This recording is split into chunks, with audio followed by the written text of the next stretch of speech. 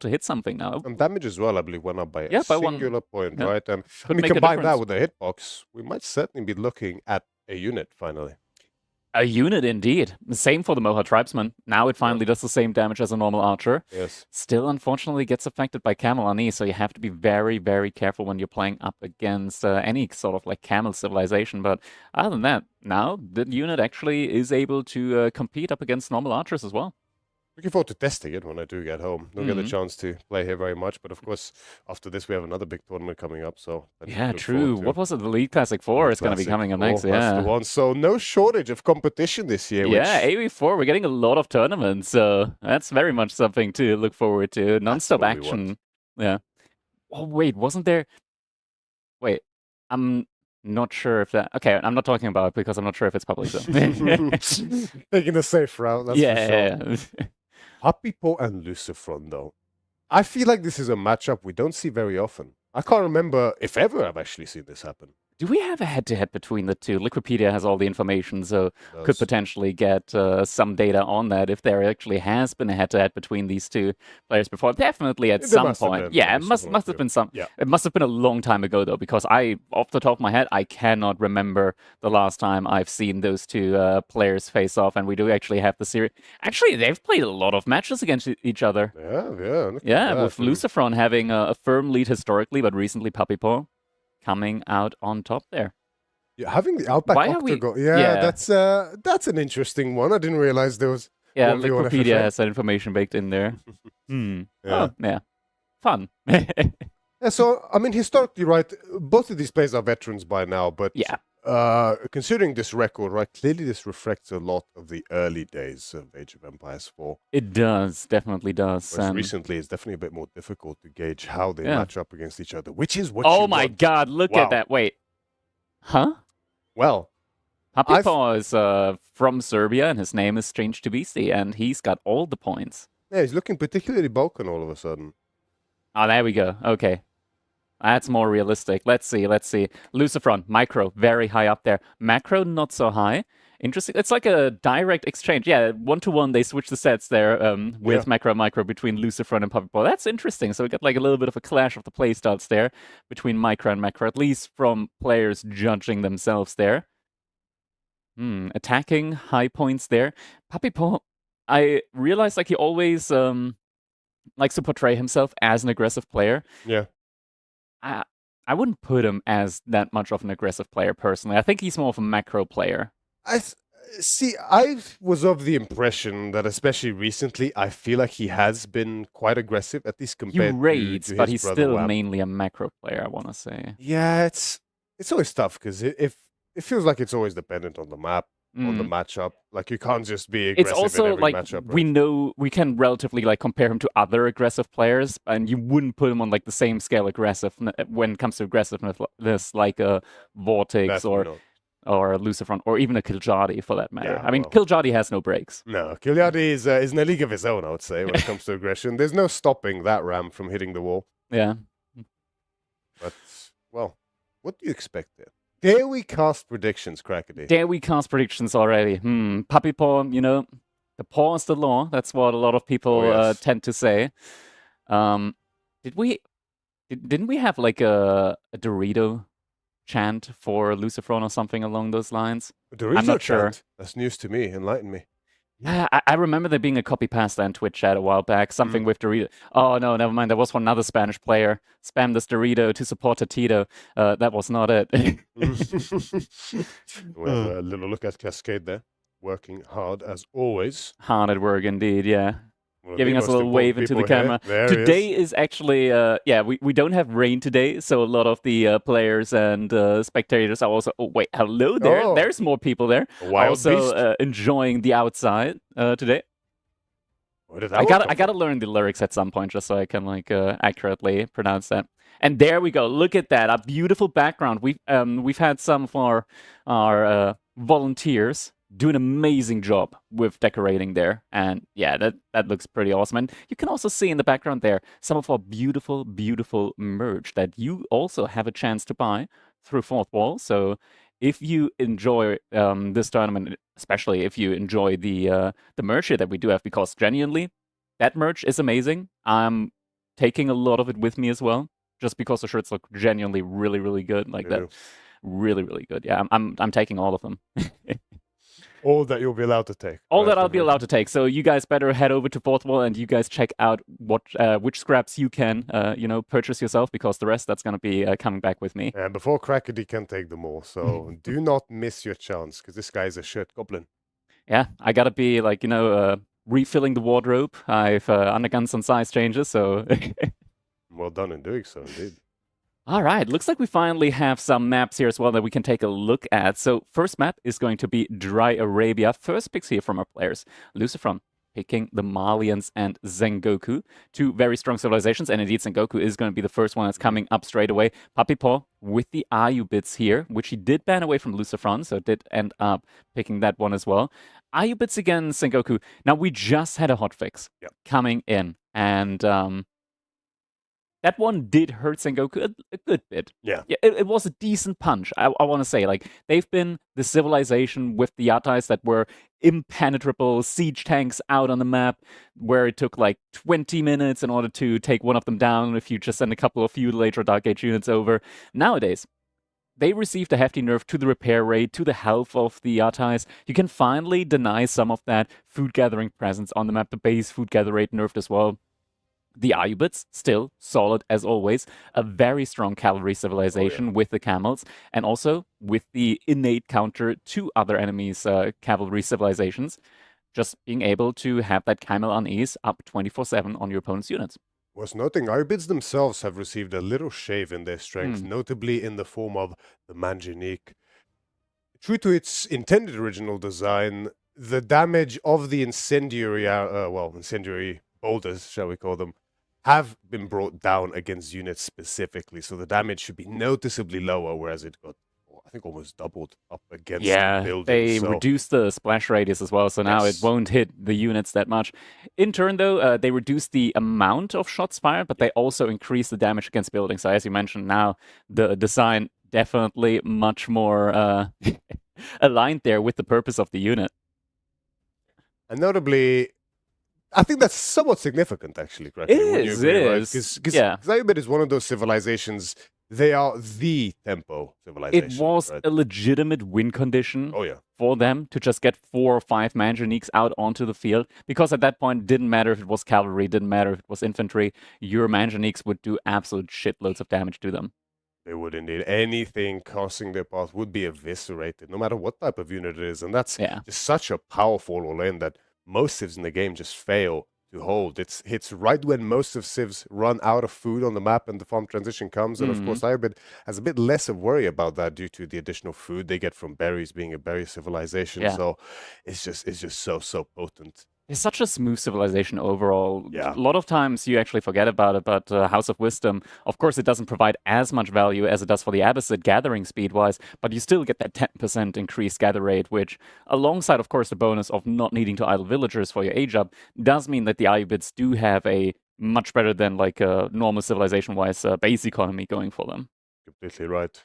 And I'm particularly excited to see how they will keep doing this tournament, because it feels, because so far Sengoku has lost every single game so far. This tournament, Crackety. They've been whipped out 3 times, and so far they've been brought down every single time. So clearly the nerfs are being felt, because it's not like it was a particularly difficult civilization to pilot at this level compared to something like China, of course.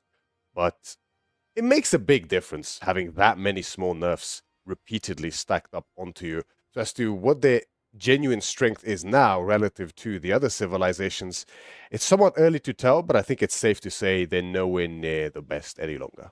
Definitely. Sengoku ladder enjoyers in shambles at the moment, but we're still here at the pro level, and pros can make things happen even when the civilization has received some nerfs. The core strengths are still there at the end of the day with the Sengoku Daimyo, so we'll be able to see just how players will utilize it. Now the question is, are players already in game? We do see some pretty hectic typing, some pretty hectic mouse movements going on there at the moment. So I do believe that we might just be on our way to jump into the first game. And indeed, look at that. We got the split camera view here going on right now. So we see both of our players and their individual point of views right now. That is great. Just being able to have that split view, see where the attention is at the moment, and players just flicking in between their base and their scouts time and time again, just checking where the sheep are, where their base layout is going to end up being. And yeah, we do, of course, have Sengoku Daimyo sending out that Yatai to get some early food gathering with that.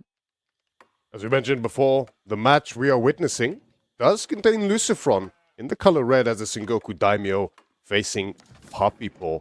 Oh, actually, we just need to wait for the overlay to update. But it is Sengoku Daimyo for Lucifron up against Puppy Paw's Ayubit here on Dry Arabia to open us up. And it's one of those maps. It is the map to start off a set.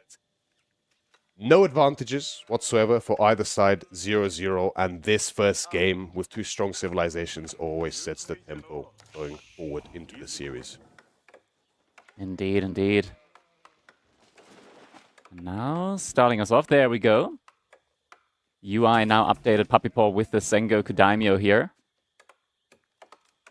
Lucifron with the Ayubit. Still got that POV at the moment. We can't see their individual scouting patterns at the moment that they did have there.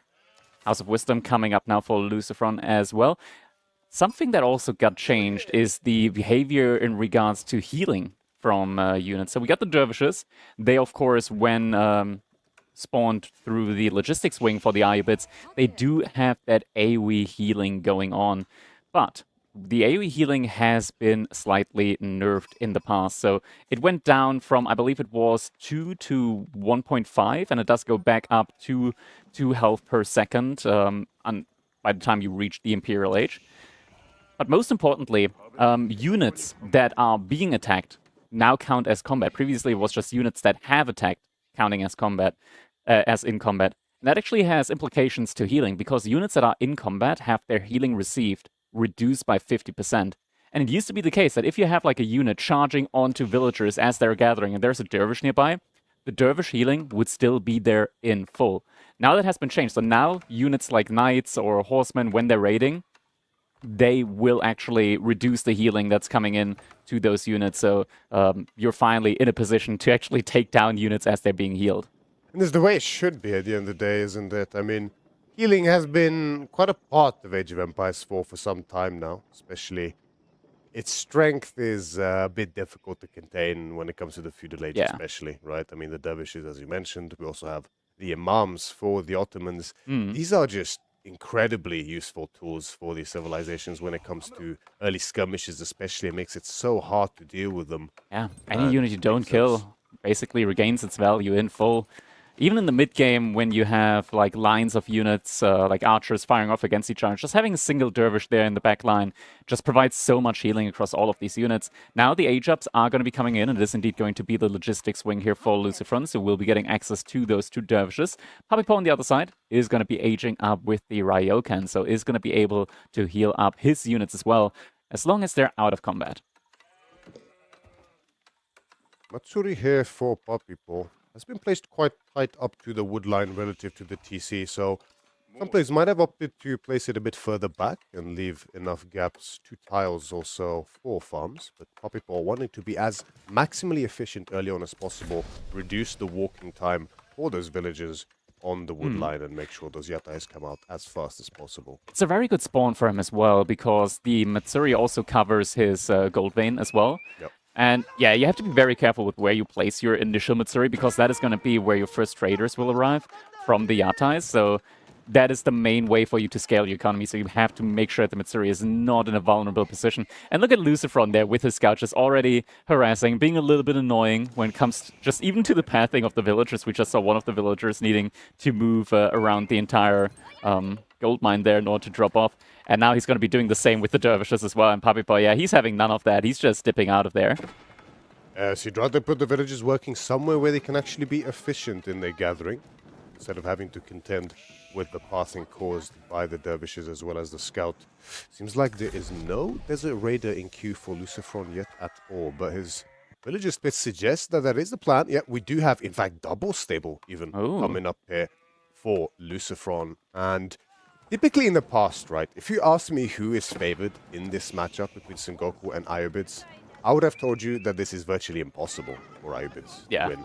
Of course, the Yari with a +2 up against Cavalry does affect Desert Raiders as well, naturally. So it just made it so difficult for you to actually get maximal value from the Dervishes due to you having to deal with even better than regular horsemen. Combine that with potentially the movement speed once the Takeda clan daimyo estate is up. And suddenly you're feeling very scared to leave the confines of your base. Indeed, indeed. The camel, they do, of course, as you mentioned, provide the unease, but yeah, Yari cavalry just being built a little bit better than the normal horsemen. And with the Ryokan healing as well, you do always have the ability of just pulling the weak Yari cavalry back and healing them back up again. Lucifron now setting his sights onto the first Yatai from Papipon.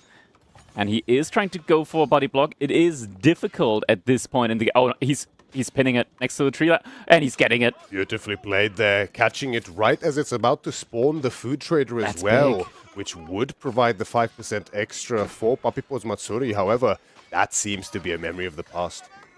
He spawns it. The trader is getting found out immediately, though. Yeah, that's a priority. Forget about the Yatai, it's still going to go down. But now the trader, that is 50 food right there. That is now getting denied, but not just 50 food, but also 5% bonus gather rate on all of his villagers in the vicinity of that Mitsuru. We now have another fight going on here with the Yari cavalry. One does go down, is not going to be able to get healed up again. Chasing after those Desert Raider, and yeah, it looks like Lucifron, he's just going ham on the Desert Raider production right now. You can see that extra damage really coming in clutch against these Desert Raiders, combined with the bonus damage that horsemen have innately against range units, which Desert Raiders do count as a range unit despite their hybrid form. But not being able to pick up a single Desert Raider there for Papipon, despite coming so close, that is exactly what you want to avoid when you're facing these Desert Raiders. So Papipon, combined with losing the Yatai as well as the food trader, now again taking heavy damage on this Yari coming out, is looking in a rough spot. Yeah. Currently, unit count is not visible on the eye. We're getting production on that, so would soon have unit count visible again at the top bar. There we go. So now we see already 8 Desert Raiders out there at the moment for Lucifron, 8 Yari cavalry from Papipon. Now starts adding in some Yumi archers as well. Getting that little bit of additional damage in there from range means that it's going to be a little bit tougher for Lucifron to continuously kite you with those Desert Raiders. The macro behind this for Lucifron is also exquisite. The turnaround time on this Castle Age with the 8 Desert Raiders is, I have to say, it's sublime. With the Golden Age behind this up as well. He's really so close to clicking the age up whilst having just a better military right now. With that, military wing could definitely be an option for him here. He's going to be getting even more Desert Raiders with that. A little bit of idle time being caused on the berries, but look at that. Great body blocking here from Lucifron, making sure that none of those villagers do go down. One was very close to going down.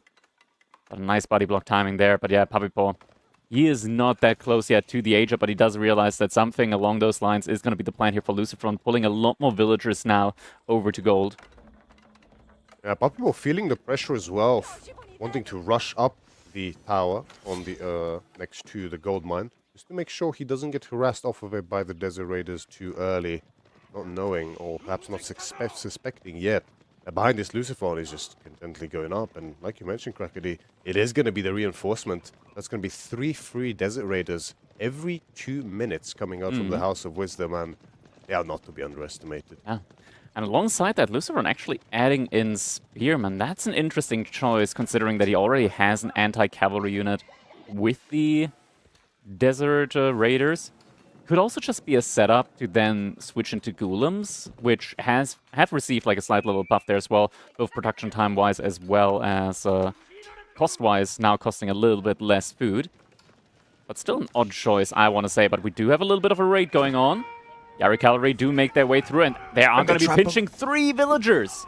Yeah, that's a massive pickup there for Lucifron. At least one, for Papipon 2 will go down, make that 3 at this time around. So Spearman, no, the Desert Raider is quite in position, but at the same time on the wood line as well, picks up another 2 for 5 total. Crazy good value there for Puppy Paw, and behind this, he is getting close to his own age up as well. He does have 2 traders now inside of the Matsuri, so bonus gather speed increased by 10% for him. And the age up is still half a minute out for Lucifron right now. While Puppy Paw is still just harassing non-stop and making sure that Lucifron cannot move out early out of his base. When you see the danger that these Yari present, as Puppy Paw has shown tremendously well so far, you can kind of understand the safe decision for Lucifron to go into these Spearmen now. It's just, in theory, if Puppy Paw even went up to, let's say, a 3rd or a 4th stable, and he just made nothing but Yari, the dive is still a very real possibility for him, which Lucifron was wary of. Now, I know Puppy Paw is a Canadian player, but this Matsuri is looking very much like a Spanish Matsuri right now. A lot of production buildings being placed around it. And now the age up, Sniper Brewery is getting rushed up here. 13 villagers working on that. We even have a Wallow. Dervish is trying... Oh my god, no, this could be a Wallow! It's gonna be disastrous! No! And it goes down! It goes down at the same time whilst converting the units. This is disastrous for Puppy Paw. He just lost 4 of his Yari cavalry. Now there's going to be significantly more frontline for Lucifron. Not just that, but these are like buffed Yari cavalry now, because they do not suffer from the camel on ease, while Puppy Paws are going to be suffering just that. This could not have went worse. Well, the only way it could be worse is if the Dervish also survived behind this, but it must be so tilting for you to lose the units whilst also killing the Dervish at the same time. No other way to put it, really. Still patrolling around the 2nd relic there as well, waiting for the Dervish to arrive there to pick that one off. We do see Mounted Samurai now coming in for Puppy Paw, but there's the army from Lucifron being led by those converted Yari cavalry. At the very least, Lucifron has no way of upgrading them to veterancy. Yes, that's a small bit of respite here for Puppy Paw. Who... I do believe even if he upgrades veterancy on the Horseman, it should not affect the Yari. Yeah, I don't think so. That would be crazy, wouldn't it? Let's be real. It would be a weird interaction. I don't think they're like linked up unit-wise to a normal Horseman. I think they're their own entity. I kind of want Lucifron to get the veterancy for the Horseman. Just to see it not work? Just to get confirmation on it. Potentially, that would also be pretty insane.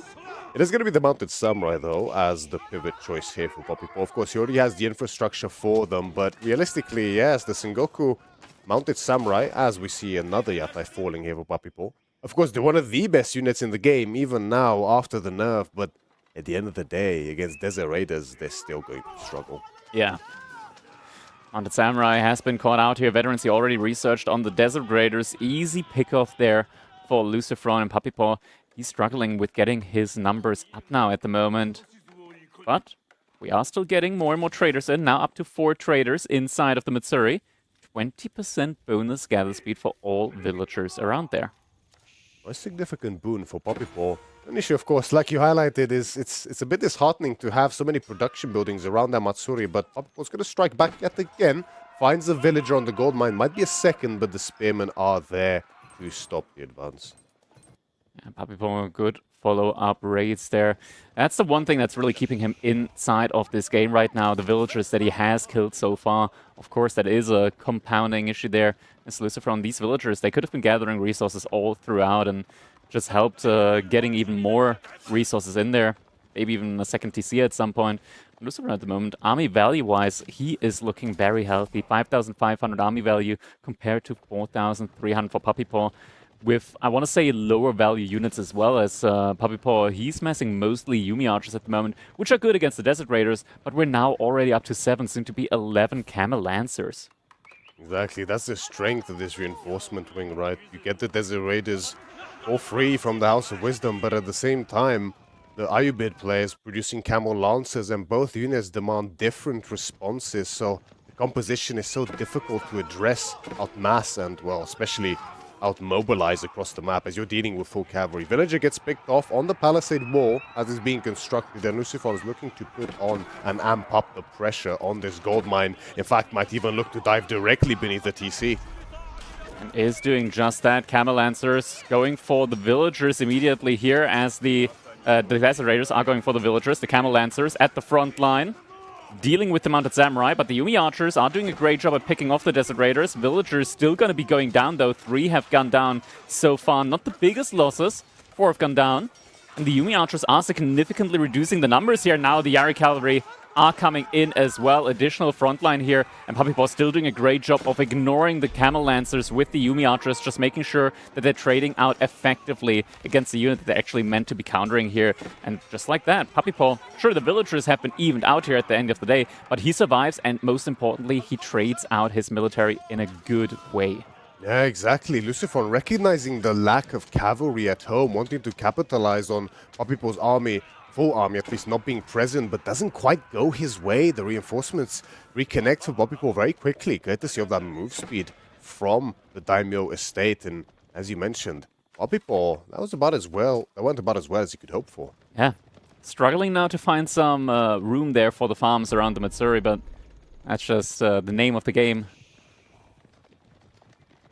Relic situation. Looks like even now there are still 2 left on the map. Of course, one of the dervishes did get picked off, so that has slowed down Lucifron's gathering of the relics. Puppy Paw feeling confident now with the good trade of his army, charges directly into the units here from Lucifron, who seems to be a little bit slow on the reaction and takes a lot of free damage with many camels falling. Suddenly his army numbers just aren't up to par.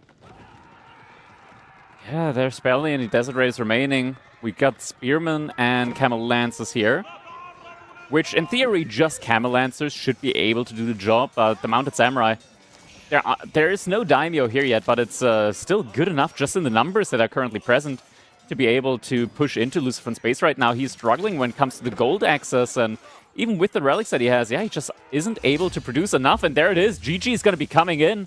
All the food in the world, but not enough gold here for Lucifron to mass enough Camel Lancers against that push from Puppy Paw. Yes, Puppy Paw, after an unfortunate early game there, losing a decent chunk of his Yari cavalry, keeps calm under the pressure. And once again, recovers in the game and comes back to take the victory here. After what looked like a very advantageous position for Lucifron. This is impressive. Yeah, and that means that we have gotten our first Sengoku Daimyo victory here as well. So Puppy Paw making sure that Sengoku isn't going home empty-handed here. Oh, we can hear players as well. Frisian Marshals looks to be the map communicated between our players. So some in-between game communication going on there as well in the voice comms. I mean, voice comms, just conversation. There's a slight grimace there from Lucifron a minute ago. Clearly a bit frustrated with that game. He was in a good spot. So, yeah, I mean, the conversion, sure, he lost some villagers before that. Losing 5 villagers, never easy. Never easy.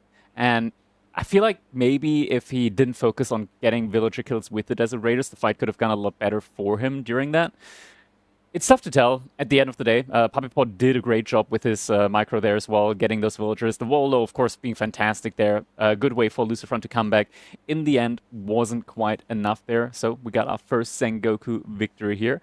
And next up, wait, do we even have Frisian? I think we heard Frisian. I'm quite sure I heard a player say Frisian, okay, but I don't see it in the draft. Yeah, it's not there. So it must have been something else. We do have Boldland, Coastal Cliffs, Front Range as well. Maybe I'm legally deaf.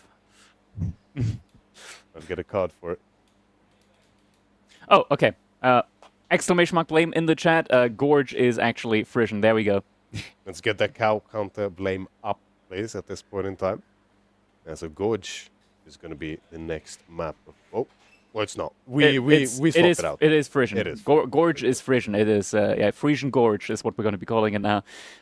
Frisian Marshes is going to be the next map here, chosen by Lucifron.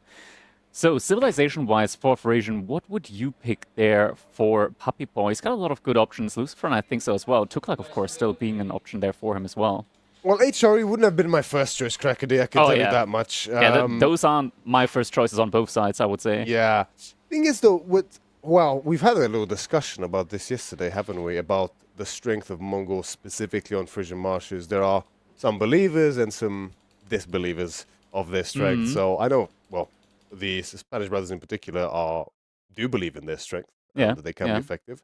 And yeah, it's certainly possible. The issues comes around the spawn, right? Like you have to be very picky with where you put your TC because you can't really have everything safe normally unless you get very lucky with the spawn, which, well, is just out of your hands. Yeah. And it does appear that we're jumping right on into our game number 2. Right now, Puppy Paw is leading 1-0 against his opponent, Lucifron. We've got our players right now, and look at that. Puppy Paw opening us up here with a Dark Age barrack. So he's going to be going for the aggression straight away. And this time, Lucifron, he is not putting his TC next to a goal. That has been the demise on this map that we've seen so many times for Mongol players, where they put their TC next to a goal very far away from the wood line, and then they run out of wood in the end, or of safe wood. And yeah, with this spawn, with this setup, Lucifron should be at least in a position to be able to get his own barracks out and be able to make units against the initial Dark Age rush that is going to be coming in here from Puppy Paw. In terms of the numbers of spears either of these civilizations can output in the Dark Age, of course, Mongols has access to the double production. So for the price of 80 stone, you can get an additional spearman alongside the 80 you pay for the regular one. But you lack the additional move speed that the HRE spears get. Now, it is toned down from beforehand, so not the 4 that you would get in the Feudal Age, but still, it's enough to make you think twice about moving across the map. Indeed, indeed. Something to keep in mind as well, of course, is that the HRE right now, we're in a little bit of an interesting spot right now, meta-wise, when it comes to just the recent changes that we've gotten. Because HRE and OTD, now, they didn't receive any major direct changes, I want to say. Namely, we got the change that Landskirchen now have 5 more health, woohoo. But most importantly, HRE, or just any man-at-arms, now gets produced a lot quicker, and they also cost 10% less food. So with that, and with a recent change that Burgrave, once you get the Burgrave Palace out, infantry units do 50% increased damage on their charge. Means that the men-at-arms in the mid-game... Oh, Spearman? No, not like this, Puppy Paw. Ooh. First Spearman goes down immediately. He's making more, he's fine, he's producing a lot more. But yeah, losing a Spearman like that early on in the game does, of course, hurt you quite a bit. There hasn't been a dock produced at all yet from Lucifron, so at least Puppy Paw doesn't have to worry that he's getting outscaled economically behind this. But yeah, now he's going to have to wait for more reinforcements to come in. He could be 3-2 Spearman at the front line right now. Instead, it is going to be even numbers for the time being here between them. Yeah, not what you want to see if you're Puppy Paw. That's always the risk when playing up against the Mongols, is you have to be so careful with where that TC is, as it can be placed anywhere next to the vicinity in the starting location. Of course, like you mentioned, Krakody, with the cheaper men-at-arms, combined with the Burgrave charge damage, and HRE having arguably still the best men-at-arms in the game once they're fully upgraded, means that they really are way scarier than people think. For those who aren't aware, the men-at-arms from HRE with the Burgrave beat most knights in the game cost for cost quite especially easily. Kashix. Yeah. Kashix not being the strongest knight variant there in the game, meaning that the HRE men-at-arms, they get a field day up against them. And this is one of those situations where, in theory, the Holy Roman Empire, they can just go for a fast castle type play up against the Mongols. And look at that, Puppy Paw just now pulling a lot of villagers over to wood. So it does appear like now he wants to start getting some docks out on the map, which he most definitely can do, and just get his own sort of additional economy scaling going on there now. Oh, Khan going down, that is big. Yeah, Puppy Paw gets revenge, loses his Spearman, but picks up a Khan now later on in this game. Lucifron has to be careful, he lacks vision now, and he wants to move out onto the gold, but the Spearman mass is just barely in his favor. All of this skirmishing will be determined by control. Yeah. Spearman count pretty much neck and neck, at least at the front line. Overall, Spearman count is pretty even between them. Puppy Paw house just for a second here. We do see the first stock coming up now for Puppy Paw, so he is starting to expand out there. Lucifron, though, sending 5 villagers out to gold now.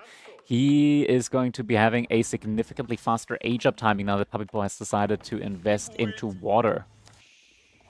Indeed, one player opting to go for the age-up here, Lucifron, whereas Puppy opting for the dock instead. Always can be dangerous adding one so late when your opponent is going for the age-up, because if you get caught off guard by the Feudal Age with you not being close behind, then of course the hardened Spearman upgrade can really make your life difficult, not only on your dock, but potentially on your gold as well. Indeed, indeed. And this Puppypaw once again sending his Spearman mass out forward, and at this point he still has like a really good lead when it comes to units. 5 Spearmen ahead at the moment. Granted, not all of them are here, but Lucifron is going to have to respect that. Deerstone's coming up, and most importantly, Lucifron, he is lacking 10 gold at the moment to be able to upgrade his spear, so isn't going to be in a position to immediately upgrade those Spearmen to the Hardened upgrade as soon as Feudal Age hits, so he's going to have to rush up an archery range ASAP. Now he has the wood for it. The Uwu looks to be going down in the meantime. Could look to try to quickly gather 10 gold from that southern gold vein. That's a bit out of the way, but looks to press and delay the death of this Uwu just a little bit, but ends up losing a Spearman for it to the counter charge from the HRE Spearman. It's so difficult to avoid that charge, boosted by the additional movement speed of the HRE innately with marching drills. Khan now joining the front lines again, even more Spearmen coming in for Puppypaw. Double produced Spearman yet again from Lucifron. He is trying to get a good mass up, but it looks like the Uwu is just going to be catching on fire here shortly. Doesn't quite have enough, but yeah, the lack of gold is going to be hurting him significantly now once that age up does come in. Means that he isn't going to have that 15-second timer to just get the Hardened upgrade and to be able to take a fight. He's going to have to wait until he gets the archery range up, get the first archer out. Now fight is going to be taken here. Gets one of the Spearmen down, but in the end, the Uwu is going to fall to Puppypaw Spearman. Deerstone's finishing up now for Lucifron. Hasn't yet gathered that 10 gold, so really, he can't actually upgrade these Spearmen. But he has the Yan aura. Yes, he does indeed.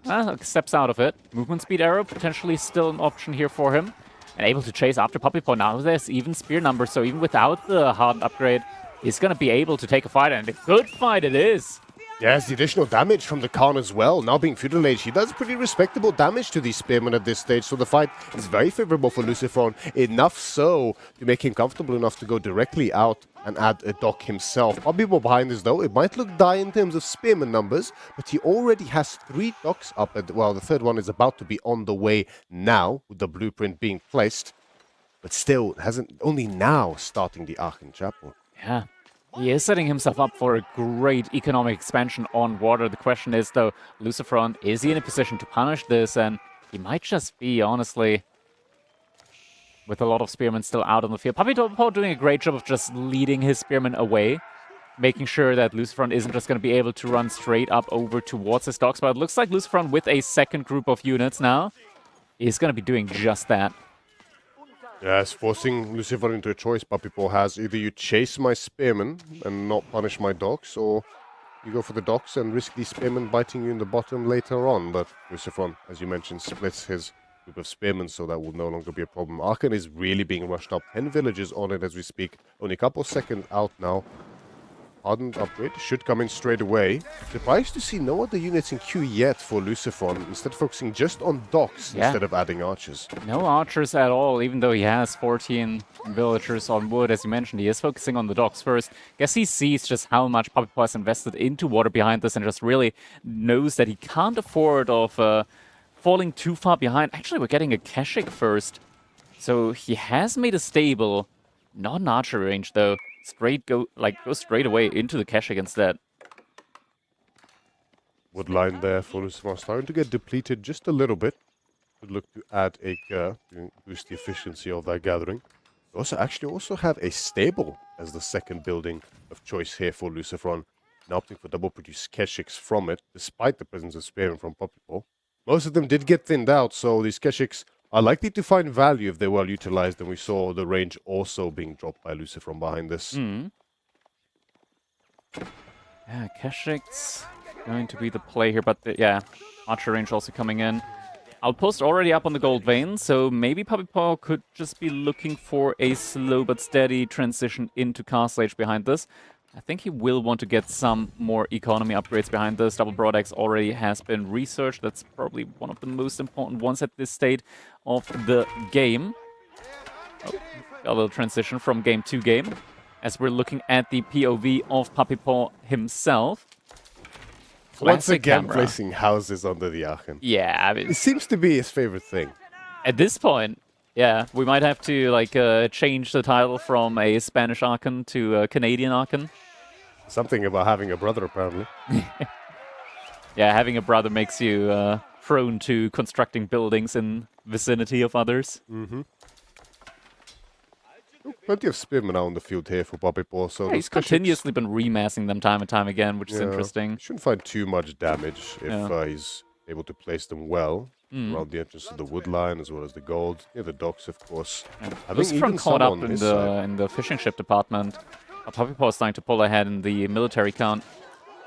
Lucifron got his own double broadaxe now, only on a slight delay compared to Puppypaw. Up to 4 Keshiks now, so I think he double produced them twice, opting for that instead of the archers. Because with the Deerstones, he has access to the Khan's Hunter as well, which will make his archers have more range than Puppypaw's, but he is still missing that additional movement speed that Puppypaw's HRE has innately. Yeah, movement speed there being the main advantage of the HRE, especially since Puppypaw is mainly just making the infantry at the moment. Blacksmith now also going to be coming in. Still only 3 on gold for Puppypaw, so it doesn't look like he's thinking about age up anytime soon. 3rd archer range, yeah, he just wants to pump archers non-stop. Food is the one thing that's a little bit lacking. 400 food per minute compared to over 1,000 wood.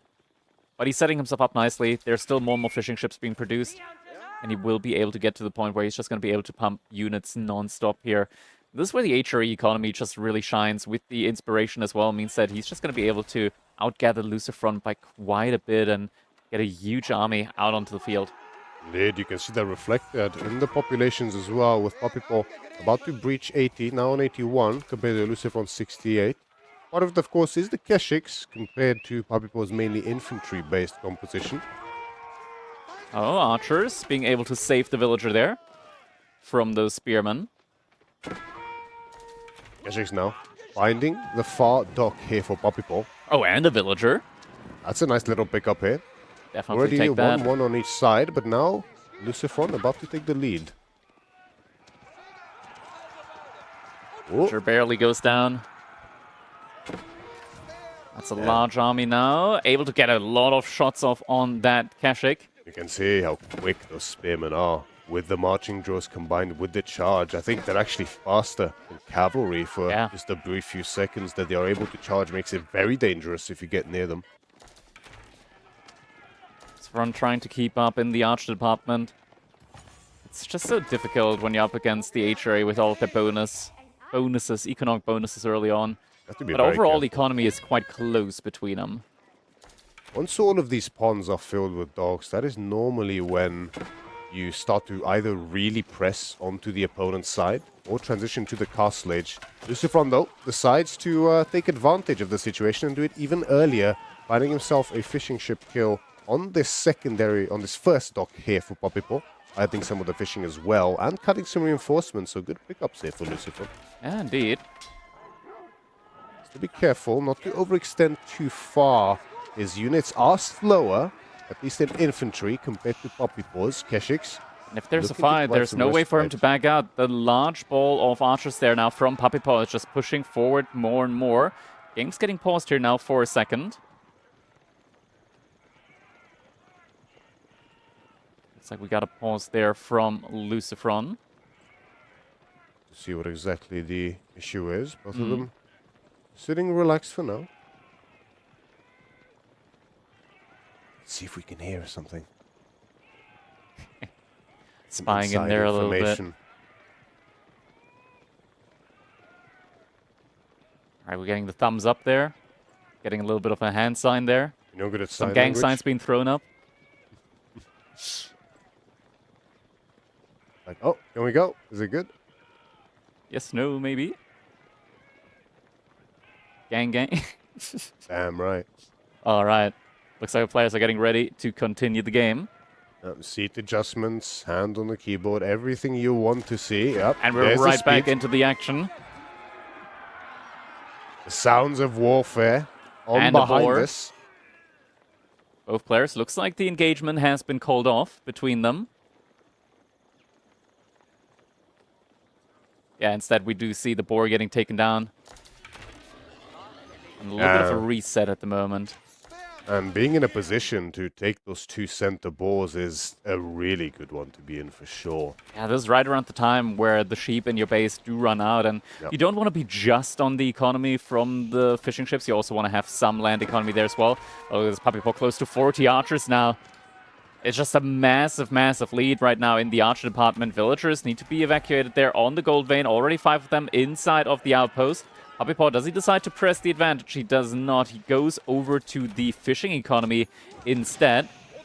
That's immediately going to be 1, 2 fishing ships going down, not getting sent inside of the dock, and 2 more fishing ships will go actually into the dock there. At the same time, some spearmen do find a villager, do find a dock, so that's going to be at least 50 resources worth of bounty coming over. Light junk in queue, so Puppypaw is going to have to be wary of that once that archer ship comes out and starts shooting at those spears, but one more archer ship going down, fishing ship going down there. Lucifron, even by now, I must have noticed he has yet to add a single Khan's hunter to his army, so his archers do not have the bonus range that they normally would have here to use against. Yep, finally he joins the fray. Geshix finding the mass here from Puppypaw as well. There's not too many spearmen, so you have to be very careful when you do pull them forward, especially because of the additional range now for Lucifron's archers. If you lose the spearman, this big archer ball is under heavy threat. Yeah. There aren't too many Geshix out there at the moment yet for Lucifron compared to just the massive amount of archers currently for Puppypaw. Looks like 1 fishing ship might be going down there. Nope, reinforcements do arrive just in the nick of time. Puppypaw for a second, it looked like he was thinking about going for an age up. He had a lot of food stored up, does spend it again, but gold. Definitely a plenty for him in his coffers. And yeah, I wouldn't be surprised if he actually does start thinking about an age up here rather soon. Lucifron, meanwhile, looking to press his advantage further. Once again, targeting the central dock here from Puppypaw. Geshix find a decent little charge with the extra move speed on the HRE archers, helps them avoid most of the damage. Puppypaw standing his ground though. He's taking good focus fire on the archers. Yeah. But at the same time, many of his spearmen are falling, and suddenly we're left with just 3 spearmen in this position against more than double the count of Geshix. This was a rough one for Puppypaw. Yeah, great exchange, and now he needs to reinvest into military. He isn't able to find the window into the age. A couple more fishing ships do end up going down here. Now it's a 10 economy unit lead for Lucifron. He's looking good in this one now. Gets an archer ship, or rather gets one into the queue. Whether it's going to be coming out, though, that's going to be a question. Exchanges for a demo ship now instead. Demo ship, is it even going to be coming out? It's going to be very close. Does not make it out. Yeah, very close there. He's going up, though. He's trying to. Yeah, Puppypaw in kind of a very precarious timing to go for this play, right? Gold in the bank. Yeah, he can do it. Gold, but the food situation now being heavily threatened here by Lucifron, right? And I'm not sure if there's too much under that arc, but a demo, almost. The archers, ooh. Gets a slight connection. Yeah, half connection onto the Geshix, who now re-engage with the signal arrow from the Khan onto the archer mass here from Puppypaw, who behind this is also aging with the Burgrave Palace. Burgrave's going to be absolutely huge here. Puppypaw with enough gold in the bank to get heavy maces as well as the veterancy on the men-at-arms. Then we're going to be able to pump out a good amount of them. The question is if he's going to be having enough food for it, as Lucifron, of course, does have a pretty good economic unit lead here at the moment. Lucifron himself not far behind, about to press his age up any second. There it is. It's going to be the Kurultai, heavily boosting the strength of his army with healing as well as damage. Kurultai on its way, 20 seconds remaining on late. Burgrave Palace has just come in. So now with that, Puppypaw gonna be able to start pumping out some men-at-arms here, and we immediately see all of the food that he had in the bank vanish as 7 men-at-arms come out of that Burgrave. And yeah, very, very quick production on that one as well. Immediately we see veterancy for archers coming in as well as for the Geshix. Superior mobility, +2 ranged armor as well. All of the essentials in this early castle age. Kurultai rolling forward, so it looks like Lucifron is going to look to keep mounting this pressure on Puppypaw's side. He's in a great position to keep doing so as well, and plenty of reason to do so too. Anything he torches, of course, is going to give him raid bounty. This is still such a precarious spot at the moment, I want to say, for Puppypaw, just because with that Kurultai, these archers are going to be able to do significant damage, even against armored counter units. So it's going to be able to penetrate through that armor and take those men-at-arms down rather effectively. Kurultai has been placed down, veterancy not in quite yet, just about to be able to hit. The men-at-arms at the front line are now going to be met by those Geshix. Veterancy in now. Fight is being committed to. We mentioned how the men-at-arms will trade favorably against most knights in the game, but that's if at least they're in cost, well, equal in res, which this is far from the case as the Keswigs just melt through, supported with the archers behind. There's no front line left here for Papipo. The archers are forced to stand their ground here because this is the gold for Papipo now. This is what he needs. Barely any left in his initial gold mine. The men-at-arms are being picked off immediately upon arrival. The strength of the Kurultai here really coming in clutch. The big mass of archers, though, does help Papipo repel the Keshiks. A lot of these archers, with them, going to be able to deal with the Keshiks in just 1 or 2 volleys. The healing is not going to be enough to counteract that. For the most part, at the very least, but the archers from Lucifron as well, from the backline, able to take some great shots. Men-at-arms now at the front line again, able to tank some of the damage up. Yeah, there's still a really healthy backline here for Papipo, so as long as he keeps kiting, which is so much easier for him because of the additional movement speed, he might still be able to control some of this Keshik mass and not let it get out of hand yet again. But of course, these Keshiks, although they still take plenty of damage, they do buy time for their archers to do damage behind this themselves. Yeah. Papipo isn't really under threat of not having enough gold anytime soon to make more men-at-arms. The only thing that he's missing right now is food to be able to supply more frontline. I think Lucifron's still raiding on the water behind all of this. Yeah, and 2 sides of one. Just a single Keshik being annoying, and you know, a single unit's torch damage will exceed the passive healing of Dox, as you can see. So this is just annoying, not only in terms of notification sounds, but also because you have to deal with it. And if you don't pay attention, more and more fishing ships will fall. Yeah, a good bunch of villagers have fallen on the gold vein as well. Archer ship is out there, but that's so many archers. That archer ship is not going to be long for this world. Goes down in a single swoop of arrow fire. And relics inside the docks are going to get exposed now as well. Yes, and it's not like even if this dock had some kind of arrow slits, that's, yeah, not going to help much up against land units. Yeah, they're not work elephants. Yeah, you'd much rather have an outpost. Relic does get put down next to it. The archers are going to continue pushing forward. Kurultai now right next to the gold vein here from Papipo. Fight looks to be forced now as well. Outpost could potentially be getting denied. Some of the men-at-arms now pushing forward, but it's just not enough here. Not enough of a mass. Yeah, this outpost timing here by Papipo. He's rushing it up desperately, but it's not quite quick enough, so he cannot go up before Lucifron re-engages here. The Kurultai is in position just behind this. Villages, the food here for Papipo. He desperately needs these berries, but these berries are under siege, as is the rest of his base. As again, there's just no front line here for Papipo. There are some men-at-arms on the map, but it seems like they're out raiding instead of actually being here. Yeah, Papipo trying to mount up some pressure here while being under pressure himself. Kurultai gets repositioned now. Behind all of this, the Deer Stones just out there, making sure the reinforcements are catching up quickly with the Yamora. Bombs actually need to get placed behind this. This field's very, very rough right now for Papipo, just not being able to get the resource in that he needs in order to just get a front line going. It's up to 20 Keshiks now for Lucifron. And all of these buildings here, the deer that Papipo has gathered, placing 3 mills as well as an outpost there, means that all of this additional raid bounty will be a keep inside of his base as well. He cannot get this one up. There's no Villagers running away from it.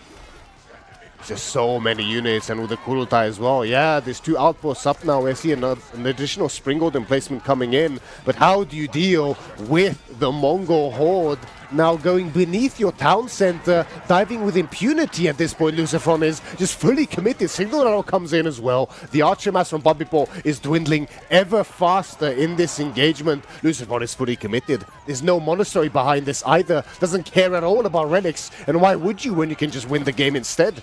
Archer numbers have been flipped around. Now it's Papipo with less than 30 archers compared to Lucifron on 50 plus at this point. More and more Keshik still coming in. There is no stopping the production right now from Lucifron.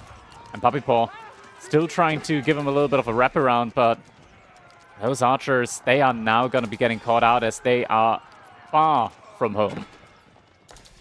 Papipo scrambling for solutions, some semblance of hope returning in this game, but it feels like it's slipping ever further from him. He's forced to makes circles around his base, cowering in fear from this army from Lucifron. He's taking heavy damage from the Spring Golden placement, but his mass still looks so strong, Krakody.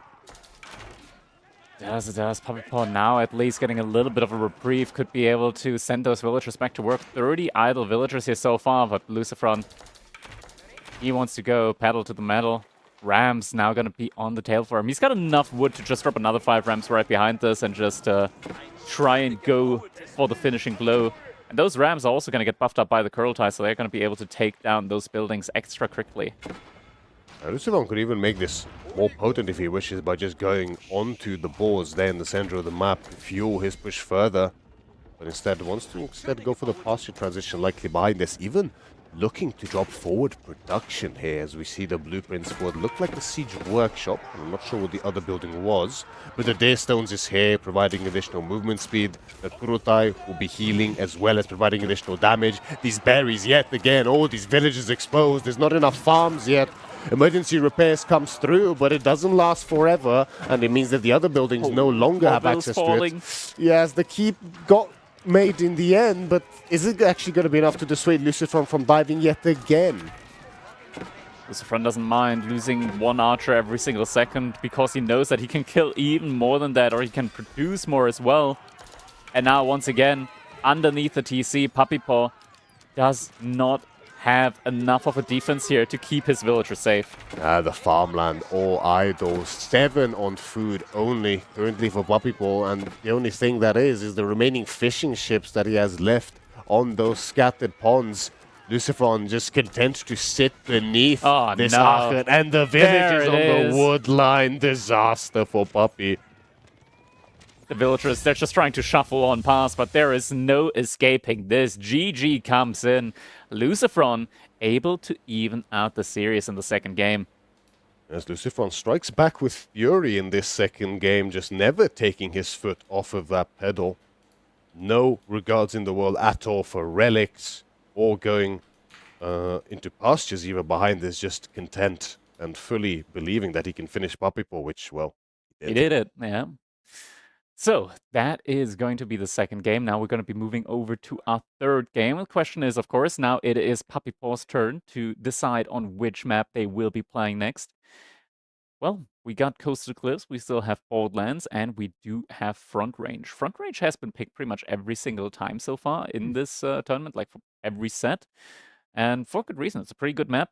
Lots of dynamic strategies possible there. And it's one of those maps where you can do a lot of damage by denying your opponent gold, as you only start, of course, with those 2 small gold veins inside of your base.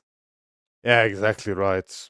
When you're a very gold-hungry civilization, suddenly you're forced to move over to the mountains way earlier, which spreads out your economy and opens you up for damage way earlier than other civilizations. Of course, conversely, food as well. Most of it is in the center of the map, with the 2 boars as well as the larger deer packs put over there. So it's just a perfect map for aggression, isn't it? It is. China, fortunately, banned here on both sides, so won't be getting any of those early boar beacons in to secure a position on the map.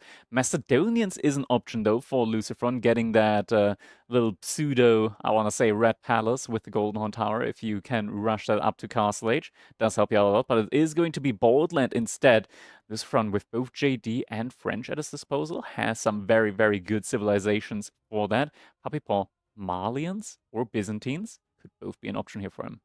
They very well could. I mean, Marlon's historically a great civilization here on Borderlands, able to use their mobility to their advantage. With the Byzantines as well, plenty of berries, something we highlighted yesterday. So great picks for this map for Puppy. Of course, even Golden Horde is often a good pick on Borderland as well. You know, as you mentioned, for Lucifron, Macedonia, French, JD, all of these are really strong picks. Even Tuglak, we've seen a surprising number of times on Borderland, haven't we? I think in a specific matchup, I would love to see Macedonians up against Byzantines, mainly because you can do some very, very great fast Castle Age timings behind your initial champions from the Hippodrome. And securing a lot of resource on the map means that you will eventually be able to start choking out the Byzantines of the resources. But conversely, you're not going to be able to really deny the olive oil gathering early on. It looks like it's going to be Byzantines, but Lucifron opting for JD. So thinking that it probably was a JD or French offering there with French getting sniped out. And yeah, Byzantines now for Puppy Paw. Quick little shout out once again to our merch. You can see it in the bottom left corner, top left corner up there. We've got some amazing, beautiful, beautiful merch pieces that you can purchase on Fourth Wall. It's going to help out the tournament, help us maybe potentially break even, bring you even more of these amazing, amazing LAN tournaments here from AgeofRTS. So definitely do go and check them out. Quick shout out once again, like they actually really look amazing, these pieces. And yeah, Myriad knows, and he's giving you that approving stare right now if you go over to Fourth Wall and, pick up, let's say, 10 hoodies right now.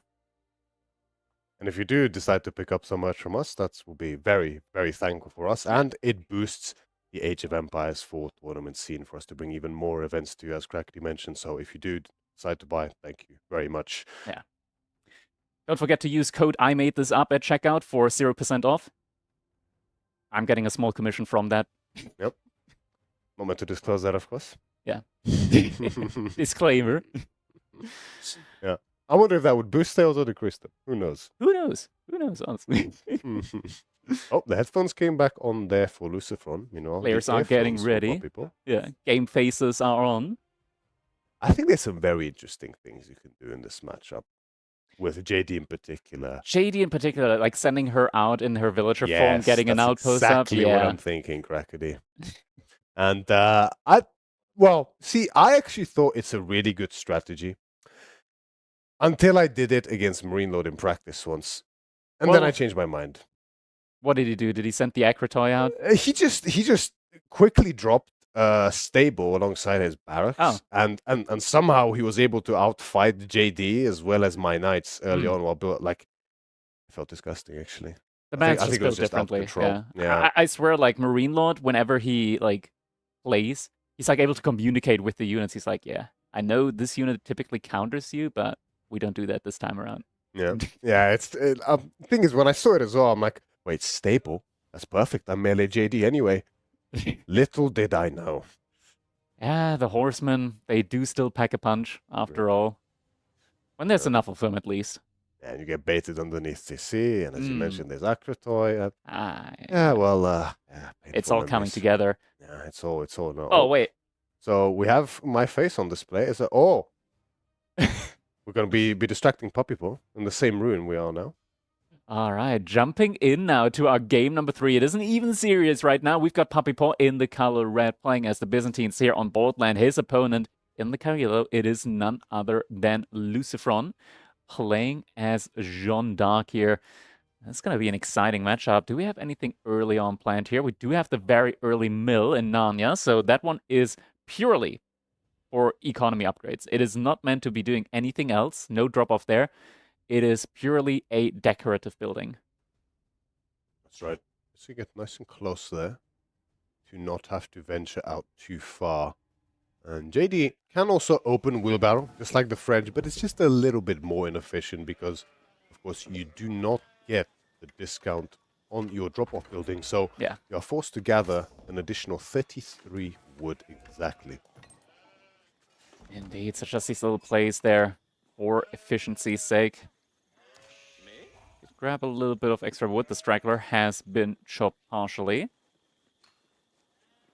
Now Puppy Paw, 2 villagers on stone. Means that he isn't going too greedy, I want to say, when it comes to the system placement. Sometimes we do see players opting for 3 villagers on stone. That I would consider greedy, but 2 villagers, that's fine.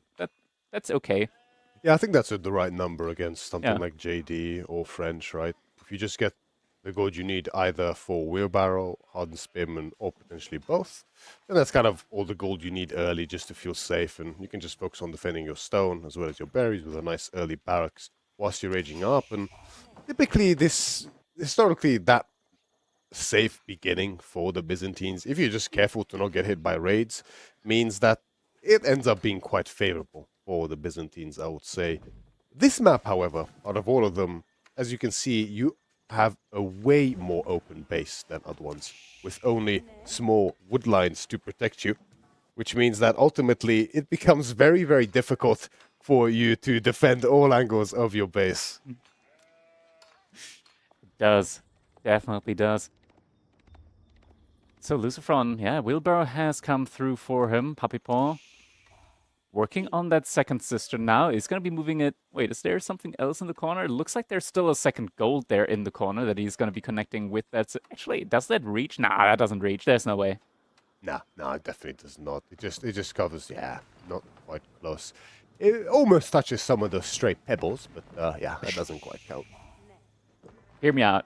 You just put the mining camp a little bit in the influence, and you just have the villagers walk back and forth and refresh the buff that way. See, there's definitely some maths around when and how that is worth it. Because I feel like maybe there's one tile, maybe it's actually worth it on like system level 5. There's like the same math with like when is it better to put a fishing ship on shoreline fish rather than deep sea fish, depending on the distance. It's there's a lot of strategy, a lot of thinking, a lot of math going into a game like Age of Empires 4. School of Cavalry now going to be coming in for Lucifron. Should be finishing right around the 4.5 minute mark here for him. Grand Winery on the other hand side for Puppy Paw. Also only 3 villagers on that, but no JD. Should still be a fine timing at the end of the day for him. It's not like he's going to be under immediate pressure from JD. It's not like there's a...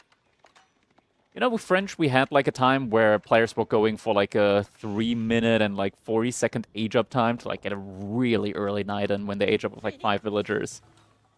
Yeah, that was a popular little time there for French. Many players did opt for it, but of course the problem is that, yeah, you likely skill wheelbarrow whilst aging up, and then your economy is in a bit of a dire straits directly after the feudal age. If you can find value with that knight, it ends up being worth it, of course, but nowadays players have gotten better and better at making sure that does not happen, so it has fallen out of favor. Yeah. Instead opting for a more macro-oriented approach, which we see very commonly nowadays with the wheelbarrow. Peekaboo. Now you see me, now you don't. Man, when we're about to finish up, only aging up with the 3, which makes a lot of sense and is the right choice in this kind of a matchup because you want to get the olive oil in, of course, but exactly, you're absolutely right. You need the wood for that barracks ASAP to make sure you can actually gather. Oh, fast archery range. That is very quick for the archery range follow-up here for Lucifron. So a man with a plan, he knows what he wants to do. Yeah, that's right. I mean, ahead with the archery range, ahead of the barracks timing with the archery range compared here to Puppy Paw. So, as you mentioned, it's going to be very quick, and it's going to be exactly what he wants in this situation. If Puppy Paw does not scout for this and doesn't respond appropriately with either stable early on or an outpost on that, on those berries, then might find himself, combined with JD also pressing forward, he might just lose access to his starting berries completely. Yeah. Melee JD has been opted into for Lucifron. So does have that little twirl available to him. First Knight now approaches. JD alongside him. And the Archer not too far away as well. Oh, the Cistern. Okay, got cancelled in time. It's an interesting little... Let's call it a feature, not a bug. Cisterns, when you place them, their blueprint gets activated immediately, even before you place it down. JD, though, taking a lot of damage. Lucifron getting a bit over-eager to find damage and ends up getting baited underneath the TC. He has to be so careful. Losing JD this early is very painful. Definitely is. Could potentially almost get a scout kill there, though. Oh, no, JD! JD! Very careful. Takes a bit of damage. That was so close. Doesn't quite garrison fast enough. One of the Limitani does go down, so the first bit of experience fed over to JD there. He's going to look to commit. Garrison comes in, but it's going on the Knight instead, but the idle time is there. Yeah, lots of idle time, and now Puppy Paw has to opt into getting some horsemen in instead, but Lucifron with the Knights and already plenty of archers in a good position here. But the horsemen, in theory, could start, and they are indeed, going for a pickoff on those reinforcing archers. So one of the archers is going to be going down here, immediately starts switching over to the next archer. JD there, though, able to do a good amount of damage, so it looks like that second archer is not going to be going down, even snatches some experience there alongside it as well. I think Puppy Paw just started rushing up an outpost now on the berry, so we'll be able to move back onto that resource stack again soon. And Lucifer has to be very careful with his reinforcements, right?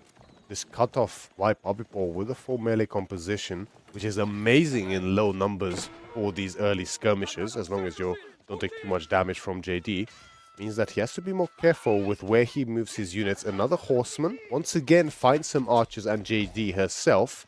He does trade out a horseman again for one singular archer, but with the rest of the army joining means that JD has to tuck tail and run.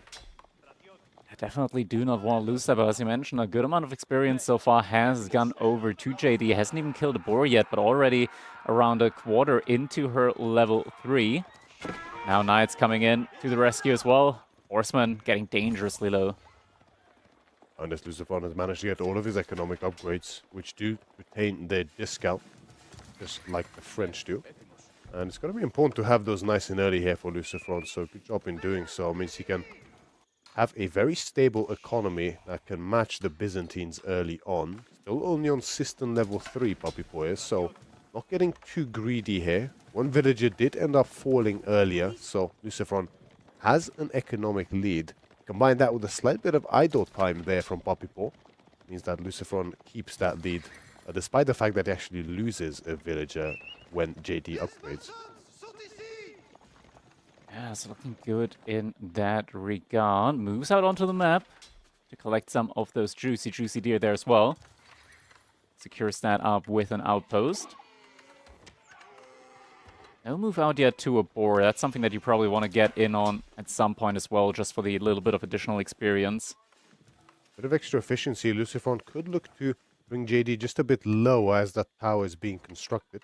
Yeah, just to make sure, the additional building speed on the villagers still applies while she's level 2.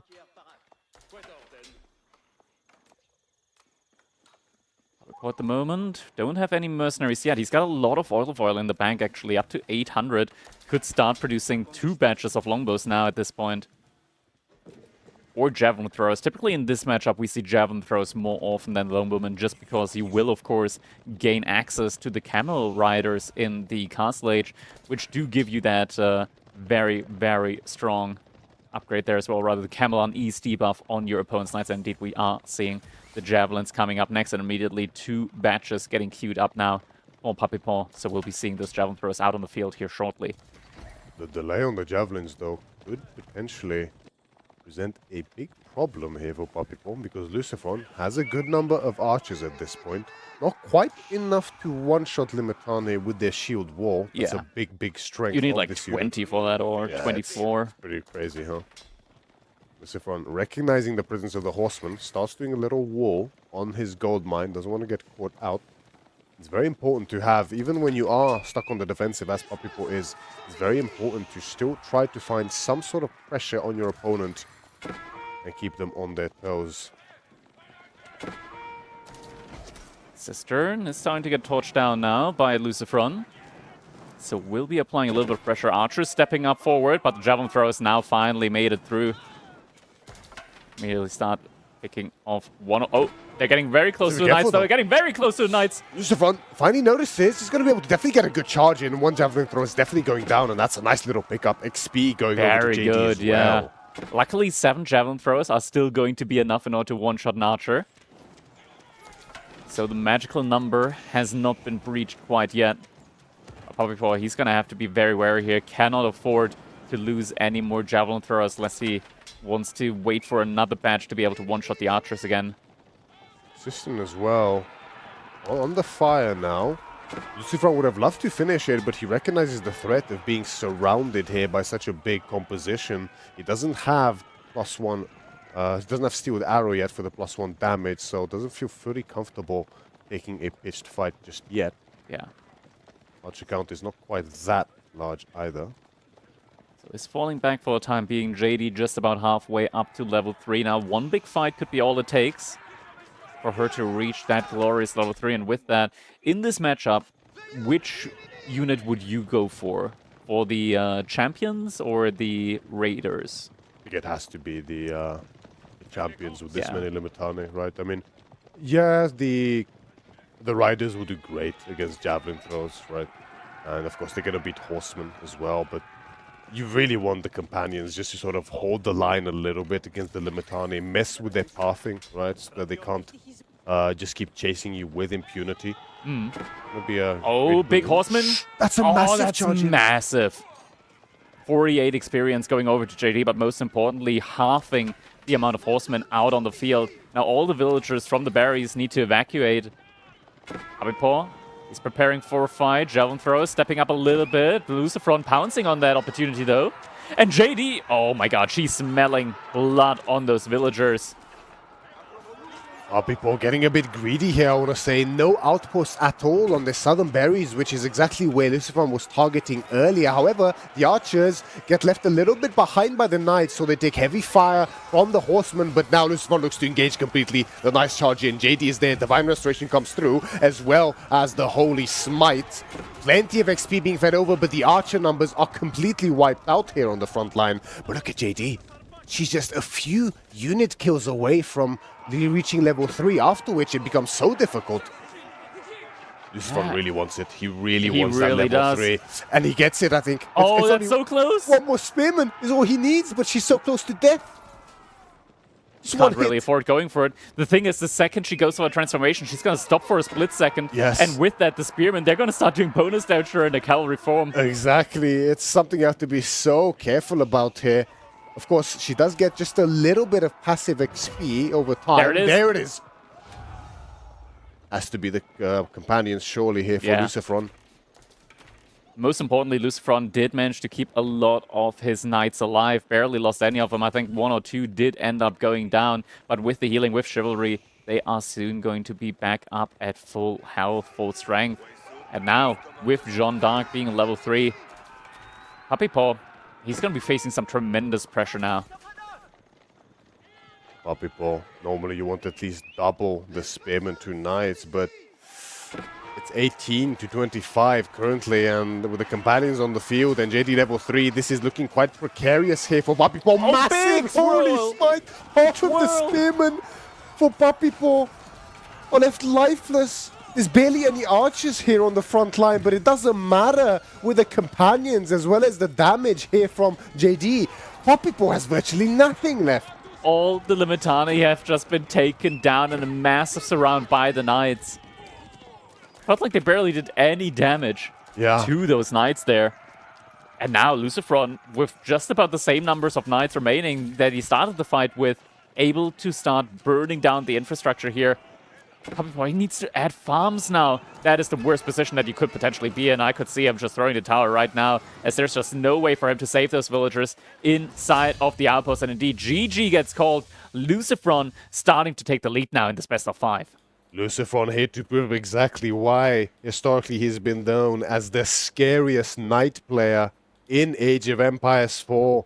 And you saw the reaction there from Puppy Paw, just with his head in his hands, just disappointed with himself there. A little shake of the head, He understands that this is a matchup in which he's technically favored a little bit, but wasn't quite able to. But this is difficult on Boldland, isn't it? It is. And the thing is, even if you take like these good fights where he was able to take down all of the archers, as long as the knights survive, that is the main bread and butter of the army for JD. And we saw it there at the end. A second, the numbers, like the mixture doesn't quite work out anymore. The knights are able to take those engagements even against the Limitani, against the spearmen. And in the end, that was enough for Lucifron to finish out the game entirely with JD level 3. Exactly right. That one Holy Smite just connecting on virtually all the spearmen, bringing them down to half health practically. And at that point, it's basically like you have half the spearmen that you actually do. So even just the charge through from the knights comes in and they just die so quickly. It was just the worst thing that can sometimes happen is if you're in an engagement with just the Limitani and there aren't even any more archers remaining, and you still put them in the shield wall formation and you lose out on a lot of the attack speed. Don't think that was the case there, but that could have made it even worse. And looking at the total resource gathered, Lucifron actually ahead, just courtesy of all of the resource on the map. Crazy APM difference as well. Lucifron, he's back. I think we can understand exactly why his knight control and his just his decision making as well with these civilizations is second to none, pretty much. Yeah. Looking back at the engagement over here, a lot of these knights just not ending up and going down. Right timing to pull him on back. And yeah, so many weak knights that are all just going to be healing back up to full. Lucifron just got away with so much value here. Made out Light Abandoned, and then the final fight, the Lametani, they all went in. JD with the big twirl there, immediately taking the lives of 5 Lametani, and then it's just an absolute massacre with the Knights to high base damage, being able to completely annihilate all of the Lametani out there. And I think that's an understated strength of JD as well, right? I mean, French is, you know, typically very aggressive, but they have a great economy that they scale very well as well. Of course, with the Guild Hall later in Imp, they scale very powerfully indeed. And JD does too, but she doesn't mind forcing fights nearly as much as the French because of the massive reward of that XP, but also the consecration coming in so early in the feudal age. It means that, yeah, you don't want to lose knights, but even if you lose them, I mean, they're just so much cheaper, so it doesn't hurt nearly as much. Next up, we are going to be moving over to front range, and will be the Macedonian for Lucifron, and Japanese going to be coming in for Puppy Paw. Macedonian dynasty. Got so many dynasties at this point. Yeah. I'm almost starting to lose track a bit. Is Macedonian dynasty? Like Song dynasty, Yuan dynasty. Wait, that's not a Sith. We're counting those as well, eh? Then we'll really be here, right? Considering we have to count Jushis as well at that point. I gotta quickly take a snapshot, as there's just a raven that has landed over there. See, is it a raven or is it a crow? I'm not sure. I am not sure. Is there a difference between a crow and a raven? Yes, there is. There is a difference. Okay, I learned something new today. Don't tell Corvinus, he's gonna get offended. Yeah, if there's a Corvinus in chat, maybe he can explain to us the difference. I think crows have longer beaks, if I'm not mistaken. I think that's one difference. Or it might be the other way around. I think we'll be corrected in chat, I'm sure. That's like the difference between a European or an African swallow. For those that get that reference. I'm not one of the cultured ones, I'm afraid. Monty Python reference. Oh, I see. Well, that is embarrassing. I should know that. All right. Next up, we're jumping into our game number 4. Match point right now for Lucifron. He is on his path to victory, but can he end this series with this next game? We'll find out as we are jumping on in. Puppy Paw with the Japanese up against Lucifron, playing as the Macedonian dynasty here on front range. And very interestingly, wait, am I seeing that correctly? Puppy Paw opening up with a forge, not just on gold, but also on stone. Interesting. Yeah. Gonna have to see exactly how early Bannerman play. Oh yes, I think this must be just to get the early daimyo. We've seen him do this with great success up against Marine Lord in this very same matchup on this very same map as well. Yeah, that was one of the big wins for Puppy Paw last time that he faced up against Marine Lord. It is such a good scaling build as well, because you immediately get the increased 20% gather rate from the farms from Ikura Storehouse, but also when you shut down the Macedonian dynasty on gold, they do not have a way of getting the upgrades in. I have to say though, I feel like this matchup is a little difficult for the Japanese, at least from my experience. But we've seen, I mean, I think there's fewer better Japanese players than Puppy Paw. I think he's probably the best Japanese player. He knows that Sif in and out. Him and his brother, they were like one of the first to like do a lot of variety builds with the Japanese as well, like the Fast Castle into Yumi Archers, for example. I think they were like some of the first players that actually did that as a viable strategy. I would not even be surprised to potentially see Shinobi coming out here for Puppy Paw. That's something he does quite often. Although it would be quite a bold map to do it on because of the wood and food situation on this map. Imagine getting the... Would a Shinobi reduce or rather increase the amount of time for a champion to spawn if he sabotages the Hippodrome? I don't think it would.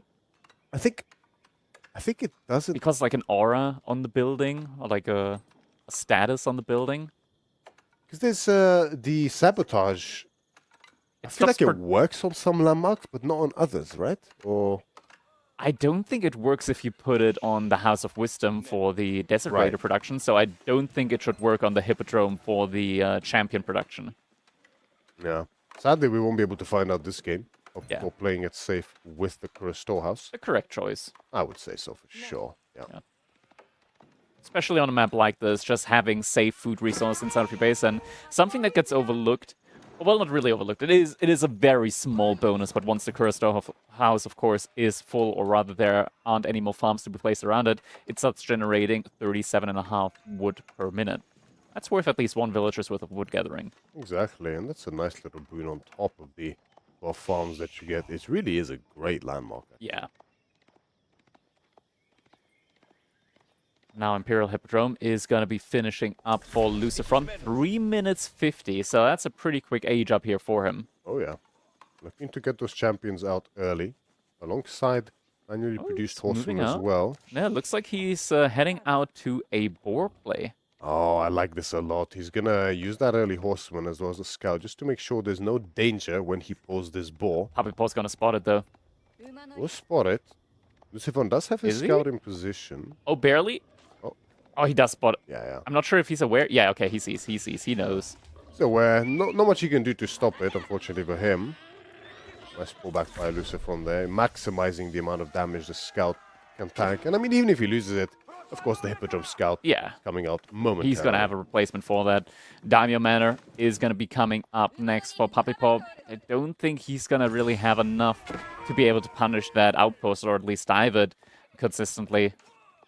But at least the Uma Bannerman should force out a barracks or Varangian stronghold from Lucifron, and those are quite expensive, so having to build one of those early on, it's going to be an investment for Lucifron. He still has 10 villagers on wood, so I think he's working on that.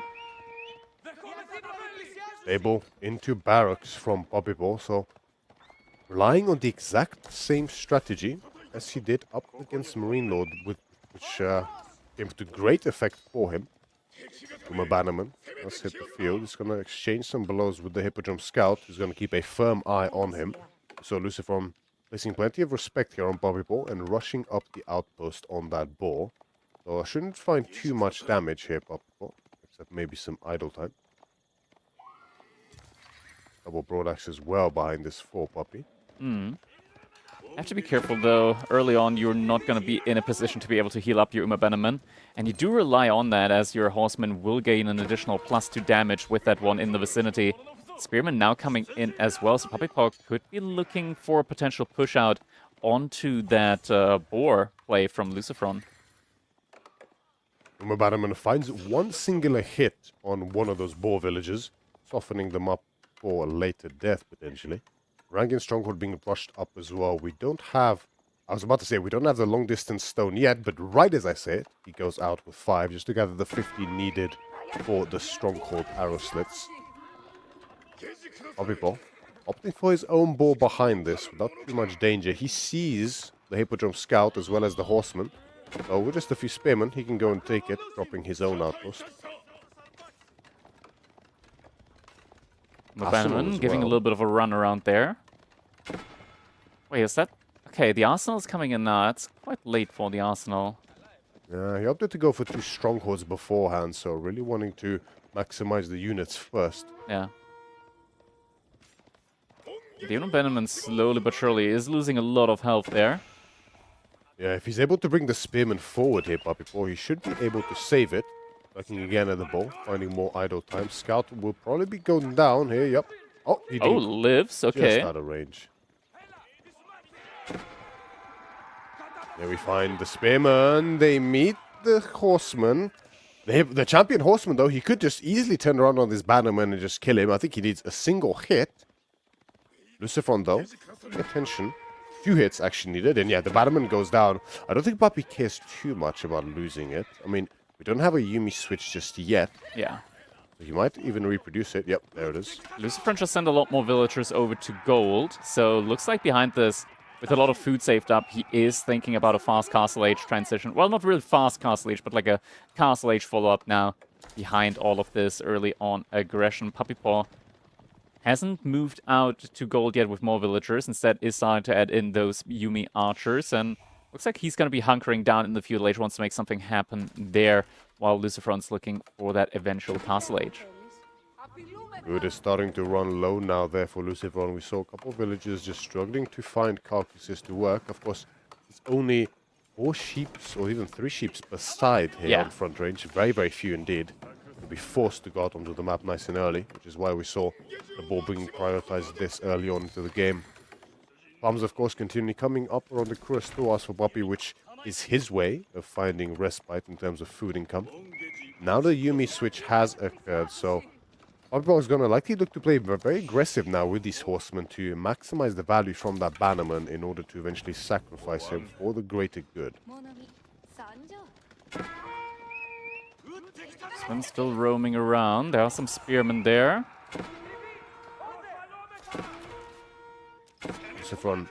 Just raids all around, but now we also have the arrow slits on the stronghold, so it's very difficult to get any real damage in there. Luciferon, he's creeping closer and closer to the potential Age-up. Doesn't have that many units, so without that many units, I think he's going to have to place the landmark relatively defensively. Don't think he can just move out into the mid-map to place the Golden Horn Tower on something like the second boar, for example. Yeah, it's quite dangerous on this map as well, trying to go for too early of a castle age because of the gold problem, right? I mean, depending on how much gold you need for the feudal age, you're likely going to run out very soon before or after hitting that castle age. The Golden Horn Tower, okay, so it was one of two choices, right? He's either going to look to secure the berries and the day in the south, or that secondary gold mine towards the north. Opts for the food instead. That makes a lot of sense there. Goes for the sensible choice. People not far behind with his own age up, now starting to work towards it. Half of the resources necessary.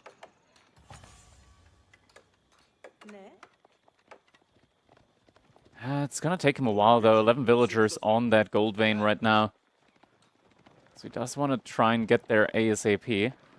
Yeah, if he's quick enough, he might actually be able to find some damage here, but there's not really that many Yumi. Yeah, everything can be garrisoned, and now Golden Horn Tower is going to be finishing up.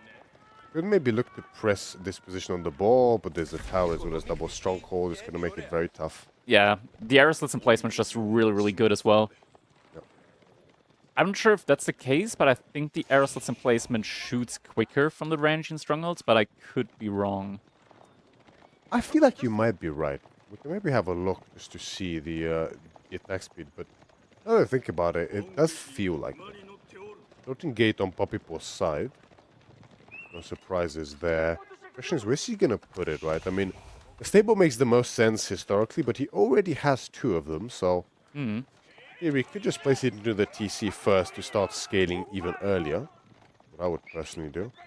Yeah, it doesn't. I mean, he's got 16 villagers on gold, so maybe he actually feels like he's got enough gold income to be able to actually utilize it in a stable.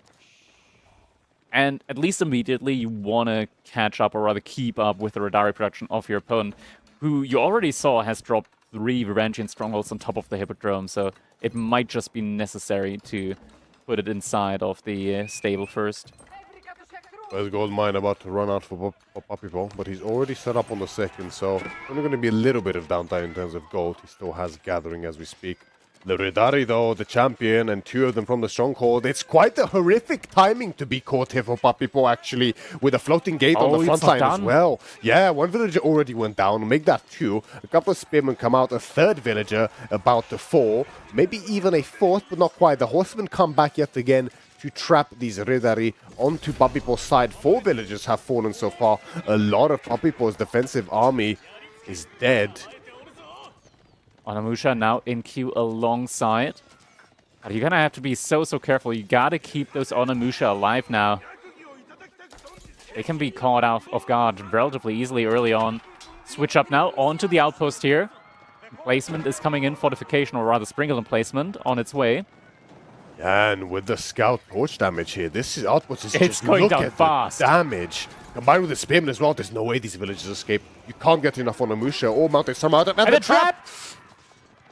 They're all dead. The Redari's gonna 5 chase. villagers going down here. It's gonna be 7 villagers. About to be 8 villagers. As 1 somehow made it back into the outpost and is getting ignored for the time being. That is incredible timing here from no, he's not getting ignored. Yeah, not for long at least. He's been found out now. Luciferon pushing into the base of Poppypaw. He is not letting up. And Poppypaw, he needs to go for the fight. Has the Onimusha on the other hand side. Not enough villagers inside of the TC to really do any meaningful damage right now to these Atgemather, to the Spearmen. But looks like he might be able to hold. The additional damage from the Daimyo estate combined with the Onimusha now hopping out does mean that Papipo is able to hold there. Yes, with the gold vein, he's down 16 volts. Oh no! Absolute That's disaster. a massacre. You're so focused on the micro with the Onimusha. You just saw it in his face. The head shake. Oh no! The hand in the face. The face palm. Much more painful can it get? It's down to 26 villagers. That is... Yeah, and I don't think that Yorishiro was placed in the TC either, so he's not like he's going to be able to replenish them. Yep, it's in the stable. Second one about to come out, but... Oh, like you said, Papipo, the paw to the face. Yeah. That is a horrible, horrible situation here for him. Now he is starting to add in more Onimusha alongside the Mounted Samurai, and game is getting paused. I have some issues here. I do wonder what it might be. Yeah. Gonna find out quite soon enough, but I mean, damn, 20 villager lead, kills. yeah. It's very, very that severe. Is an almost, not just almost, but pretty much an insurmountable difference. If this was a Malian game, I would have said, okay, fine, doesn't matter. Yeah. But in this situation, sure, you can put the Yorishiro inside of your TC and slowly but surely make up for the difference. But until then, it is an absolute massacre out there. Yep. You have to be insanely careful there with everything that's going on.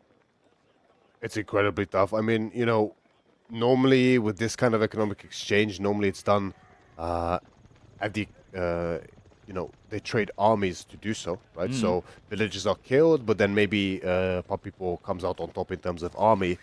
That's not the case here. It was just one-sided. You can see Lucifron not only, as you mentioned, 20 villages ahead, but also ahead in destroyed value behind this as well. I think the gold vein also has just run out, the second gold vein for Papipo inside of his base.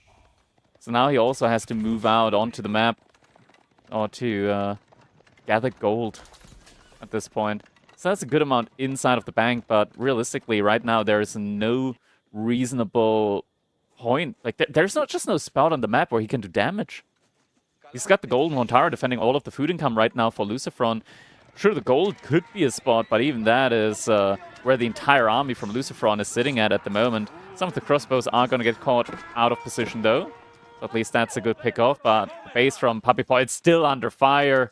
A single Rudari picking off two villagers, almost two villagers there, and more villagers about to follow. The main army from Lucifron now coming in as well. There's a single Onimusha trying its best to keep the base safe, but great micro from Papipo, just sending the individual villagers into the garrison slot, but how long can you keep this up? And another villager actually goes down. Animation finishes halfway through.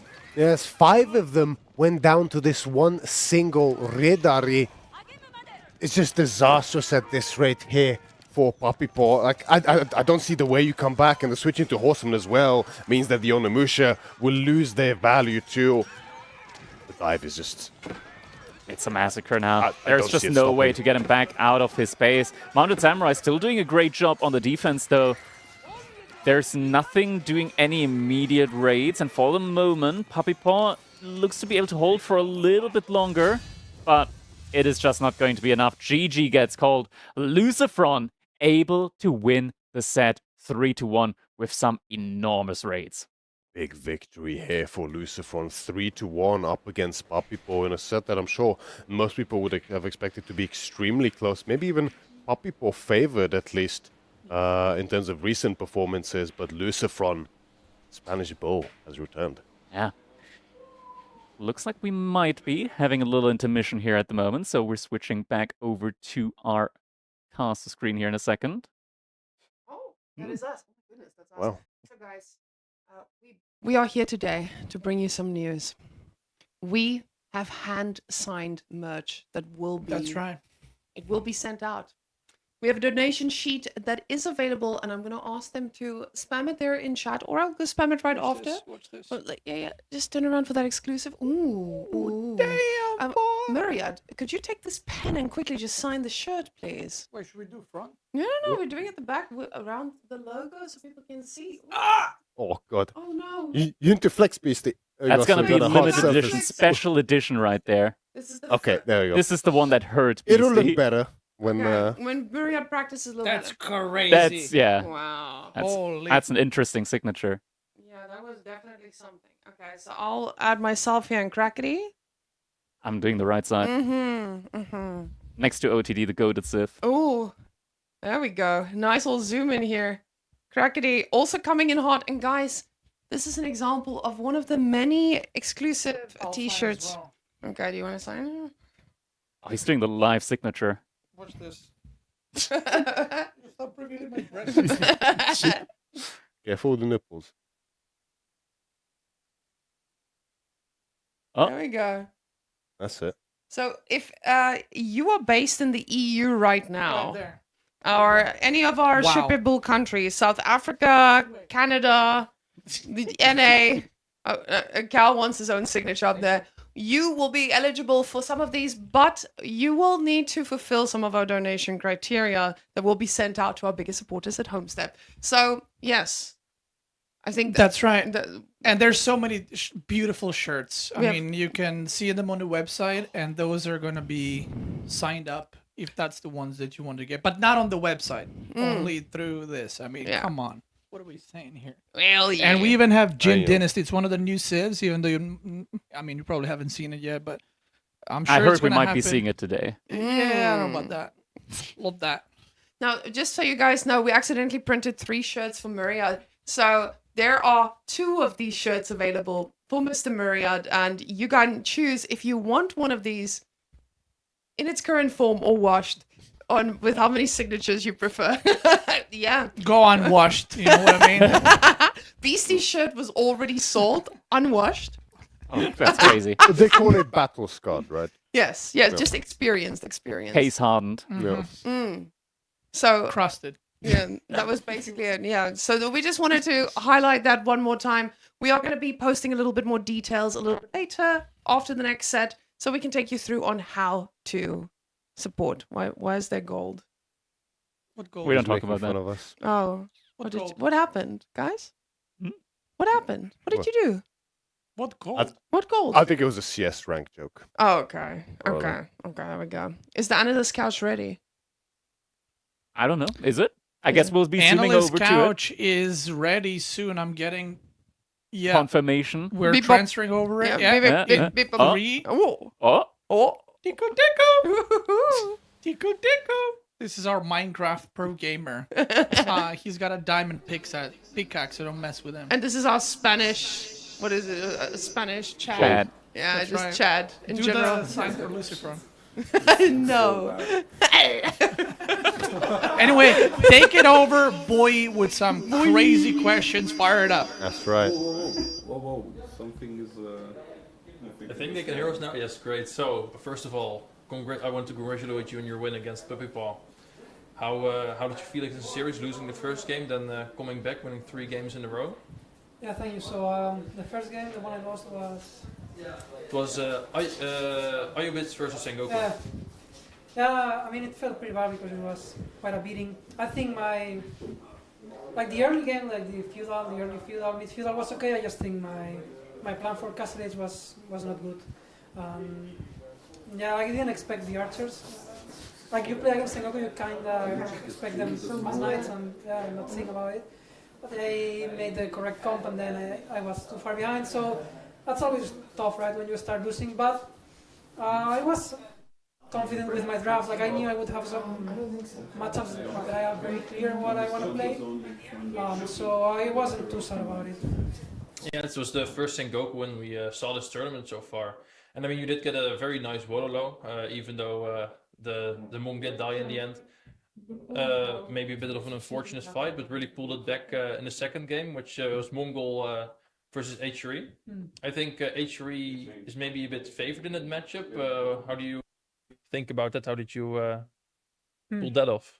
Yeah, like in that matchup, maybe I have to put my TC protecting the Ubo, and then I don't need to go Dark Age Spearman. Then maybe it's a bit better for me, because if you go like spear against spear in Dark Age, it's pretty tough because they can micro back and heal, and their economy is a bit better, right? So Dark Age Spearman fight, even as Mongol, I don't think it's too good against HRE. But then he made one, I think, critical mistake in that game, which was losing the first spear to the TC.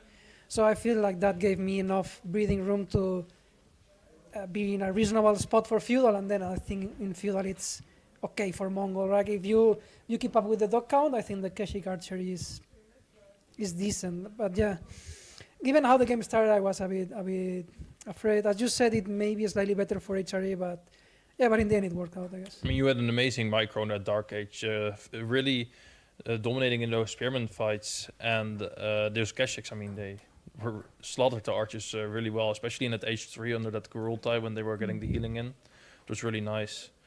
Yeah, and then the third game it was Jeanne d'Arc versus Byzantine. I felt like it was looking maybe a bit rough at one point when he really surrounded your army, but then when the Jeanne d'Arc got H3, took a really nice fight. How do you think that game went? No, I mean, some fights can look because if you're losing a lot of archers, it may look bad. But if you are trading decently and JD gets 6 speed, then I think it's fine, right? So in that fight, my archers were tanking the spearmen. So even though I ended up losing most of the archers, I was happy with it because I got JD to like 90%, and I feel I would have to check, but value-wise, I think the trade should have been close because I killed like a lot of horsemen, which are expensive. And then once you get JD level 3, like you don't even need that many archers because the 3-mana turns tank. And then the moment you get couple Qs with JD, they pretty much everything dies, right? So I feel like I felt comfortable.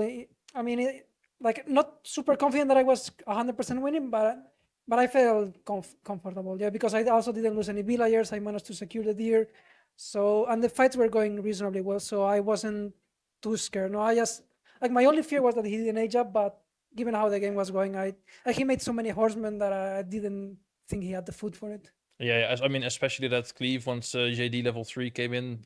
I mean, I think it hit almost all of the spearmen that he had. It was a really good fight. Yeah, I mean, we still at the last game. You got the early boar on as we saw. Do you think that's what helped you eventually win that match? Because the early food eco? Actually, so we played this exact same matchup in this same map in the World qualifiers when I lost 2-3 to him in the last qualifier. And after the game, I was thinking, what could I have done better, right? Like, in case I play this matchup in this map ever again. And I thought maybe I don't need that many units. I can rely a bit on the house, on the barracks with the arrows, and then just age up a bit faster. And then if I get a lead in the castle each timing, then I think it may be fine for me, right? So I thought about it for a while back then. Never really played the matchup again, but now I was playing it and I thought this made sense back then, so let's try. Yeah, I mean, the moment you got H3, you took a really dominant fight, which, I mean, I think that's what ended up snowballing you into the victory. Yeah, because also I also managed to kill a few villagers, right? So even though, even if he survived, which he did, I felt that the damage was already done, right? Like I needed to keep the pressure. Like as soon as he goes again out for, because in this map you kind of need to go out for food. So I just thought, well, he will either go for berries or boars sooner or later, so I can just keep harassing there and picking up villagers, and if he takes the fight, I should eventually win it. Yeah, I mean, it was a very clean series. I'm quite curious. Do you have any thoughts on, in general, what the series was like, or your future games that you are yet to play? How do you think you are currently competing in your bracket? Yeah, I mean, I lost to Marine Lord yesterday. It was 1-3, and now 3-1. So I guess I'm at 4-4 in maps. Have to play Anotan, but I don't know. After this one, I think I have a good chance of making it out of the group stage, right? I mean, yesterday I don't think I played particularly well, but I don't know. Like I look at the matchups that I played, and I don't think those were good matchups for me. So maybe I didn't draft as good as I should, and then Marine Lord also is Marine Lord, of course.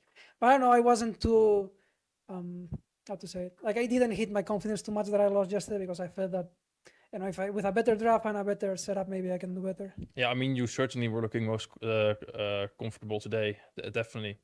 So yeah, I think that's it for now, and I'm not sure what else is planned. We do have a plan. We do have a plan. I'm hearing from Whammen. Hold up. Whammen is coming in. She is coming in with some news. I'm gonna scoot in. Oh, I need a microphone. here you go. So guys, we have a giveaway, and in AgeofRTS's Twitch channel. Oh, hello. Oh, who's that beautiful man? It's very sexy. Wow. So while these two are setting up, we see player Lucifron sneaking out. But in all of this, we have a giveaway. Switch over to AgeofRTS's Twitch chat, and there's Beastie snacking. You can never get away with this. If you want an Aerox, we have an Aerox 3 wireless here, Gen 2. They have wonderful colors. And yes, if you want to go and get a giveaway, go write !Aerox 3 and let's see what you get. And after the break, we'll choose our winner and start the next set. Hot damn. Yeah, and let's, before we take a break, actually, what do you rate your snacks, Beastie? Any comments on that? What 1 to 10? That's a 10 out of 10. That's a 10. And that's a 10. Hell yeah. Just like you. Thank you. Okay. Now I think it's time for the break. Now Cal makes us sit here without letting us go out. He's just like, make them suffer. Yeah. See, this is what happens. This is what happens. This is what happens if you give Cal power. Yeah, definitely 10 out of 10. It's a really good chippy. Mm. Very nice, very delicate. Yeah, it's barbecue. It's grilled steak. It's grilled steak. Yeah, that's close enough for barbecue. Okay.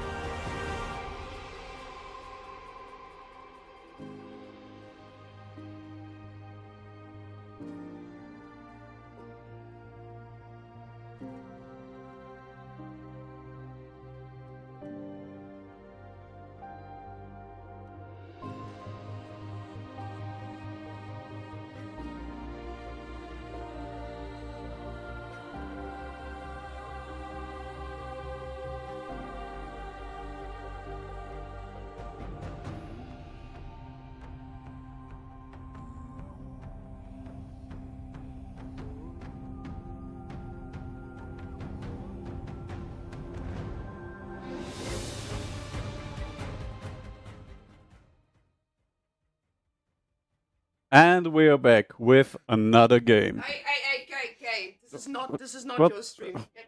Get out. Oh, KP. Sorry, guys. Thor didn't get the memo. I don't know where this man came from. Back to normal, boys. Hello. Hello. Yes, we What's are up, back. everybody? Yeah, joined once again by Core, one of the few other people here taller than me. Why am I always put with the people that are? Yeah. That's better. I think it's still, better yeah, like that, yeah, right? perfect. Yeah, maybe just yeah. Oh, damn it. Yep, damn it. Yeah, so we are back indeed, We're and back. we also have a special announcement, which is to do with the giveaway. Yes, so the winner of the giveaway will be announced quite soon. That is for the Aerox 3 wireless, so stay tuned. It will be just a couple of minutes out now, but until then, oh no, the winner there is we there. go. Jacob X779. Congratulations. Congratulations on winning the Aerox 3 wireless. I think maybe Cascade will reach out to you with the details as to what exactly you have to do to claim your winning. So just stay tuned for that. I might be mistaken exactly who messages you, but that will be sorted. So no need to worry. But yes, big congratulations and enjoy your new headset. Yeah. So, what do we have next? What do we have next? Actually, I think next one, let me see if I can actually remember. I think it's Marine Lord Oh, I think you're onto something. up against Anatan. So that is quite the Oh, clash. look at them. Yeah. There they are. Yes. There so they are. make no mistake, right? People might think, it's a Marine Lord win, right? Oh, Nah. it's Marine Lord. It's going to be a win. These two actually go really close in the recent matches. And also for what I heard in practice is that they go virtually 50-50. Yep, pretty much. Exactly. Looking at the bands, pretty much the same on both sides, right? It's kind of what you'd expect, Yep. isn't it? Right? I mean, they take out Ottomans and Chinese there for Anatan, and Marine Lord doesn't have access to China and Marlins in the first phase. So he takes Macedonians and Byzantines, whereas Anatan takes French and Golden Horde. I mean, these are sort of for the peak civilizations, right? So they're always going to be pretty taking standard, first right? phase. Yeah, exactly right. That's followed up by the mirrored bands afterwards. So Marlins follow up for Anatan, Marine Lord following up with the Ottomans. Nothing surprising there. And then Sengoku, actually, Marine Lord trusting in them. He takes them as his third pick, whereas Anatan opts for the water prowess in the form of the Tuklak, which is going to be great because, I mean, we have Kerlauger as well as Frisian. So Tuklak's a strong Oh, pick he here. picked Jin. Oh my god. He did it! He did it. He actually did it. Well, in case we get to see Jin, I guess you're doing a solo cast because I have absolutely no idea what the civilization No does. worries. By the end of the game, you will know exactly what they do. I will know. It's a lot of little bonuses stacked one on top of the other, and they'll unfurl themselves throughout the course of the game, I guess. So don't you worry. We'll definitely get you up to speed. I mean, I hope he picks it. I really hope we see Jin in the first professional game. I doubt we will see it because even if he picks it, Marine Lord will most likely snipe it because I don't think he has any experience against it. He doesn't have any experience against it. Well, I mean, he must have a little bit, surely, right? I heard he didn't even play it once. Really? Yeah. Oh, wow. Okay, so he's definitely not going to pick it himself, but he must know a little bit about what it does, surely. And the question is whether he's confident enough to actually go up against it. Of course, it's a little bit trickier than before because of the buffs that Jin has received.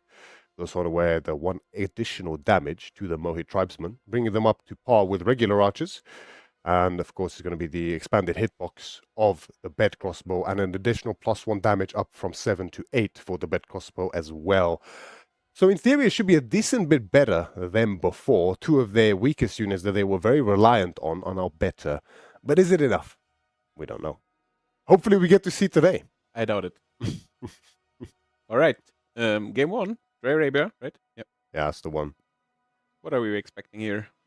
Seems like Dry Arabia's opened almost every series today, almost. Pretty much, yeah. It's just one you can always rely on, right? For like a nice, safe, solid first game. First of all, do we No see big another surprises. 3-1? What are you thinking? That's been the only score so far, right? 5 series, 5 times 3-1. Yeah. I think we are not Keep going to in see line. another one. Yeah, I mean, surely not, especially with how close these two. I personally predicted 3-2 to Marine Lord in this case. I'm saying 3-2 for Arnold. 3-2 for Anatan. That, you know, I'm kind of hoping for I that. mean, I put my money on him. I said he's going to win the tournament, right? So he already lost Ooh. yesterday. He has to do something right now. So gotta back my man up. Yeah, he can't. I'm going to be pretty rude if you lose your money because of that. And that'll be on him, right? And you have to take up. I mean, there was no some money words with him. included, but It's good to pretend there's stakes. true. High stakes. Exactly. What are we expecting here for Dry Arabia? Because there's a lot of options, right? I mean, there are a lot of options, yeah. It's super hard to tell. It could be Macedonia, Biz, even Sengoku for Marine Lord, maybe even Japanese, but probably not. Yeah, I think you pick Sengoku here for sure as Marine Lord. Yeah. It's kind of sad we don't see the snipe, right? Like, Yeah, it is a little bit sad. I would kind of we love had- to see both Civ choices. Okay, Yeah. guys, can we do exclamation mark blame? Cow said it's on him, so feel free to spam the chat and blame Cow once again. You know it. And I think this is one of those that deserves maybe more than one single blame, right? Like Yeah, you just can- spam it. Yeah, just get that chat absolutely cluttered with exclamation mark blame, and we'll all feel better for it. Jin was picked and sniped. We just got confirmation from our amazing Wow. producer Cow. Let's do another blame in the chat. Thank you very much. But that's what I said. Even if he picks it, he's gonna snipe it because he has no experience with or against them. That's kind of wild, though. Is it? Surely he's played against it though a few times by Yeah, now. but not after the patch for sure, right? Well, yeah, that's true. I So guess. why he would you doesn't- risk something? It's true. Just it's rely on true. what you know. Yeah, I mean, it makes a lot of sense. You don't want to take those risks, even if it's in theory weaker than something like Iobids, right? And I mean, it's a good matchup for him, I think. Like this, I would definitely put my money on the Byzantine player in this matchup. But I do have to say, I think Anatan plays this one from the Iobid perspective exceptionally. I mean, we saw it in the past, right? That Yeah. we're gonna see potentially cheese from Iobit with like the quick age up, maybe some Mhm. proxy barracks. It's definitely on the cards. I think if you just play normal field age, you're just losing. It's tough. Yeah. I mean, those are kind of the only options, right? As you mentioned, it's the fast stage up Gulam cheese, which I've actually seen long ago Anatan do that as Iobids against Marine Lord in this exact matchup like over a year ago in practice. So like it's something Marine Lord definitely is potentially expecting. But the other thing Anatan also does in this matchup quite often with great success. Oh, it's actually Gorge. It's Gorge, not yeah. Arabia, yeah. First time So- we're seeing Gorge this tournament, right? I think you might be right. We've had it in the pools before, but no one's actually looked to pick it, which is surprising because it's essentially very I mean, it's similar to pretty- Arabia. Pretty standard map, right? Very solid, very standard, right? So yeah, definitely surprising not to see it. People trying to one up each other with more quirky maps. Do you think Anatan is going for Dark Age Spearman here? He very well might. He's done that before Yeah. as well, and Gorge is a perfect map for it too. Yeah, Because because I mean, everything is just forward, right? pretty much. exactly like the best Marine Lord. But it's can hope Marine for Lord, is at the right? back. So it's probably on the side no matter what. Yeah. It's true. It's gonna be on the side, and the gold is on the complete other side. The stone Yeah. is right over Yeah. there at the front. It's gonna be typical Marine Lord spawners in there, and the berry is gonna be retracted as well, the secondary one. So, but I was gonna say is the other thing Anatan did do in this matchup, which you probably have seen by now, is gonna be the Master Smiths in feudal age up. What's the option, yeah? Later coupled with the fast age up, specifically relying on a Castle Age veterancy timing to just outright kill the Byzantines, which, I mean, it's easier said than done, to be honest. Definitely on the cards here for sure. Yeah. Just gonna look to get in the game. Looks like the hands are working already. Not quite. Probably Yeah. not in game yet. Yeah, not quite. And we can see Marine Lord's very unique peripheral positioning there with the mouse right directly behind the keyboard. I've never seen anyone play like that. He's special. He What can you is say? special. I mean, it works, right? That's for sure. But looks like we have the beautiful split screen here showing up. The POVs of both players, and you can see just how quick they both play. The camera's moving left, right, and center, especially for Anatan here. Of course, Marine Lord has a little bit of infrastructure to set up early on here with the house, a double mining camp, as well as the system. The sounds are on the way, and it is going to be Marine Lord in the color pink as the Byzantines spawning in the south side of Gorge, facing Anatan in the color yellow as the Ayubids. Yeah, and no Spearman opening here. Could have probably caught him off guard there, right? Since Marine Lord is not going for the berry opening. But, I mean, always kind of a risk reward, right? It is, isn't it? Especially because, like, you know, yeah, if you get the tower up, it feels great. But the big issue here for Iobids is that really slow age up, right? Even slower than Abbasid. So even if you get a very efficient age up timing, you're still going to be so far behind. Especially because obviously you need the House of Wisdom for the Iobids. You don't have a good natural split to produce that barracks. Is it So- frozen or am I... I think so. Looks like we have a bit of a freeze. I don't see much hand movement. There might be a little pause on our hands there for a minute. Oh, yeah. We're Seems back like the in it scene now. is running a bit better for now. Yeah. All right. So, Yeah, we're going to keep this POV just for the moment. We've had a little observer crash, so until that catches back up, we're going to see exactly what these players are focusing on in the early game. but I kind of like this POV, no? Especially for the beginning. Yeah, I think it's very nice. We can see exactly what they see, the sheep split, the adaptations in scouting. He's going Mastersmith, as you mentioned. So, I wonder if he's following up with a fast castle here, or he's going to actively play Feudal Age. Yeah, I think we're going to see something like Archer Horseman and looking to put the pressure on the base. He's basically going to play, I think, a bit like French, right? Like a pseudo French here. Just put on pressure with Horsemen and Archers, keep Marine Lord, delay his berry expansion as much as possible, and then use that delay to go into a quite early castle age timing. He's done this with great success before against Byzantines in what's typically, I think I'm sure you'd agree, a very hard matchup, I think. Yeah, for sure. Bids. But it's the second game now that I've seen that people stop with system level 3, like he just pulled off stone. Yeah. So people kind of shifting away from the 5 system start. Maybe it's just too greedy, right? Especially when you're facing aggression, you kind of have to get units out on the field. So going for system level 5 is cool to have, but if you have no berry access after because your Feudal Age is like super delayed, what do you have effectively out of it, right? For sure, right. I mean, at the end of the day, even if you manage to get the 4th system up on the 2nd berry, so to say, then obviously you're not even going to be able to go out on the berries, but you might potentially even lose the system or at least the aqueduct connection. So it's just wasted gathering time, wasted resources that you would much rather put into an earlier rage up and earlier units and map presence. Yeah. So Feudal Age is about to finish here for Anotant. I think he's most likely opening with a stable here, right? Just for some early aggression. Yeah, most likely. Stable is great, right? Forces out the Limitane. You can hit from multiple sides. But you could also just go for the Desert Raider, right? You could go for the Desert Raider. It would be a good play up against I would actually like to Limitane. see that, because if you see the stable, you typically just make the barracks anyway, right? Since you're busy, you're delayed anyway. On your Feudal Age, you can only make the barracks at the Dark Age. So I think the Desert Raider start would actually be really cool. You might hit him off guard there. I think it's nice. It's nice for sure. It does take a little bit longer to produce than the Horseman, a bit more expensive. But if it gets you a bit of that early tempo, but looks like Marine Lord, I mean, someone like him, right, who plays very methodically and doesn't take any risks, likes to be prepared for all possibilities. He's already building that tower on the Grand Winery, only aging up with 2, understanding the importance of maximizing his wood gathering early on. You see already the barracks is also being placed down. So he doesn't want to risk being caught off guard by anything here. So what do you really do here, Anotant, right? Like the tower kind of shuts you down pretty much. So yeah, it's difficult. Honestly, I'm not exactly sure. I personally prefer completely avoiding this matchup if I'm Anatan, but yeah, I know he's a fan of it personally, so he definitely has a mind of his own when it comes to this one. I mean, the only way I see it is, yeah, you just go one stable and then you perhaps follow up with double range even, and you sort of play, I'm not sure if you remember, but when Byzantines first came out, French and JD would love to play back in that day, just a few knights into like double, maybe even triple range, just to abuse the fact that the Byzantines might overcommit to spears. Might be something similar here, potentially. Could be a thing, yeah. So first Desert Raider on the field now, followed by a Horseman. But yeah, he still has 10 people on wood, right? So no one on gold. He has all the eco upgrades he needs. He gets the blacksmith upgrades as soon as the blacksmith is done. So looking at the eco split, I feel like we're gonna see a big Feudal Age fight here from Anat. Without a doubt.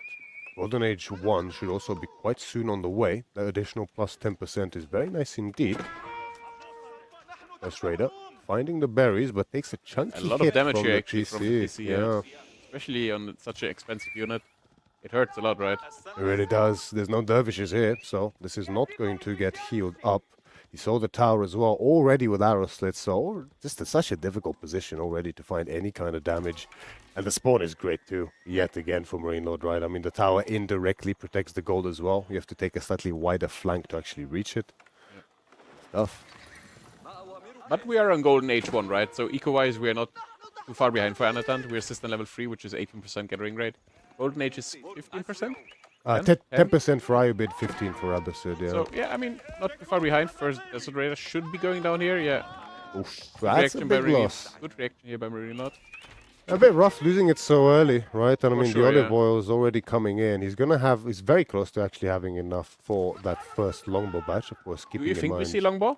I think we're going to see javelin throwers more. No, I mean, now we see horsemen, so we're going to see longbow most likely. Yeah, I mean, javelin, I think, is sort of the safer option, right? When you're under heavy pressure like this, Yeah. but it definitely scales way worse against non-cavalry-based civilizations, which, I mean, Iobid is, to be fair. But, yeah, we see the longbows now in the product. yeah, there they are. And Marine Lord, I know he's always a big fan of the longbow, so Yeah. that's what it is. Well, second range now coming up for Anatan, and he did drop the blacksmith, which then unlocks all of the feudal age blacksmith upgrades.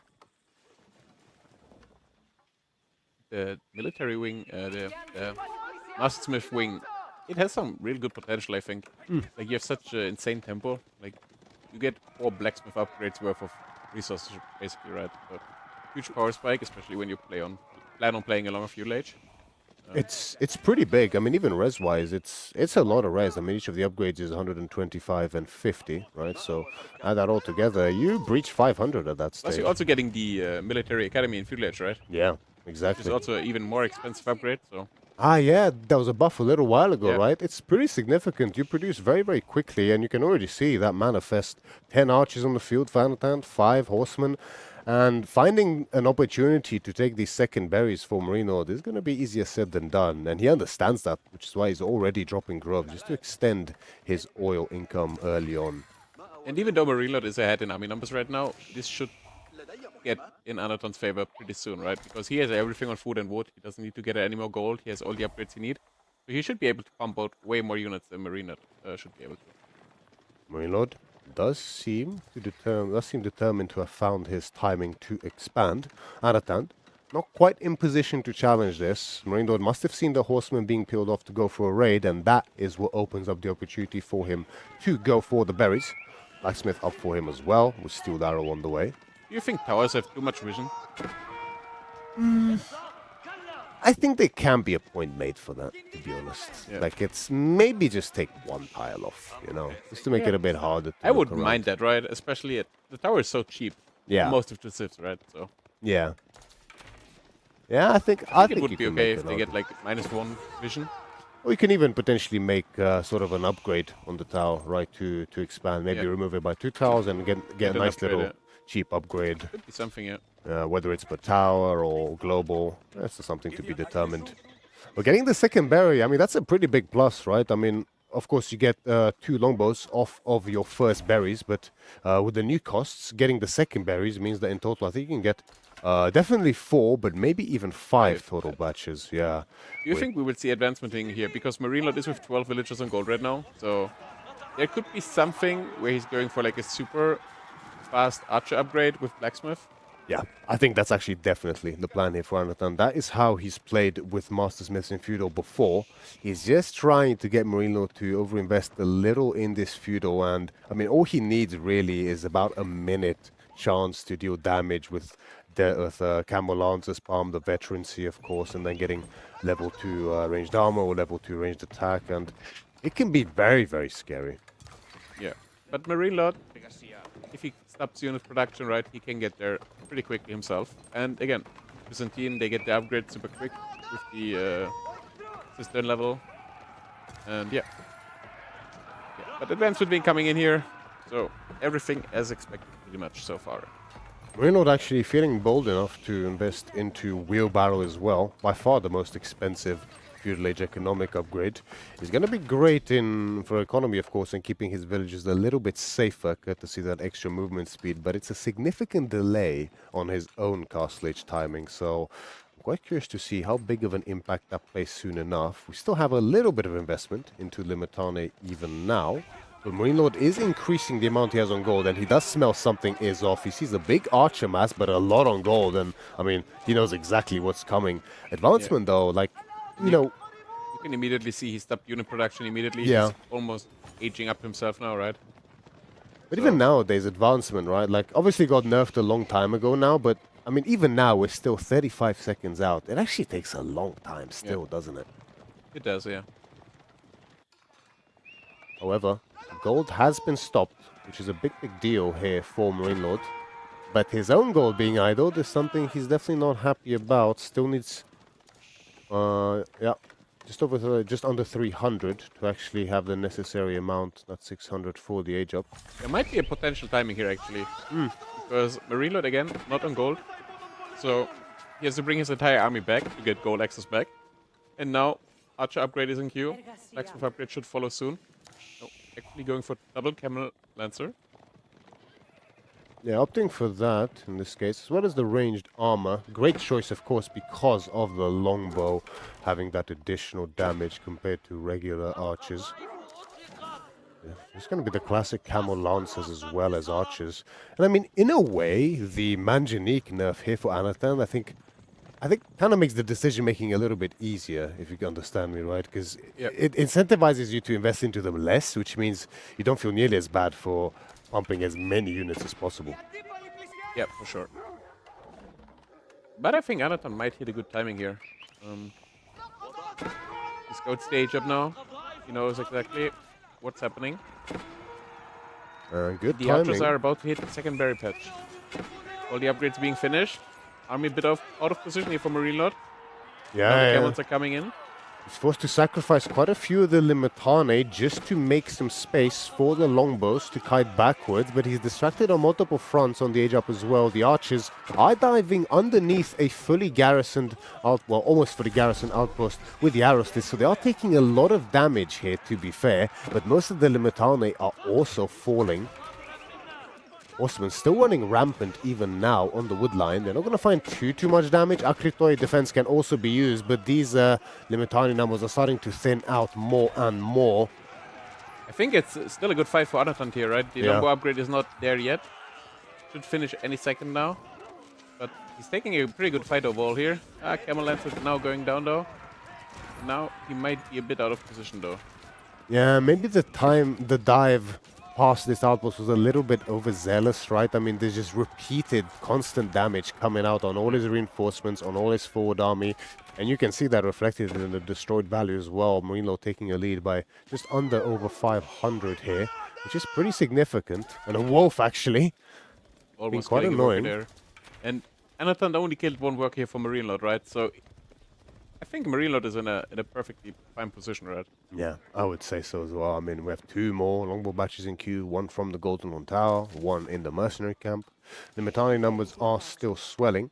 We do have a stable as well. Scout now being produced from Marine Lord. He might look to go into the Cataphract, of course. That would make a lot of sense. Just to have some of his own map pressure behind this. He still has the 3 earlier horsemen that he can look to exert some pressure with. Anatan now going for the relics, but so is Marine Lord, so... I mean, if Anatan is able to get 3 relics here, he should be more than happy, I think. He should be okay, right? I mean, relics, like... Yeah, it's good to have those 3 relics, but... It makes you wonder whether it's actually enough to offset something like the Golden Horn Tower, which, to be fair, did get nerfed a little bit. I don't know how significant that really is, right? At the end of the day, it's still a super good landmark. Yeah, it's still gonna pop non-stop. But the nerf was definitely needed, right? Yeah, don't get me wrong sure. there.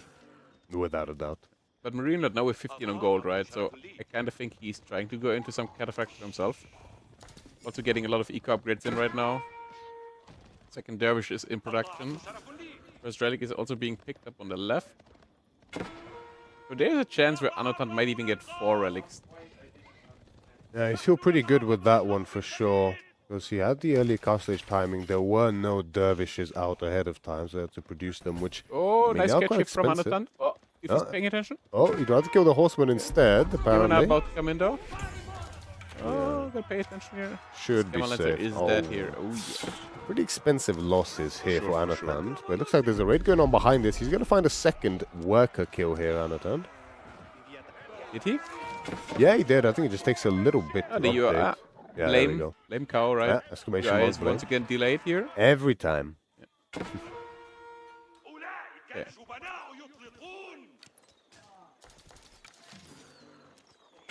I mean, it's not looking too bad overall still for Anatan, right? No. Pretty much Archer against Longbow. Marine Lord now losing a lot of his longbows here. kind of out of position. So, and Anatan is doing constantly raiding on the other side of the map. He's doing well, and he's under no big danger, honestly, because I've seen Anatan play an extended game in this matchup as well, and you might think that AgeofRTS has no chance late game against something like the Byzantines, but he's proved that theory wrong before. I think they can go ahead, right? But I feel like you have to find some sort of damage. Yeah. And 3 villager kills is probably not the damage you need. But, I mean, in terms of army value, he's obviously a bit behind here, right? But not the entire army from Anatan is here in the, from a reload is here in the middle. So, not looking too bad overall, I think, for now. It's not, although the Limitani numbers are starting to get thinned out pretty quickly here. The first Cataphract joins the fray. He's going to do some tanking and buy space for these longbows to kite away. But kiting is the name of the game now for Marino, as he has to march backwards quickly before the charge comes through from the Lancers yet again. Yeah, 15 idols here for Marino. Minus. We'd have a quick little relic check at this point. We Only see it in the one. UI at the top. 3 for Oh, yeah, we Anatan do. so far, and 1 for Marino. Yeah. Marino still has his home relic on the far south side there, which, I mean, will be pretty difficult for Anatan to pick up. Yeah, it's most likely going to be the 3-2 split I mentioned earlier. It's decent enough. I mean, you'd love to have 4 here as the AgeofRTS, but it's pretty difficult when you don't have the dervishes for free. So what do you do here, Anatan, right? Because the army lead is kind of getting a bit out of control here, right? It is a little bit. It's not quite ballooning to the extent it did before with the old Golden Horn Tower. That's nice for Anatan. At the same time, right, I mean, it's just so easy for Byzantines to scale better than you as the AgeofRTS, Yeah. right? With the And again, groves. It's the level 5 systems, now, yeah, right? Exactly. All of these, it just adds up pretty quickly in Marino's favor, and you add a couple of raids in there as well, like this Cataphract finding some damage. Yeah. Look at this Cataphract finding a tanking all of those. second villager. Anatan giving as good as he gets though, finding another villager kill himself. I think a Manjanique wouldn't be too bad here now. What do you think? Manjanique, I mean, if you have something clear to target, right? Clearly, Marine Lord is down to the south side. The Manjanique is going to be very scary against buildings nowadays. If you are somehow able to win a fight and park yourself on the winery, then I feel like that's just almost a game-winning position. But we are up to 20 Camelans already, so definitely not something to sleep on here. And another villager goes down. Anatan is so good with those raids. Yeah, he's pretty special. He always has at least one cavalry unit, heavy cavalry, somewhere on the map lurking, waiting to charge in and make your life as difficult as possible. He's very good with it. Ooh, the archers are a bit out of position right now. Yeah, there's plenty of longbows here, and they managed to move ahead before the archers started cutting away, which means they'll get plenty of free shots. Marine Lord even skipping some shots just to close even more distance to get more shots later on. So exemplary micro here from Marine Lord, and so many of Anatan's archers have fallen. Yeah. But again, we're up to 23 Camel Lancers, right? So if Anatan decides to bring his army together, could end up being quite scary for sure. Plenty of Limitani still on the field, but I mean, it's 29 to 21 Lancers. It's, you know, you'd love to have at least double, ideally, right? for sure, yeah. Landsknecht are now coming as well. Always cool to have some of those for free from the Golden Horn Tower. True that, especially with a nice little extra +5 health that they have now. True. Not gonna do too much up against Anatan's army in particular. I mean, they're likely to get sniped out immediately by his archimess. Oh, second attempt here from a reload. Immediately scouted by Anatan though. And more villagers going down here. Yeah, make that a 5th, or was that maybe a 6th pickup? yeah. There for Anatan. Makes Marine Lord want that TC Okay. even more. We're fighting in the middle. Army value wise, we are kind of close. Oh no, maybe not much anymore. 1.5k here lead for Marine Lord. Yeah, and most of the Camelons still aren't here. They could potentially be a chance for a flank, but it looks like Marine Lord is prioritizing the raiding on multiple fronts instead. Finds himself a batch of longbows to Pretty pick good catch up. here for sure. Yeah. And Micro in the middle also looking not too bad here for Anatan. Archers are targeting the spears. And the Camel Lancers are kind of gaining control here. Yeah, the front line for Marine Lord is just not here. I mean, he has 37 spears, 36 now, but I where mean, are we they? only see 2 here, right? I mean, is he stretched this thin in terms of raid? That would And look be... at the amount of Cabinetters coming in here. There we go. This could be disastrous if Marine Lord doesn't pay attention. Look It at looks all like the he's longbows. not. The longbows. Archers are... Ooh, that could have been so much worse. could have been way worse for sure. Yeah, the main Limitane mass now Now they joins arrive. the longbows. The archers for Anatan, they're getting thinned out pretty quickly. You never want to have less archers than longbows, but that is the position Anatan finds himself under. He's not even able to one-shot the spearmen here on the front line. The rest of his archers are just reinforcing, but they're coming in so slowly. And look at the Landsknecht swinging there. No. Not being targeted. It's a beautiful sight, isn't it? A lot of farms being made from Marine Lord already. And food income's looking very healthy, considering that Anatan doesn't have a single farm, I don't think yet. I think Anatan has a few, but definitely not the... Oh, I think he has one, okay. Literally one, yeah. Well, close enough to a few. Okay, There we go. I guess we can call that several. Just look at the army count, right? It's, Yeah. it's looking quite brutal here for Anatan. It's pretty nasty, right? I mean, of course, Anatan has those Camel Lancers, way higher value units, but despite that, he still finds himself dwindling in the army value with Marine Lord almost 2,000 ahead, although he's still climbing at this point in time. Losing so many of these Lancers, though, here on the front line. Exchanging them for Limitane is never really worth it. Raid as well behind this for Marine Lord, a single Cataphract finding damage. But you have to take this fight, right? You're fighting in your base, you can't run any further, so... Gotta make the best out of it, right? Yeah, there's no choice but to take this fight here. Anatan, of course, still has his exposed food on the flanks to the north and the south. Yeah. I feel like we're on the last breath here for Anatan. Yeah, it's pretty tough, right? I mean, especially considering his food is starting to run out at the worst of time, right as you're getting pushed in. We saw there's a couple of farms, but yeah, it's just too much. GG is cold and Marine Lord takes game number 1. Pretty good try by Anatan, nevertheless. It was a good try. I mean, I think that's probably kind of the best sort of legitimate way you can try to play this matchup, right? He could potentially look for a cheese, but as we mentioned, that's something Marine Lord is definitely likely to expect. Yeah, and has been a victim of before. Have a nice little zoom in. See, just nothing but pure focus on the goat.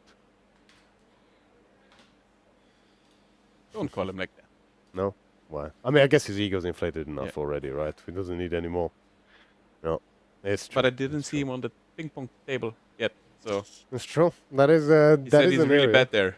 Yeah, I mean, he did rate himself a 1 in table tennis skills, right? So, you can't have it all, can you? Yeah. So, what do you think is the next map we're gonna see? Well, knowing Anatan, right, I think he's gonna be feeling pretty confident with himself on something like Kerlauga. He has used that as his map of choice after a loss beforehand. Maybe even something like Frisian. I know he kind of likes these funky maps, right? So it's gonna be... I hope we get to know again if he's picking Jin Dynasty again or not. I hope he does Jin Dynasty every game. And production, if you're listening, please let us know if it's good, if it's Jin Dynasty as the other pick every game. Because I want to see if Marine Lord snipes it every time, then I don't know. I mean, that's crazy. But it's front range, right? That looks like front range, yeah. So again, like, it doesn't surprise me to see Anatan going for this map. And looking at the civs, it makes quite a lot of sense. I mean, both Golden Horde and French can do very well here. Golden Horde JD is a good option. Even something like Golden Horde Mongols, all of these are great. But Marine Lord is not far behind either, I would say. I mean, Macedonia, Sengoku, Japan even. Japan Golden Horde, right? Yeah. And there we go, yeah. And this is an interesting matchup, I think. I was about to say, I don't think I saw this matchup too many times yet. Yeah, neither have I. It seems to go back and forth quite a lot, I think. I think it's very difficult for Japan to play this in feudal. I don't see exactly how they contest Golden Horde, personally. I mean, you open Spearman for sure, right? And you take the Uwu, right? So you either A, make a tower as Golden Horde, or you just accept it and give it up, right? Yeah, but I think it's down to how close the stone is relative to the gold, probably. Yeah, right? and if the gold is next to it, right, you can just tower protect the gold as well. Exactly. Pretty spawn dependent, in my opinion. But I think it shouldn't be too bad overall for Japan, because, especially in front range, right? Like, you have to go out on the map. You open with Spearman. Mm. Japan. I'd agree with you on something like an Arabia or Gorge even, because you can actually just go straight for regular fast castle. Let's call it this. Has a little mic fix with the arising from the depths. Very good. But the issue is on this map is the small gold veins, right? You just can't. I think you can't go like virtually naked castle. No, here it's and impossible, survive. pretty much. Yeah, it's just Back it's in just the day very when the rough. map came out, people were trying to go fast castle, Yeah, and you just die. you just die every single time. Yeah, and not You're just only the getting gold dove with everything, and and the food as well, right? Like you barely have any. So because you're forced into a feudal age here as Japan, I think it's a bit tougher than it normally is. But the game is now on the way. Front range is the map chosen by Anatand after losing the first game here to Marine Lord. And he is going to be playing the Golden Horde in the color yellow up against Marine Lord's pink Japanese here, representative of his team, Gentlemates, of course. and we can already see the Dark Age barracks, and the Ubu is super far. Like, it's super far from the TC. Yeah, it's very far, but at least it is in the back. So it can actually make the difference often enough as to whether you are able to afford the second batch of Torgud. Of course, it also depends on the amount of spearmen invested into. Could make a difference. But also against Dark Age, often we see Golden Horde go for building carts instead. I would be really surprised to see building carts, but it's Anatan in the end, right? You never know with this guy. It's true. Normally, it's only against Dark Age that it has some kind of merit, in my opinion, at least. And I've seen it a couple of times, but definitely one spearman. And I'm wondering exactly how many more we will see. I think you go up to 3 here. Maybe you park 1 on the gold and try to attack the Ubu with 2. Yeah, I think Because three gold is also out of position, right? Yeah, Out of TC range, not out of position here. 3's a good count for sure. 1 on the gold and 2 on the Uvu. I'm not quite sure if 2 is actually enough to burn the Uvu. If Manhattan actually decides to make an effort to stop it, as the Batukan comes out, he can pull 1 or 2 villagers, and I mean it's going to be enough to buy time for a range as well. But third spearman now in production here for Marine Lord, so let's see if he's gonna make more or not. Personally, I'd love to see him go up to 4. But look at the gold, right? Like, gold is not there yet for Anatan to hit the feudal age even, right? And the sheep is out of position, so he's moving it back. Yeah, he notices as the notification comes in. That would have been a smart move by Marine Lord to immediately kill the sheep there. Because It again, would've. food is super hard to get on this map, right? It's true. It does take 2 hits. I'm not sure if it would have been quick enough there. Maybe if he was fast, but of course it's a little bit slow, the sheep, unless is close enough to a building to move quicker. And Attend even going on to his second goals here to long distance gather the additional 29 that he needs. And he's going to get it up. Should be able to get it here. Yeah. Well, with the scout also helping out, which makes sense because there's not much. You don't really care about scouting the cliffs at this stage unless you specifically want the outpost. The scouting is not too important, right? But having all the outposts is also really, really good. It's very nice. It's very nice. Of course, he's going to look to do that without a doubt after the Uvu goes down. But I guess in this specific instance, right, you'd probably rather get the Uvu down ASAP. For sure. And he went up to 5 spearmen, actually, which is a pretty big investment, if you ask me. It is for sure. I think with the scout especially, 4 would have been more than enough, I think. But I think he probably specifically wants to prevent that second Torgud from coming out. Could he potentially even stop the first? I doubt it. Nah, there's no way. Yeah. And it's gonna be counted Torgud, so the discount will be there as well. Yeah. There is still the possibility for an outpost. We have seen that before, players opting for the age up and then quickly getting the wood necessary to drop an outpost. Yeah, but where do you outpost here, right? The stone is so far away, you can't even outpost it to save it, pretty much. You can outpost in TC range, and it's quite far back, and then drop a gur, but it's... If you attack from the top. Yeah. I mean, you can sort of envelop it with the range in sort of a positioning just next, but the golden tent kind of blocks it, which is a bit unfortunate there for Amatant. Meanwhile, though, Marine Lord smirking up there himself. He did opt for the Tawara, the Dark Age, so that delays his feudal age just a bit, but boosts his economy in turn. And I think the Khan, if I'm not mistaken, is 120 stone. Is that right? With the Khan and Torguds. Whereas the Torgud is 100 and... I mean, the discount is not on it yet, right? So Yeah, if you're having no. a 20% discount from 140, you should go to 112? Question mark. Yeah, I think you're right, actually. 112 for Batu. Math I on think, stream is never that easy, but No, I it's think I'm not. onto something here. I think you're actually completely right. 112 for Batu and 160, I think, for the Torgut, which means that he has not enough. Do you actually think Marinlord is going for Fast Castle here? He still has 4 on gold. He just rallied another one. He's aging up with 2. I think he's going Fast Castle, but there's both golds next to each other. So if Anatan decides to go for aggression, which he most likely will, and tries to potentially tower this gold location here from Marinlord, he might have a problem. He really might, right? I mean, it's in a way it's a double-edged sword. This 2 gold veins so close to each other, because it kind of makes you want to go castle as Marine Lord, but just like you said, it makes it so easy to focus all your military in one spot as Anatan. Undoubtedly, Marine Lord will need 1, maybe even 2 outposts to feel safe after this feudal age. And look at Anatan. That's crazy. This guy is going for barracks himself instead of just making archers as you are supposed to make against 5 spearmen. Yeah. But he's like, no, I have another plan. Really surprised by this, honestly. I guess part of the reason of it might be that he can actually start building that barracks in the Dark Age compared to the archery range, so he can actually start getting these units out earlier. But it's still just a little strange. And opt out to go for the second Uvu instead down south. He did manage to get the first one back up yet again, so there's not actually going to be any delay on the Torguds because of this. It's so funny. We just spoke about you usually don't see a fast castle. And what is Marinlord doing? He's going fast castle. Exactly. I don't blame him, though, to be honest. I think it's honestly the only way you can play this matchup as a Japanese. You want to really avoid being stuck in the feudal age, in my opinion. As I just don't think you win at that age as Japanese. You have the Torgus to contest with.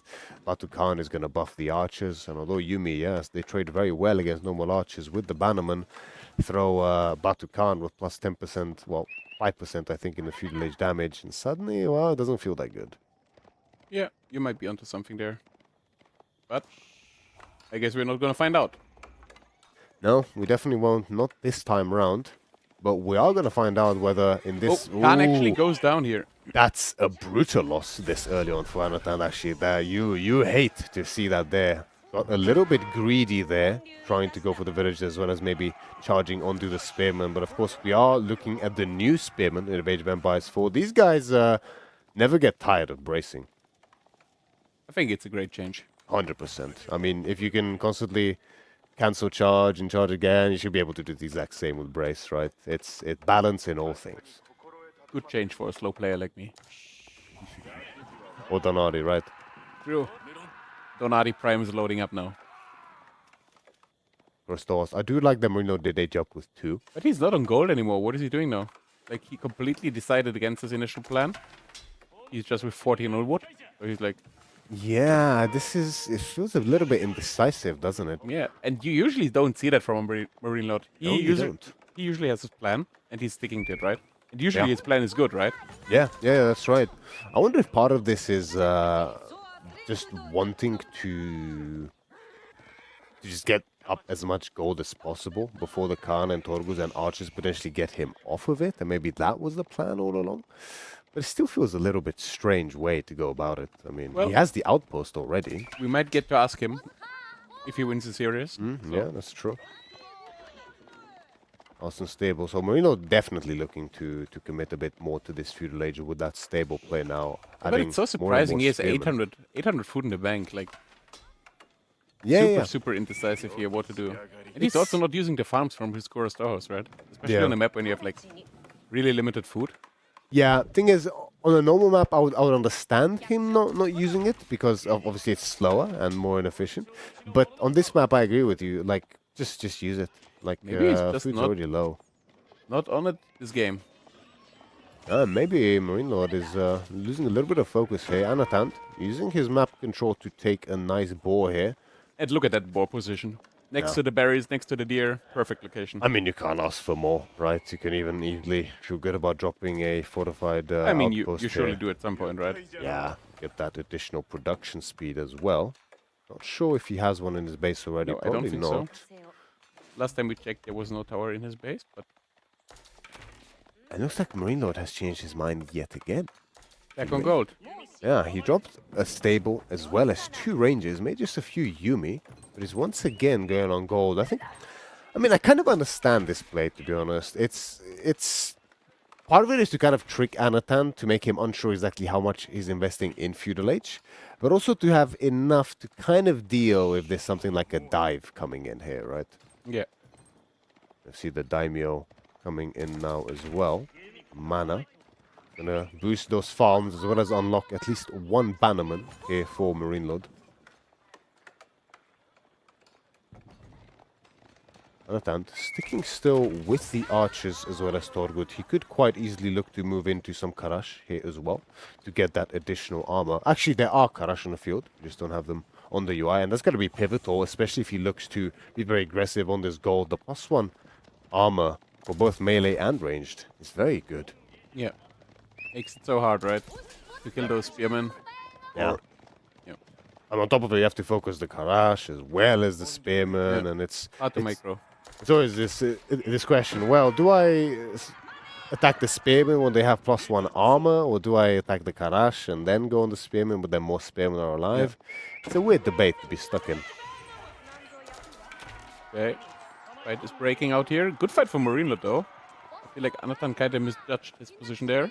Yeah, may have overextended just a little bit. Looks like Anatan wasn't exactly able to see the mass from Marine Lord. He did lose his scout earlier, so he's working with limited vision and information at this point. Could even look to take the second bow if he so chooses, and stable up as well. Yeah, but Marine Lord is aging up now, so he feels like, okay, I'm in a good enough position to age up. And I completely agree with him, right? Like, took a good fight. He has a decent amount of army. Bannerman is out trying to find some damage on the map. And yeah, Ajib is coming in. I expect him to upgrade his archers. So put the Yoroshiro in the archery range. And yeah. Yeah, that's right. Play from there. And Anatan is nowhere near to aging up, right? So the veteran Yumi themselves should be able to deal with virtually everything. Pretty much, yeah. Has in enough count here, right? And now we see the additional ranged armor coming in for Marine Lord as well, alongside fortification too. I mean, that first gold vein, I think, is very close to actually running out at this point. And Anatan wants to dive this here, right? But Marine Lord has a respectable amount of army here, and he has the TC upgrade, right? So Daimyo level is there, and the TC does additional damage. I think, yeah, dive would be very ill-advised here from Anatan. And Marine Lord took down 1 villager, and I expect him to make a Yumi Bannerman after this dive. The other one is going down. Yeah, he managed to get one up already, although he did just die. 3 villager kills, though, for Marine Lord, so this raid definitely worked out for him, and I don't see this dive working for Anatan here. He is diving under full TC, he's now going under an outpost here as well. Yeah, I think he's just a little bit overzealous here. He's killing a very good number of spearmen and getting plenty of idle time on the gold and now on the woodline as well. But it's just so much damage coming in. Although the spearmen numbers for Marine Lord are so low, this is just diving with impunity here from Anatan. And to be fair, it's going better than I expected. The TC is not doing nearly enough damage. Marine Lord was manually focusing on the archers instead, but the issue is that there's already no spearmen left here for Marine Lord. He holds the position in the choke point there, forcing the cavalry to path around it. Yeah, and GG gets caught. Anatan takes game number 2. And just like that, yeah, Marine Lord is unable to hold, just a bit underestimating the exact number of units he needs, or perhaps miscontrolling his spearmen there and losing just a few too many of them before the actual age up came through and he could hold effectively.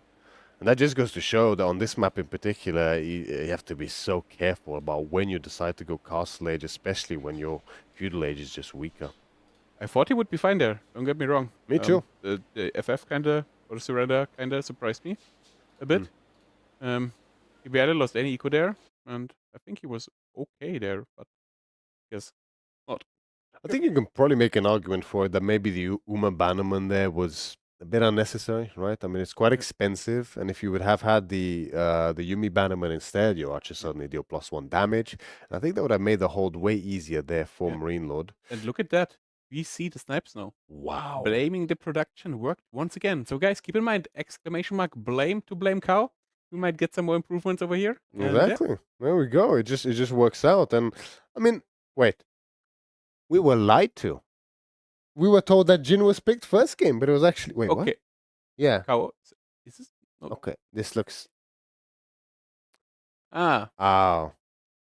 So Sengoku is a placeholder for Jin because the Civ picker has no Jin, because who would have thought someone would pick Jin, but Yeah.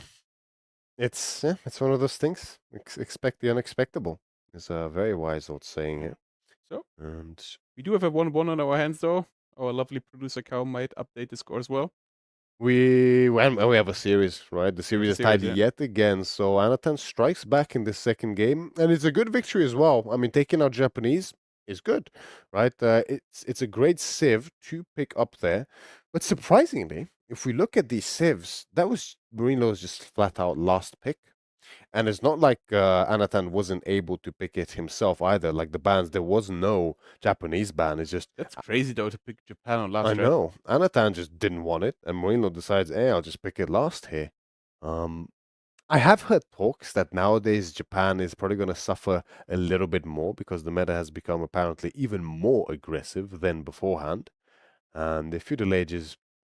I mean, a lot of people think Japan has a very weak feudal age, but I just don't think it's that bad, honestly. I don't think so either. Yeah. But next map is going to be Kerlauga. Yeah. Kerlauga, not Kerlagula, like some people call it. And what do we have here? We have Juji against JD. We have Juji up against JD. Yeah. So I mean, I know Marine Lord loves picking Juji on most hybrid maps, and he does very, very well with them. Up against JD, though, I mean, this is a matchup where, although Jushi fights very well in the feudal age with the Zuganu, it's easier said than done fighting against JD. Yeah, you got to make sure you're winning the fight. Yeah. Because if you take one bad fight against JD, it might turn really bad. It might be your last fight of that game, potentially, right? I mean, Zuganu are going to be. There's few better units at sniping out JD very, very quickly. That's for sure. But of course, their range is low, and so is their movement speed. So you have to be really careful when and how you choose the fights, just like we had mentioned. What I'm particularly interested in, though, is how this early game will look here, because there's so many possibilities. But we can have a look at the stats here. The players did rate themselves in this case. So the scores you see for Anatan and Marine Lord, Anatan gave himself those scores, and Marine Lord gave himself those scores as well. I like Marine Lord's macro though, and the fact that he's honest about it, because the amount of times I've seen 2,000 wood in his bank is a bit too much. Yeah, but I think overall it's not too bad of a ranking if you rank yourself, right? Yeah. You agree with the hairline? I mean, hairline 9 from 10 for Marine Lord, but the picture doesn't look too bad, right? Yeah. I think Anatan could have probably been a bit better than 7, right? Yeah, it's looking like a pretty good hairline to me. Also has long, luscious hair at this point. Yeah. Molding, though. I mean... What hairline would you give yourself? I think I'm like 6 or 7. Oh, you did it. 6 or 7. Oh, no. MSN is... I should have known. MSN is just shaking right now from the excitement. And you see table tennis skills. I'm surprised Marino gave himself 2, considering he hasn't played a game yet. I don't think we would see him ever play. I don't think he's going to put himself in that position, right? He doesn't want to embarrass himself. No, he's gonna keep flexing in AoE4 instead. But the players are just about ready to get on the. We've had just a little crash, but that's gonna be dealt with momentarily. There's the stats though. I mean, I feel like we should almost have that in game as well. Like you should be able to vote player stats on their profile. That would be fun, but I think there are more important features we are lacking in AoE4, right? Yeah, I mean, a man can dream, right? Yeah. A man can hope, so. AoE 6 might feature those. Yeah, true. AoE 6, eh? Yeah. I mean, we have to skip past 5 in that regard, right? It's a bit too luxurious for 5 when we're like 70 years old, yeah, we might play with our grandchildren, and you're like, oh, do you remember back in the day? 2026. I'll have you now as top 16. Yeah. Good old times. Yeah, by then it will be good old times indeed. Those will be the days. Have a look at our beautiful Homestead Cup trophy there with the freshly picked wheat. 100% real, homegrown wheat. Okay. 100%. Yeah, no fake news. Nope, for sure not. and of course the merch visible in the background as well, which any proceeds from that do go towards this tournament and future tournaments as well. So we are very, very grateful indeed if you do decide to purchase. Not only will you look great, but you'll also be supporting the Age of Empires 4 pro scene. Exactly. All right, game 3 is on the way. Indeed it is, and it was Marine Lord now who had the map pick, and he decided to go for Kerlauga. So confident in his own hybrid skills up against Anatan, he opts for Jushi in the color pink yet again, matching Gentlemates' thematic color, facing Anatan in the color yellow, Volder Esports, who plays as JD. Guys, we have a pause. Just waiting for it.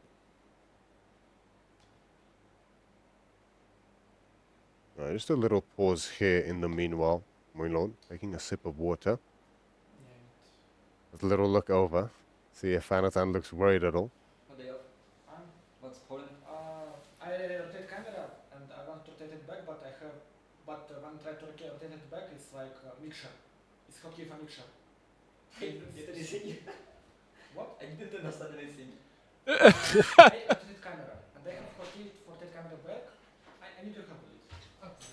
And like. So, if I understood it correct, Anatan tried to rotate the camera, and the hotkey he used to rotate his camera opened the mixer for the sound. Oh, wow. So, that seems to be the reason for the tech pause we're having here. Yeah, that's... But if that's the case, we should be back into the game in just a matter of time. Yeah, that shouldn't be too difficult to fix here for these players. And of course, one of our wonderful admins, Tommy. Very helpful indeed. He's going to look to take care of the issue. And really, actually, I've seen this a few times, right? Using a tissue either on the keyboard or the mouse to prevent sweat. I guess it's smart to do, right? I mean, it feels like it would get in the way a little bit. I'm not a tissue expert, let me tell you that. But if you see them more often, that might be onto you. I remember CSO at a Masters of Steel. He had a tissue both for his mouse and for his keyboard. Oh, okay. Which is like he was actually pressing his keys without even looking at it. Well, obviously you don't normally look at the keys, but he wouldn't even be able to see where and what his keys are. Yeah. It was all by feel. It's kind of incredible. Yeah, but you never look at your keyboard, right? You just not really. Yeah. No. It would be kind of weird to look at your keyboard during the game. Yeah. Yeah, I mean, of course, yeah. You just do it by the. Maybe if you have one of those hotkeys that you barely use, like something like Select Pagoda or whatever. Like, I mean, do you know how many hotkeys I use? I can probably count them with both of my hands. Yeah. I use Idle Villager hotkey, Idle Army. I have a hotkey for my ships on water maps. Okay, I mean, that's good. And I have rotate camera, reset camera. And that's pretty much it already. I have one again for selecting religious units. Yeah. And a focus hotkey as well, right? No. I'm guessing. Oh, you don't have a last focus attack? No, I don't do that. No. But you have focus on selected unit? No. You don't have that either? Oh, interesting. Okay, that's good to know. Keep it simple. I once showed one of my students my hotkeys, and he was like, "How can you play like that?" Like everything was empty, and he was like, "What are you doing here?" Yeah. If it works, it works. To be fair, there are so many hotkey possibilities in the options, right? There's just there's a massive list, so you can really cater your playstyle however you really like. But ultimately, like, don't get overwhelmed if you're a new player, right? You really don't need to use. You don't need all of these hotkeys, right? At the end of the day, the important thing is, of course, to have fun and to just mainly focus on decision making, really. Yeah. And support Homestead Cup, right? Of course, that is the most important thing, I would say. If you support Homestead Cup, inevitably your rank will go up. Yeah, I wouldn't put that in contract, but I mean, in general, if you watch a lot of pro play, I think it can impact your gameplay a lot. For sure. Like really, really a lot. Yeah, absolutely. Especially if you want to push through a barrier at the higher level, if you want to actually become a semi-professional, take the game even more seriously, I'd say it's actually an essential part of playing, just watching better players and understanding what decisions they make, why, how those decisions interact with each other. This is all crucial. I do remember when I started AoE 4, it's my first RTS game. I never had any experience with RTS before. And because of that, I just watched like 10 hours of streams a day. Like I woke up, I watched streams. I'm like, why are the person doing that? Why are they doing this, right? And first of all, I had to learn the game, right? Yeah. I had no clue. And I was just watching and watching and watching. And then I started playing a bit in the evening, right? After no one was streaming, basically. So if any stream was running, I was watching. And after that, I was playing pretty much. Yeah. And yeah. That's a good way to go about it. I mean, if, as you mentioned, this is your first RTS, it certainly paid fruit, right? I mean, you're doing very, very well. Impressive for sure for a first-time RTS play, considering most other pros are veterans. I have to admit, I have like 7.5K hours at this point, right? So definitely put some time into it, but yeah. I think I can't complain overall. Yeah, I think I'm definitely around there as well. Across all the accounts. Yeah, and if I can't beat them in AoE4, I can beat them in table tennis, right? So. Wise words indeed. All right, seems like we are back into the game. And yeah, Annotant is not opting for a dock here, right? So he's just going for a quick village. How we fix that problem later. You better watch out when you see me. The gauntlet has been thrown for a future match. Of course, I believe part of the donation goes, there are some related to table tennis, if I'm not mistaken. I think the next donation goal is actually the table tennis tournament, if I remember correct. That's going to be sick. Yeah. I can't wait for a free win. Opium. Until we play against Vodka. This guy is the GOAT. Vodka's pretty good. Although he has been beaten before, it's always difficult, right? The consistency again. Kind of like in AoE4 at that matter. Pretty much, yeah. It's tough to maintain. Yeah, but how you just... To be fair, Cal's also pretty good. I mean, he took 3 months of practice. He did take 3 months This of guy practice. is such tryhard. Yeah, it's true. He literally prepared with classes before this ahead of time. I mean, I have no words, honestly. And he's not that good for the fact that I'm he annoyed practiced that much. Yeah, I mean, if I'm honest, I'm annoyed I didn't think of that myself. Next time. Next time. Homestead Cup 2 might be a thing, guys. So That's again, true. It just might be. As you mentioned, Marino did not opt for a dock here, and Marino did. not. Annotant didn't. Oh, did he? Yeah. Oh, yeah. It's right here in the center. Yeah.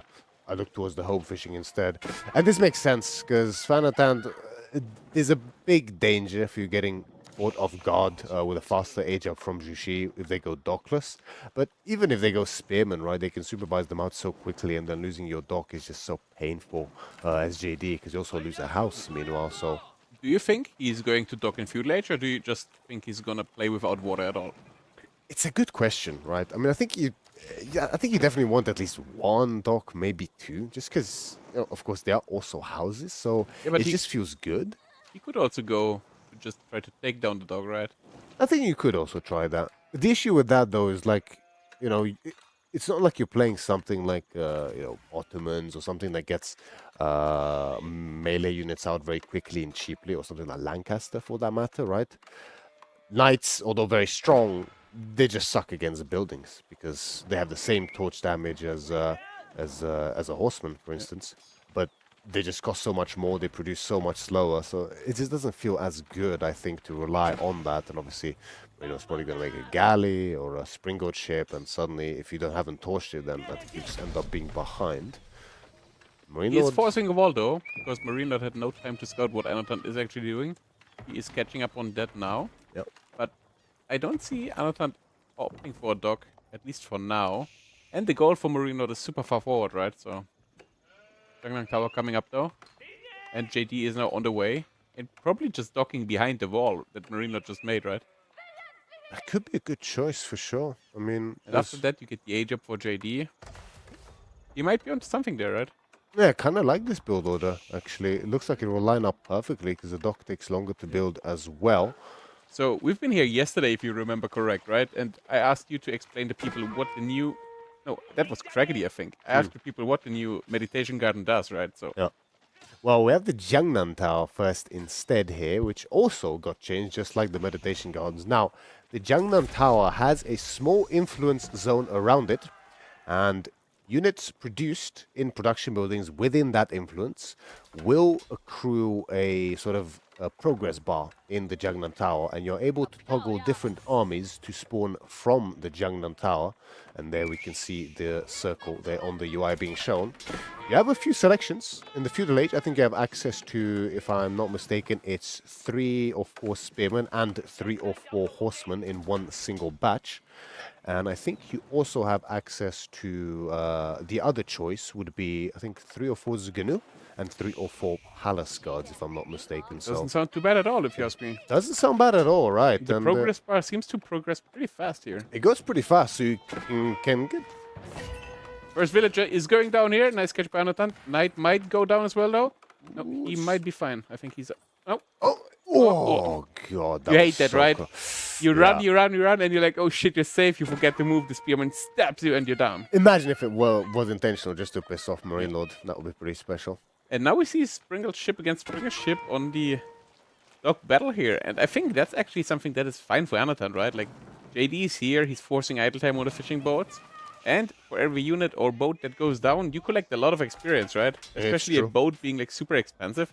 That's a lot of experience we're talking about for JD here.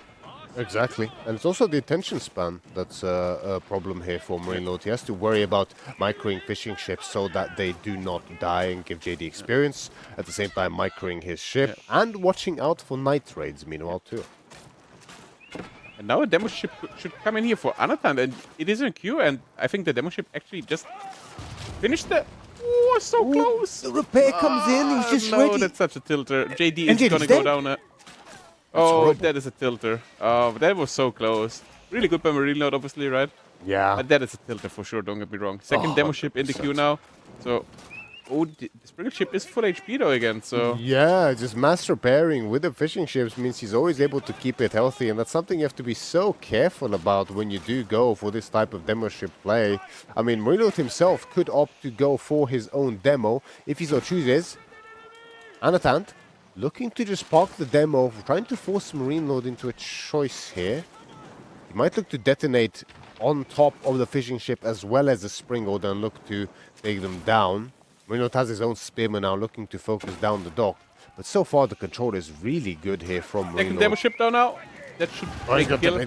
Oh, that's a big detonation. Takes out 3 of the fishing ships as well as the Springald ship. Big investment though from Anatan. Yeah. Imagine JG was here though, right? That would have been a lot of experience. Yes. But yeah. Yes, you can't have But again, it all. you killed like 3 fishing boats and a worker. Overall, not too bad, right? Don't get me wrong.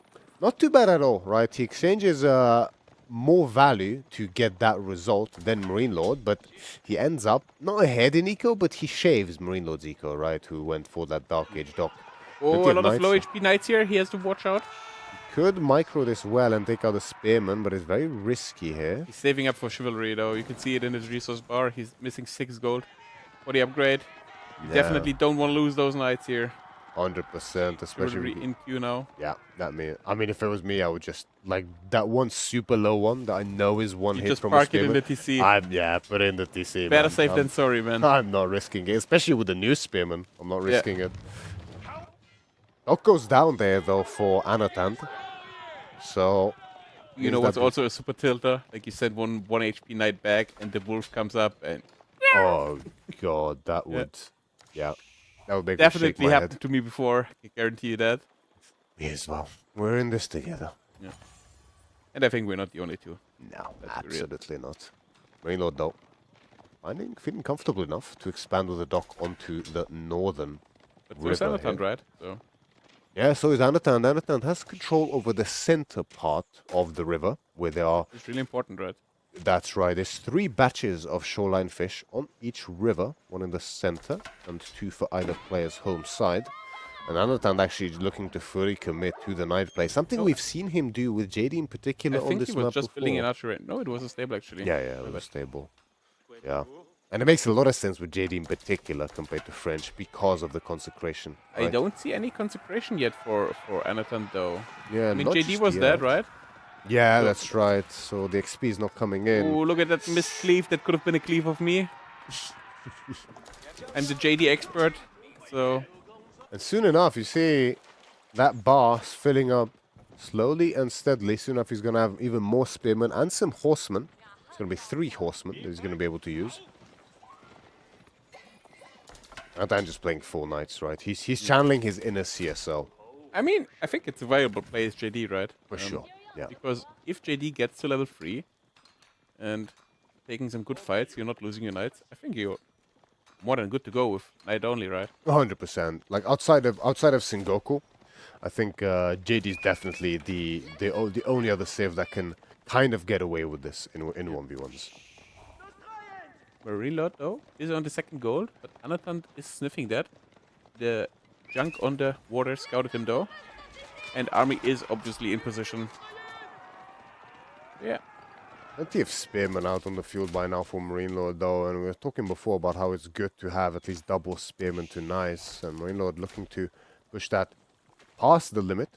Well, going up to 22 to Anatan's 10 knights, and of course way more is going to be in queue. Let's have some Zuganu as well, so he was anticipating some archers, or perhaps he's just keeping them solely to be able to output damage effectively onto JD. Yeah. Right. You know, it looks like Marine Lord skirmishes on the water as well alongside this. Galley from Marine Lord is intercepted by a springboard ship from Anatan. Marine Lord, though, had produced his own springboard ship in turn. So the first batch has come out. You see the 3 horsemen looking to put on pressure.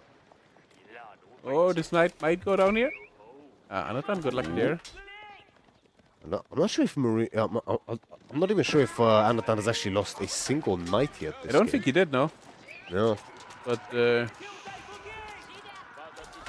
ooh, that's a lot of workers. That's a big catch there. Only one going down, though. Yeah, the charge was on cooldown, I think, at that point, so he wasn't able to actually go on top of them. Gold here as well, though. Zuganu, a bit in a precarious position. But look at the army count. It's 15 to 48, right? Obviously, we have a few ships in there, so...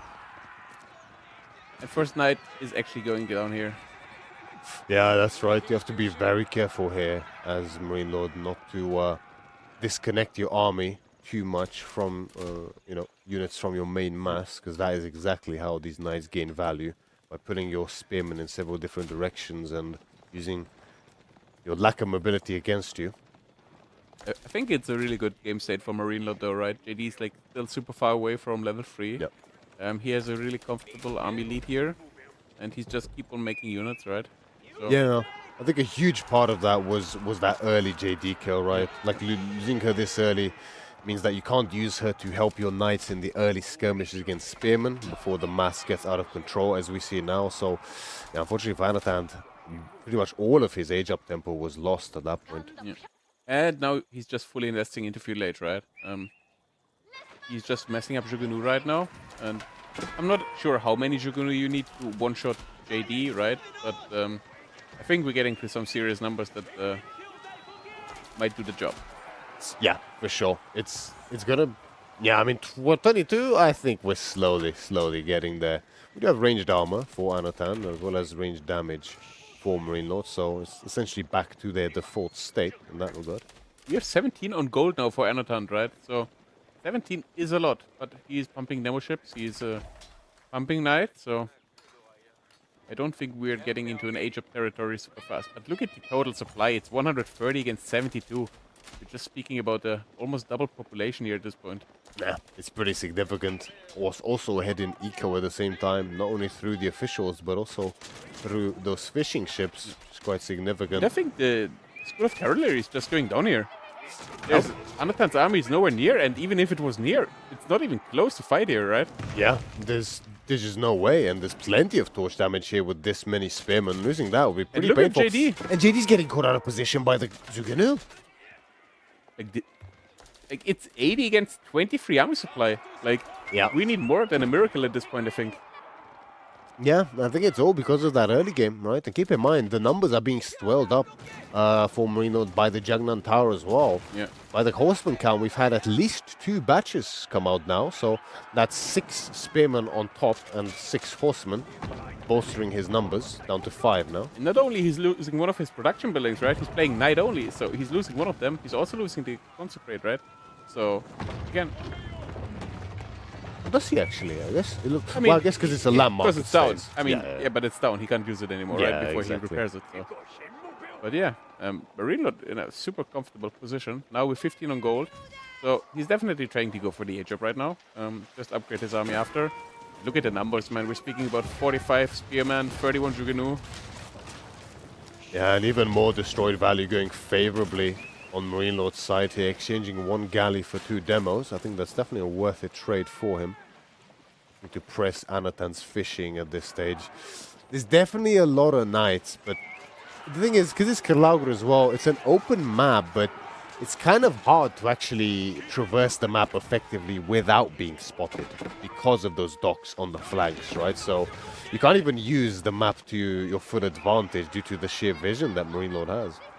Yeah, that's definitely correct. And JD is still like nowhere near to aging up, right? Yeah. Or just being killed at the 15-minute mark and is immediately spotted by Marine Lord. Yeah, not even halfway. I mean, after this ball, she's going to be maybe just over halfway there in terms of XP. But Marine Lord, I mean, he's 10 seconds out from an age up here. And with the upgrades coming in, I honestly think he can just go directly for the main TC, honestly. You can just burn it, basically. Yeah, 100%. There's nothing that Anatan can do against it. Yeah, it's just too many spearmen. I don't even know if there's any villages beneath the TC to actually pose a threat in terms of garrison, but... And the thing is, I don't even think Anatan made a lot of mistakes this game. True. That's why I'm asking myself, is this just like a pure matchup difference, or...? Well, I don't think he made a lot of mistakes, but I think losing JD early on there was like one singular pretty big mistake. Yeah, but he killed 4 fishing boats, right? Or 3 fishing boats and a Hulk with it, right? So he did, yeah, but it also cost him 3 demos and a Hulk of his own, and then a dock which he later lost, right? So yeah, it's always a Royal Institute coming on the other side. Yeah, it's kind of the only choice being gathered here. So I think he recognizes that there's about to be a death wish coming his way very, very soon. 2 knights being peeled off here just to look for a raid. Delay the impending army just for a bit longer. Marine Lord doesn't quite see it. Loses 1 villager. Make that a 2nd. It's always so good to have a village next to your gold, right? Oh yes, another. So tilting when you're like, oh, I finally found some damage, and boom, there's a village. And did you see that Marine Lord scouted the stone gathering with a single Jugenu? He passed by though on the top. Oh yeah, that's. Like, why even is there 1 Jugenu there? I think he went to check the berries. He probably never scouted this area and just wanted to send 1 unit there and try to find something. Yeah, exactly. Yeah. But look at this timing, right? Marine Lord is there as soon as Anatan hits the castle age. And now you can see no unit under the TC. That TC is definitely going down here. Yeah, for sure. I mean, there is another landmark here for Anatan, but I mean, losing the TC is already just disastrous here, isn't it? And, Bloodlines is in queue though, right? So it is in queue, but it's gonna be like if 2 minutes, I think. If Marine Lord, I think it's 90 seconds, but if Marine Lord finds the landmark, there's no way that Royal Bloodlines is coming through. Yeah, for sure. It's just way too much here for Anatan to be able to. We need a miracle for sure. Don't get me wrong. I mean, to be fair, like the spearmen, they do seem to be somewhat split. There's half of them, almost half of them are at home. But look at that! Look at the villagers at the top. Oh, yeah, the spearmen find the raid. Not this top. Yeah, this top. There's also here, even more. Getting caught on the gold. Okay, that's... It can't get worse. He could even move forward with the spearmen to completely trap them, but opts to just kill them instead. It's not like... I mean, they're not going to get away, really, are they? The charge from the spearmen as well means that they'll be able to catch up, and it's just going from bad to worse here for Anatan. He's scrambling to find reins of his own behind this, and gets a couple. Left and right. Royal Institute is being spotted, is being burned. I wonder if Royal Bloodlines can finish here. This might be the last chance for Anatan. It's gonna be really close here. It's gonna be very close. And I mean, raids are all well and good, but when there's an actual army that you cannot address in your base, threatening a landmark victory... it will be so close, actually. Oh my lord. I think he's got it. It's gonna go through, but it's so close. Yeah, I think the Jugenu alone could have done the difference here. Yeah, for sure. Like, how many Jugenu are you speaking, right? Like, that's a lot of, even though you're doing only 1 damage, right? Yeah, the thing is, it's one... Triple bolt, right? It's 3 damage in quick succession, so yeah, definitely effective I think against that could have done the buildings. difference, actually. Yeah. But yeah, we're just speaking about 64 supply against 170, right? So even if you have bloodlines, it's hard here. There's no way. I mean, you can remove the Jugenu, horseman as well as the crossbow, and like honestly, you can just delete 10 spearmen, and I still think Like the Knights have no chance. It's just way too many. It's triple at this point. No, top of that crossbow are in the queue right now, right? Yeah. So It's only going to even get worse. a better counter is coming on the way. And again, it's like honestly, as Marine Lord, just go and burn out that TC, man. You have 2 landmarks being down, you just go and send it. Yeah, I mean, it would be so easy for him as well to just add 1 single ram to aid the... But you don't need a ram when you you don't have even need 63 it. spearmen. Like, Yep. what are the rams for? And JD, still H2. She might hit level 3 in this game, but that's the last thing she's going to hit.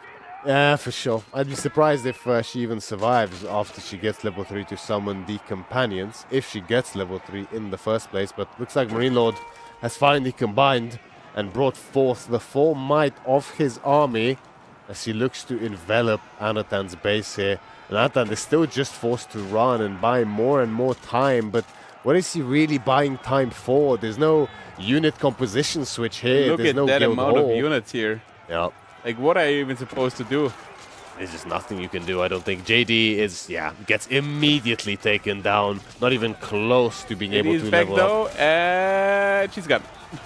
Oh, soon enough, yeah. Just immediately getting focused. She can't even get a sliver of XP. The Knights are just being melted. There's no hope. The fight is not even close here for Anatan. And Marine Lord once again takes a lead in this set. Now 2-1. GG. Look at the casting gauge there. We see Beasty as well as KP Vortex and arrived. Shuki. Yeah, Vortex has arrived as well. See Crackety. Boy. All the boys are there. What are we snacking on, boy? Huh? What is that? It's like is that a cookie? Sandwich? Cake? That has to be a big ass cookie though. Oh, Looks KP like a from cookie. Wish. He actually looks so much like him. It's crazy. Good. So 2-1 for Marine Lord here. Wow, it's us again. Wow. All right. Okay. Yeah, I mean, it's a tough spot, right? It was Marine Lord's pick, so you can't feel too bad because of that. Anatan gets to pick now. I do wonder what he's going to go for. It is Frisian or Coastal, so kind of a standard map versus a hybrid map, right? I mean, I feel like Frisian is a standard map at this point, right? It's pretty much Yeah. in every tournament. Yeah, I mean, by standard, I just mean like sort of your typical land map, right? But yeah, it's sort of a staple map by now, and I think it's a good map for sure. And there's a great pick for it. I mean, Tuglak, right? Tuglak probably not going to be allowed through, but he can use it to force essentially whatever other pick he so desires. And honestly, all of his civs could work quite well here, outside of maybe Jin, because well, it doesn't matter what map we're talking about. If you speak about Jin, well, I think mounted villages cannot gather shoreline fish like at all, if I'm not mistaken. Which I think on certain on maps, they certain can, maps, according okay. to production. Right. But in Which- the end, it's Cal, so you can Yeah, never be sure if he's right or wrong. it's. I know it's for sure the case on Relic River because I've experienced that. We do have our matchup though, and it's Frisian, and it's Mongol against Macedonia. Yeah. Not the kind of matchup you want to see as Mongols, right? No, But definitely on the other not. side, Midred, what matchup do you really want to see as Mongol? Japanese. Do you? I think you I do. think the only matchup you're kind of fine with as Mongol is Malians. Malians is okay as well. I'd rather face Japanese than Malians though as Mongols. But Actually. why? I think Japanese can't do anything in feudal against Mongols, in my opinion. Like I've forced this matchup. I might be biased, but I've forced this matchup like 3 times in the last tournaments, and I've always won it pretty handily. Did you play Watch Shift Up again, or? It was a few of them. I can't even remember. One was Epoers. Okay. The other one was GOA's Cup, I think. Was it Okay. GOA's Cup? I can't remember. I'd have to check the Wikipedia to be completely certain. One might have been War Chief. But yeah, I think is not a bad matchup at all because if Japanese invests in Dark Age, then they're using up their food and they're delaying a potential castle age, and they can't win in Dark Age. I mean, you can't really win with Mongols either, but it just delays them quite a lot, and you get a feudal age earlier as Mongols. You can quickly turn around into archers, which will be better than the Yumi. You have the extra range, of course. And Keshiks can also be pretty difficult to deal with, and you can just lock them into feudal age. I think that's going to be quite effective. But of course, Marine Lord had already used up Japanese, so Anatan cannot get that as a matchup. But this, I think this is tough. Actually play this matchup as Macedonia against Marine Lord's Mongols, which thing is, I could tell that it's very difficult for Mongols. It ended up in a misplay, of course, and Marine Lord won. But like you can just feel sometimes, when you play, you can feel if a certain matchup is very good or very bad for you. I agree. And that definitely felt horrible for Mongols. So in case there is a game number 5, right? What is Anatan left with? We have a French still, we have the Tuklak, and Jin. So we might be seeing the Tuklak actually, right? I hope we see the Jin. I mean, thing is, on Coastal, I think we actually have to kind of see Jin, to be honest, because you're not really. I mean, you can, I guess, in theory, but you don't really want to play Tuklak on Coastal because of the stone. I mean, right? you pick French for sure, right? But yeah. But then you would probably have to go Jin alongside it. You can go French Tuklak, but yeah, but even if he picks French and Jin, I would still think about seeing French because Marino is not going to play against Jin. I told you that already. Yeah, but would he really rather face French than Jin? That sounds pretty crazy. I think he would because he knows what to do against French. He knows what to do against and if it's French. match point, like if it's 2-2, do you want to risk something that you never experienced? Yeah, I mean that's true. But then what would you be left with, right? Considering this, so let's say Look at the Anatan wins kids. this. Look at the kids. They're sharing the. They're sharing the tissues. Oh, Yeah. that's so cute. It's very sportsmanlike. Yeah, the horrors of hay fever, eh? But I think that's why they're gamers, right? Because if you don't go outside, you can't get screwed by hay fever. No, that's true. That's true. Not nearly as bad, at least. Oh, look at that. That's very cool. Oh, No, there's a bit of a bromance brewing between these two. yeah. Stiff competition at the same time. But continuing our lines of thought on this But we're on, theoretical fifth game. Yeah. Go ahead. we're on track for a 3-1 again.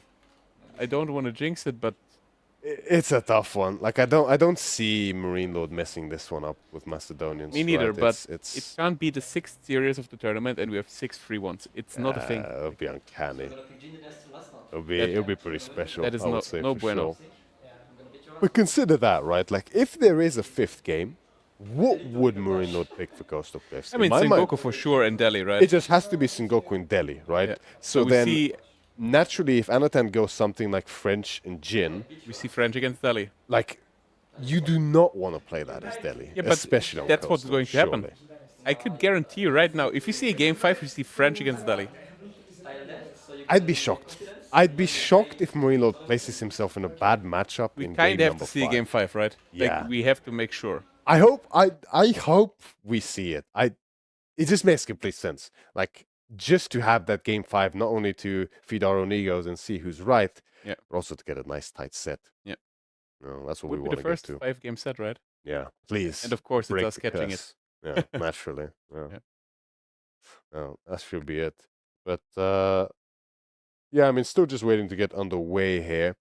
I mean, it's not impossible for Mongols is the thing, right? Like feudal is still something you have to be a bit careful of with Macedonian here. You don't want to spend too long in feudal because, I mean, you don't really have an effective answer against Geshiks besides Yadgar third, which, I mean, it's spearmen at the end of the day, right? Yeah. You don't have crossbows. You don't have better knights or really premium horsemen. You're fully reliant on your champions to have an effective army here as Macedonia. So, do you think Anatan is opening Dock or Spearman here?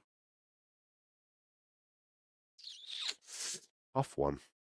It's a Is it tough though? one. I think it's Spearman. I think it's Spearman as well, right? But we're about to find out, as we should jump into game number 4 on Frisian here. Indeed. Anatan chooses the map now for game number 4 after losing the last one on Kirlauga, and he opts for Frisian Marshes.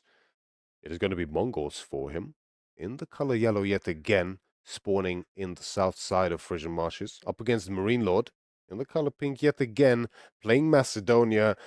And he is looking primed here, Marine Lord, to take this series in what is at least a slightly favorable matchup. I'd go so far as to say as a very favorable matchup here for him. Yes.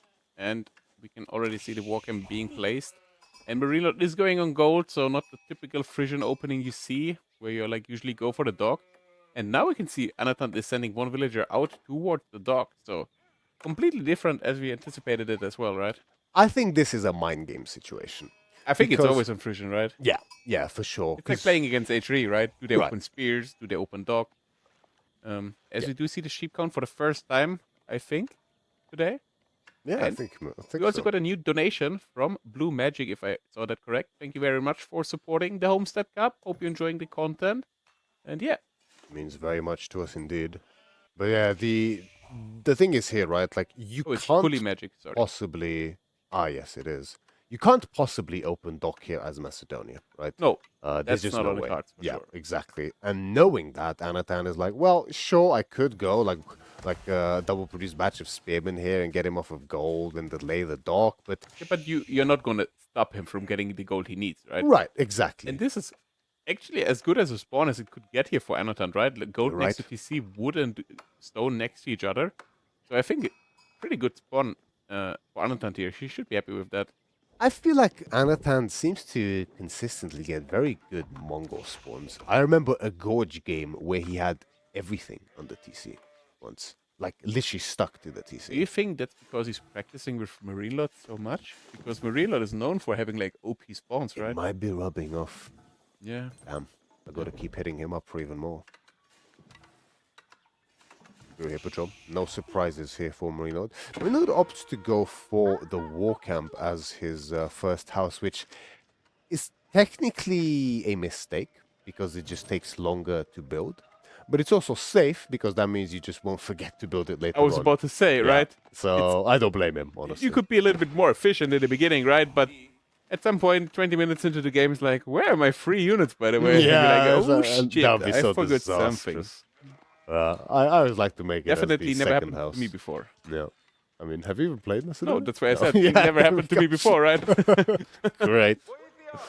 Yeah, it's and I mean the main question is okay. So I mean we see he's already on gold. It's just gonna be the one dock, which I think is smart because like against a civ like Macedonia, this is I would Look say at the wolf, greedy though. enough Oh, already. Marine Lord saw the wolf. Oh no. This is going to be kind of annoying here, right? Like, constantly have to watch out for your villager. I'm actually surprised he's going for this dock before the hippodrome is up and he has Yeah. one horse. You just make life so hard for no reason, right? yeah, for sure. And you have to constantly micro your will. Plus, like, what is he even doing now, right? He's not building it. I think he's. Oh, I think he saw that on the first pond. He can't make a dock without Okay. stamping one of the fish. That is what I would assume. But yeah, I mean, if Anatan just keeps kiting, he's gonna be able to kill that villager. Yeah, I mean, this villager should be dead. This villager is if going Anatan- down. It's just a matter of when. Although the Khan, I think, is one hit or 2 hits, I think. max 2 for sure. He's regening a little bit, so definitely 2 by now. No, the villager goes down, and the dog is not villager- gonna get. The dog is not gonna finish. Yeah, the rock's not finishing. Well played, Banathan. Wow, Yeah. that's a disaster actually. And he even went to the second pond, right? So it's not like okay, the second villager is immediately there, right? Yeah.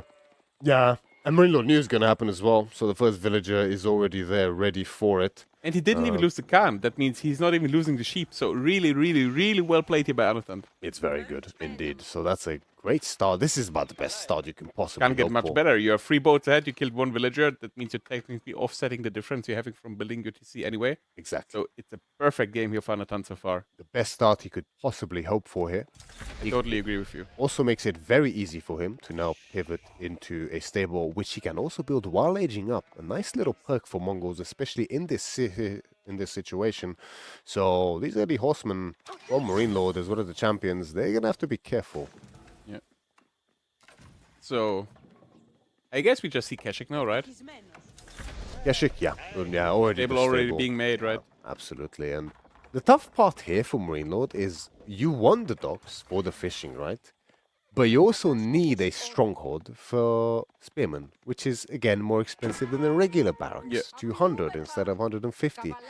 So you're actually kind of strained for wood when it comes to this early game. And Yeah, but that's why main of his eco is on wood right now, right? Both Yeah. Villagers are on wood.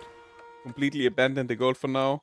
He has enough gold for upgrading his spearman, right? So that's definitely intended. Yeah. That was definitely not a mistake. I can guarantee you that. for sure. And now, yeah. Yeah. So how many docks are we going to see before that first stronghold gets placed down? That's the question that really I mean, he interests just me here. scouted the stable, right? So I Yep. think the stronghold should be coming up now. He's going for the second dock, which is going to be fine. Well, I mean, he sees the Keshiks, right? He can track them pretty much. Yeah, for But sure. I mean, stronghold should definitely be on the card. So the first dock is, the second dock is being constructed. He should probably pull this villager back afterwards immediately. He should, right? yeah, but That I would be mean, wise. you have to expand further, right? So Yeah. that's the thing about Frisian, right? If you have 2 docks and your opponent has 4 docks, you're just super far behind, right? Yes, without From a the doubt. looks of it, it looks to me that Anatant is just facing horsemen only here. I don't think Marine Lord is intending on making spearmen, at least for now. He's just constantly making the horsemen. I mean, he should add them eventually, right? But Yeah. I mean, horsemen in numbers can beat Keshik. Keshik obviously kind of a weak unit. And the villager got spotted. Like, this villager is also going down. So Marine Yeah. Lord will be down 2 villagers. Unless there might be a quick wall. No. Oh, there could be. Might buy. It's a bit too tight. Yeah. Merde. It was a little bit too close. Sacre bleu. Oh, sacre. All right. Ah, that's Great start for painful. Anatant once again. Second villager kill. Further dock expansion denied. And yeah, Marine Lord is trying to find some damage for himself. But Anatant is trying to be sneaky. The villager is running. Is Marine Lord smelling it, is the question. Oh, I think Anatan knows where the scout exactly is. Oh, he saw it? He saw Ah. it. Oh, paying very close attention. Yeah, he doesn't waste a second in going straight for the villager. So he's going to be at least one closer to evening And he out even the finds count. a sheep as a bonus, right? Yeah, it's like, well done. Yeah, I mean, this is the part I hate about Frisian. Just the villager hunting constantly back and forth. It's I don't know if I hate it, but it's a bit frustrating when it doesn't go your way, and it feels great when it does. Still though, just horsemen, Paul. Nothing but horsemen. Like I mean, even Anatan is like he thought. Surely you must be adding spearmen at some point because he has 2 archers out already. And also thank you to Andre Lopez for another $15 for supporting Homestead Cup. Thank you very much. Much appreciated, good sir. And do you see the problem? Anatant is expecting spearmen from Marine Lord. But there's no spearmen. And now we're having 4 archers. And the 4 archers are just going to do nothing against the horsemen, right? Exactly. Thing is, if this was like really special horsemen, like something like Yari or maybe Ghazi or Sipahi, right? These kind of horsemen that actually have a genuine chance of beating Keshiks when they outmass them, then this would be fine. But I don't think the Macedonian horsemen are really good enough. with the I mean, extra people are damage. joking about Keshik. I mean, they're obviously not great, but they're not that bad, right? Oh, yeah, I know they're gonna- Wham is fuming right now. He really hates them. But they're not that bad. And especially against horsemen because of the healing, Yeah. like they're better against horsemen than most knights, really. Yeah. And because again, of that like, reason. he's constantly attacking the dog as soon as Marine Lord is retreating his army, and he's just completely healing up again, right? So Yeah. Marine Lord is just taking bad and bad trades over and over again, and as long as you're not completely killing the units, they can just constantly heal again and again and again. And now he's trying to opt for a demo ship, but it might just be too late here, right? Might be It's too gonna late. go down, yeah. And there's no angle to detonate either. Like, I mean, you there can't get is a the- potential angle, right? I spoke about this with Wham earlier, right? So what I did in the past is when your dock is getting attacked by a unit, your demo ship comes out, you can immediately delete the dock, and then the units will move to the next unit, right? So you move your demo ship in. I did that in the past and it didn't work. Oh, that's a good idea for sure. Yeah. Yeah, like this demo ship was just wasted. The dock goes down in the end, right? Again, Yeah. it's going perfect for Anaton so far. Yeah. You could not. And another villager is going down again. So Once more, I have to say, this is very unlike Marine Lord. do you know what I got a feeling? We might be on to game number 5, and it's going to be French against Delhi. And I predicted 3-2. You predicted 3-2. Yeah, true that. I guess we're going to find out hopefully soon, because this is definitely looking great. As For the sure. champion goes down as well here. Yeah, the champion. Marine Lord, he's just not on top of his game. Or maybe Anatat is just way too good in this game. Yeah, this game is. But this game is over. It's completely GG over. gets called. The champion is not going to turn this We have around. a set. Finally, we are on to game number 5. Exactly what we were all hoping for. The curse of the 3-1 has been broken, and we will get our answer to a very much anticipated question between us here as to this game number 5. Well, not only the question, who's going to win 3-2, Well, also about yes. the matchup. Do we see Exactly. French against Delhi? I mean, I care way more about the matchup than who wins, because I Yeah. want them both to win, right? Yeah. But That's not They both possible. deserve it, right? But Of course. it would be cool for Anatan to win because he lost yesterday, right? Yes. So if he would lose today, I'm not sure if he's completely out. I think he is. He is, right? I think he's completely out. If he And look does at him lose today. smiling. Look at him. He knows. Oh yeah, I got this, man. This guy sucks. Yeah, he's feeling good. And look at Marine Lord. He's not. Yeah, he's not feeling great in this one. It's one of those things like. Yeah, like this matchup is. Look at gonna be Anatan, like he's very just important. smiling over the screen. Yeah, are you still there? He's very happy with himself. Oh, Suddenly standing up straighter in his chair, and Marino. Oh. I can see this guy. Oh no, it's coming off. Cool. The hoodie came off. Did you see the trash talk? Did you hear it? You feel it's just like. And the matchup is Delhi against. I told you, it's Delhi against Jin. No, it's Sengoku against Jin. Sengoku against Jin. Okay, guys. Listen. Wait, is Jin the placeholder cow? Can we confirm? It's Jin? Okay, guys. The first competitive Jin game. With a solo card from Myriad, because I have absolutely no idea what Jin does. Don't worry. You can focus on Sengoku, I'll focus on Jin, I guess. And that's guess how many Sengoku games I have? 1, 0. Bro. Yeah. Yeah, close enough, right? But I wanted to give him benefit of the doubt. I know at least what they do, right? But for Jin, I mean, I know they have mounted villagers. And Yeah. I mean, you'll basically know by the end of this game how Jin plays. Sure. One thing's for sure, though, I don't see how it's at all possible for Anatan to win this game from a matchup perspective, at least. It feels just cursed, to be honest with you. I don't understand what exactly Anatan can even go for here. I mean, the Iron Pagoda is pretty good, which is their feudal knight. Okay. So the Iron Pagoda, basically, it's a knight with less base damage, but it has AoE on every regular hit. Decent AoE at that. It's actually crazy against villagers. Okay. But it produces in 40 seconds. Production time. Yes. Even longer than a Templar Brother, which, I mean, That is a outside of lot. OTD units, I think is the second longest, if I'm not mistaken. But we're jumping into the game. But we're jumping straight into a game, and it is game number 5, much anticipated game number 5 here, and the first game number 5 of the Homestead Cup so far. We are on day 2 of the group stages, and we are witnessing Marine Lord playing as a Sengoku in the color pink yet again against Anatan in the color yellow as the Jin Dynasty, the very first Jin Dynasty competitive game. Why does Marine not see the TC on the minimap? That shouldn't be a thing, right? I'll tell you exactly why he sees the TC, because Jin Dynasty starts with 2 dare under their TC. Okay. And Sengoku, I don't even... You must know they have the bonus where they see all huntables on the map. Oh my. Yeah, including boar and It deer. is so stupid. It's kind of funny when you think about That it, is right? so stupid. It reminds me of, like, if you played... well, I guess you haven't played RTS before, but, like, it's quite common where, like, in StarCraft or something, there's a mission and shows, like, your objective is to destroy the enemy home base or something. And, like, you just see the base at the start and nothing else. Reminds me of that a little bit. All right, guys, we have a mounted villager right here on the spot. The units look beautiful, though. Let's be real.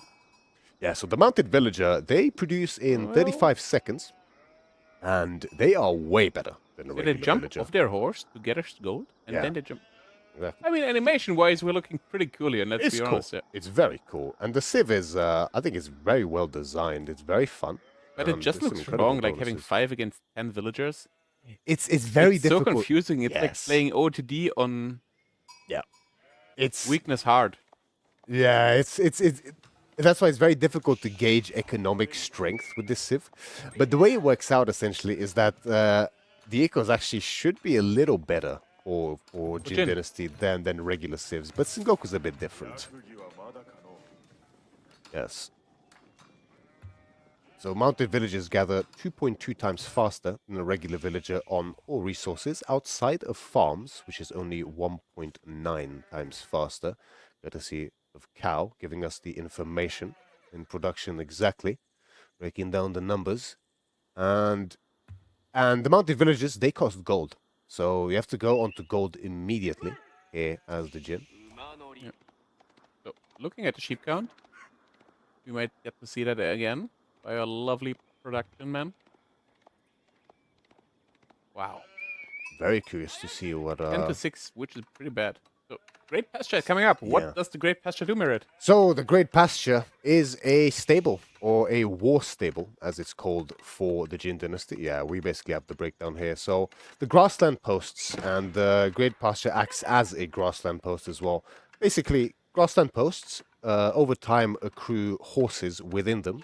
The horses provide +2 max HP to melee cavalry and +1 to ranged cavalry, or they can be used to instantaneously produce a cavalry unit for cheaper.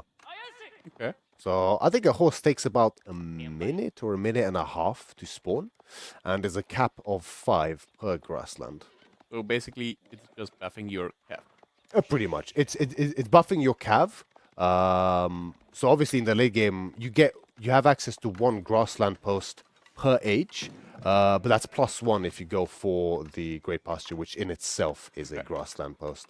So the way that works out is, I think in the early game, you really want to use the horses to get cheaper cavalry instead, to get that early tempo out on the map. That unit is expensive, the Tribesman. No, the Iron Pagoda. Yeah, it's very expensive. You can see there From the with glass the discount. grassland, right?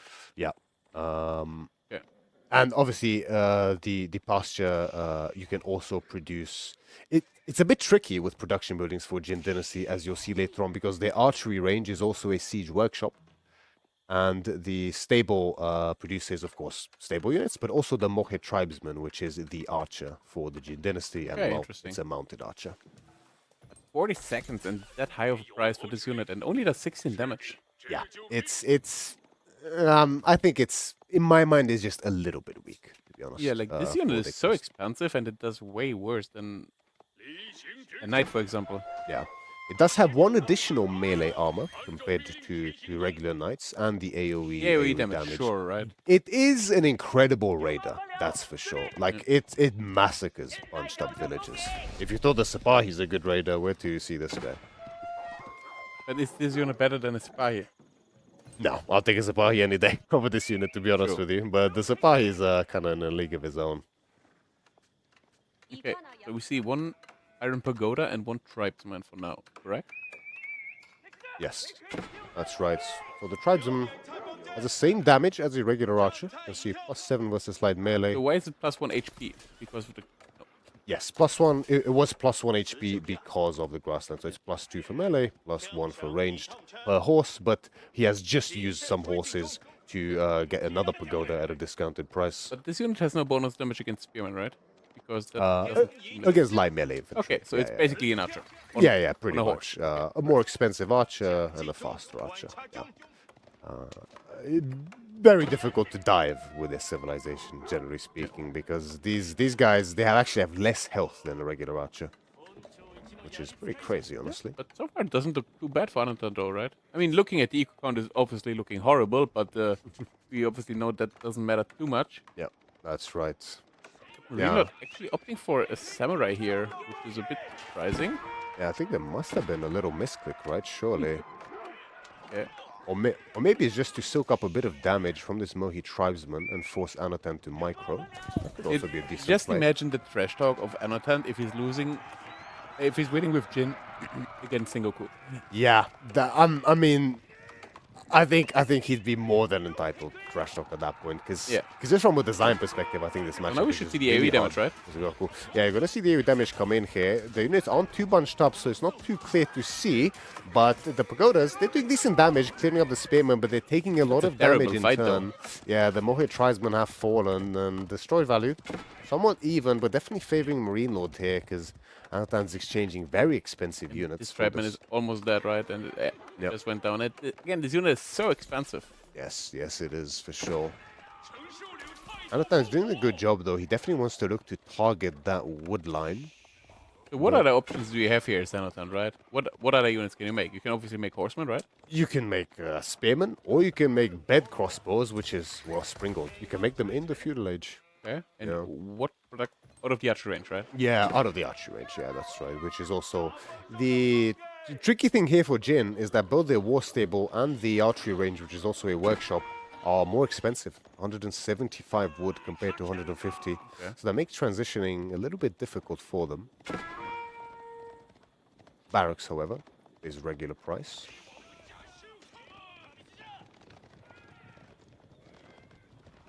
So far, no economic upgrades placed, prioritized for Anatan yet.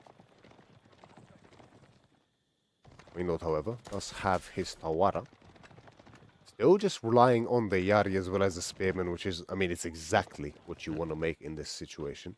And if I remember correct, you can only have up to 20 mounted villagers. Is that still correct? Yes, 20 mounted villages baseline. You are able to expand that cap in the Castle Age with the Dignitary. An additional +3 per tributary, which is basically per trade post. So a max of 26 in a regular 1v1 game. Yeah, I mean, I'm not a Jin expert, but looking at the numbers, we have 1 archer against 9 spearmen. It doesn't look too good to me. It doesn't look great, and I think that's a bit of a recurring theme for Jin, to be honest with you. I think they kind of struggle generally with Tribesmen. I mean, there's extra damage, so it's not going to be nearly as bad as it was before. But here's the issue, right? The Yari cavalry, of course, faster, additional damage, so they're going to do not only okay against the Pagoda, but they're going to absolutely destroy the Mohi tribesmen. Extra damage not only because they're ranged, but also because they're cavalry. Pretty significant bonus there. Yeah. Anatan is on the deer with 5 mounted villagers. And a garrison here. And I think it's already, honestly, looking really rough for Anatan. Because Did you expect something else? Let's be honest. Did you expect another outcome? Absolutely not. I think Jin might be okay now. I'm not sure. I don't get to play, of course. Probably not against Sengoku. Definitely not against Sengoku. I mean, even matchups like things like Ayubids or Abbasid are also just brutally difficult for Jin, most likely. I mean, yeah, like Even- it's a calf civ, right? So anything that debuffs calf. Yeah, for sure. French as well, I think, is just really difficult. I mean, at least your villagers are quick, right? You can run That's away right. fast, right? Yeah, that's right. The civilization is very reliant on wanting to soak up map resources, especially food, very, very quickly and getting away with it without needing as much defensive structures. But it's a very double-edged sword, right? Like, you got to be really careful where you watch out. And, I mean, if you get pushed off anyway, then suddenly your idle time with these villagers hurts even more. So it's a big, significant difficulty here for Anatan, who is now opting for castle. It's going to be the Dragon Pavilion, which is a defensive landmark. If this goes up, he should be safe. But how can this go up? Like, he's building it completely out of position. I don't think it's going to go up, bro, to be honest with Like, you. you have to cancel this, right? Not in that position. I think he has to cancel it. Does the civ build quicker, like China and Sushi does? Yes. They do build way quicker, so you can see it going up very, very quickly. He might just force it. I mean, he's here. building with demounted villagers, right? So that's probably also why he's building faster. But do they have a baseline quicker build time as well? With normal villagers? Okay. Yeah. With normal villagers? No, Yeah, no. okay. It's only the mounted So it's not like villagers that build Juji in China when Yeah, it just no. builds fast away. It's not a variant, yeah. It's So its you can own garrison civ. inside here. Yes, you can. And the Dragon Pavilion pawns the Mengen Mook Defenders. So they are defensive units that spawn on cooldown from your TC as well as they are spawned from the TC because of the Dragon Pavilion. And they are temporary, but they do pack a punch here. I mean, this didn't look too bad, right? It didn't look too bad at all, and I think it looks like Marine Law didn't really expect it here. Okay, so what is this unit that just came out of the landmark here? Yeah, so this is basically an emplacement, this unit. Oh, I mean the monk thing? The guy that's walking in the purple shirt? Oh, so that's the dignitary. The emissary. Emissary, yeah. So this guy has 2 abilities. He can establish a tributary at a trade post, which will spawn farms around that trade post that are gathered passively by neutral villagers and give you food. And it also gives you an additional +3 mounted villagers cap. So, since this map only has 1 trade post, Jin is even worse here, right? Yeah, pretty much, yeah. And it's also pretty cool an pick here unsafe by Anatan, post. yeah. Yeah, it's a rough one, for sure. Also has a bribe ability, which is basically a mini Wololo. Mini Wololo. Yeah. I mean, it one was villager going down, second one going down. nice little raid here by First Anatan. villager kills, by the way, in the game. And Anatan didn't even lose anything yet, unless As he... we say that. It's a typical karma. First mounted villager actually going down. Yeah, and that's second a very one to big fall. loss. Yeah. That was a regular villager, I think. But Marine Lord, I don't know. Is he fine? Marine Lord, If he finds a costly timing here, he should be fine. There's a lot of pagodas on the field, but I mean, there's not like Anatan can really transition to much else here, right? Yeah. Okay. So back to the emissary, right? What is the other thing he can do? So the other ability is a bribe in a pretty small AoE circle. It's basically like a mini Wololo. He can bribe units, which will make the units neutral and attack any other unit nearby. But there is a cost limit, so you can't like convert every single unit within. It's only a few of them, up to, I don't know the cost numbers exactly, but up to that cost if they get bought. Like a brewery coming now up for Marine Lord on the other side. I mean, overall, army value, we're pretty close, I would say, right? Destroyed value is also pretty even. Oh, no, Anatan actually way ahead here. So, I mean, looking at the score, day before, right, it's not really a thing, but this doesn't look too bad for Anatan, for my... Yeah, I think Marine Lord, I'm not sure if he just didn't know, but he lost way more than he should to the Mengenmug defenders after he went for the pavilion. How much food do these villagers gather? I don't know the numbers exactly, but, I mean, but they do gather very quickly compared to regular farm villagers. You can't garrison them, right? No. They are completely neutral. You can't even control them. 35 food per minute per villager. But again, cow usually is not right, so exclamation mark blame in the chat again. You can also see on the trade post there is the tributary state post itself, which is a building. And you can also emplace that with Mengenmug defenders to aid the defense there. Yeah, but it's for money.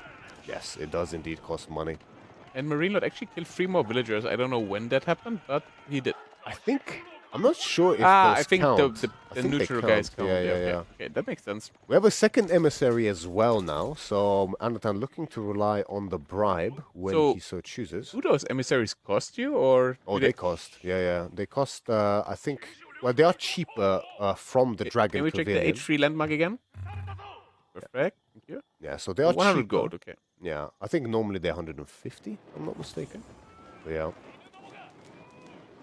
So Marino's gonna look to torch this, and you really don't want to lose these posts because you actually sacrifice an emissary to build it. Well, I guess it's good the map only has one then, so you can only lose one at a time. Yeah, that's true. However, Antan's gonna find his own damage behind this. The Iron Pagodas will pick up one of the Yatais. Yeah, but just look at the army value. Anatan was at like 300, now he's down like 1,000, right? Mounted Samurais are coming. We have 21 Spearmen on the field for Marine Lord as well. Yeah, and exactly.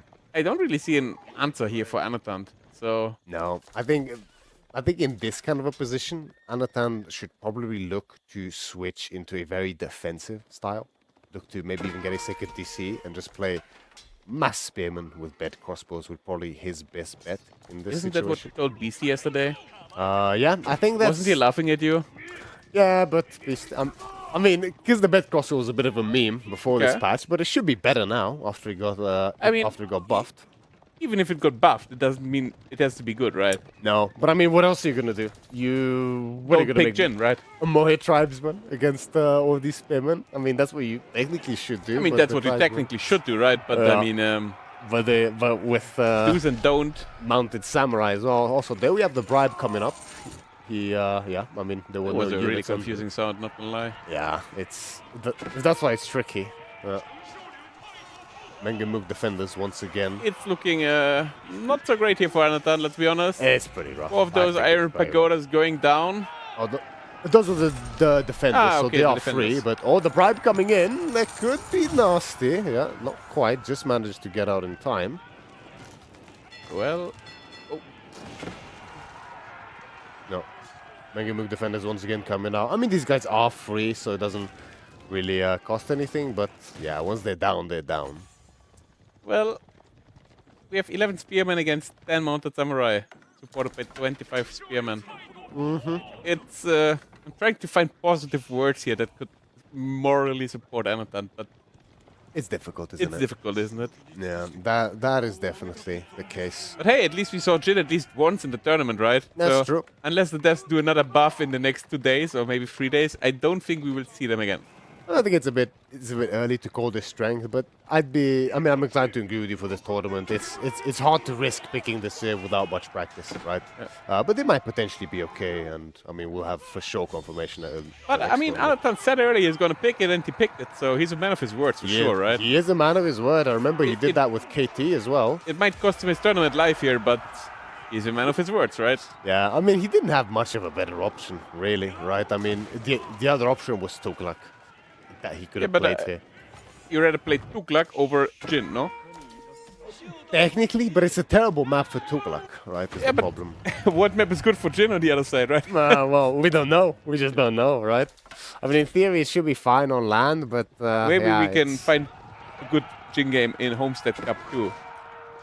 Yeah, or the Elite Classic 4, right? Potentially, we can hope. We shall have to see. Yeah, but with the Mounted Samurai coming around the flanks as well, I mean, it's a matter of time at this point, right? The writing has been on the wall for some time. And it's not like Marine Lord's eco is bad, right? Like he's Sengoku at the end he's of the day. got guys, right? Farms are being placed. Yep. Like Brewery is working overtime as well. Relics as well being connected behind this. Anatan does have monks as well. He does have one relic in already. It looks like a pagoda, but it's actually their monastery. Yeah, I mean the buildings look cool, right? They are. It's a cool and very fun Civ.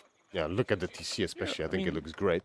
I'm not sure about fun because if you usually lose with a Civ, it doesn't do fun to me. But it's actually fun playing them anyway, in my mind. But I can only take so many Jin losses in a row, you know, before it becomes unfun, just like you said. So that's actually going to be able to secure a second relic for himself here. Meanwhile, Marine Lord just continuing to transition. Now we see some Yumi being added into the mix as well. Meanwhile, Anatan just relying on the Spearman. But the problem is there's no real scaling factor here for Anatan, right? The tributary state has been burned down. The mounted villager cap is probably reached by now already. Of course, he lost a couple, but he can just remake that. And it's a very TC coming up, but yeah, I think it's too little, too late here. A very precarious time to add a second TC for sure. It might just get burned immediately. Yeah, very, very likely. Reno's gonna look to maybe come in from the left side. What is that sound? It sounds like a nest of bees. Ah, yes. The Spearman has a unique upgrade that gives them a ranged attack on the Spearman. So, pseudo Donzo, I guess you could call them. Sounds like a fancy Civ overall, but yeah, a little cash in. Yeah, or the Flare without the strength, potentially, at least in this game. As Marine Lord doesn't show many signs of stopping here. But the problem is, of course, that the Mengenmuk defenders are still coming from that TC. It applies to second TCs as well, so it's not that easy to push this Civ once they have the Dragon Pavilion. So you think Anatan still got a chance here? Probably not. No. It's it was just a bit too much damage taken earlier on. I think the map is also pretty rough for Jin for this matchup especially because you just can't... Just look at the food income alone, right? Yeah, exactly. Like the food income alone is almost the income of Anatan in total. Like, this Civ needs to have tributary state. Like, you need to have at least one to feel comfortable. Okay. So basically what you do is Jin is just camp at the market. You need a market, for sure, yeah. You need at least one. The Jin on Dry Arabia couldn't be too bad, because sometimes the market can spawn into your base, right? Exactly, even on something like... Or like EGC Lipany, the market is super close to your map, right? Rocky River, potentially. Rocky River, right. What other map is there? Yeah. I mean, French Pass. Sure. Yeah, Sunken Lands, yeah, sure. I mean, Sunken Lands, they're a bit central. Don't forget Black Forest, right? Also a pretty great map. Yeah, Black Forest is a breed of its own, we could say that. Love that. Yeah, I mean, with the Yumi transition in full swing now, I mean, we're missing a Daimyo here for Marino, but I don't really think... Yeah, but now we have 25 archers against 19 spearmen, right? Exactly. So. And there's no siege. Yeah, there's no eco for an army switch, right? So... Yeah. Mengenmuk defenders once again come out, but... Anatan is just processing the loss here at this point. Yeah, I think this is in fact... Unfortunately here for Anatan, but he did put up a very, very good fight. Good showing of to game number 5 is not probably easy. Showed the best he could. Yeah. But in the end... Yeah, I mean, the Mengenmuk defenders keep coming out, and Marino is I mean, he's brute forcing this a little bit too much. Like, he doesn't actually need to be this aggressive, I would say. But, I mean, it's not like there's too much stopping him either, right? Yeah. So, he's just going to keep going, yeah. And in the end, with the reinforcements, the new mounted samurai, the spearman, and additional Yumi, he's going to be able to burn this down. I think there's probably going to be another... Yeah, there they go again, the Mengen Mook. So annoying. Delaying them. They are very annoying, and they do good damage, to be fair. Yeah, and the repair constantly comes in behind this, so I think there's going to be another batch at least coming out before this TC can be torched down. I could say it's also being locked in behind all of this, right? Yeah. It's getting tricky. It's getting very, very tricky for Anatan. And yeah, the food income is just not there. A third of what Marine Lords is now. Never mind the rest of the res. Way behind in wood, way behind in gold as well. Having to come and make a farm transition as well behind this. It's a bit much to overcome. I mean, just looking at the income, right, with 1,700 food alone, Anatan on the other side has 1,500 income totally combined, so...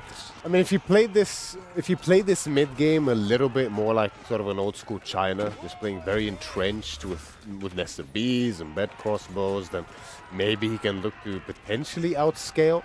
But then, are you gonna outscale Sengoku really? Can Jin make keeps in Castle Age? They can. Yes, they can. The keep would have been nice as well. Obviously, the stone is a problem on this map, but I mean, delaying so ideally, tactics. you make a keep on the market, right? Yeah, that could be fine. Yeah, that could be quite good for sure. Yeah. Obviously, you can in place the state as well, but it's only one in I think the PC is place. finally dead. What do you think? Yeah. There's going to be one more Mengen Mook before it dies. Just mark my words. Yeah, but it will die. If he gets distracted, that is. Yeah, no, it might just go down. Oh, but he's ignoring it for now. And that should actually be game here. Yeah, pretty much. Antan's putting up a great fight, but I think there's very little left for him in this game.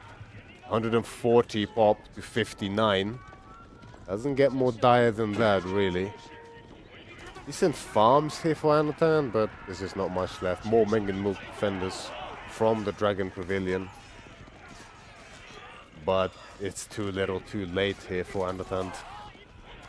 Scrambling to get some kind of units together, but he's not doing so. I think GG just got called, yeah. GG's. GG's. Well 3-2 played. for Marine Lord.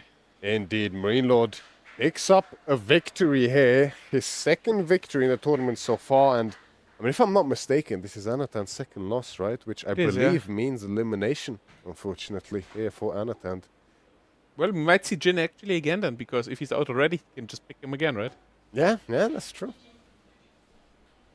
Yeah, tough set here for Anatan, but he did play very well, taking Marine Lord to game number 5. So, in the end, we were both right in the sense that it was 3-2, but ultimately, You were right there. I get the better end of the stick. So, I wonder if we have the interview or the casting coach does. Yeah, we're going to get a little update for that soon enough. Oh, has no idea as always. Perfect. We'll find out soon enough here, but until then, we'll just have to keep the audience entertained, of course. Yes. But it was very good to see a first competitive he's on the Jin game. Oh, couch. but there he is on the couch. So Woo! that's going to be it from us from now, and we'll transfer you over for the winner's interview with Marine Lord. And looks like Vortex is holding the mic. So Catch you later. catch you in a bit. Marine Lord, GG's, very well played. How are you feeling now after those 5 games? I mean, I'm happy I won, obviously, but I think I played pretty bad. And especially, I think I drafted pretty bad. So, I think like the 2 games I lost were pretty hard drafts. Especially the Japanese one against Golden Horde. I think it's pretty hard matchup on this map. So I'm kind of stupid, I guess, but that's nothing new. But what do you think went wrong in the draft? Because the first pick seemed kind of good, at least the first 3. I think looking at his draft, my Japanese pick doesn't make much sense because it's always, or like most of the time, gonna play against French or Golden Horde, and that's complicated.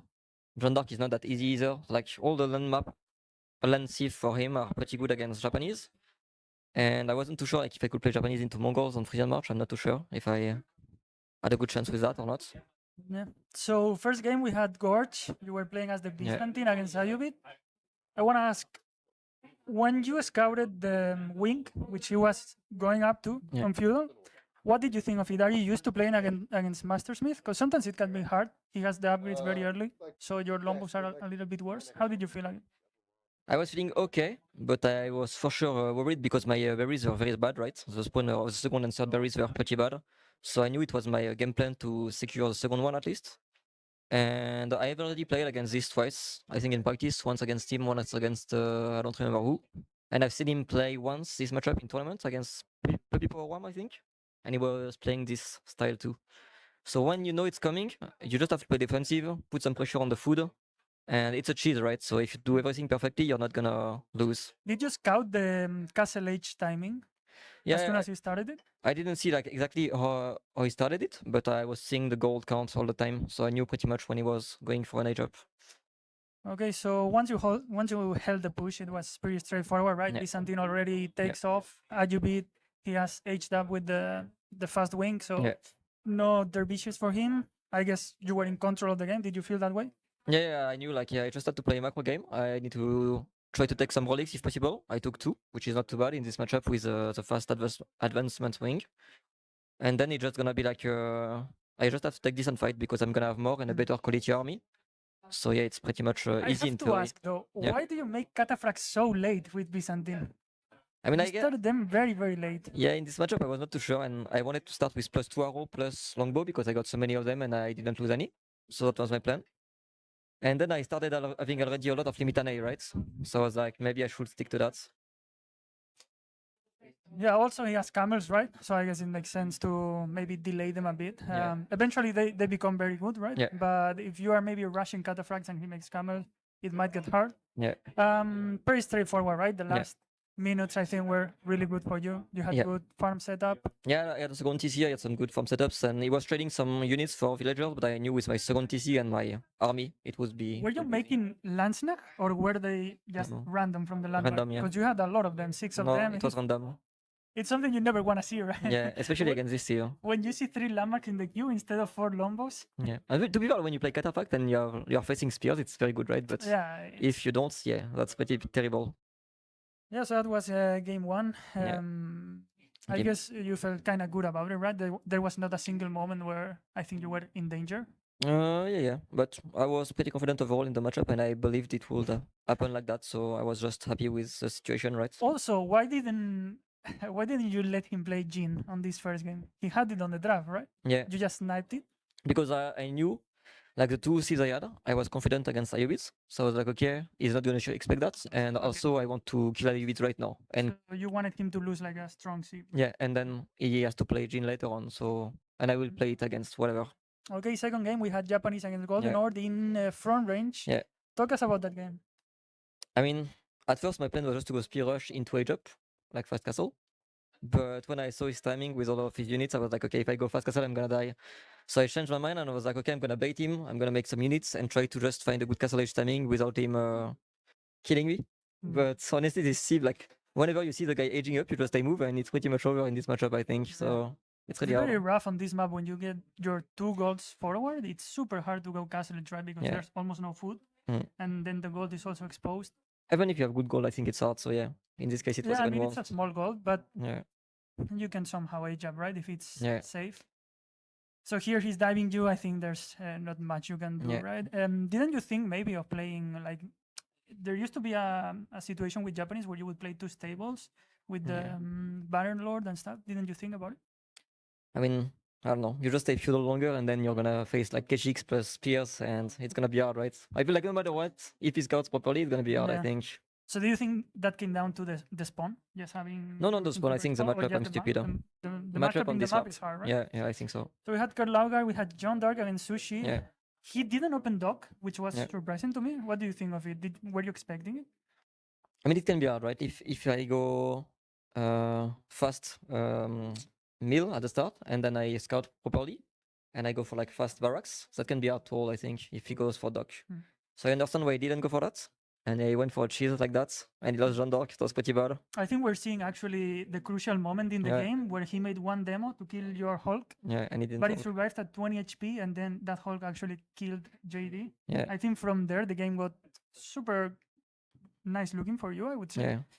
But even then, did you feel you were super ahead? Because it didn't feel that way. But somehow with Sushi now, with the changes and the Nyam Nyam Tower, it feels like you just make so many units. Yeah, I mean, even before, I think, when you used to have Meditation Garden, I think this matchup, you just have to be defensive. You try to control water a little bit, and then you age up. And once you age up, it's going to be hard for him because the economy is just unfair, no matter what. So, like, even if you don't have all the free units, I have just so many units, right? So it's complicated. Do you think when you saw the landmark he made for Castle Age, were you like confident already? Because I feel in these kind of situations, as French or JD, the best you can do maybe is just Guildhall and try to somehow get to Imperial. But when you are super ahead like you were, I think there's no way he can win by making Royal Bloodlines, right? So were you like confident once you saw the landmark? Or? I mean, once I was Castle Age, I knew it was over. So at this point, he can do whatever he wants. I just have to defend well, and I'm gonna win. So. Do you think Sushi is actually better now in hybrid maps? Worse? Is it the same? I mean, it depends, right? Before, like, you could have some insane meditation garden, and if you had an insane one, you would have a better sieve than what we have right now. But I guess right now, at least, we have a solid sieve. So, like, no matter what the spawn is, the sieve is gonna be good, which is nice, I think. So I think it's just more versatile. I mean, it was already pretty versatile before, right? Yeah. But it's even more versatile now, and it's very solid. I have one doubt though. If you put the dogs next to the landmark now, do they actually count towards the? That's a good question. Unit goal as well? They do. Yeah. That's crazy. So game 4, we have Macedonian against Mongol. Yeah. What was your plan here? Because you did an open dog, he did open dog, so he obviously wants to play full Kashyyyk. Yeah. But you still went for full horseman. Yeah, once I lost the first villagers, I was trying to dog, and then I lost the second one. It was a misery, and I didn't have enough food to go for the barracks. So like, okay, let's just go mass horseman. But I didn't get my upgrade in time to fight Kashyyyks. I need +1/+1 at least, I think, and I need to not lose my +2 attack horseman. But everything went wrong, and he destroyed me, so I just died. Do you think if you get your 1/1 upgrade, you can actually deal with Kashyyyk with no spears? If you have a good number, yeah. But this game was going so bad, right? Because I lost 2 villagers, so I had less units than usually, and then it's very complicated. I think eventually I need to make spears, but at the start you can play like that, I think. Especially once you get the Ridari champion, right? Because your spears are super fast. I think it's really good. It becomes very strong, yeah. The game is frozen, I think, right? Yeah. Yeah, so he obviously had the fishing ship lit early on.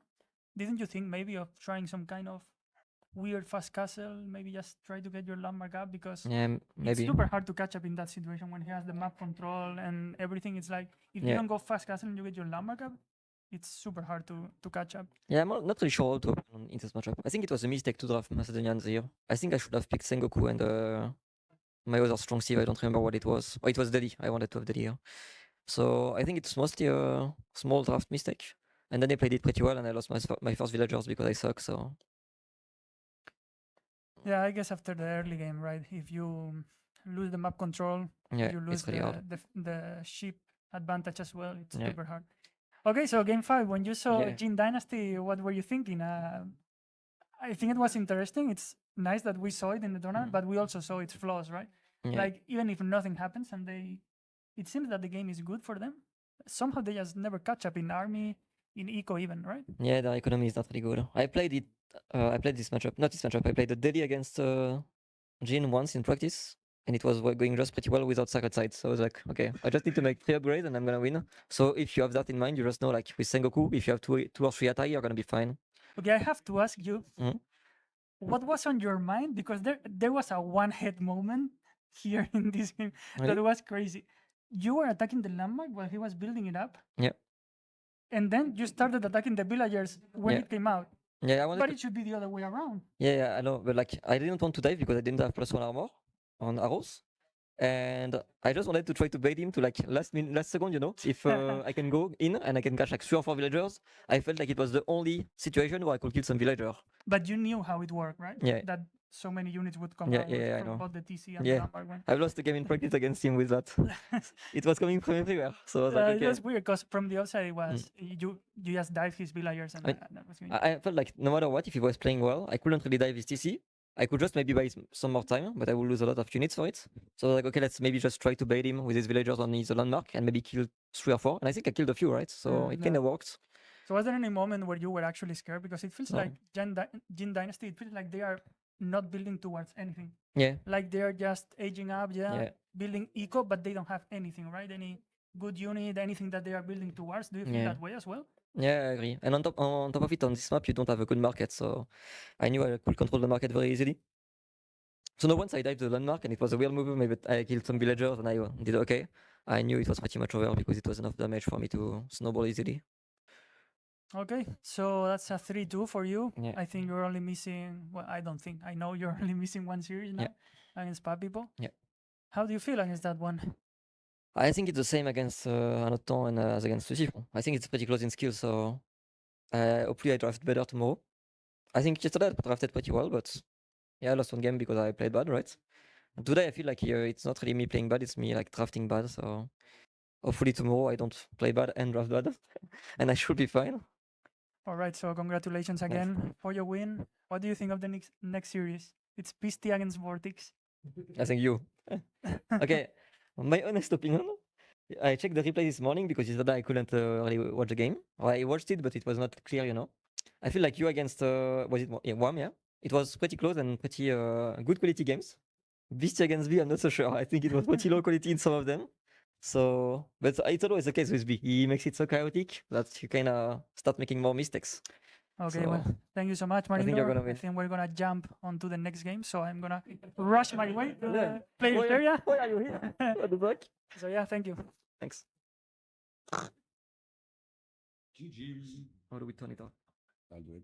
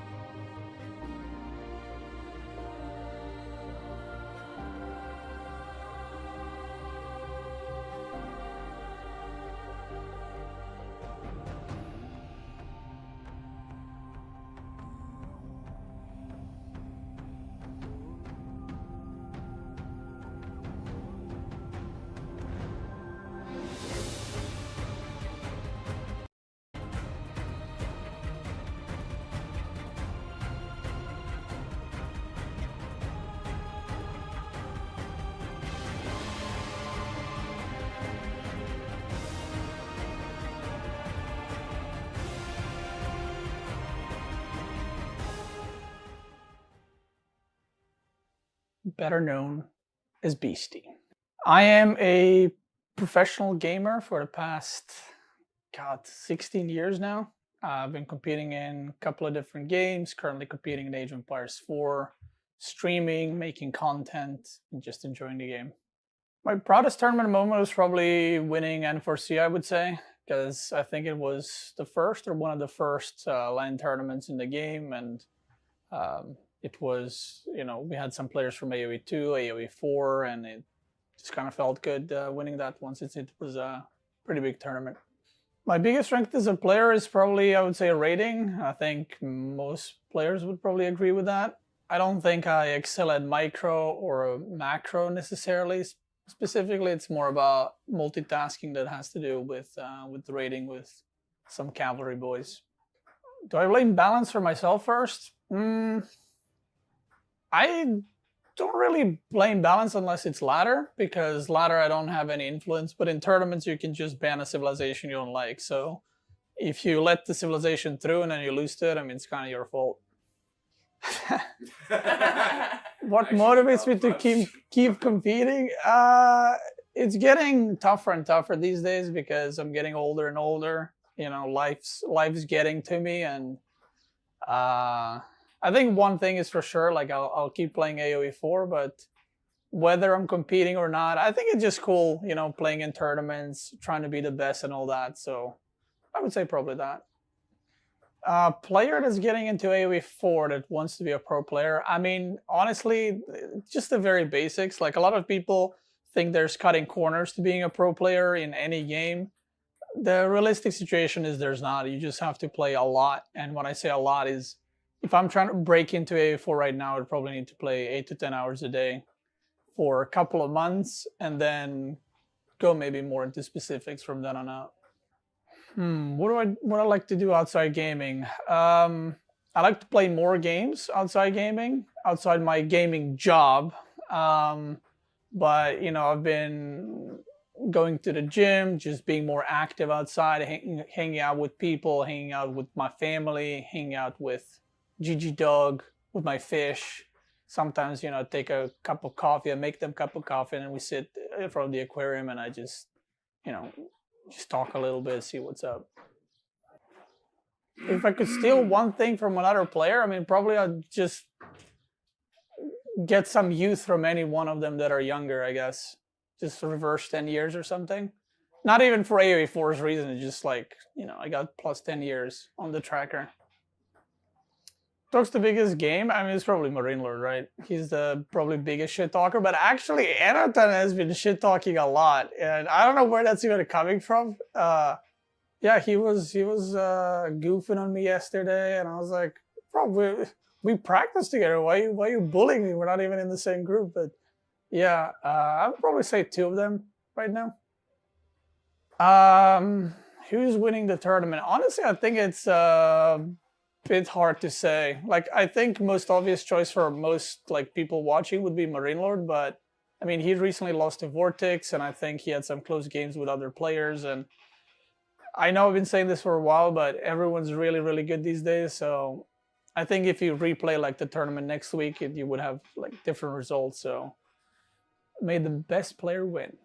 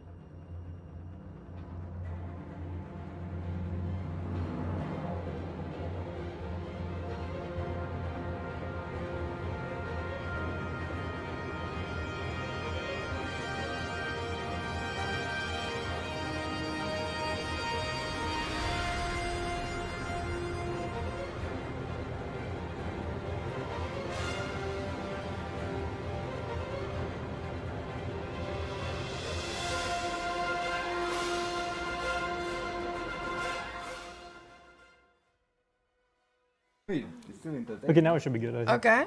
Testing. Sound. Okay, sorry guys, I was doing a monologue for myself, of course, but at the Homestead Cup, things happen at the home, and we wanted to make sure that we bring a little bit of the home. A robotic voice.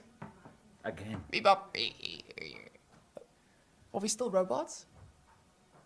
Hello, testing, testing. 1, 2, testing. Sorry guys, production is out of the room. Oh, it's good. Okay, Yeah. cool. We got it. We are okay. So now we are in a position where we are going to bring some of the action to you. Now, Bogdan, you do need to turn that down because I can hear myself and my brain does not work that hard. So with all of this, we have to ensure that we bring the best of the show to you. And as you can see, we have some stretch goals down there. And you guys have supported Homestead Cup quite a bit already. But you can see that there are these different achievements along the way. First one there being the tortilla slap. So the tortilla slap, we know we haven't reached it yet, but we wanted to give you a taste of what it would be like. So we dragged cow out of the cave and vodka out of the observation deck, and we wanted to show you guys what is in store for these pro players once we reach the goal. So, sirs, take your tortillas. I just don't want to be a firing range. Okay. Oh no! No, yeah. Wait, microphone on vodka. We're doing the water? Yeah, like what? No. The water is for the main event. Microphone and no carpet. Okay. You'll go far away with your head. I was really bad actually. Yeah, No, it wasn't really. satisfying. No, what? After This is yours. before I slapped you. Remake! You need to move actually. That's a good one. 1-0. What? Yeah, it's best of 21. What? Another one. Yeah, we want to give vodka a full tortilla. It's like with gladiators throwing arms in the Colosseum. Like, what's this? Okay, we got this.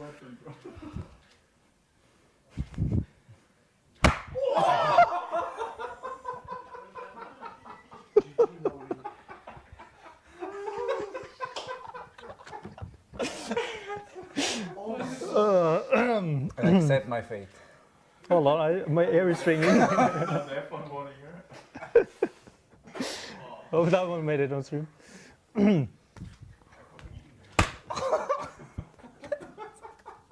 Okay. Okay, I think. Okay,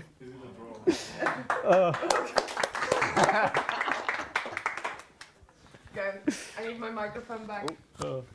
All right, guys. Now, that is more or less what we will be expecting from the tortilla slaps, but we do have a wheel, we do have a lot of challenges, and you can see that some of these things might get a little hectic. We do have, this is very much like a subathon, except there's an end date to it.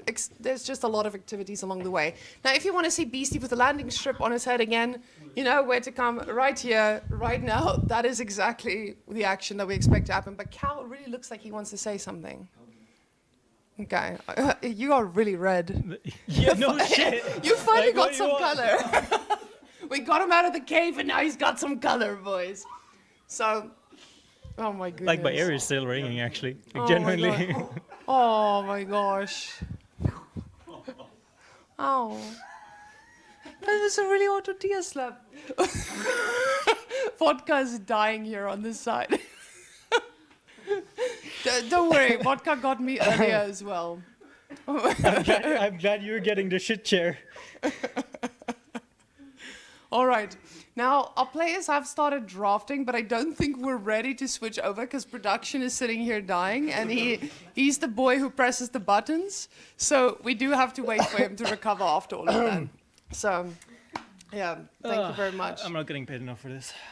Oh, please, you volunteered for this. Are you guys getting paid? So, this payment, we're all... Yeah, if you win, we just need to qualify for the event. Yeah, no. All in all, we've been very active. We're very tired, but I know our boys are ready to battle it out. I hope the drafting has been done. I do see our technological team walking a little bit closer, which does mean that things are starting to clean up. And the couch is just full of us Slavic people sitting here on the side. Yeah. Duh. Yeah, and that's it. You guys are just vibing at the moment, right? What are you doing now for the rest of the day? I'm trying to calculate my chances to go into playoffs. You know, top 6 or top 3 per group goes. What do you need to do tomorrow to make it? Looks like I need to win 3 to Against? make it against Lucia. And? Maybe I'll go in. What about you, Mr. B? What do you need to do? I just want to steal maybe some Jin Dynasty threat from Vortex. Not from Anatan? No. That was a fail. That's unfortunate. Is this the awkward interview corner? I think so. I actually just realized we do have another giveaway to do, especially while we wait for things to happen. So while that is happening, let me quickly click the buttons and just remind our very important a very important man. Okay, there we go. We have a command finally for another giveaway, and hopefully our production is ready to press the button. We do have another Nova 1 headset that is up for grabs. If you write !do Nova 1, and hopefully someone will be writing that in the chat so that everyone can see what they need to do. Wowie, wowie. Look at that Nova 1 headset right there. So that's basically what you are signing up for. So we already gave away a mouse. Tomorrow there will be more mice, there will be more mouse pads. Or today we will have another one as well. So !do Nova 1 and in AgeofRTS's Twitch channel, and we will reveal to you who is the winner after a little bit. But for now, I believe we're gonna head over to the casting desk to see what the situation is over there. I think, otherwise Cal's just holding us hostage. 50-50. Okay, but while I'm not sure, wait, we're scene swapping. We're still here. But I'm gonna put this mic on core because it looks like there is a situation that requires a Serbian person to speak. Do you need to press something? No, you're already live. Hello, hello. What is happening?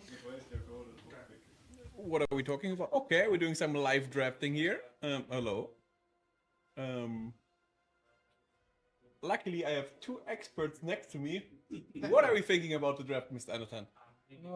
Beast is gambling, right? He's not banning Ottoman. Or who is gambling? Like, who banned Ottoman? The system is not gambling. That's next. Vortex is banned from Beastyqt. So Beastyqt banned Macedonia and Czech. Yeah. And Ottoman are free. So it's strange because the Vortex and Lucy, they now rated pretty high. Like Lucy banned it. Yeah, he banned it. Vortex picked second. Beasty Judge first pick. I mean, I think he's just trying to get config shifts for Vortex, you know. Yeah. Vortex usually just go into rough paces this time. Okay, I have aggro shifts, you can't push me. Yeah. And usually Vortex likes Golden Horde, right? So he's just taking it away. Yeah, also you can see how Sengoku is picking later and later in the draft. Yeah. Kind of surprised to see Ayubit on 2, right? Yeah. Maybe tomorrow Sengoku will be last. Marilla picked Japan last again too. Very surprised about that, by the way. Yeah, I mean, we practiced a bit and he never won with Japan. And he lost with Japan again, so... Yeah. Is Japan that bad? Because you didn't pick it at all? I don't know, it's kinda tricky on land. It's hard to find a good matchup on land for Japanists right now. Fast Castle used to work perfectly, but now it's kinda falling apart. Okay. Delhi on 4 is also kind of surprising for BC, right? Yeah, even before GC. And it was like before the clock, wow. Yeah. It's a bit strange. For now, I like Vortex draft a bit more, right? Yeah, but when you look at BC sets, that's like confidence for him, right? Like French, Byzantine, that's kind of what he... Yeah, always have a pretty good day, right? Yeah. And H3 comes out as well. I think it's Chile for Poland. We really like Chile. What do you predict for the series? I think Vortex will win. I saw English and like he's English goat. He probably learned it from me, right? Yeah. Yeah. So yeah, for Holy Island, Silence. Wow. for Holy Island it's like to plug and English Vortex and HRE. OTD And might, OTD. yeah. But he can Might also be play this, OTD yeah. on land, right? Yeah, yeah. Like he kind of likes OTD. I really like front range for Beasty, like GH French is really a strong pick. Yeah. And But also Macedonia on the other side, right? Yeah. Oh, there is no Macedonia, no, like it's Sengoku. Ah, Mali, my yeah. bad, my bad. I mean Mali still, yeah, really. So, what are we going to see on board land? Biz plus French, maybe?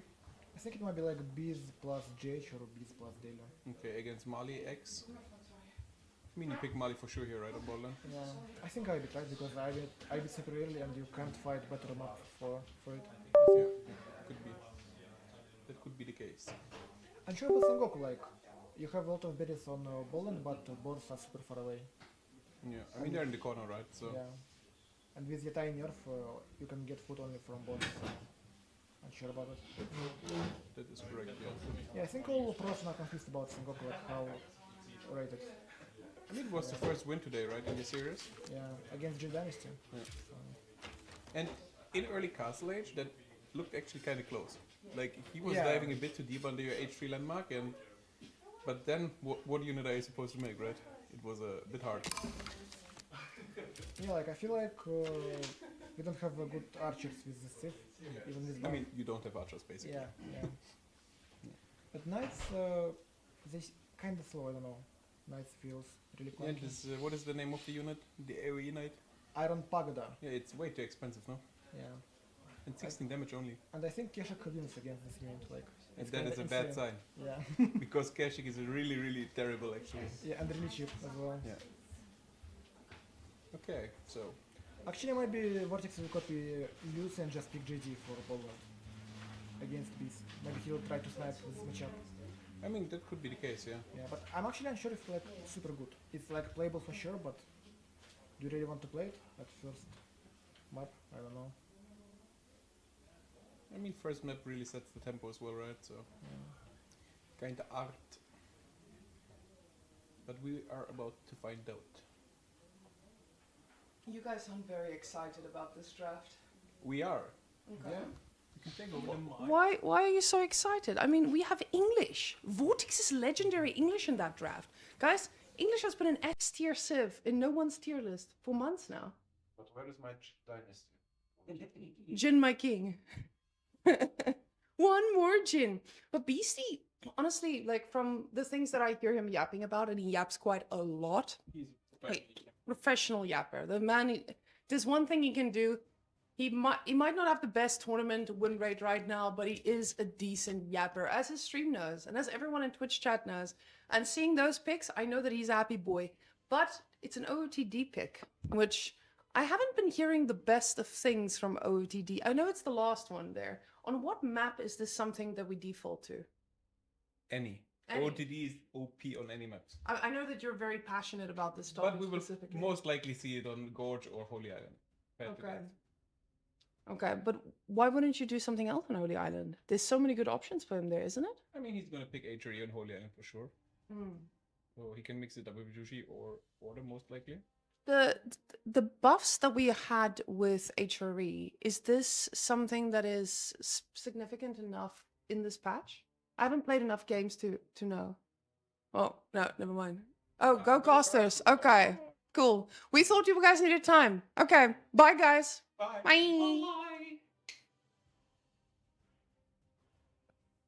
All right, here we are. The casters are here right now. Oh, okay. Oh, They sure wait. are. Oh, yeah, there. A little bit of a glimpse there at the screen of our players. Okay, watching some. What video was that? Can we get an instant replay of that? Yeah, were we supposed Some to save that for YouTube ad later? there being played. Yeah. Maybe a teaser for later. Is that a stretch Guide goal? how to play RU bits in 2026. Opening up the Beasty guide there. Or maybe a what does Jin Dynasty do? Ooh, A few people probably looking that one up at the moment, although maybe not so much after seeing how they performed. I mean, Jin, it's it's an interesting civilization, if only it wasn't so bad, I want to say.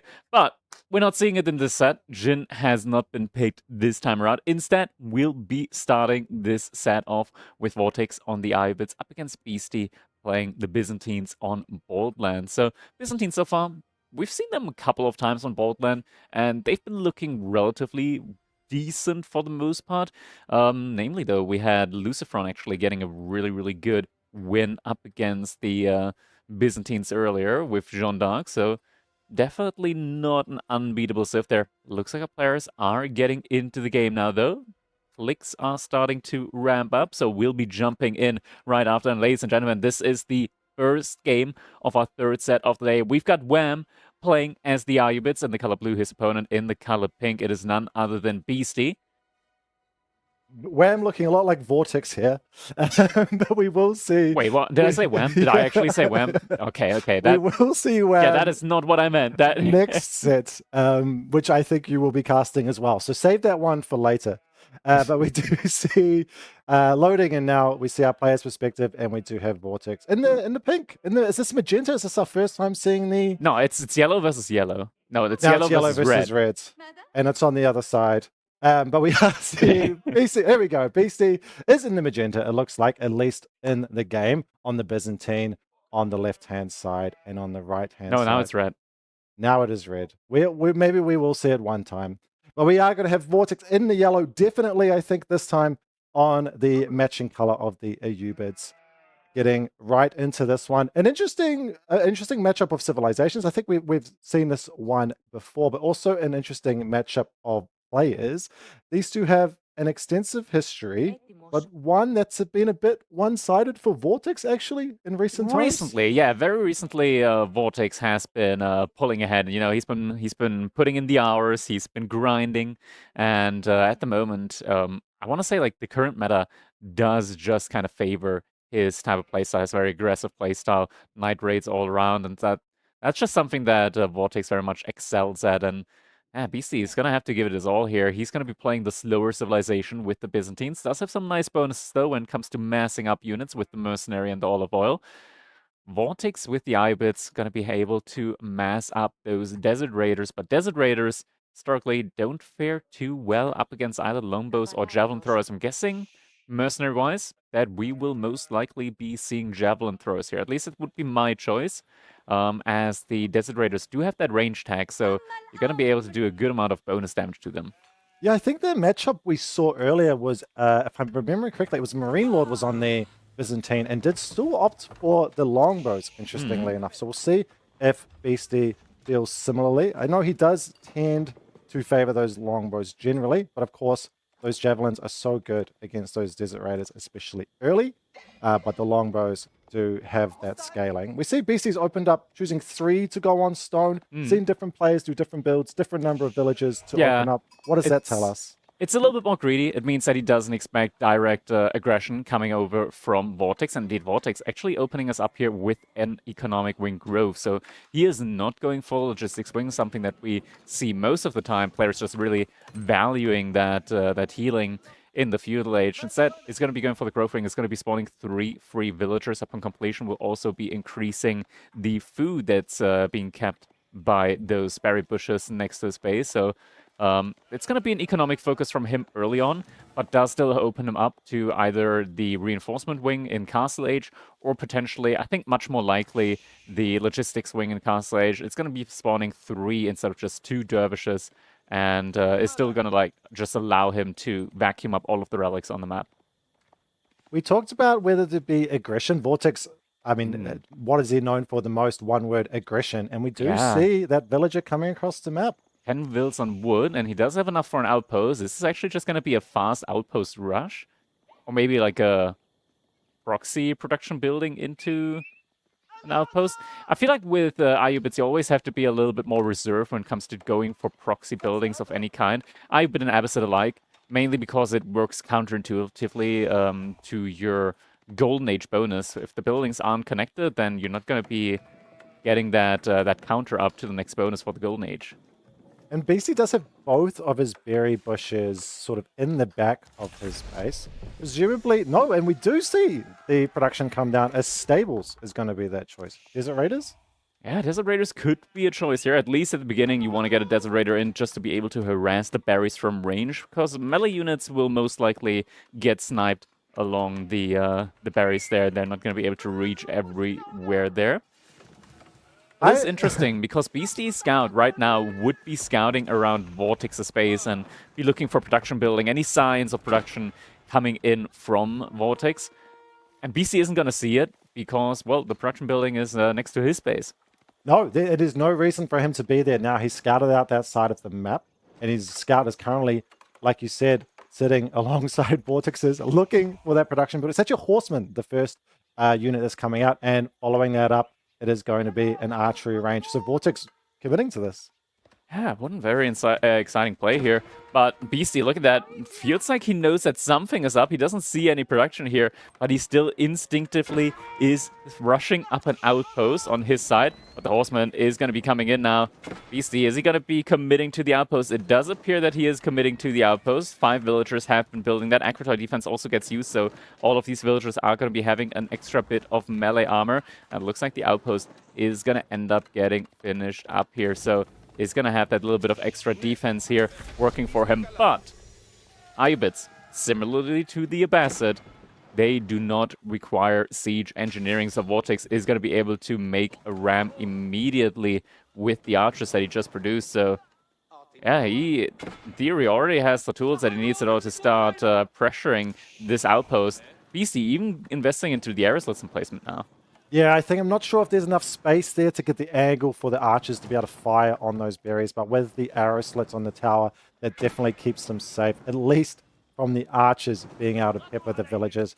But if it is a ram we're going to see, and it comes down right away, then that's not going to make a lick of difference at all. Vortex definitely looking to commit to this and end the game here and now. Yeah, definitely looking to at least apply a lot of pressure. We see Beastyqt now opening up with a barracks, should be opening up next with either a mercenary house or a stable. It's going to be the mercenary house here from him. He did send a lot of villagers over to the berries, so we'll be getting a lot of that oil of oil in next. Matane is going to be moving over towards the Horseman, but, I mean, the cistern is already on fire. The water inside of it not going to be enough to douse those flames, so it will eventually go down, and that's already 120 resources that Beastyqt did invest into that, which is now going to be getting denied alongside 4% of worker efficiency. And with the ram, before he goes for the outpost, could also just take down the second cistern there as well. Looks like he's going for the outpost straight away. Beastyqt putting so many villagers on the berries, trying to get as much of that oil as he can. Of course, with the changes to the reduction of the mercenary cost, there's a chance that he'll be able to get more mercenaries out than previous.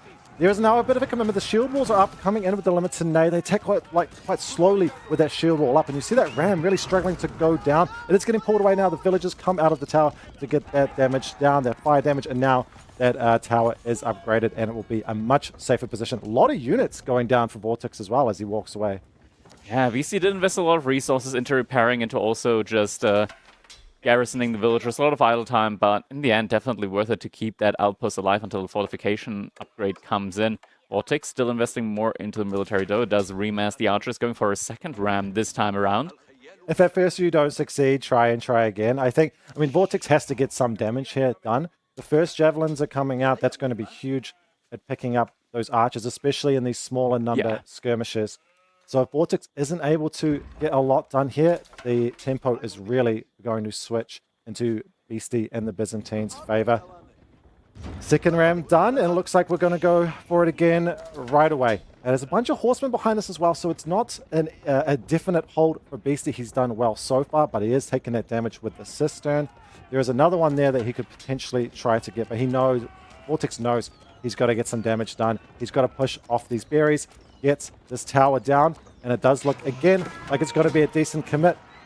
Beasty coming in now with the Limited shield wall up. It's just a few javelins, and it looks like a little bit of not quite getting the pathing. One goes down really, really quickly. Now the three of them are able to fire at the archers, but not having that fourth one there does make a big difference. The Limited are now focusing on the Rams. The villagers come out to repair up the outpost, but with one hit it will go down. Forces looking to re-engage, but they don't. The repair is just enough to keep that tower up, and I think it may just be enough to keep it up again. It's so close. And now those Rams, there's no way it's going to be able to get that damage. Again, 1 HP, and that Ram is going down. That is Beasty huge. Holds. 400 wood for Vortex down the drain. Beasty is investing a lot into the repairs, idle time was and whatnot, but yeah, ultimately being able to hold that outpost. Not that it's going to secure the second berries. The berries that's over there are already mostly depleted as well. So it's not a lot of value to fight over, but still, it sends a message, I want to say. Vortex behind this, though, he is looking for a potential age up now. And, oh, look at this. This is the Annotant. This is the Annotant or B strategy, going for the proxy barracks into the mass pump of Ghulams after the age up. Then it's going to be, okay, it's not going to be logistics wing, it's going to be advancement wing. He needs the faster and the less expensive age up. We saw this from Annotat before, I believe, as well, looking to find that timing with their Ubid fast age up. The advancement wing giving you, of course, a cheaper age up so you can get there quicker, but also research is faster. 96 seconds we saw there compared to, I think it's 2 minutes, a full 120 seconds for a normal Ubid age up. But there's a good amount of military there for Beasty, but it is in Limited, and he's got that second group of javelins out. If he does see it, Beasty, there's units down here. I don't believe the scout. I don't think he saw him. He's pulling them away, Vortex, to make sure that he doesn't see what's going on. So Vortex has a bunch of production at the north of Beasty's base, and now a bunch more at the southeast. I mean, if it doesn't work, try again. We are going to get the third wave in, well, about a minute. Yeah, behind this, Vortex is also researching Pierce Armor level 1 already. Beasty's still far away from an age up. He did pull 8 villagers over to gold, though, so he is very much trying to get the age up in. And look at this Beasty now. He's sending everything forward towards Vortex's base. And yeah, Vortex, he's going to have to worry about this. He doesn't actually have that much gold secured right now. Right now, he could only make around 5. Okay, now it's going to be more like 8, 9 Ghulams. So has a couple more in the tank now.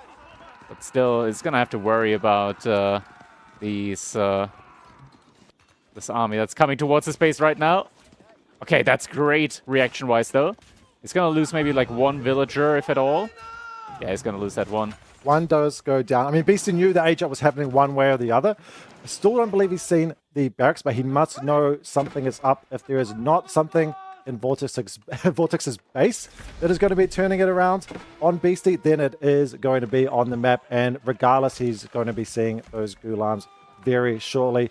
Throwing away, I guess, trying to get some value out of those last of those archers, but it's not archers which are going to be the matter, as Vortex queues up 8 Ghulams immediately, and the first of those will be coming out very shortly. Able to get at least 1 villager kill here from the looks of it. He's going to lose the horseman and the scout, though. Villagers from Vortex, a little bit of a shuffle going on here, as Beasty did sneak all the way around the base. But Vortex managed to, he went out to that right-hand side gold and then has found his way back. So he's actually on his original gold again with all of those villagers, which is going to be more Ghulams. Of course, Ghulams as well got that 10 food cost reduction, which doesn't seem like it makes that much of a difference, but it does when you're making so many of them. Now Beasty obviously sees it coming in here, gets another villager killed. There's some Limited Nay there causing some havoc there, getting the hits from the Ghulams rather than the villagers, so they can get away, but they cannot take this straight up fight. But honestly, it's pushing away. Beasty's holding on a little bit, doesn't take too much economic damage coming away from there, and still has his Gonzo and Javelin counts, but it is going to be that Castle Age which he needs. The Golden Horn Tower going up with 15 bills and half done already. Ghulam's trying to look for some damage here. Army from Beasty. Still plenty of units underneath this TC here. Vortex does not want to take this fight, at least not without Pierce Armor level 2. Actually, not something he can afford at the moment. Yeah, melee armor level 1 for now. Oh no, as these migrating villagers, they're trying to sneak away, and now, oh, he's just got just enough to one-shot them as well. That's got to feel bad for Vortex. 10 eco kills now for Beasty, and he is needs to hold this in the middle. There still is no Pierce Armor level 2, so it is going to be a lot of more damage going in on these Ghulams, but they're trading out very well with the limits in A, and the Javelins aren't the ideal counter to the units either, but as long as there's not the eco damage getting done, it could be okay. Getting on top of the Javelins now, if they can get some damage, and there's still more flooding through. 13 now in the field, but there are none more in production for Vortex, not the food for it. Yeah, not the food at all. He did just sneak out all the way towards the bottom with a lot of villagers on the berry, so he's going to be getting some additional food in there.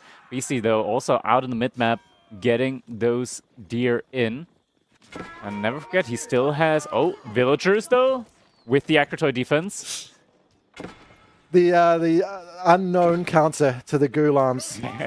Fighting back with the Akratoy. He's making the Varangians now. Varangians do actually have an additional +1 melee armor, so they aren't going to be taking nearly as much damage from the Ghulam as other Men-at-Arms would be.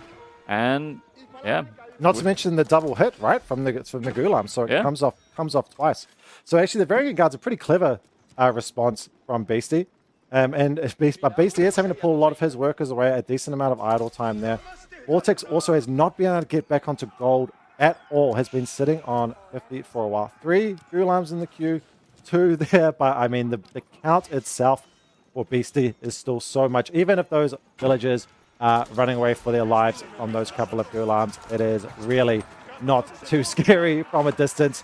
And picking up every Ghulam that Vortex loses, and as time goes on, his window is closing and closing. And this military count looks pretty rough for Vortex. It does. Up to 9 Varangian Guards now already. Villagers still getting harassed on Vortex's side. Hasn't managed to pick up any of the relics either behind this.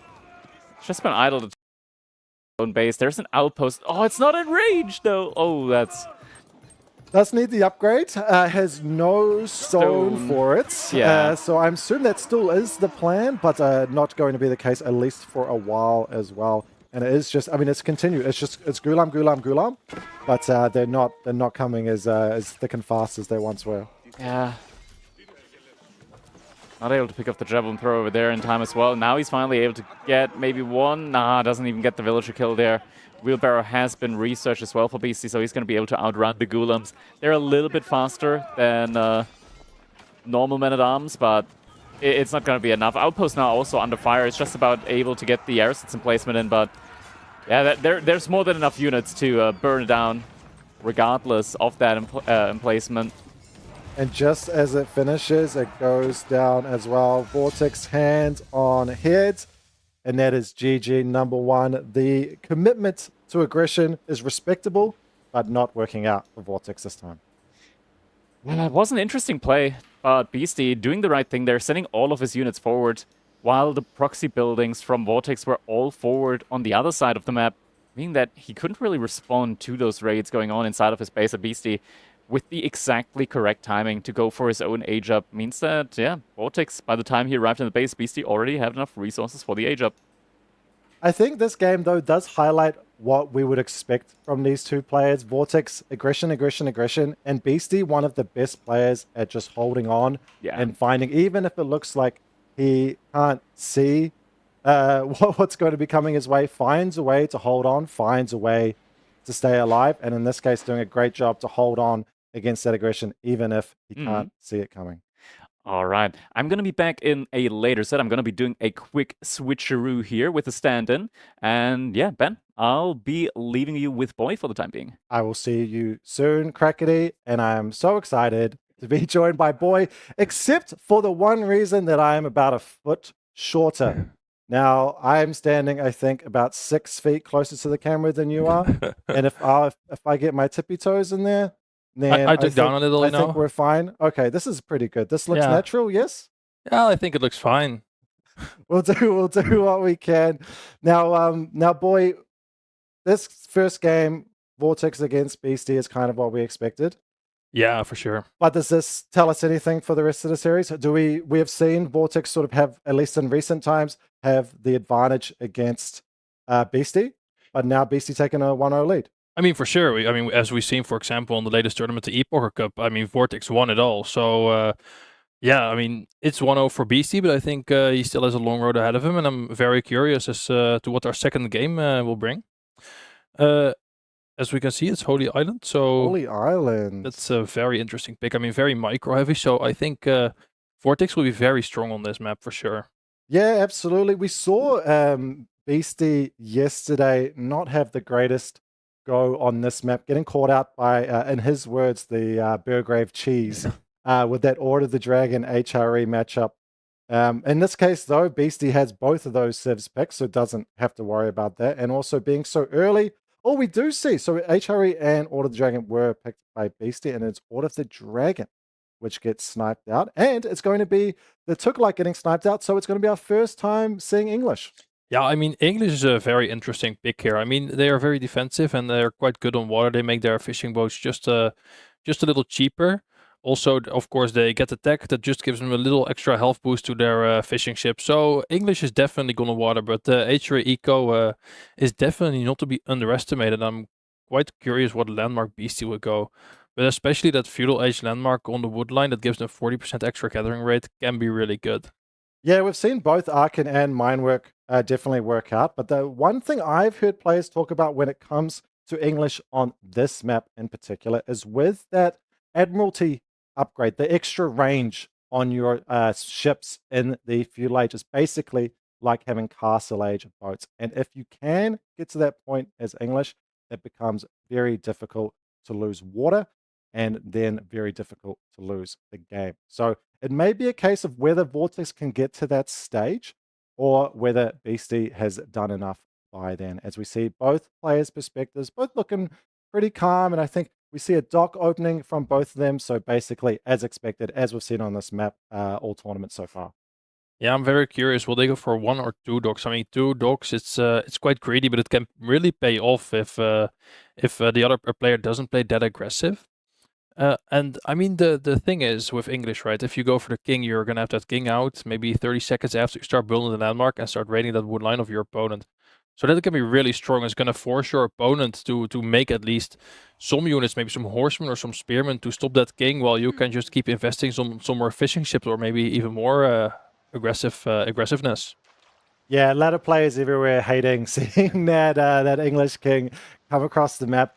But the pro players not having too much respect for the civilization. I think English and Mongols have been the two which have received the most stick as trash civs, hearing from the conversations so far this week. But if there is a map where English can shine, it is going to be Holy Island. And I think for Vortex, he has shown his micro on the water is one of the things he excels at. I'm sure he has that confidence in himself to be able to win in that situation against any of the players here, Beastie or no.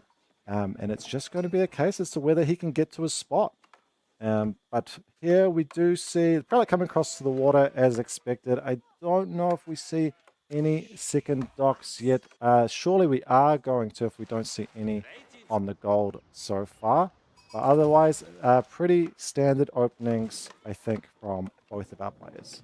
I mean, definitely. And what you said about Mongol and English being maybe the lower rated civs by what pros are saying right now. Mongols, so far this tournament, has won 2 times and lost 1. So they have a very, very strong win rate of 66%. So, you know, who knows? Maybe English is also being a bit overlooked right now by other pro players, and Vortex is seeing something other players aren't. Because, I mean, it's a second pick. So he likely sees it as a strong civ, or at least as a good strategy for it, and thinks he makes a good chance here. I think that's a really good point. Speaking to pro players, I feel like you can't take anything they say at face value or take it too seriously. This is trash. This is good. What do you need to do to beat a Mongol? Anything you want was the answer. And then we see the civ win. Maybe that is going to be the case for English. The only player, I got to say, who has stuck to his word so far with everything he has said, to me at least, has been Anatan. He did pick the Jin Dynasty and will forever have props in my book for that one. And it is nice to see English here, but definitely not as much of as an outlier pick, at least on this map for the English. As we did see a second dock come in there for Vortex. And do we know what we've got out for? It looks like just a single dock for Beastie so far. So I don't think he wants to play too crazy, that he maybe gets pushed off of his wood or something, because I mean, that can be, of course, very bad. So it looks like he's just aging up. He still has 6 villages on there, so it looks like he does want some constant fishing boat production, even though he's slowly going to that, going to those resources to get to the feudal age. Yeah, and like I mentioned before, I mean, Beasty was sort of undone by that land aggression from the Burgap. We see the cheeky killing of the sheep there from Beasty, getting all 3 of them.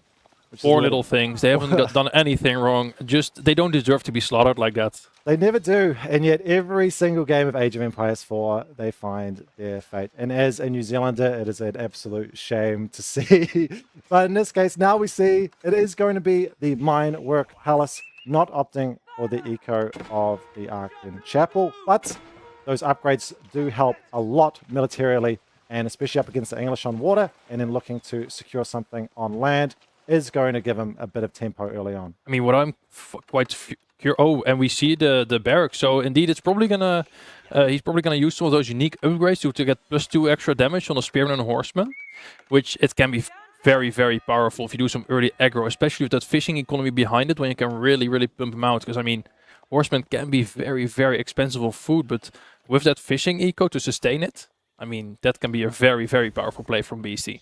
And with BC opting for only that single dock, he's going to have that little bit of time. And we see the Abbey of Kings only just starting for Vortex, but it is 6 villages picking that up. And of course, the King will follow very shortly thereafter. It is Spearmen coming out the gate, 3 of which queued up immediately from that barracks. And yeah, like you mentioned, the All Pikes upgrade gives the extra +2 damage, not to mention them being able to get all the rest of the normal upgrades. Does mean that those spearmen are even better. Not to mention the marching drills, so they run a little faster too. You don't really think of HRE as having great units necessarily, but the mine work and spearmen is something of a bonus for them. For sure, for sure. And he is making his first archer ship, so he is going to try and contest that water present as well as the land present. What I'm very curious about is if he might think to add some horsemen as well later on, because I mean, in response to this, Vortex has to make those longbowmen. And I mean, you want to make longbowmen as English, they're very good. So I'm very curious as to what Vortex will do here. Will he not expect the spearmen and maybe go full on water, or is he just gonna try and you know, maybe a bit skirmish on water, but a lot of land presence, just like Beasty? He's going to have to respond to both. Beasty's got the archer ship coming across the map already, has come out, not to mention 4 spearmen already on the map. Is he trying to body block this villager to get back home? Of course, no wheelbarrow at this stage of the game. Those spearmen do run faster, like we mentioned. We hear the bell get rung, but if he commits the feudal upgrade coming in, so it looks like he is got it. The body and it dies. Is he going to lose the... No, of course, the village is not under the TC like they would be on a lands map, all the way off at the gold mine, and the wood line means that there's no chance for even an English TC. And we see a tower rush from Beasty, very, very aggressive. Now here's where it's going to be becoming exciting. He is trying to get rid of that safe wood line from Vortex and force him to the back wood line, where it's so much easier to raid for Beasty. Meanwhile, Vortex also pushing back Beasty on water, so yeah, I'm very curious. Beasty has a demo ship also in the queue to try and contest that water. I mean, what I would love to see here, if they decide to play some more water. Vortex and also his brother Lucifer are very well known for their massive demo ships today, which in my opinion is always very, very interesting to watch. And Beasty unfortunately does also have something yesterday that he was known for with regards to a demo ship and some very, very poorly fortunate villagers. Now I think this looks maybe like Beasty taking the last game a bit personally. You all-ins me 3 times in a row, and now I'm going to try to take the aggression to you. But I really do think this is also Beasty trying to get something done early before Vortex can get to that Admiralty, which we see almost finished in the queue, which is going to give that extra range to his ships. But if Beasty can get some more damage, we see a little bit of eco damage done already. It does get a little bit, but not really. But 2-pronged attack, we see a spearman raid, of course, those extra fast spearmen, and a bit tankier. But as you mentioned before, longbows out on the field for the English, and that does feel pretty good being able to take out these raids. But something that doesn't feel good for the English is that sound, losing the king. Yeah, I mean, it's so far, it's not that big of an investment for Vortex. It's very unfortunate that he has to remake the king. That's more than 200 resources down the drain, which you would rather not spend on a king. Because the king can just heal itself if it gets away, and with even just 1 health. as we are seeing so far, is that Vortex has 2 more ships in queue, and Beasty also has more ships in queue, so we're definitely going to see some more water brawls here. And I mean, this is where Vortex really shines with his APM, right? He can play both water and land at the same time and keep up, so that's we're going to see how Beasty does it. Vortex has fantastic micro, but one thing we have seen, especially from this map, is just how micro or multitask intensive it is. When you couple in fighting on land, the potential raids, while also trying to fight on the water, and Vortex does have the advantage on water with the Admiralty and the extra range, but that doesn't matter if you're not microing them well. If you aren't constantly kiting back those Springald ships to be fighting at maximum range, if Beastie ships do get in that extra bit closer, then there is no advantage from the Admiralty upgrade. As we see, the King shouldn't die here again, but is able to push away. But it doesn't look like, actually, whether that's vision or not, but that tower doesn't look like it's actually able to hit any of those villages, at least at the moment. And we see Springald ships going on the demo. It actually might pick it up. That's quite nice for Vortex. And we see the effect of the range upgrade right there. Yeah, for sure, for sure. And BC has a lot of units in queue. I mean, he has a very, very strong eco going. He already has his double broad axe, and he has +1 ranged armor, so his ships are a bit more tanky. There is no archer ship from Vortex here, but the Springald ship do manages to almost snipe out the demos. They just get back with a little bit of health. BC still playing it very, very aggressive near the wood line. Adding in some horsemen against the longbowman, seeing what he can do. Maybe... Oh, there's a... Yeah, that's not great that they can just walk into the wood line there. They are gonna walk in, but Vortex, I mean, the reason that this is coming in against him is because he is taking or macroing up with the Castle Age himself. I can't remember who it was that said it, but it is the case that you will never see Vortex make, I was about to say, at least a demo ship, but also galleys, as you can with the range snipe out the demo ships, but only if you make use of the range. Splits away huge quite explosion. nicely, but that's 2 kills for free. Now it's Vortex sleeping a little bit with his control on the water to lose those against those demo ships. Does not sleep on land, does pull away the King in time at least, but that is not something that Vortex wanted to happen there as he looked to get up to castle. It is the precarious timing for him, or if BC was able to then go in and win the water, or whether get eco damage on land. But now it does look like things have settled. BC's gone back on water, he's gone back on land, and the White Tower is coming up with a cool 17 villages. I mean, that White Tower spot is very, very nice. As we can see, it protects the wood line, it protects the gold, as we see on the minimap right here. And it is needed, right? Because the tower is currently on his front wood line, so that can be quite dangerous.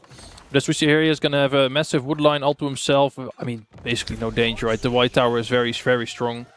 It did get a slight nerf, but I mean, you can't really die of that.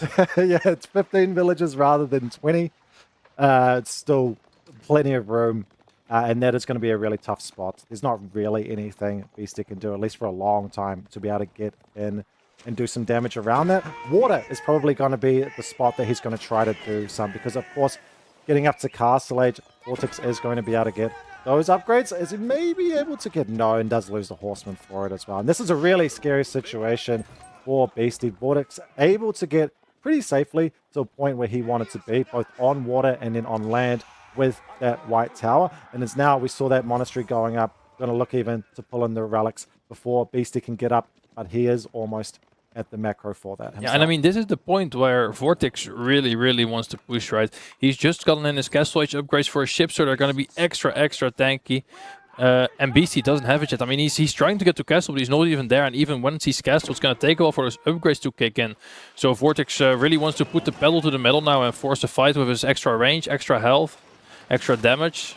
And the one thing for Beasty here, he's got absolutely no advantage on water, but he does have 3 demo ships off to the side, trying to hide away. But very clever from Vortex, knowing that the only path for those demo ships to come in is going to be onto that right side, and pulls his galleys that way. Now Beasty is looking to push back and maybe can run in on water, but we talk about the multitasking. Vortex is going to lose that again on lands, but who cares? He would much rather lose the King if he can trade out for a few demo ships, and maybe looking to get a Springald as well. And this is still so powerful for Vortex on the water. He's kept a 5 fishing ship lead for basically this entire time as well, which is going to help out his eco.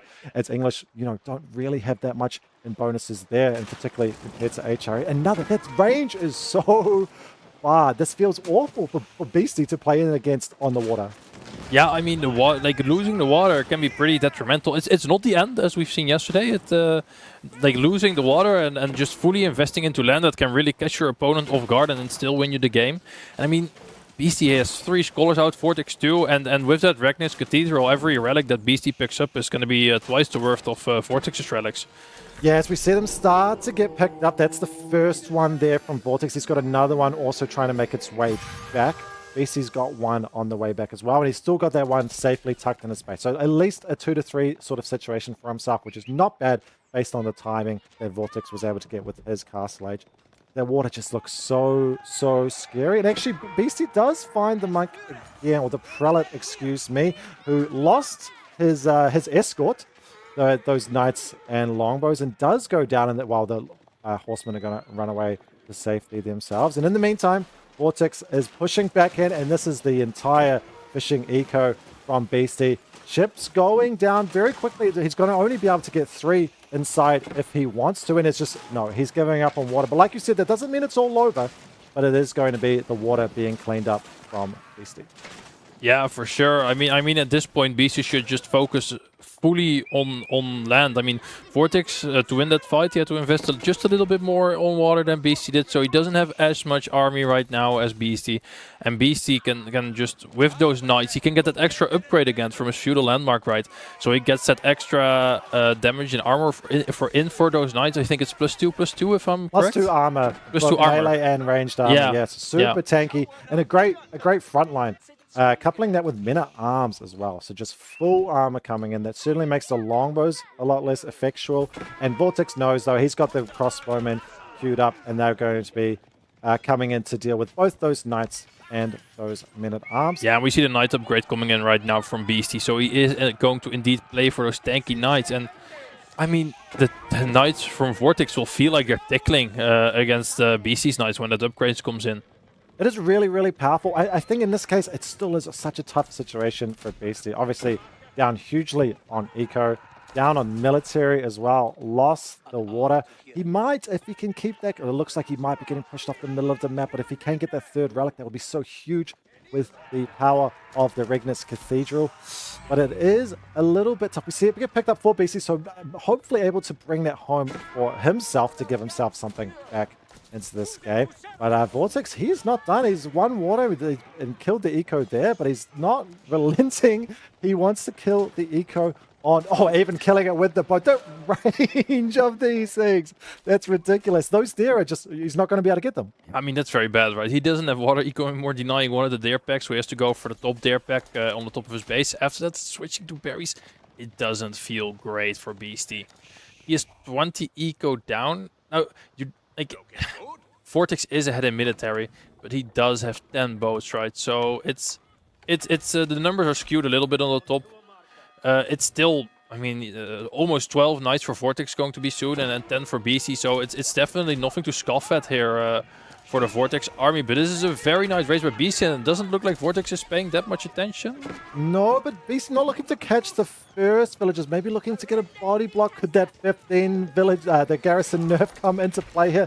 A little bit, but only 2 eco kills in total, and I think there was only 1 there as well. I'm sure Beasty was hoping to get a lot more damage from that dive. And on the flip side, knights from Vortex coming in at up to 22 eco kills.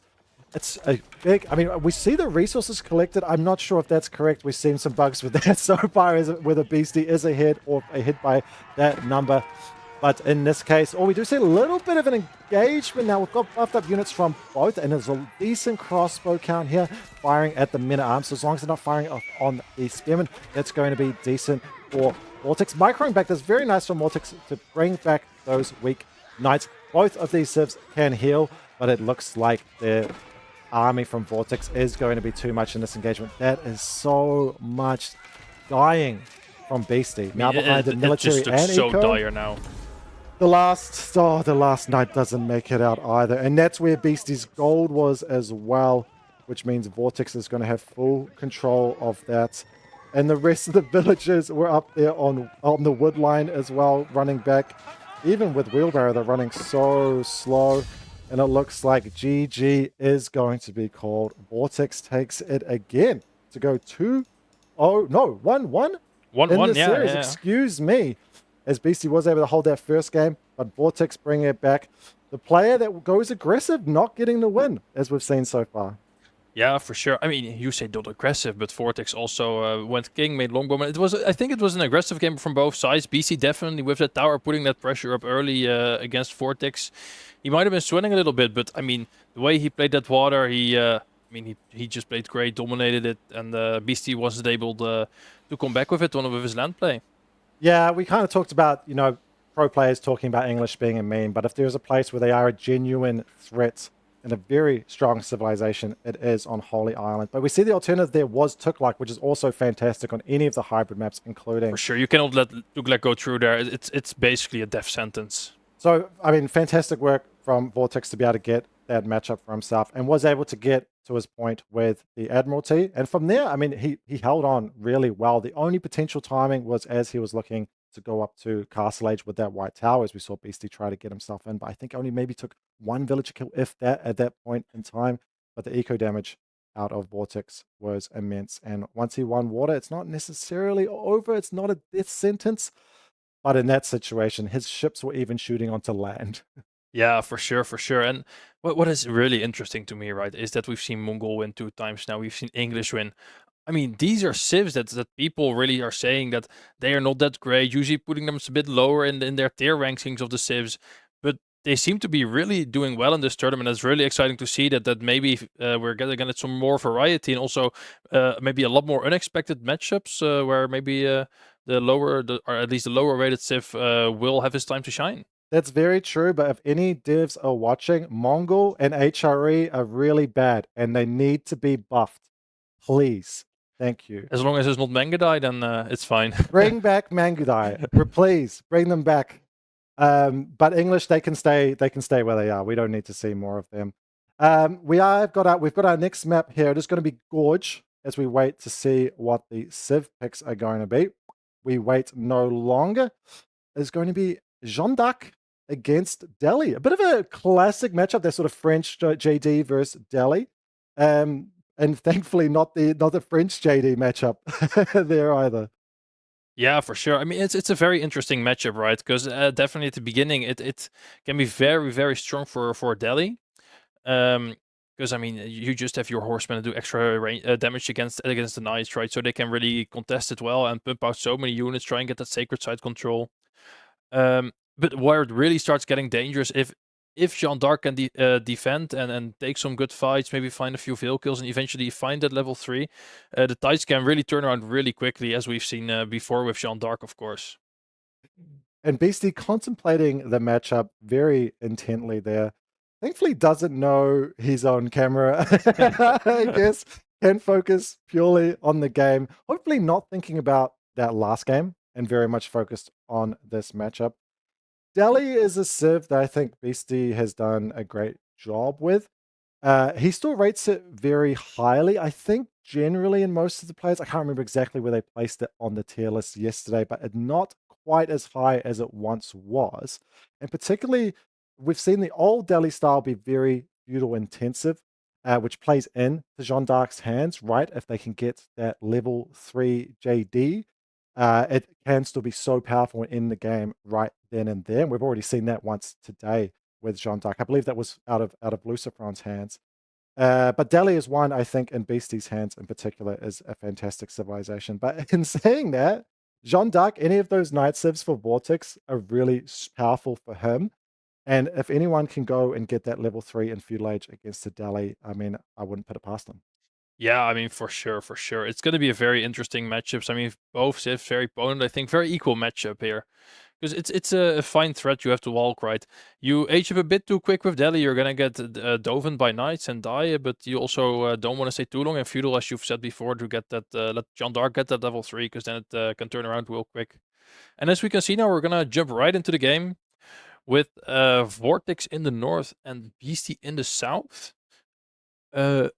I'm seeing 2 different colors on the screens, but I think that's just four different colors on the screen. Yeah, 4 different colors. I do know. I mean, Vortex has picked. We will see most likely the red versus blue on our screens, but Vortex picking the yellow, and I know Beasty, when things didn't quite go his way yesterday, he said, "Well, maybe tomorrow I'll pick dark green. We'll retire the yellow at least for the day." I mean, it's Delhi, right? You have to pick dark green. It's just so true. good looking with that. And we are seeing a slight pause here, and we're also seeing the ranked leaderboard. Which is fantastic to see. But the game pause here, hopefully not to something too serious. In this case, it looks like they're gonna go again. Nothing serious. Fantastic news. Never want to see those technical difficulties. And we are straight back into it. Yeah, on the north, we see Vortex immediately moving out for those deer, trying to get that early food source in. We see why can I not think of the name? We see the upgrade coming in, so they can gather the deer 15% more quickly. Survival techniques, of course. And then we see every upgrade coming in for Delhi.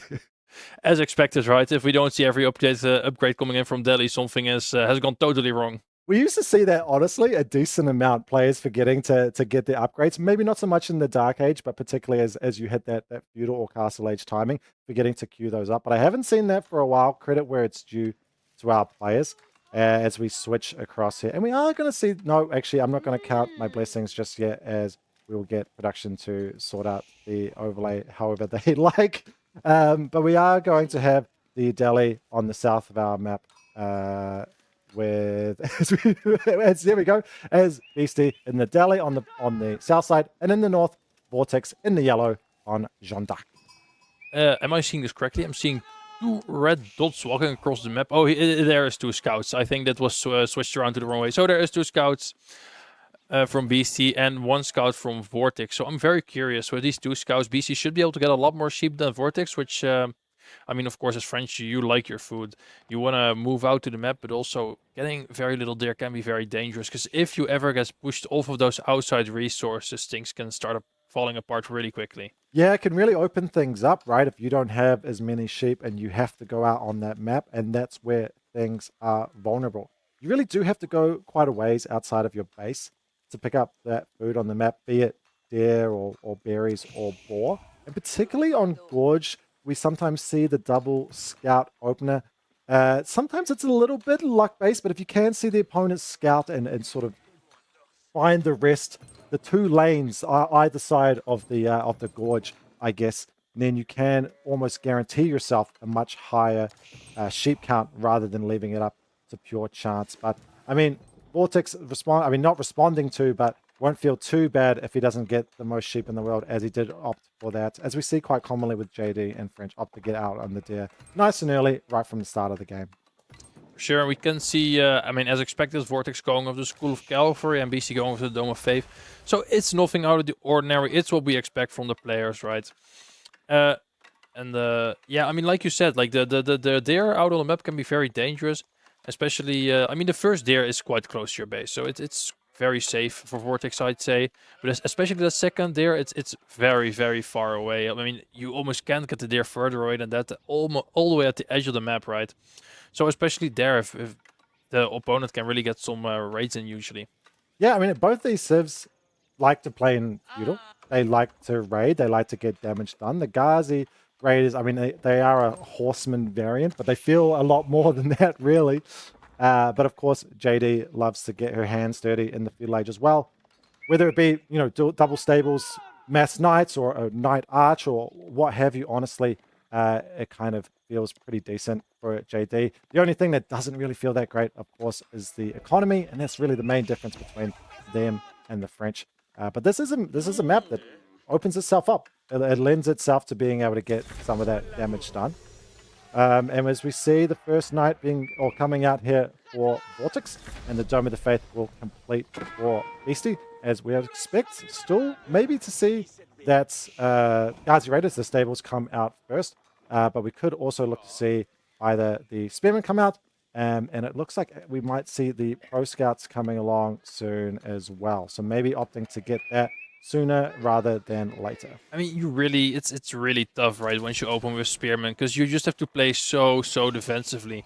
You're gonna have no map presence for the longest of time, so I think the standard strategy with Delhi here is to open stables, because if you are forced to open with Spearman, you are definitely setting yourself up on a back foot here. Yeah, even the brace change really doesn't change that in favor. And not to mention, I mean, JD, when she gets her level 2 and can opt into either the Woman-at-Arms form or the Hunter, the melee and range, respectively, deals with Spearman pretty well. But Ghazi are definitely a force to be reckoned with, and we see the first one there. But that Pro Scouts, I mean, with Delhi, you get it for free. Sure, you can choose to queue it up faster than others. No, not getting a hit there from the Knight. But yeah, you can get it somewhat earlier than the other upgrades, but it's still going to take its time to come in. So Beastyqt is going to have to wait for that before he can turn those scouts into resource collectors. The Ghazi chasing away a Knight, not something you ideally want to see as JD. Actually did choose for the Woman-at-Arms there. We saw great success out of Luciferon, I believe, with that earlier. Cleans up Spearman immensely well. But it's going to be just, yeah, continued Ghazi, continued Knights for now from both players. Cavalry meta, but no damage yet to be seen on the map. Yeah, for sure. I mean, it's something different than we've seen, because so far we've seen a lot of archer blobs in games. I think that's been very predominant so far. I mean, we've seen Puppy, we've seen Marine Lord just blob up like 60, 70, 80 archers. So it's very refreshing to see Knights, and I think a lot of people are expecting Knights to be very dominant. They have been very dominant, and I feel like the last year, like ever since Pro Scouts, and even since the Pro Scouts nerf, Knights have just been so powerful. Yes, Knight meta, Cavalry meta. Although it's a lot of those complaints have been against those Super Knights, the like Radari or the Mounted Samurai, but we've got the original Super Knight here, that is the French Royal Knight. But we do see now Spearman getting added to the queue. I mean, the typical response to a Knight or Feudal Knight civilization is going to be that Horseman Spearman. As Beastyqt gets... Oh, we don't get the extra... No, we do get the extra charge. Okay. Very nice there from Vortex. I wasn't sure if he was going to pick that. Beastyqt just a split second late, pulling those villagers away, and also obviously sticking on that last berry means he had the furthest spot to run. But, of course, Beastyqt repaying it in kind. Parting not super generous to him. And it looks like those villagers are going to get away themselves. Not able to return the -1 with a -1 of his own. Yeah, I mean, this is what we're talking about, right? Raids coming in from both sides, both going cavalry. Beastyqt adding him some spears, because pure Ghazi against pure Knight, it's not ideal for the Ghazi. Like, they can fend for themselves quite well, but it's not the same as a Knight, right? And we see archers being added in from Vortex as a response to the spears from BC, so we're gonna get a very classic composition. It's what we expect, basically, right? You have the premium Knight with the archers, and you have the worst cavalry with the spearmen. Yeah. With something I'm sure a lot of players can relate to in this matchup. Very Delhi versus JD or French coded with this one. A lot of scholars being pumped out as much as he can from Beastyqt. We see still Pro Scouts not yet finished, but a lot of other upgrades will have finished by now. Not able to get out, or we don't see anything with regards to Sanctity and the Sacred Sites being fought on, but that is going to be something to keep an eye on as to whether Beastyqt can secure those for himself. For the moment, though, for Vortex, I mean, I don't really see him stopping making Knight Archer for a while. Yeah, definitely. I mean, you want to keep forcing these fights in Feudal, try and get some damage. Maybe slowly just get level up JD, right? I mean, Vortex definitely not going to jump to Castle Age anytime soon. He's just going to be the classic composition, spamming Knight Archer, just keeping it in Feudal, trying fighting him for as long as possible. And we see Beastyqt adding in two more scouts, so for a total of 4 scouts, now that Pro Scout is almost coming in. So we can start gathering that outside there to just get some more safe food and the rest TC. Yeah, very clean. For Vortex, interestingly, he's got both his deer packs on the same side, which is nice for him to be able to get that, but his boar... That juicy boar is sitting on the far opposite side, hidden behind all those berries, so not going to be able to get there right away. Beastyqt coming in again with those. Ghazi, not able to pick up a kill, just getting the idle time. Now getting his own food in from the map with their professional scouts. But it is still, I mean, these Gazi are still causing a problem. Not getting the kills, but is getting a decent amount of idle time. And everything that you can prevent economically from JD means fewer units. Fewer knights, if you can deny the gold, and particularly the food. And then, of course, also the archers as well. And we see, I mean, don't be too fooled from the military count because of the scholars as well. But honestly, that is a pretty scary army that Beasty is able to mass at the minute. For sure. I mean, at 21 spears, there's nothing to scoff at, right? We do slowly see more archers being added, and maybe 2 villagers going down. Yeah, that's definitely... Oh, what a micro by Vortex. That's, I mean, beautiful to see. I was totally wrong. 0 villagers going down. I mean, only Vortex can do that. If you were going to say, I was going to say. I thought for sure they were dead. Really quick on the keys there to ungarrison on the other side and then re-garrison. You do have to quickly switch your keys or manually click with the mouse to be able to do that in an instant. Very nice from Vortex. Definitely warmed up in the set. But we see JD on the front. The archers, every kill that they get is going to give experience over to JD. We see in the top right that little bar underneath her icon is her experience level. So about a third or just over a third of the way there. Still definitely a ways off. But I mean, at least at the minute, I don't see this game getting out of feudal anytime soon, which means as that goes on and as we creep towards that level 3, it becomes even more of a threat. Yeah, and BC finally going for those sacred sites. Vortex trying to decap one with the scout. He can't really get the middle one because of the army of Vorching just poaching around there, trying to fight some kills, maybe trying to skirmish a little. Vortex now building that second tower to make sure his 2 vills on 1 HP don't die, because that would be kind of annoying. It does feel like a bonus, doesn't it? 2 villagers on 1 HP and now the ones that are building the tower. That's got to feel nice from Vortex. Maybe a little bit of a confidence booster as well, sort of finding his groove to make those plays. And not necessarily a tilter for Beasty, but it is really frustrating when you feel like I deserve those. I did find that time. I should have been able to get those kills, but just the split second of those last Gazi attacks not coming in. Now, Vortex sitting at the front of the base of Beasty, but not able to get much damage for himself done for a while. It is really the Sacred Site contest, which has been the main thing at the minute. Beasty was able to get, I think he got a couple of them for a brief time there, but now Vortex has cleaned them all up. Yeah, I mean, Vortex doing an amazing job denying the Sacred Sites from Beasty. Beasty's not going to get a lot of gold in, which, I mean, when you start getting that passive gold and let Beasty have the Sacred Sites here, he's going to naturally want to go to Castle, but without that Sacred Site control, he's kind of being forced into playing more feudal, which the longer the game goes, of course, the better for Vortex it gets. And we have some Gazi again trying to find some kills on the tier pack. Vortex does see it though, so he can garrison his fills, but there is still one low fill, but Beasty just walks away, so it is going to get away scot-free.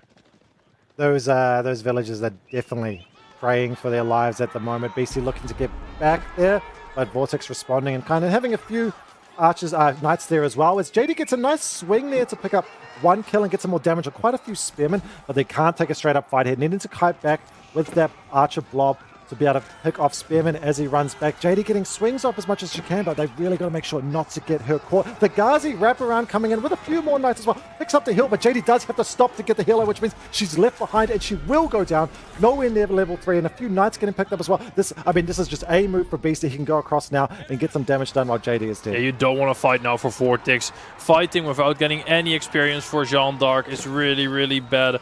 And those spearmen, I mean, as much as we praise the knights, 30 spearmen are still nothing to laugh there at, are right? 6 archers. I mean, he's rebought JD. It took a little bit of re-engagement there before she got that nice swing there, picking up 4 spearman kills. But it's 7 archers, now 4 getting queued up. I believe Vortex only had, I think it was 6 villagers on wood looking to produce out of 1 archery range the whole time. Now up to 11. So knowing their heads up, okay, that's a big spear count. I think something we should also not forget is the experience from Jeanne d'Arc. So close to that level up, and it's going to swing the fight so much in Vortex's favor once she gets that level 3. I mean, just a few more spearmen to get sniped, or one or two guys to go down, and we do see it's aging up now, and probably getting those men-at-arms for that front line. Yeah, I mean, the men-at-arms are just so good in feudal, tanking for those knights, making sure the spearmen focus at, and then the knights just shred through it all. And the extra damage against the spearmen themselves, they are a hard counter to that unit, and there's 28 of them to do damage to. The Gazi do a better job than regular horsemen against them, of course, but they're not like knights in that respect. I mean, I'm not sure if Beasty's going to need to pull the Scholars to be able to take a fight and hold it here. JD level 3 is a huge power spike for Vortex on Jeanne d'Arc. And he's shown that he's got the micro to make the use of it as well. Obviously, getting the extra speed from being mounted means that you can get in there, do your twirl, and win a fight almost solely off that. Yeah, I mean, we see Vortex going for the production of Beasty, making sure he can make as many Gauzy as he did before. It's 150 wood as Beasty is going to need to reinvest, right? So that's always nice. We see Vortex getting some idle time from the village of Beasty. We see, however, the Gauzy coming back, and there's likely one villager going down. Yeah, and he's going to try and burn the tower down, but Vortex has to send some of his new knights there to get that up. And Vortex, meanwhile, pushing quite aggressively into Beasty's base, right under the town center. The only awkward thing here for Vortex is that he has got so much food in the back. His gold mine run out at the worst possible time, which means he hasn't been able to reinforce with its many units. But JD, a big swing. If he can take a big fight here, it doesn't matter how much money is in the back. JD getting so much value. The Knights coming in now, but it's still a big spear count. If JD does get caught on those pointy ends of those spears, she will go down very quickly. The champions, John's champions doing a great job to tank and do damage. The Gauzy count 14, but it's still 30 spears, only 13 archers. JD is still so low, playing with fire there, Vortex, and she does go down. That is not great. I mean, it's you can buy her back. Like, I don't think Vortex wants to wait for her to naturally get back. He does seem to be going up to castle now. He did lose a total 5 vills here on the deer, so that is quite a good hit from Beasty here. I mean, yeah, I think Beasty has had some idle time or something, because he's they're almost equal on village. I mean, Vortex is one villager behind. It's not that bad. But he is aging up now. He's going to get 19 knights, so that's going to be a huge spike once those age up and Jeanne d'Arc gets back. He's going to be able to heal up those knights a little bit more. There's a lot of low HP knights from Vortex, as we can see. Those knights running away from the villages there almost. But there is the reinforcing army from Beasty. They do turn around to come in. It's actually so clever because he's going to be unsuspecting. So many villagers are going to go down on the swing. Going up to now 8 villager kills. A few knights do go down, 9 villager kills. But it was just such an awkward anti-timing for Vortex, running out of gold at the worst possible time, meaning floating all that food would have been... Oh my god, and Beasty finding those villagers there as well that were out at that second gold that came at the worst possible time, which meant the age up was so delayed there weren't units to reinforce, and as a result not being able to take and losing JD, who is now back on the field and will come in and probably clean this up by herself. It's not just these villagers going down. I mean that in his own right is terrible, but the archers going down, 0 gold gathering. He cannot even get a knight upgrade, and it's only 125 gold. I mean, this is terrible for Vortex. Beasty even getting more villager kills on the berries, up to 14, almost probably going to be 15 villager kills in total here. I mean, triple the army from Beasty. Vortex 5 villagers down. He is an age up, but no gold to make use of that age up. No, and the only other gold he's got is on the other side, which, as you mentioned before, that Beasty was able to successfully kill 5 villagers in that spot on the far right with that gold. So even if they do switch or have switched off from that deer, but it looks like they're not even there at this point anyway. And I mean, that is so many spears chasing down these knights. And we see, honestly, there's nothing in production for Vortex. He lost so much eco in almost one fell swoop. He's not able to get out onto that gold, but he's now, looks like he's gone back to that far right-hand side. But at the minute, it's knights running away from Beasty's army. But ultimately, he does still have that age-up advantage. For sure. I mean, as good as it was looking for Vortex when he was pushing into Beasty's base with the level 3 Jeanne d'Arc, that's how good it's looking for Beasty right now. Like, the tides have totally turned here.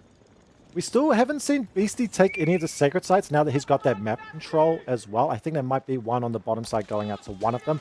But that would be a huge difference maker if he can get that gold coming in passive. Yes, that is one going across to that south side sacred site. If he can get that passive gold in and find his own timing. But for now, if he can... I mean, this is what JD or French does to other sets, where they stay in feudal and just keep taking good trades. It's very difficult to see it happen against Jeanne d'Arc, as a level 3 JD is incredibly scary. Getting a little bit of a spin there, but honestly, even with Jean's champions...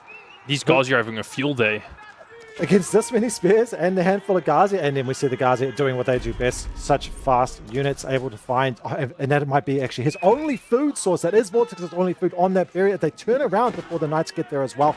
Completely idled out food economy. He's on the gold on the right side as well, so that's completely idled out as well, as those villagers turn to repairing and hop back in. That's 10 villagers there, and there is no units there for Vortex. This is the entire economy not only idled, but looking like it's probably going to go down. And the villagers just running away. The spearman meanwhile going for the other villagers, and it doesn't even matter. Vortex calls it. Beasty wins the 3rd game of the set. As we can see here, everybody's sitting on the couch, anxiously watching all the games. Posture check, posture check. I mean, fantastic turnaround from Beasty. I mean, he was never out of the game, don't get me wrong, but it was a situation where, with JD getting level 3, finding the economy damage, that Vortex looked like he was in the driver's seat. It was sort of that weird, just terrible timing to have run out of gold at that stage, but then did still decide, even with all that float and not having any more gold, that he, or at least for a while, that he was going to take that commitment into Beasty's base and try to really solidify a win. Didn't pay off. Beasty held on so well. It was, as we've already seen this series, holding on, and then was able to turn it around and found that eco damage himself on the food, on the gold, and I mean, in a blink of an eye, it was all over for poor old Vortex. Yeah, for sure. I mean, it was looking really good for Vortex at one point, but Beasty managed to turn it around in the end. I mean, I think both players definitely had their moments in this matchup. Vortex saving those 2 villagers. I mean, for me, that might still be the highlight of this game. It was such a beautiful moment. And now, in previous sets, we've seen almost all of them be 3-1s, but Marine Lord and Anatan did kindly break that curse. So it isn't going to be a 4th game that's just for show. It is going to be meaningful set, as I think in this case it is still very even, and any of our players could take out this set. We do have our 4th map pick, which looks like it will be Dry Arabia. I mean, this is just ethical Age of Empires. It's like you said, you're talking about even. This is probably the most even you can get on Dry Arabia. It's simple, it's clean, but I mean, we all love it, right? You can't hate on Dry Arabia. It's the most classic map there is. There have been some series this tournament, yesterday in particular, where Dry Arabia was banned or wasn't picked, and I did genuinely feel like something was taken away from me. Yeah. I love all of these maps, don't get me wrong, even the water ones, but Dry Arabia is something I always want to see. And you see how even it is there with the total resources gathered in that game, and pretty even in the APM as well. But ultimately, that eco damage that Beasty was able to do. I mean, it is the villagers that were killed there, and we look at the military lead as well. The villagers that were killed, but it's also when they were. I mean, it was just, at that point, no food, no gold, no nothing left. And that's what we don't see in this graph, right? You can see this huge spike for Beasty at the end. But what we don't see is how he achieved that spike by denying the gold from Vortex, denying that food, making sure Vortex couldn't invest anything into upgrading his units, making military. So, I mean, that might just be important as getting villager kills. And we do see our civs come in for Dry Arabia. It's going to be Golden Horde for Beasty and the Japanese for Vortex. Mali and French have been sniped away. Now, Vortex, both he and Lucifron have said how much they rate Golden Horde. I think in this case, yeah, it was Beasty first picked that away. Vortex, a player that he did lose yesterday on it, actually. But otherwise, he said that was his only competitive loss with Golden Horde.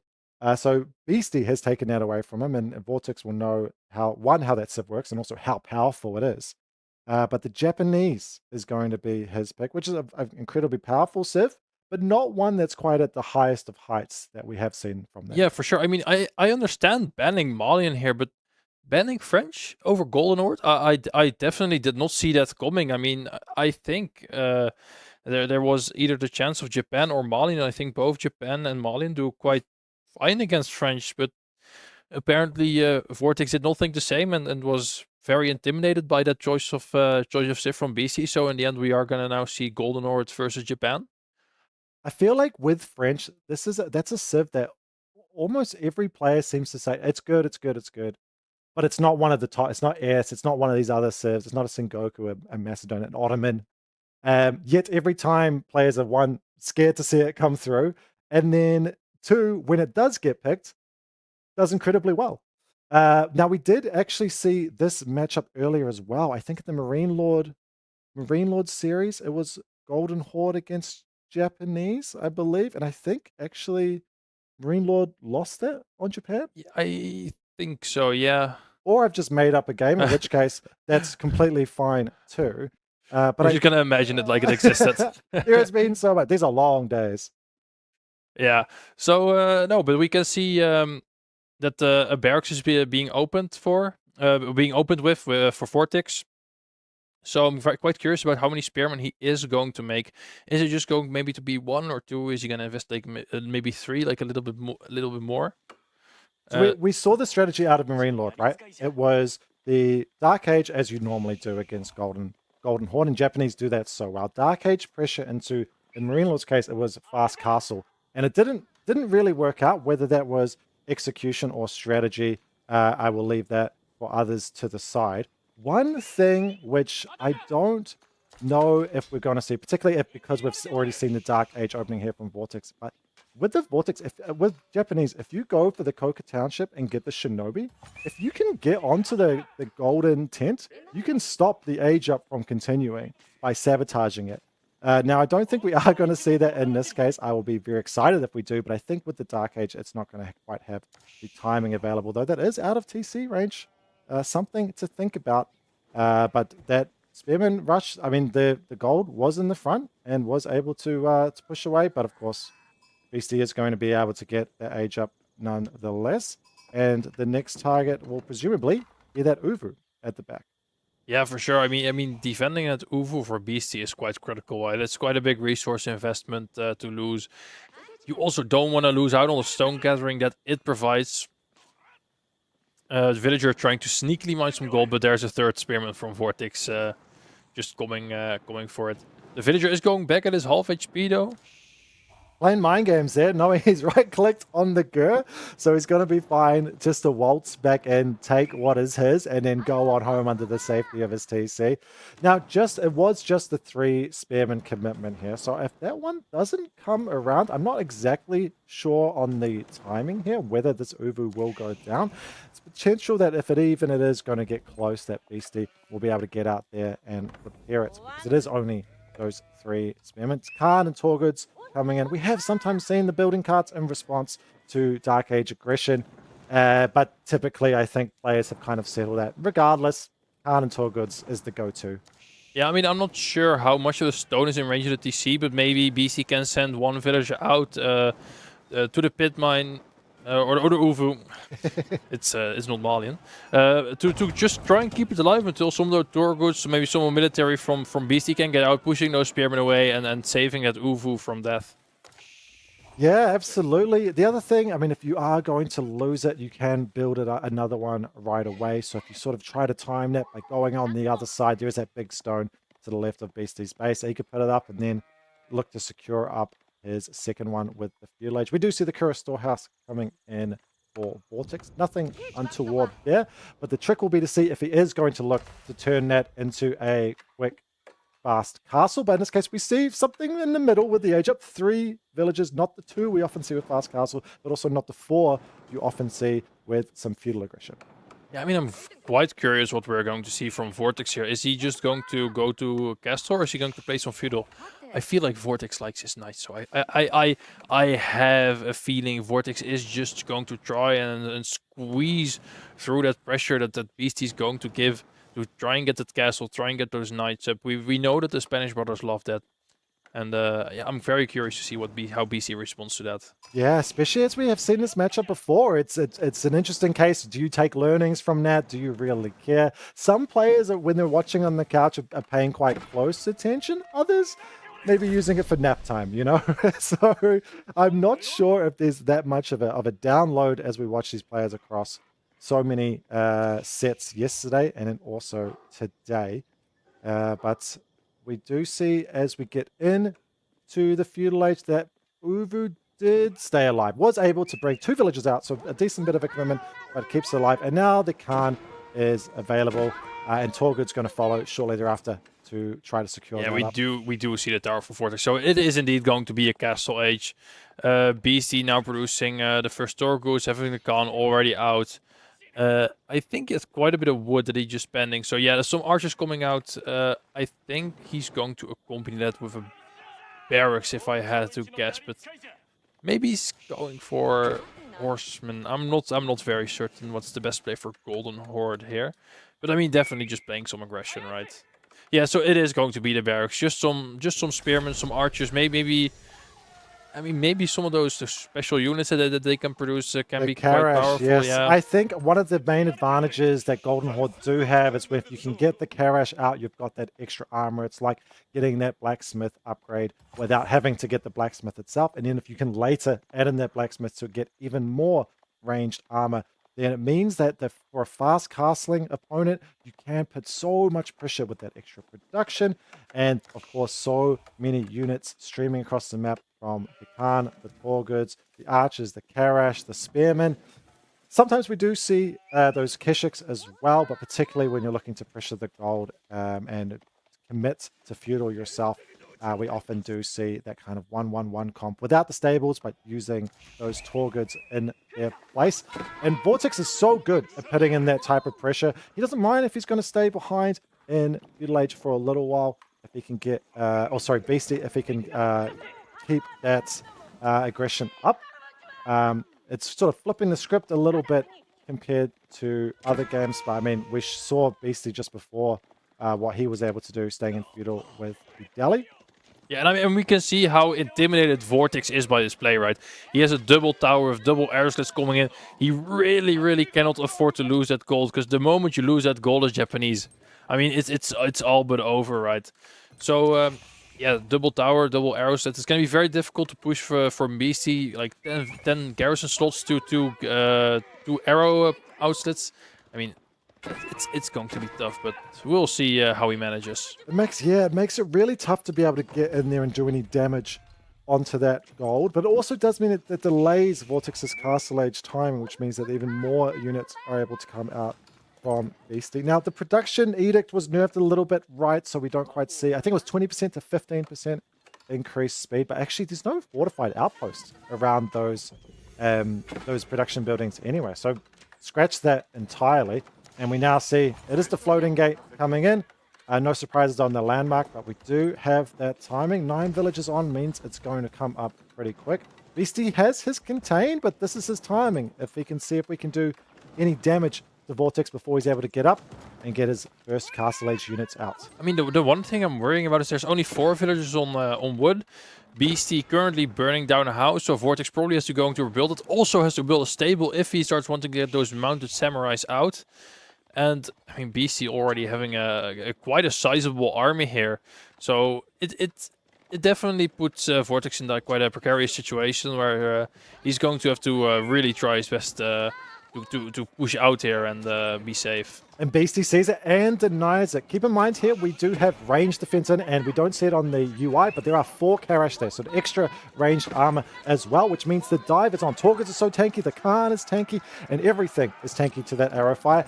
And that landmark is not complete, and it is not in a great position for Vortex to be able to defend. He has in total 1 spearman, and not exactly what you want, but it is going to be the commit. Vortex is going to look to get it up. There's only 1 villager kill that Beasty's been able to get, but he's got a lot of idle time on these villagers and trying to get the landmark up. The stables there as well, unable to get up. And if you look at the eco for Vortex, he's got no food coming in either, which means that Beasty just keeps able to mass and keep getting denial.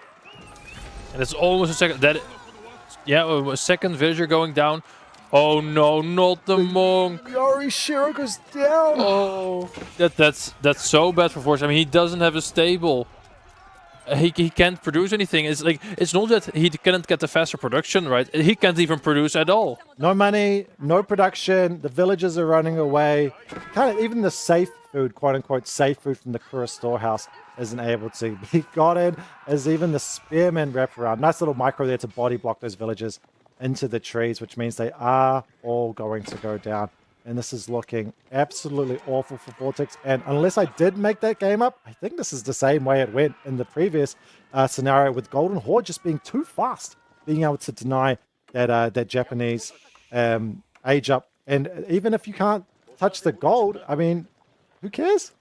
I mean, for sure. I mean, it's 30 military to 2. Beastie being up 8 villagers.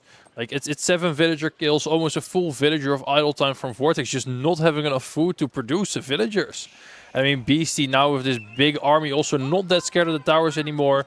Vortex, meanwhile, trying to get in some fortifications, but is it going to be on time? The 2 villagers running. It is going to be another villager kill. Not having the fortifications is so bad in this situation. There's so many melee units, so much fire damage, and there's no way. Yeah, Vortex cancels it. There's no way that was going to get up, which means that gold is denied. He's got 800 in the bank. That's great. Nothing else. Does he have a market? Maybe looking to trade out of that. But honestly, even with that, there's not much. I mean, he's going to be able to you can't really achieve. afford to trade the gold away, right? The moment you trade the gold away, you can't get anything else anymore. Beastie's denying everything around the base from Vortex. 2 archers just camping on the other gold, making sure Vortex doesn't get out there.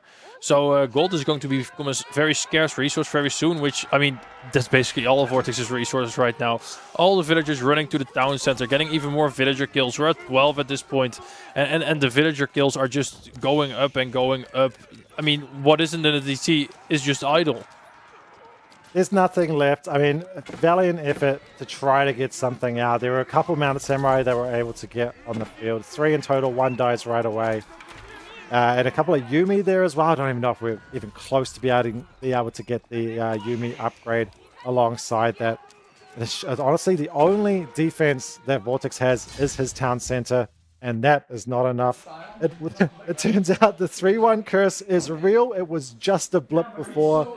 Another set complete. 3-1 to Beastie over Vortex. GG, well played. Great series from Beastie. Yeah, it was a great series. I mean, I guess the previous series was just a small glitch in the matrix, right?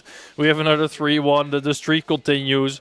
Let's just forget all about the last game, you know? So we only have 3-1s on the scoreboard. How beautiful would that be? It's basically a best of 3 at this point, and then they just play another match for fun. Yeah. Yeah, I mean, Vortex, he's going to be disappointed, of course, especially with some of those games, you know, taking the I guess, a bit of a risk to go up there to greed that castle, but he didn't really feel like he was greeding it. He put 2 towers down on the gold. He got arrow slits for both. Didn't get the fortification, but ultimately that ended up being a good thing because he didn't overinvest or look to invest more there, but it was the landmark in the front. It was not being able to secure food, and ultimately Golden Horde showing that they're so good against these fast castles. I mean, for sure, like, I felt like he played it very defensive. He didn't want to die early, didn't want to die from that all-in. It looked like he tried his best to not die against it, but I mean, apparently even his best was not good enough here, and Beastie does manage to just raid him on all sides, deny the landmark for such a long time. I mean, he didn't even have the stable up for most of the first few minutes of Castle, and that's just very bad, right? Not being able to produce any military. It's never a great spot to be in. It's the worst feeling when you are fast castling, but ultimately that is the gamble you are making. And yeah, probably not the ideal way to go down. He will feel some, you know, satisfaction with that English game on Holy Island, getting something back. But ultimately, and I think, you know, I expected to see Vortex being the one coming out aggression and playing in Feudal Age, taking the game to Beastie, but it was actually a little bit of an inverse, and ultimately Beastie was able to hold out. He said in his player interview, that raiding is what he considers to be his strength, and I think that showed. He was fantastic with that in this series. Yeah, definitely. We've seen a very, very aggressive series here from Beastie. Very interesting to watch. Very, very cool to watch. I mean, sometimes I feel like Beastie's still a bit known as being very defensive, but I think he's really turning around the narrative here. And we see them sitting on the couch right now, so we're probably going to switch over to them soon for the interview with Beastie. And yeah, I think he will tell you more about what he felt about the series.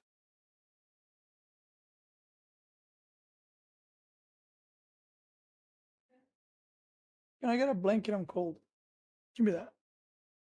No, that's too big. Give me that gray one. Oh, we're back. Is this on now? Yeah, it's on. You guys. Hello, everybody. I'm here with Beastie. I'm doing the winner interview. It's working. Thank you. I did not prepare any questions because I was sure he's not going to win a single series. I'm surprised he took more than one map already. So first of all, congratulations. Thank you, Korn. Thank you. I'm looking forward to your matches today as well. I haven't seen you play in a tournament in a while. Yeah, it's so not going to happen most likely ever again. Oh, okay. Yeah, never mind. Yeah, I feel pretty good. Like, I feel like the games went pretty well. So yeah, pretty happy to win. Hopefully I only need one game to advance. One more game win or? No, just like I hope this is enough. Oh, I mean, it might be, right? Yeah. Depending on the other results. Hope so. Good. I didn't see Holy Island. You lost that. Is that correct? Yeah. Let's highlight that game. Yeah, let's talk about that one. Talk about actually, you should have probably. I don't know. It was kind of. I tried to like open spears and run into the wood line, but he saw it like immediately and he walled, and I was like, "What a snake!"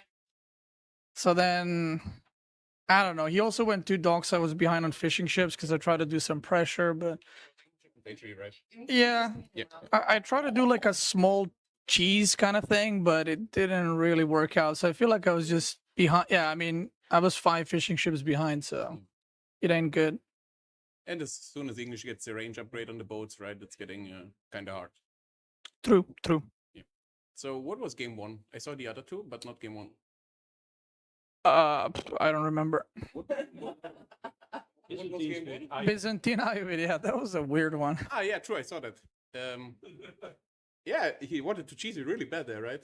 So yeah, the funny thing is, so he's been doing this with Golden Horde against Byzantine, and he's done it twice, like in a recent tournament, and then now. So I was scouting his base and I saw no buildings, but I saw 2 on gold, and I knew he's making stuff. So I was like, oh, he's probably proxying. Yeah. So I just rushed tower with 5, and I think if I don't, I think it gets really sketchy. I think if that tower goes down at that one point, it was like super close on the berries. I mean, I got the mercenaries out already, so I feel like But once I got the first mercenary pack, I think it's fine. But saving the tower was also super important, right? Yeah, I mean, I come in clutch like that. You do be like that. Yeah. And then he went for another round of cheese, actually, with Gulams this time, and you were like, where the fuck are these guys coming from, So right? the thing is, I saw the age up, like the... so I was like, I was trying to find barracks, actually, and I went downwards, but he proxied it to the right. Yeah. So the funny thing is, I actually played against this somewhat recently. It was a different matchup, but it was basically like someone all in me, and I was Byzantine, and I held, and then they aged up and proxied like 4 barracks. So doing that against javelins is actually not like too scary because they do a lot of damage. High base damage, right? Yeah. Yeah. So I was like hunting down his villagers, and at one point I was like, yeah, I should just get my units back and defend. And but you did a lot of damage, right? So, Yeah. And you didn't really take any damage. I couldn't find his villagers, so I gave up and I just went home. That Delhi game, though, that looked kind of bad for a long time. Yeah. Like, when JD got level 3, I was sure you're dead. And Crackety was joking, like, at the 17-minute power spike from Delhi, you're gonna win this, right? And then JD was level 3, he was Castle Age with you late. How were you feeling at that point? So actually I mean, I'm probably not going to play this matchup again, but going Castle Age there is a big mistake, and I've lost a few games to a deer sniper by aging up. I know we were talking So about basically, if JD or French age up at a point and you just keep making spear Ghazi, you actually win the game, which is kind of funny. Yeah. Like, even though you're ahead, if you age up, you die after. Yeah. So I was like, I'm just going to keep massing units. And obviously his gold ran out, right? Yeah. And when I saw that he's not on the bottom one, I knew he's at the bottom, and I got a really good surround. And then I knew he's going to send everything down. So I just rallied down and managed to catch a lot of units. Yeah. And I think it's like, against this amount of units, I think it's very hard to actually micro. Yeah. Even if like you're someone as good as Vortex microing, I think it's just so difficult, target firing and kiting and everything else. And what I was trying to do like pretty often is like go back and forth so that he has to like retarget fire or, do whatever. And yeah, I think I picked off JD twice like that. Like, I think this is one of the times. That was a really important catch, yeah. Yeah, so I actually, early game, like you said, it was kind of scary. But once we got to the point of like he was aging up, I was feeling pretty good because I know that his deer ran out, so he has to go on the boar or outside berries, and that's when I can actually start raiding. So, and last game was Golden Horde against Japan, right? We saw that matchup earlier today from Marine Lord against Anotan. It was kind of the same result. A little bit of a different approach, though, by Vortex this time. But do you think this matchup is just really bad for Japan, or...?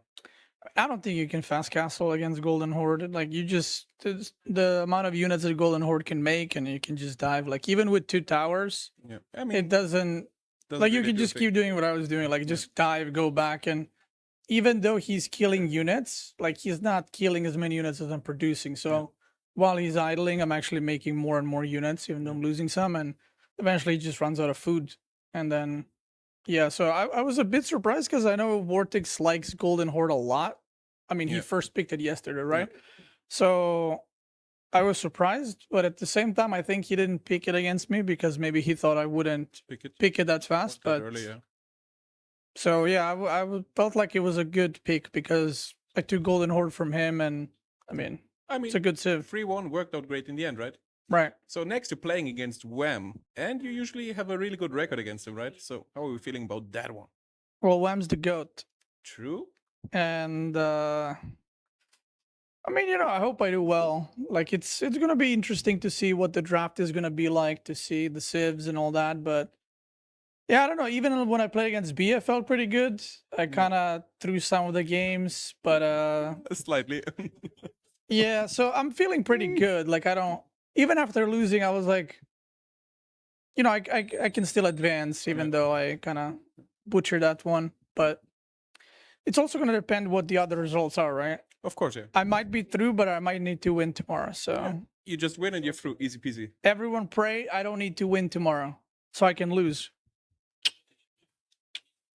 All right, I do think we have a tortilla slap contest now, right? So guys, we had those goals we showed you a little bit earlier, and in this time, it does seem like we have reached our goals. And as the winner of this round, Beasty, he's the one.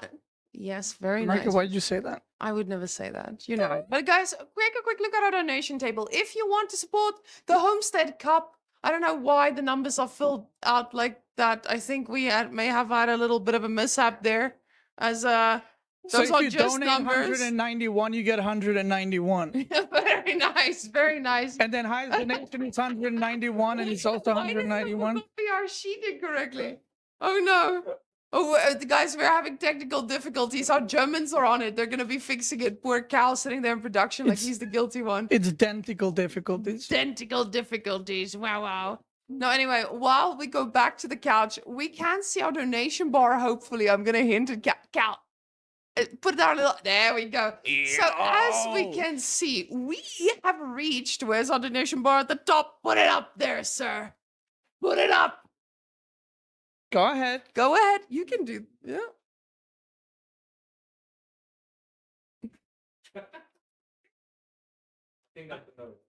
I think Cow is punishing us. The goals, Cow. Please. We really, really want to see the goal. It's fine. Wait, why is there Beastyqt goes bald? What does that mean? We're gonna cut your hair off.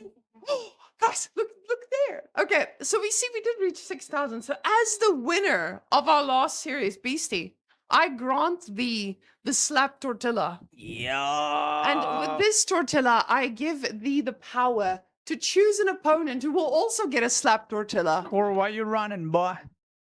Or why you running, boy? I'm busy. I need to show. Yo, should I slap Wham? Where is he? No. Prep him for tomorrow. Oh wait, he's playing now. I can't do that. Wait, why you want me to smack Puppy Paw? I don't know. Where's Anatan? I want to smack him. Where's Anatan? For shit talking me. No, I think Anatan ran away. He knew this was coming. Yeah, he ran away because he shit talked me and then he lost today. Okay. Yeah. Okay. And I want to slap him up now. I mean, if all else fails, we can always do our tortilla slap. Okay, is there any volunteers? Actually, I want Dominique. Come here. Come here, boss. Get over here, boy. So this was our KP cameo a little bit earlier. Oh God! And you guys can see on his shirt. I'm gonna wipe that caterpillar off your face. Okay, hold on, guys. You. Okay. We have our edition of our rules, so you may take a sip, but you don't need to put the full thing in your mouth. Oh yes. We will have to mic both of you. I'll mic you in a second. Give me your microphone. Okay, you take a sip. Okay, don't drink it. You need to keep it in your mouth. Now I have more. Wait, what the hell? I'm gonna slap you. Okay, keep it in your mouth. And the goal is for you not to laugh. The person that laughs loses. It's a you laugh, you lose challenge. Did you take a sip?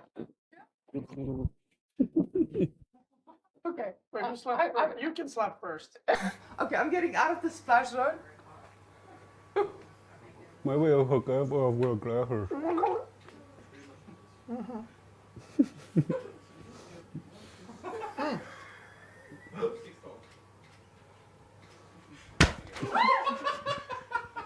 The tortilla is here, by the way.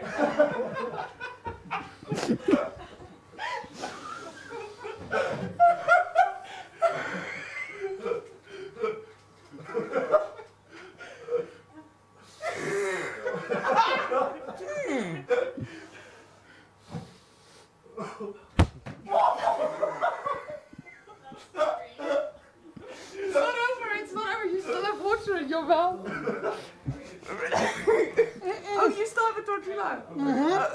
Where's your little tortilla? Okay. Oh God, the splash zone, the splash zone.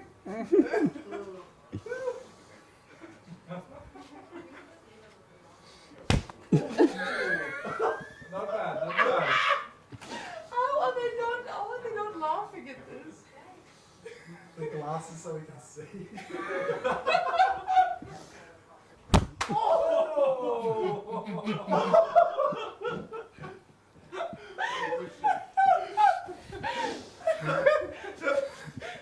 Do you still have the water in your mouth? Mm-hmm. Okay. Is there one more round left?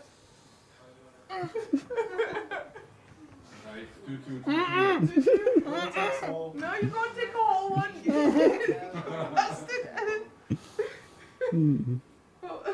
What?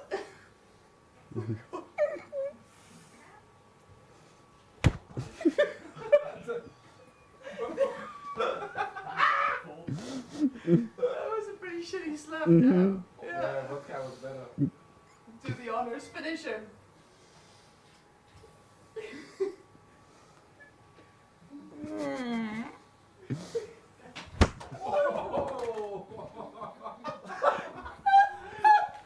Thanks. That was great. That was great. Okay. Oh, he wants to go more. You won. I'm scared to hit you in the face. I know. That's the thing. There you go. You did very. You can eat it. That was riveting. How do you feel after winning a game and winning the tortilla slap competition?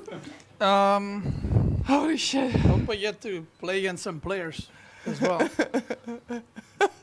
You know, it'd be pretty good if I played against some players as well. Okay, but not Like this Anna round. Tan Not this or- round. You see, that's the beautiful thing. We have spin the wheel every 500 where there will be an opportunity for more tortilla slaps. So he hasn't been to the gym in a few days. Got him.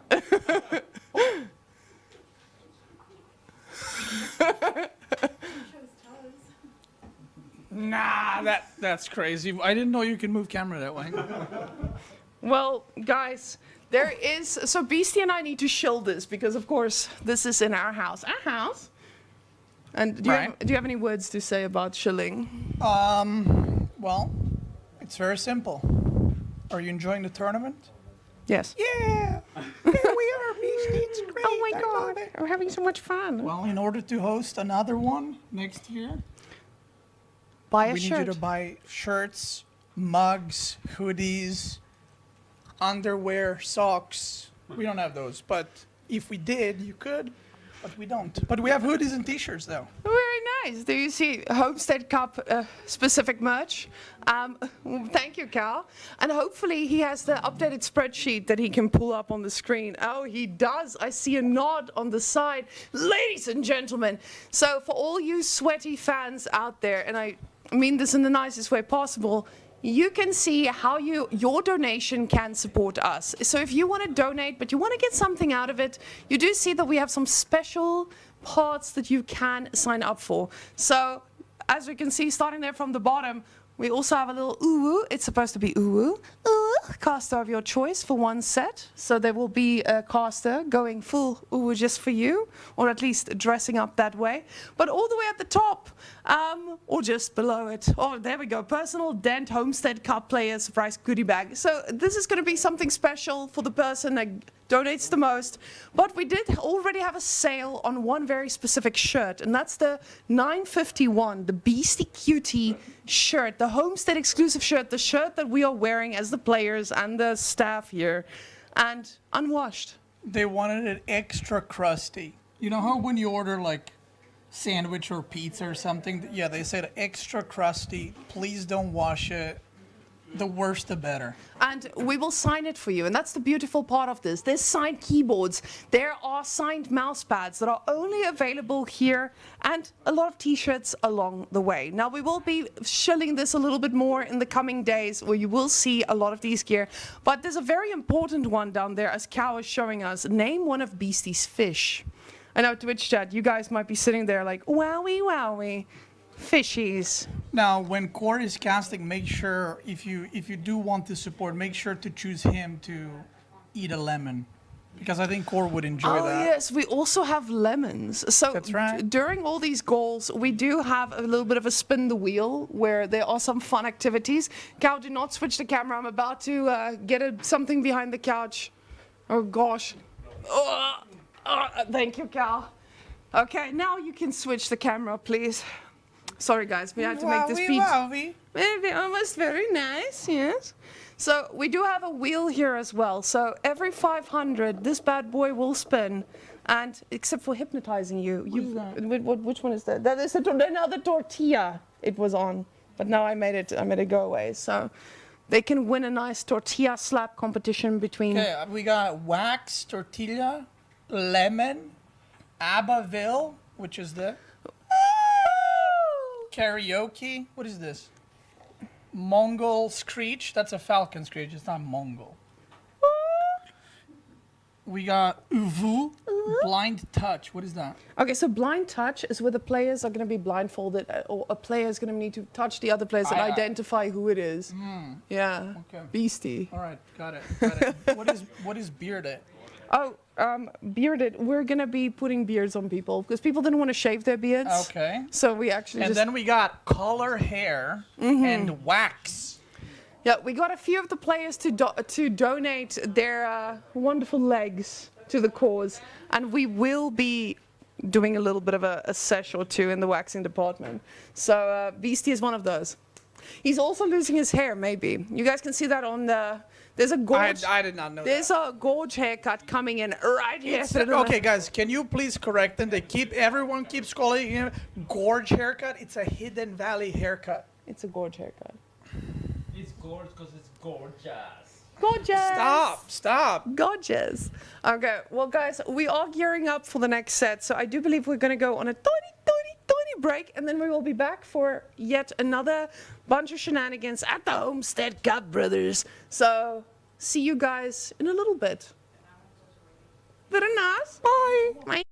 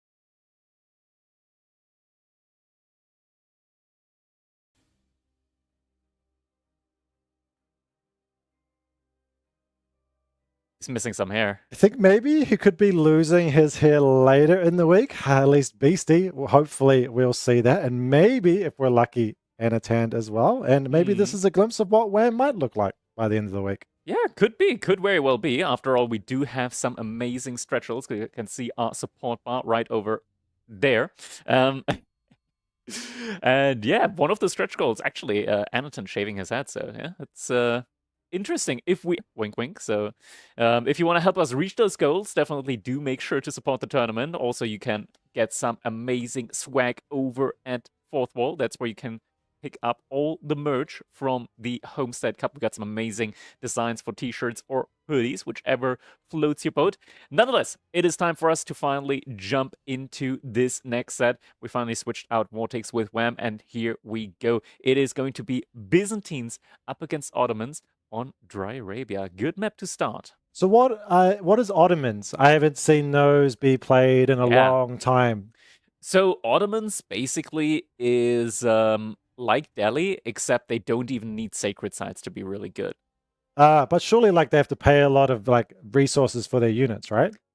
Yeah, sure. I mean, baseline you have to pay, but there might be a mechanic that also makes it so you get the units for free. Well, then maybe they got nerfed recently, and there's nothing that's new or really potentially very strong about them now going into this game. They're unchanged. They're pretty good. Yeah. As we see the player cards coming through now before we jump into the game. Now, these player cards are self-assist, as I understand them. Though maybe Wham, is this actually Wham's card, or is this Vortex's card? I mean, who knows at this point, right? Like, we're already accepted in our inner minds that this is what Wham is going to look like as soon as the shave comes in. So especially with a hairline rating like that, I think. 10 out of 10.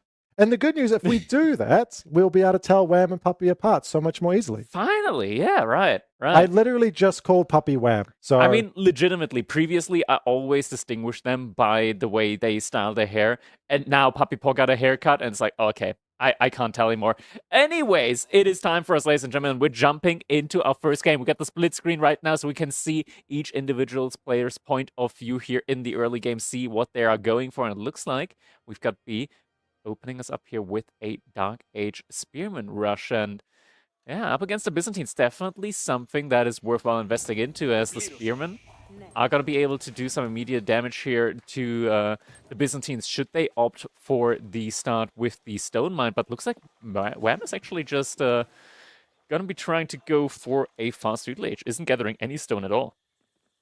Yeah, we've seen this sort of ebb back and forth with opening barracks for the Dark Age Spearmen, or whether you look to go for that early military school instead. B actually now is going out with 5 villages for the stone, so is going to look to add in that military school on top of the barracks, and 3 Spearmen already getting across the map, and the first one arriving at Wham's gold now. But this shouldn't stop Wham from being able to get his 200 gold for his age up. But it is annoying nonetheless. Definitely annoying, especially when the pathing comes into play as well. It looks like Wham has more than enough gold now at this point, so he's just going to be able to fall back towards his TC, or rather towards the berries from the looks of it. And he's going to try and get as much olive oil in as possible here early on, just to be able to afford that first batch of mercenaries. He has to be careful, doesn't want to push in too far here, unless the TC arrow fire is going to be putting a dent into his spearmen. But we do, of course, have the range fix on the TC, so it's a lot easier to tell nowadays how far you can exactly go with those spearmen. And yeah, Wham really just don't want to say it, but he is really riding on the edge there when it comes to making sure that those villagers don't go down. Like it was really close. He wanted to commit too, not afraid to take that extra step to take a few hits. With most of the villagers being out there on the berries, it means there's going to be fewer villagers being garrisoned with the arrow fire, so not quite the one shot on the Spearman. And coming back in again, and Wham just having micro from berry patch to berry patch, but ultimately has been keeping them alive and now has the money for the age up. Yeah. Oh man. I love, like, reading the donation names that we've had before. Like, earlier we had a donation name saying that Lash really needs a pancake right now. And then Theory and I just went and gave like 2 pancakes over to Lash. A good way for our audience to make themselves heard. Yeah. We see Imperial Hippodrome, so being pushed off the berries, looking to get out on them first. Of course, the Grand Winery not going to return that type of value, so Hippodrome making sense, but never probably what you would like to go for. Wham definitely played with that in mind from the start, else he wouldn't have gone onto the berries from the beginning, so he definitely has a game plan here, and Hippodrome makes a lot of sense, especially when you're up against the Ottomans, namely because you are going to be dealing with Sipahi, and your horsemen, they're not Sipahi. But you would love them to have, like, just to be a little bit closer in strength to Sipahi. So having that Hippodrome, having the potential ability with Triumph to make your horsemen actually just a tiny bit better than Sipahi. You're going from 9 to 13 damage instead of 12 damage that the Sipahi have. Spearman coming in yet again from B. Twin Minaret. Madras coming in for him. Nothing surprising there, I think. I mean, the other landmark did get buffed a little bit. The, 2 more gold per trader. 2 more gold per trader, but still not enough to give up the free food and so much Food of is it. just much more important in the early to mid game. And yeah, just having the constant flow of fast food income there, definitely very much appreciated for most civilizations. And the Ottomans definitely no exception there. I think that is the mercenary house coming in, if I'm not mistaken, and we do have enough olive oil for that first batch, which means these spearmen have been trying their best. Get a little bit of idle time, no kills, a bit of damage, but they are going to have served their purpose, and as such, B brings them home now after seeing that. Wham now out onto the stone himself, now that he's sort of secured himself up, able to get his cisterns going, sort of a bit of an equivalent to the military skills from the Ottoman, that stone being able to turn into cisterns. And we do see the contract being chosen, the Western contract. So we are going to get the longbowmen, and we see the first ones queued up, which is going to be, I mean, pretty typical what we'd expect from Wham and the Byzantines here. Yeah, absolutely. Longbowmen do make a ton of sense here, especially when you consider that up against Janissaries, that additional bit of range in the mid game means that you're going to have some excellent tools to deal with them. So yeah, makes a ton of sense here to go for that. B now also pulling back the Spearmen yet again, so make sure that those aren't going to be getting sniped by the longbows for free. Stable is coming up, so Sipahi will be out on the map shortly and is going to be able to just move back onto the gold now as well. Now, the big thing coming up is we see that Vizier point almost tick over. Are we going to see a Kinji? I'm just going to straight up say no. Namely because it's... You're only getting 1 Akinji now in Feudal Age immediately instead of the 3 from before. Granted, you can't get the Anatolian Hills immediately, which was the sheep spawn, but you can still get the healing from the scholars. And when you have healing with the Sipahi, you can take infinite engagements, and it's just going to be much better. And there it is. The Imam Vizier point has just been chosen. So B spawns 2 free Imams next to his TC, which are also going to be having some AoE healing attached to them. And we can see that being immediately utilized to heal up those weakened spearmen from earlier. I was really hoping, you know, if someone was going to do it, B was probably one of those players to bring out the Akinji. Maybe we can still have that hope in Anatan. He was the one that picked the Jin Dynasty, so I believe there's anything he could pull out. I think if Wham didn't go for Hippodrome, he might have definitely gone for Akinji. We'll have to wait for another game. If we do get another game of Ottomans, we haven't seen one so far. If they didn't get banned out in the first round, they're a popular ban target, yeah. Their second round definitely was it. But yeah, I guess Wham not feeling like it's that much of a problem. And Byzantine's obviously incredibly strong. We saw all the players and yourself rate them very highly yesterday with the tier list. But Ottomans, I mean, definitely one of the strongest civs regardless. But yeah, Wham not too flustered, and so far so good. He obviously had the Dark Age pressure, but is able to have been able to secure everything up since then. Archer range now also coming in for B, so we'll also be able to add in some of his own archers, and that's definitely necessary as Wham has now started going into some Limitani as well. Behind this, also expanding out to additional berry spots out on the map. That's going to be Cistern level 5 now for Wham as well, so he really went ham on the stone gathering after the fact in order to just really rush up that water level. It's ticking away now for Wham, isn't it? You're getting to the state you want to be in with the Byzantine, especially with that 5th level coming in shortly. Interestingly, B has not opted to go back to the stone at any point to get up that second military school, or even perhaps thinking about the next vizier point or the third one. Happy to stick on that one and then produce units, primarily those very scary Sipahi out of the stables here, but getting a little bit of everything. Made one archer and then maybe thought better of it, but I'm sure we'll see a few more of those coming in soon. But as for now, not too much in the way of action or aggression. Yeah, it's just massing up right now. Both players massing up their units, not trying to go for any immediate engagements. We would see greed if any of these players were to suddenly pull like 5 to 8 villagers onto gold, try and go for a greedy age up. That's not going to be happening here. Imam trying to get sniped out, but should be enough passive healing coming in there to make sure that one does not go down.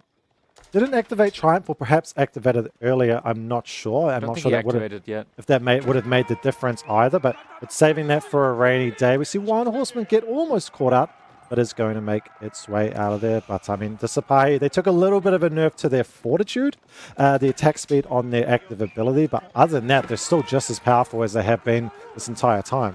Yeah.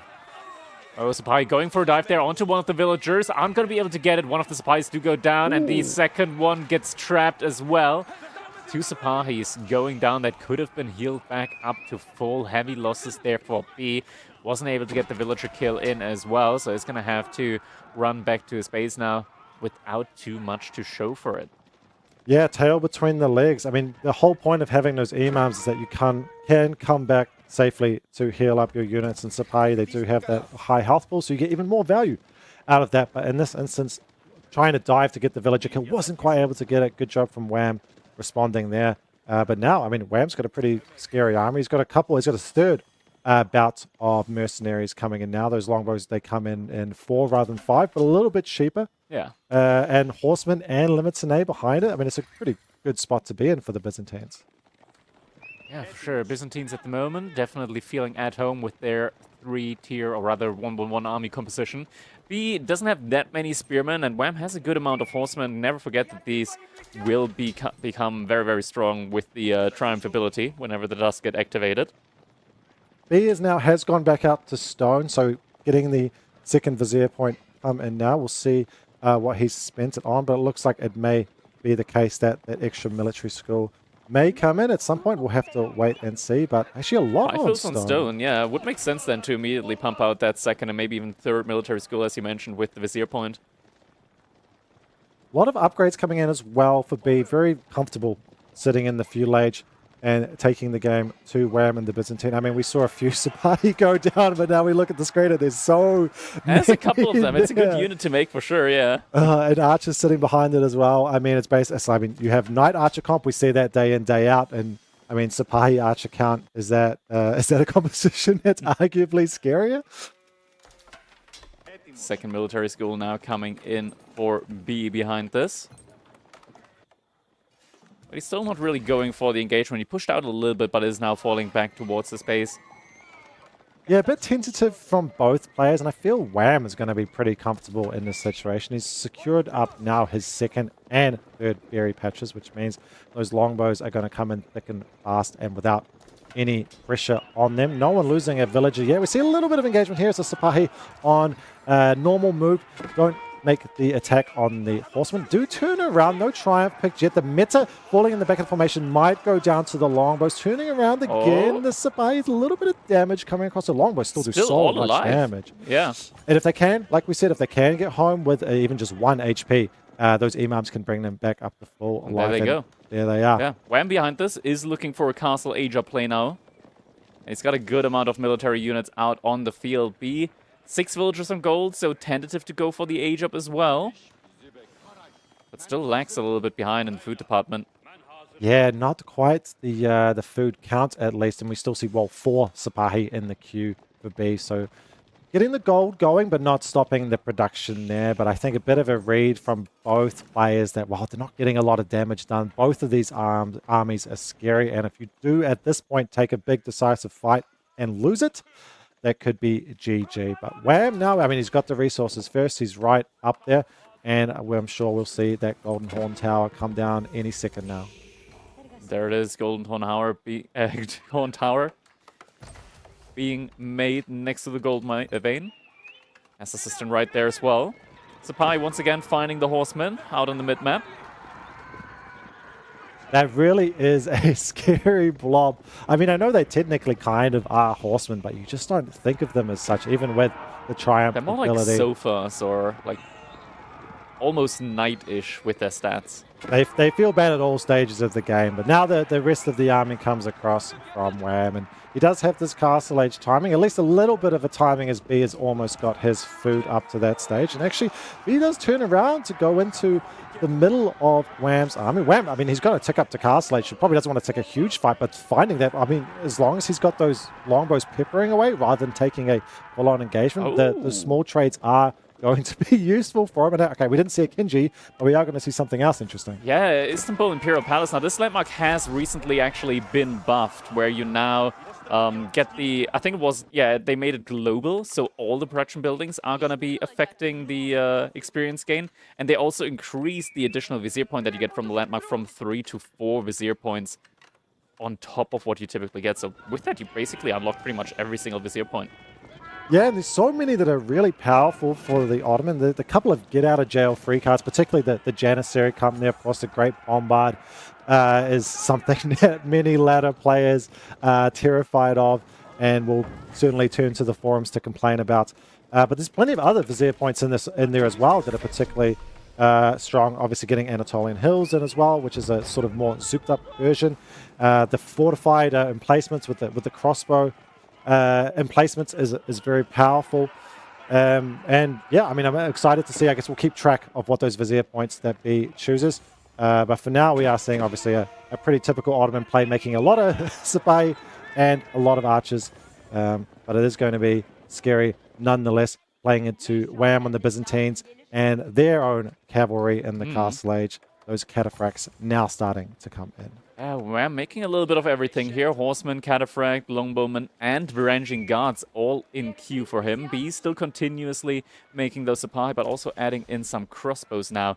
Crossbows also benefiting a lot from the bonus attack speed from the Matter, so they are a really, really good defensive unit, or even just general all-around unit for the Ottomans there, if you don't want to invest too much gold into the Janissary as an alternative.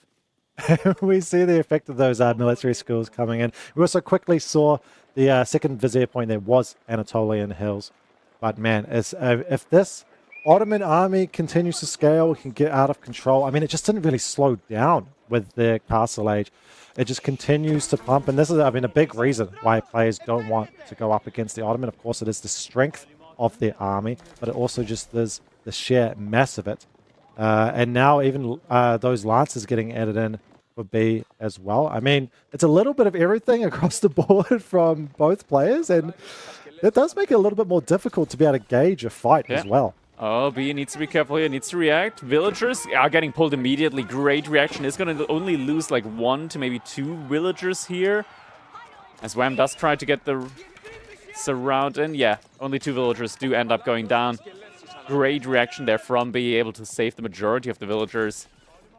Did get a couple down. I'm not sure if he's got the upgrade, which then gives you the extra resources for killing extra a villager. Damage, yeah. Didn't see the didn't see the resources pop up there, so not opting for that. But still, I mean, 2 villager kills is value nonetheless.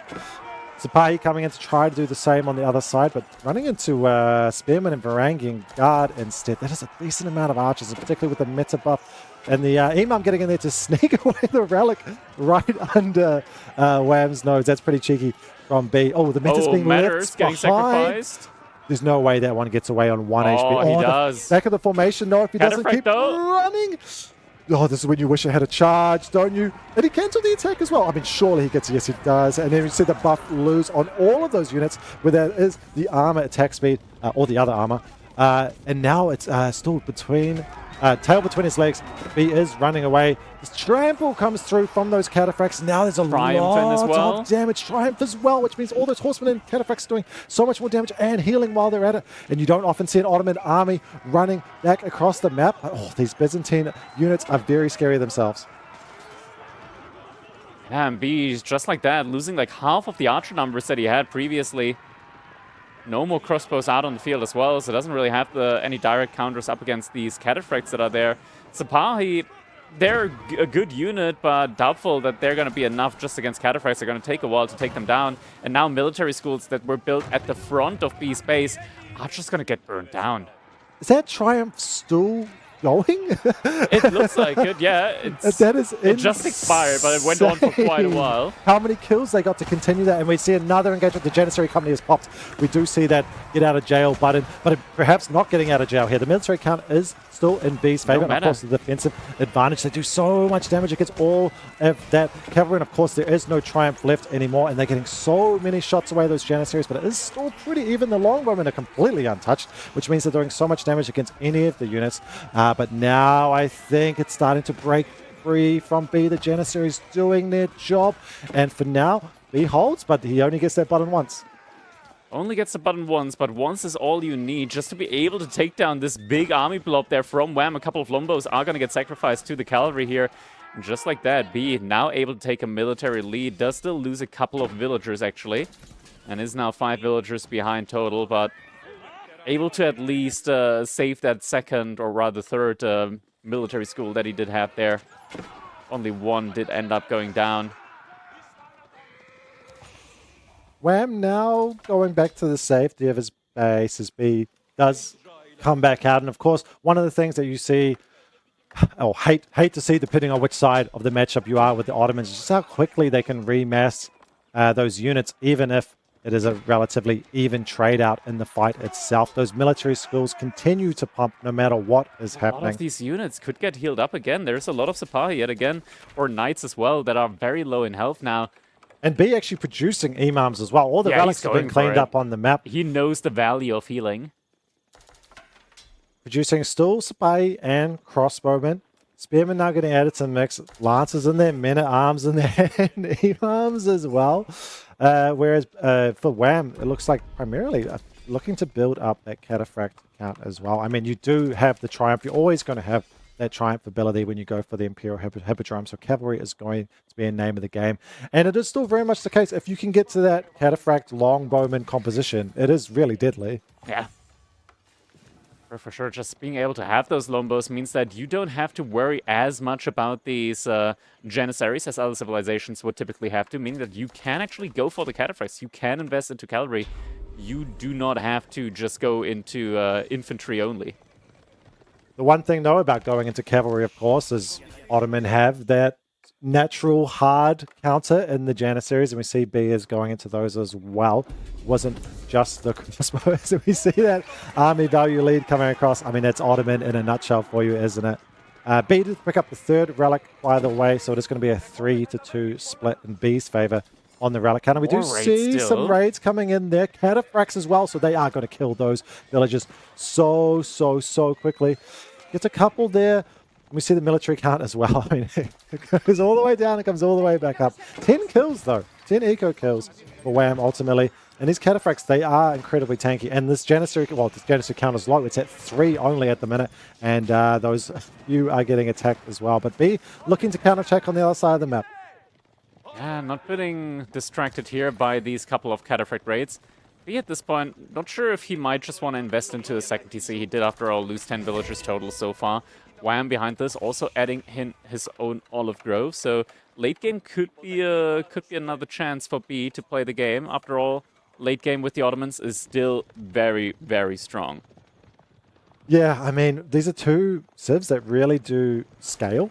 But ultimately, that late game Ottoman, where you don't need as many villagers, you're very pop efficient. The great bombards. I mean, that Sipahi Janissary composition with siege is something that, I mean, the answer to it is ultimately don't let them get there. And we see more military schools getting at there. This must be the 4th one coming up for B. As the dust kind of settles and Wham's looking to screw up his big gold. I think Wham also snuck or pit an outpost on the other big gold on the left-hand side of the map. So looking to see if B does expand out that way, which is some good forethought on Wham if this game does go long enough for B to get out there. But ultimately, we're back to messing up again. But it looks like Wham is coming back in with some raids. I mean, when things settle down, raids are the go-to. And I think we see some cataphracts coming along. But, well, okay, B was prepared for that one. Yeah, this time around he had his Janissaries there at the crossbows there. Both players dancing around the sacred sites on the flanks here. Getting a decap in now on the right-hand sacred side, and Wham looks to secure the left one. Middle still held by B at the moment. Knights also running around, finding some villagers here. Getting some good raids in now. 1, 2, 3. Make that 4 villagers that do end up falling, at the very least. Knights are going to get cleaned up. We'll see the villager count coming slowly on the UI there. At least 4, 5, even 6 even. Are we going to keep climbing? Coming in there. We see the rest of the Vizier point. Meta drums and, of course, the military school point as well. But meta drums, so there is going to be a faster army as well from B. Yeah. That little bit of additional movement speed in a formation is going to help out. But, oh, Limitani. Sipahi are going to get completely annihilated here. Mind B does react, is going to pull him away, but yeah, did lose a good bunch of them there. It looks like Wham did get the painted shield upgrade, so the Limitani did move at a very, very fast 1.44 tiles per second movement speed. And now Wham in there again with the Cataphracts looking to... it's a scary army to try to get in and raid a round of Bs with, of course, those Janissaries being able to basically be almost like long-range spears dealing with them, but able to find some avenues, get some damage done, or pick off elements of the army like we saw against those Sipahi. But ultimately, like, the military count is going to continue to be very scary from both players. And I mean, we haven't seen one really big straight-up fight this game, and it doesn't look like we're going to see one necessarily too soon. Wham's building up the resources a little bit. I mean, is the late game something that Wham is going to want to look for? I think both these civilizations do excel in the late game. Ottomans, I would typically give a small lead to, though. But that is with the Mehmed Imperial Armory. I'm not 100% sure how this one's going to be playing out, since he went for the Istanbul observatory, not observatory, but the other Istanbul landmark instead. The Istanbul Imperial Palace. That's the one. We see another point come in. Or at least be chosen, or whatever sound that was. As I see, the experience bar is not quite full. Maybe it was. Maybe all the units that just pop out there. I do believe the Cavalry has a slight delay. But still messing up across the board. Wham does look like, yes, he is going to want to find that Imperial Age Mangonel Tower there, but it does look like that's an expensive loss there. Not going to be long for this world.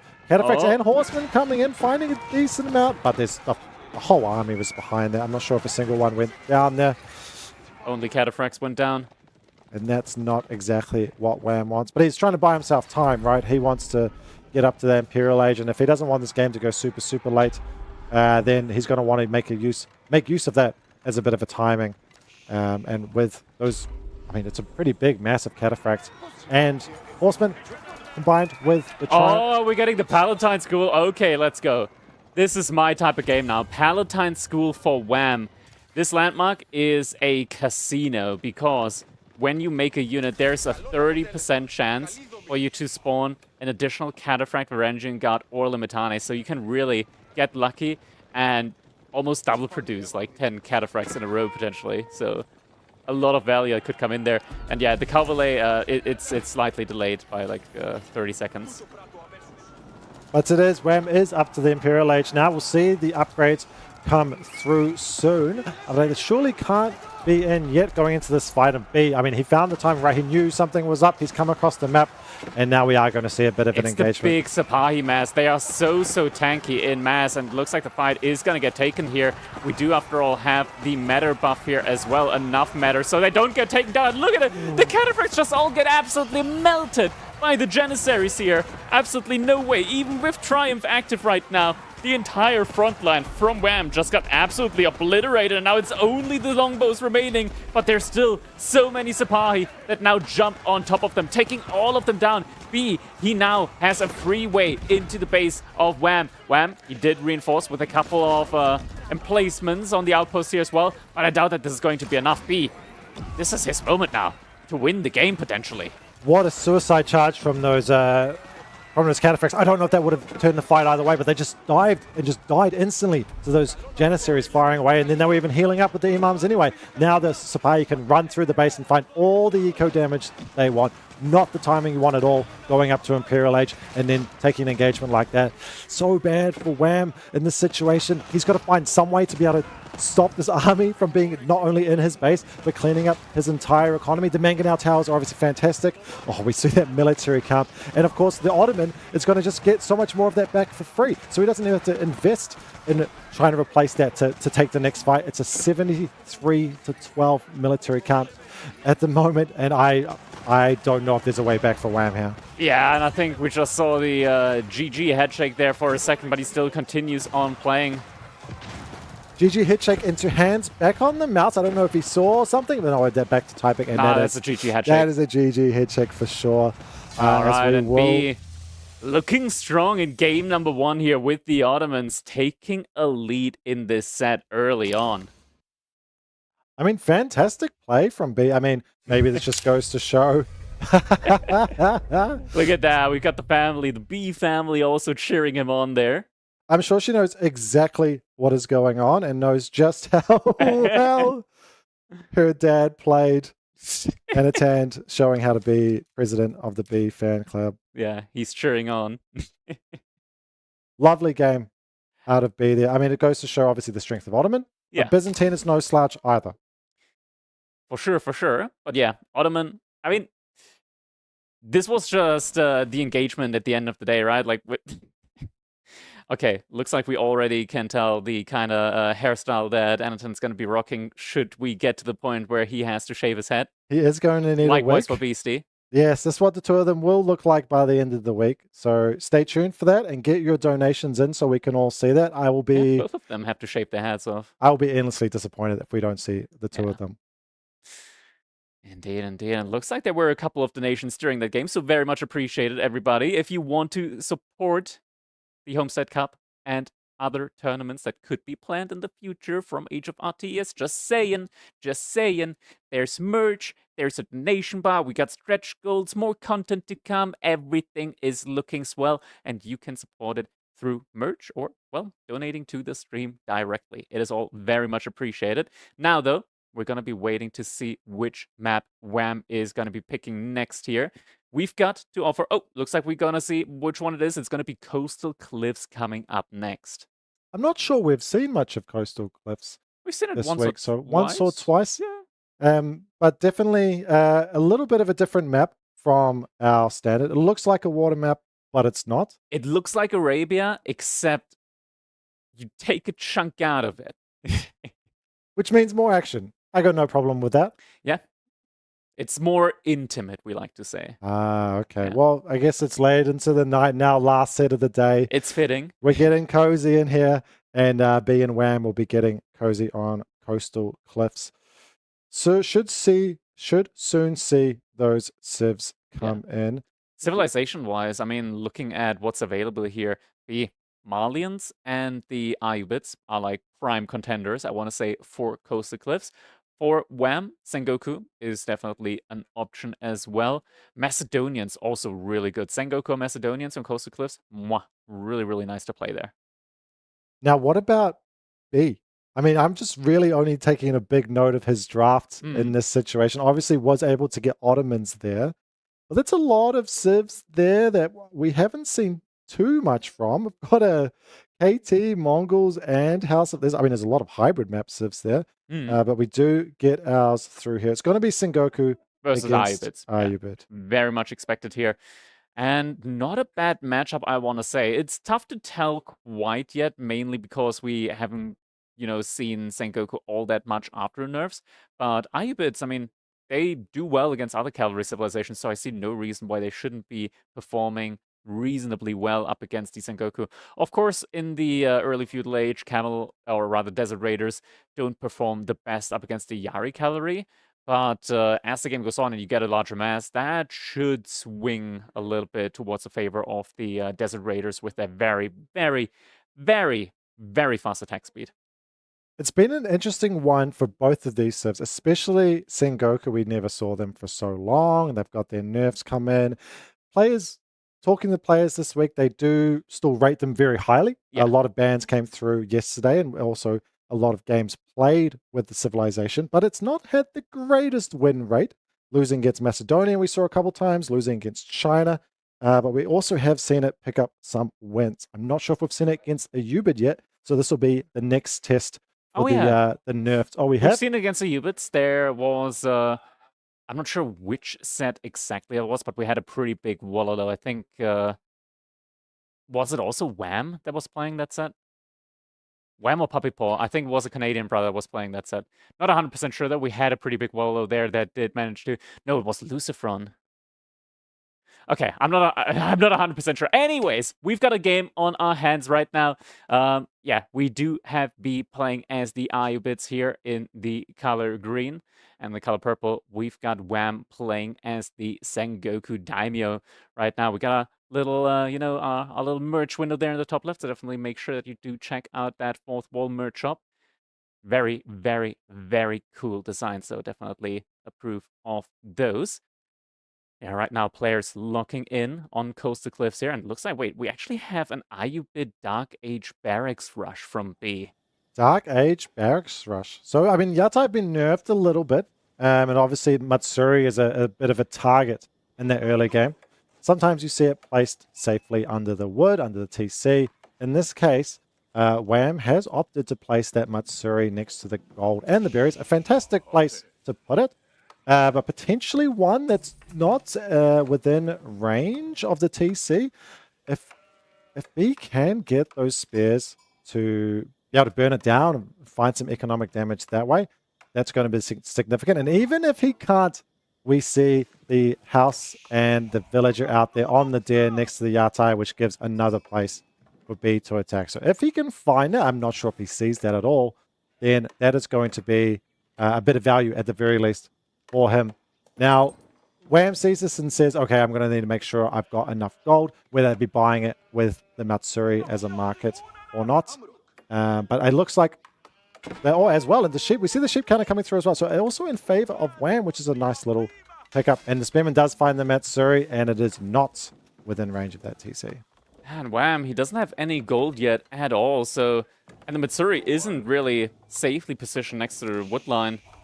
I mean, that this could actually get burnt down, and yeah, he's gonna have to invest into his own Spearman now if he wants to keep that one up alive. I wonder, B, he's actually gathering a ton of wood right now. Does he have a villager forward? Does he want to drop an outpost? I'm not 100% sure yet, but yeah, he does have the villager there, so we are gonna see the eventual outpost coming in from him. It is gonna be visible, though, through the fog of war. So now Wham, he might actually get forced into a position where he might need to pull the villagers instead. What did he just... Oh, he sold. He sold wood to be able to afford a samurai in the Dark Age.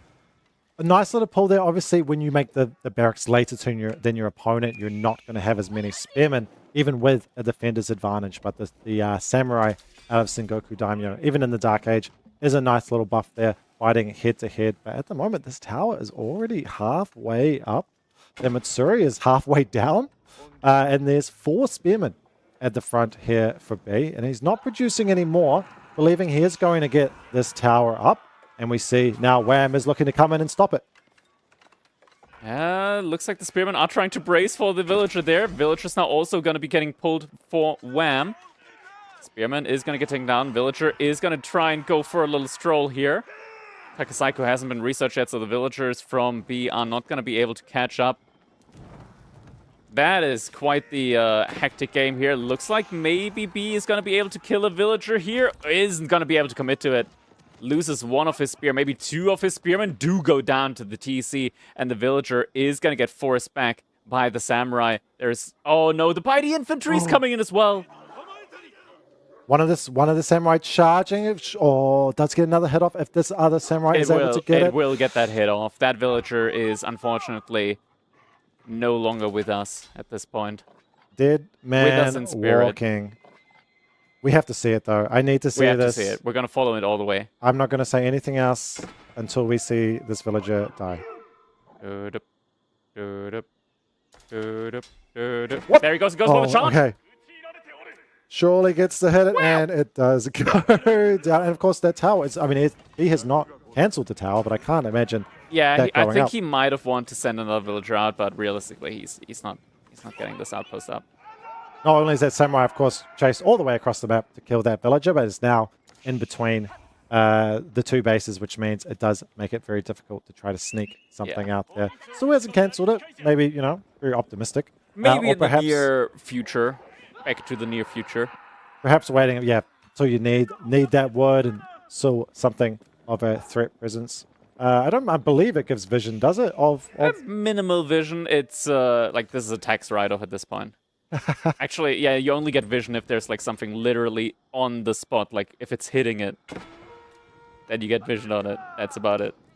Just there is an intimidation tactic left from B. So, but very nice hold there. Wham did scout obviously that Dark Age barracks late, but still able. The Matsuri outside of TC range and having a villager out there on the dare and gets away relatively scot-free. And the only one that's taken a villager kill is B. Wham's turned it around. Wham, he still also had those 3 Yatais out there, so at this point he's probably very close. I think he's already gotten his first trader in, hasn't he? Or it should be about to be getting his first trader in. I don't see any traders in there yet. There it is. First trader is about to be coming in. So with that, he is going to be starting to get some free food and 5% increased gather rate around that Matsuri. Yeah, and as we've seen, it is a huge difference maker if you can get those traders in. And of course, being around the berries for the food and the gold gives that extra bit of bonus. There he is, making its way back. Scout does survive there from Wham. In terms of the age ups, we've got the logistics, so that the Dervish coming in for B, and the Ryokan coming in from Wham and the Sengoku Daimyo. So nothing too crazy. Are these spearmen doing damage to the mining camp there from B? Can we select the HP of the mining camp there? Oh yeah, they're doing very much damage. Yeah. Oh, never mind. They are doing damage. That one is at least. That one, yeah, one of them is doing damage. I don't think the others were doing damage actually. Just the spearmen, I guess. I've had that happen with Mongols before, and I've never really understood why it happens. Or just any unit in general. Sometimes when they throw torches, they don't do damage. Double stables and double archery range. ranges with logistics wing. Okay. Living up to his reputation a little bit. We didn't see it with the Akinji. I was very disappointed, but yeah, opting in to go for a lot of production here to start the feudal age. For Wham, still yet to see exactly what's going to be coming out. Is able to get out on the gold now, and we're going to see. We've still got a few on wood here. Well, quite a few on wood. But is Sengoku still going to want to look to go for an early castle age, or are we going to see Yari? That's a question. It looks like we're actually going to be seeing Yumi archers alongside double produce stable. Wait a second. It's a little bit unfortunate he didn't put the stables next to the Ryokan, so he's going to have to like path them a little bit back and then forward if he wants to get the healing on these units. Yeah, a little rubber band production there, going back so actually, they can the range spring is forward. pretty large on the Ryokan, so maybe it's in range. Can we select the Ryokan? Is that in range?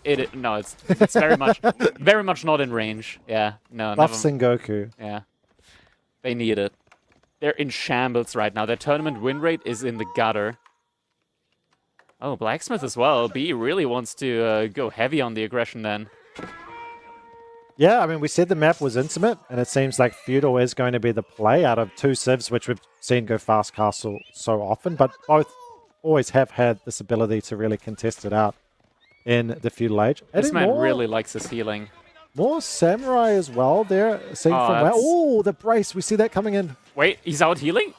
Ain't no way. Ain't no way. They survive. Okay, come on. That is so much value being gained there. This is a messy, messy fight right now that's going on here. Dervishes just providing so much value out on the field with the constant healing on the archers, on anything that they can really touch right now. But is it enough? I feel like we might still want to pull back at least a little bit here. There's a lot of low health units, even with all those green pluses popping up. Now the dust settles a bit. The count is in B's favor, and as he pushes away, it's just these samurai, which are tanky, yeah, sure, but aren't going to be able to do much in reply.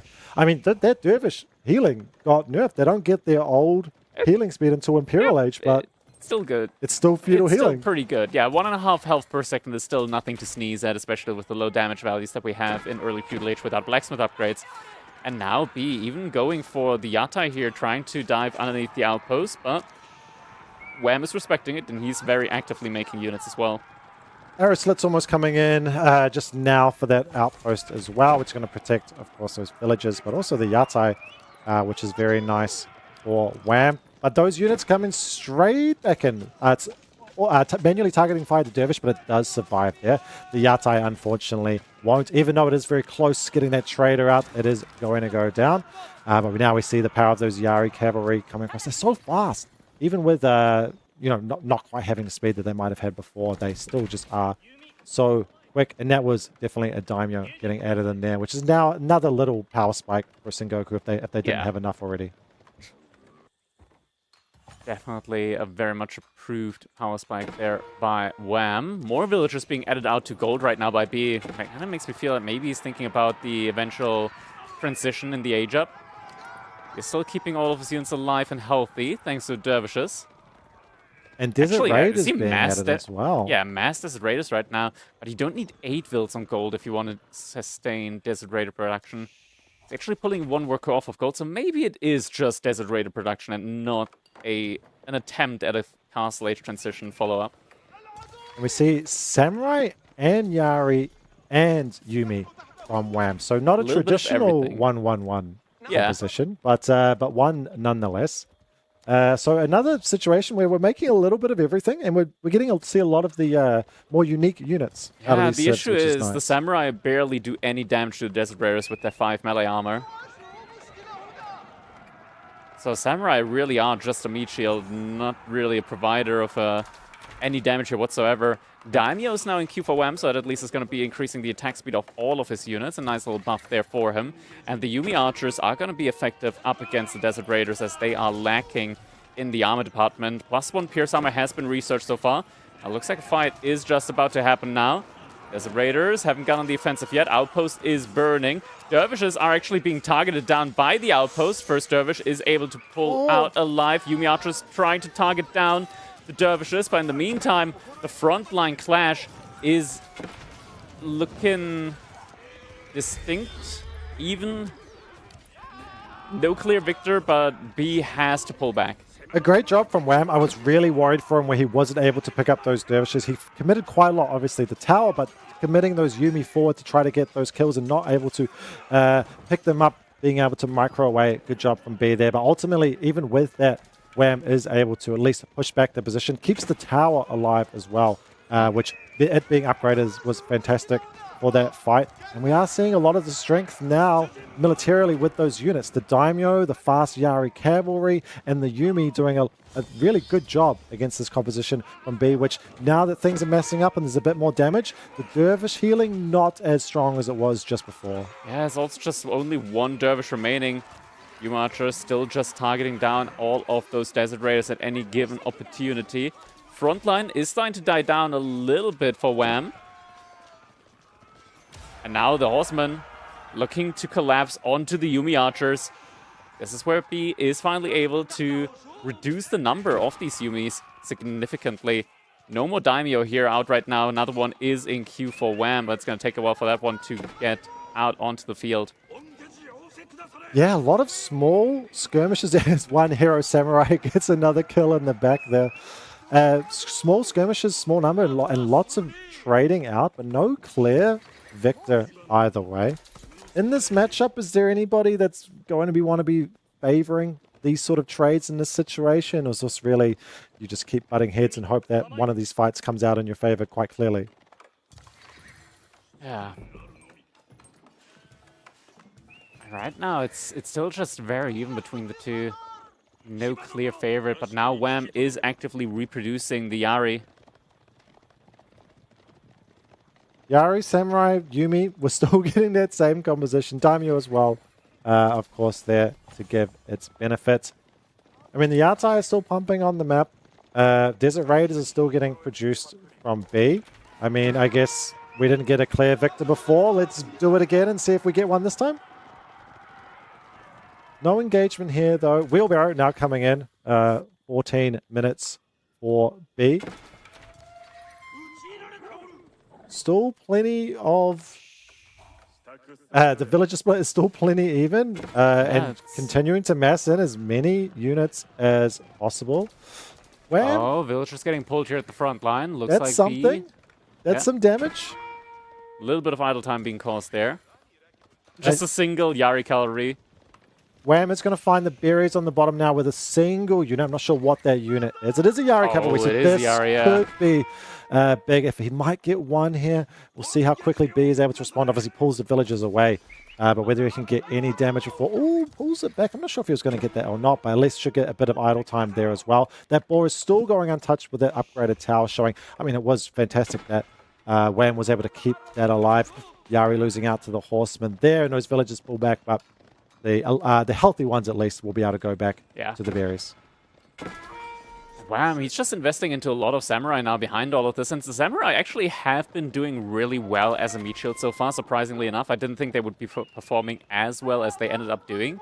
And yeah, I mean, even if you can't completely follow up on the fight, similar to B with the Iwits and that one remaining Dervish having that Feudal Age healing, Wham also having that Feudal Age healing with the Raukan.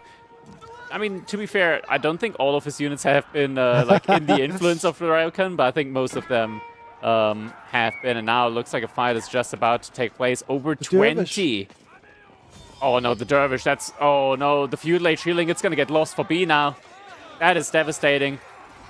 From now on, any unit that gets low HP is pretty much worthless, and the fight is being taken here. Archer stepping forward, trying to take down the Yumi archers, trying to protect the Desert Raiders. The Desert Raiders are pretty much the main bread and butter right now for Wham, and he is actually able to significantly reduce the amount of Yari Cav right now. There's still a couple of Desert Raiders here, and somehow B is actually the one that ends up winning this fight, or at least it looks like a victory right now, but the front line from B is also getting thinned out quite a bit. These horsemen, they were kind of near the front line as well, but they are being utilized now to take down the Yumi archers. Reinforcement Desert Raiders are going to be coming to the rescue, though, and you just see how tanky those Desert Raiders are up against the Samurai. They truly do not care about the Samurai here. The Horsemen, that's a different story, but the Samurai, yeah, they tickle these Desert Raiders.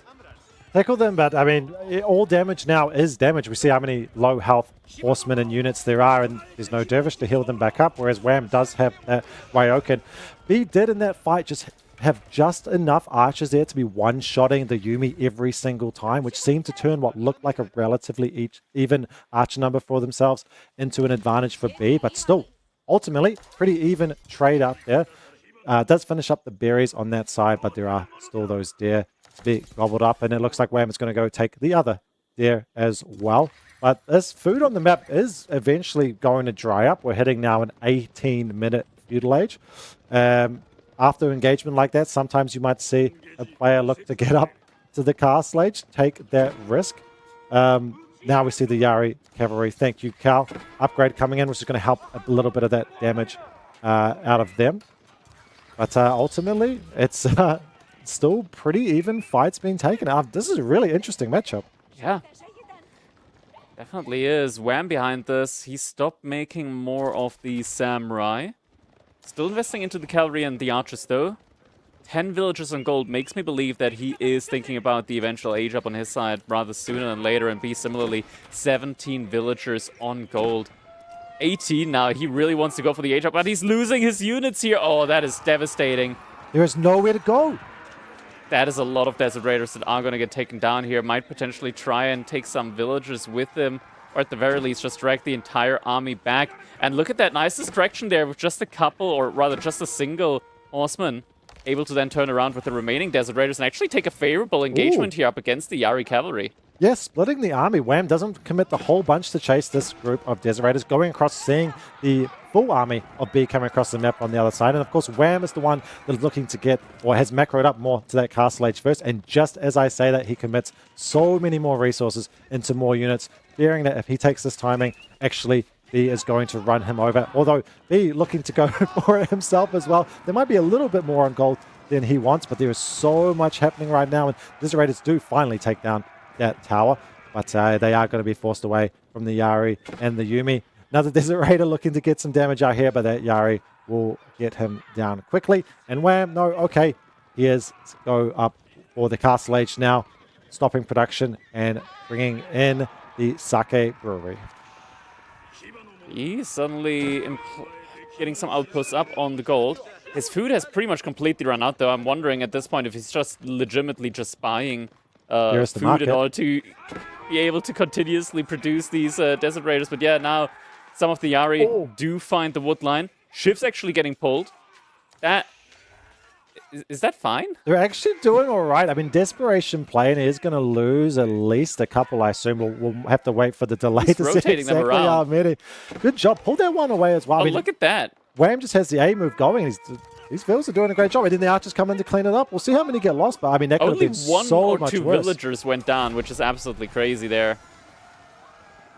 Age Up now does come in. B's got the gold for his own, but like you mentioned, there's just no food. It's just gold and then trading that out for food. I mean, he doesn't have enough for production. There are 5 Desert Raiders in the queue at the minute, but there's certainly not enough to be able to get himself up. And we see it all be re-macroed across to wood. What's the only thing that he's actually got access to at the moment? Yeah, so he's just gathering wood. Could be for some farms long term, but it's interesting, but more like rough situation at the moment for him, food transition wise. He stopped producing Desert Raiders now, doesn't have the food for it. Do we see farms coming in now for him? The issue is that time is also of the essence, and yeah, there are farms coming in now. But he's still trying to raid. Actually gets a couple of villager kills there. The food difference here for B just feels so awful. It's such an awful timing to have it happen to you and then have to switch over to wood and then slowly add in the farms. I mean, you never want to be making that farm transition before your opponent, but having to do it so slowly and then find a way to hold on, not just to stay alive, but also then to get yourself to Castle Age to be able to get some kind of ability to contest. And we see with these Desert Raiders, they're certainly not able to take a straight up fight against Wham's army, but he's going to have no place to hide on this small map. And even, oh my gosh, even some Desert Raiders getting across the map and finding some kills of their own in the back there for B. That's something to hold on to for him. But the army of Wham is coming across now. Those Desert Raiders having to run across. And while there are a lot of villagers there on that gold still, but there is a lot of units here from B as well. Definitely a lot of units, a lot of Desert Raiders, 20 of them right now, 6 more in queue. And looks like he is trying to take the fight. His archers are focusing down the Yuumi archers right now. Yuumi archers, which seemingly have been upgraded to veterancy now at this point, so they are going to be packing a little bit more of a punch. Desert Raider number is still looking okay or fine-ish for the moment, but the trade-outs there, they're looking pretty hard as every single volley almost or just about one-shots one of those Desert Raiders. Yuumi doing their part. Those Castle Age archers are at such a power spike. But B does sort of hold on, at least on that front. But Wham's got plenty more on this front. And if he can get in there, that's eco damage aplenty. I mean, B can push this back. He can even clean up all of these Yuumi archers. But then what is he able to get out of it from there? And especially then, if his army is there, how does he respond to this? He just put these farms up, and now they're having to run inside the TC. Farms getting idled out. The Desert Raiders are going to get taken down here at the top side, or at least the mass gets severely reduced. And now it's just 5 Desert Raiders remaining, 0 villagers on food at the moment. There's just no way for B to remake the military, and Wham, he's able to produce Mounted Samurai now, and there's just simply no way back into this one now for B. GG is going to get called. Wham, evening out the series now in the second game. Yeah, really nice there from Wham. It looked, I mean, it's just even trades across the board for so long, and then all of a sudden, much less even, as Wham is able to take it. I mean, as soon as we saw that, I mean, it's not an ideal situation ever to try to make a farm transition in that position, but that's basically as bad as it can happen. It's the only thing that you can really do at that point in time, yeah. Desert Raiders, of course, they are pretty heavy in the resource that you have to spend on them, and they are still pretty squishy up against the Yari cavalry, up against the Yuumi archers. It's not the most ideal unit to make in that situation. I think maybe Spearmen could have been better there as well. Just add in a couple of Spearmen. They would absolutely decimate the Yari cavalry. They still lose to the Yuumi archers, but it's just much more cost effective there. We see the swings back and forth out of that military value, but ultimately the eco, well, at least the eco count stayed similar there until the very end. I mean, is this a little bit of a tell with Sengoku economy? Is it still very strong? I mean, yeah, baseline is if you're able to keep the Yari, or not the Yari, the Yatais alive, and you're able to get those traders in, it's just a lot of just really, really good scaling that you get going on there with the Matsuri getting up to 30% bonus gather speed around it. And it's just something that most civilizations can't really keep up with, especially like in the feudal age, right? Like you don't have an age cap on that bonus gather speed. You only have like a time gap where depending on how long the game goes, you get those traders in. So even if it's a long feudal age, you can still reach that 30% bonus gather speed in the feudal age. And we did see that go in on the gold and the berries. So a little bit of that early game advantage, even when that first trader came through. And ultimately, they ground, and it was Wham that came out on top in that one. But we put that behind us now. Talk to me about these tips. Yeah, next up, we are going to be moving over to Frisian Marshes. So a little bit of a, well, not hybrid map, but still a fishing map nonetheless. So we're going to be seeing Shushi up against the Mongols coming in. And yeah, it's a pretty I want to say like evenish matchup because it's a hybrid map. Now, Shushi's Legacy, they did receive a little bit of a change to its feudal age landmarks. Meditation Garden now no longer provides resources indefinitely throughout the game, but instead gives you 2 big bursts of resource depending on which resources it is positioned next to. Also increases the value of those resources, or rather the maximum cap of those resources. And wood in particular, you can get really just a ton of wood out of that landmark if you place it right next to a wood line. And with that, in theory, being able to utilize that wood for all of these docks on these ponds could be a game plan for the Shushi's Legacy. Now, I've also heard that Mongol is OP. Yeah, 100%.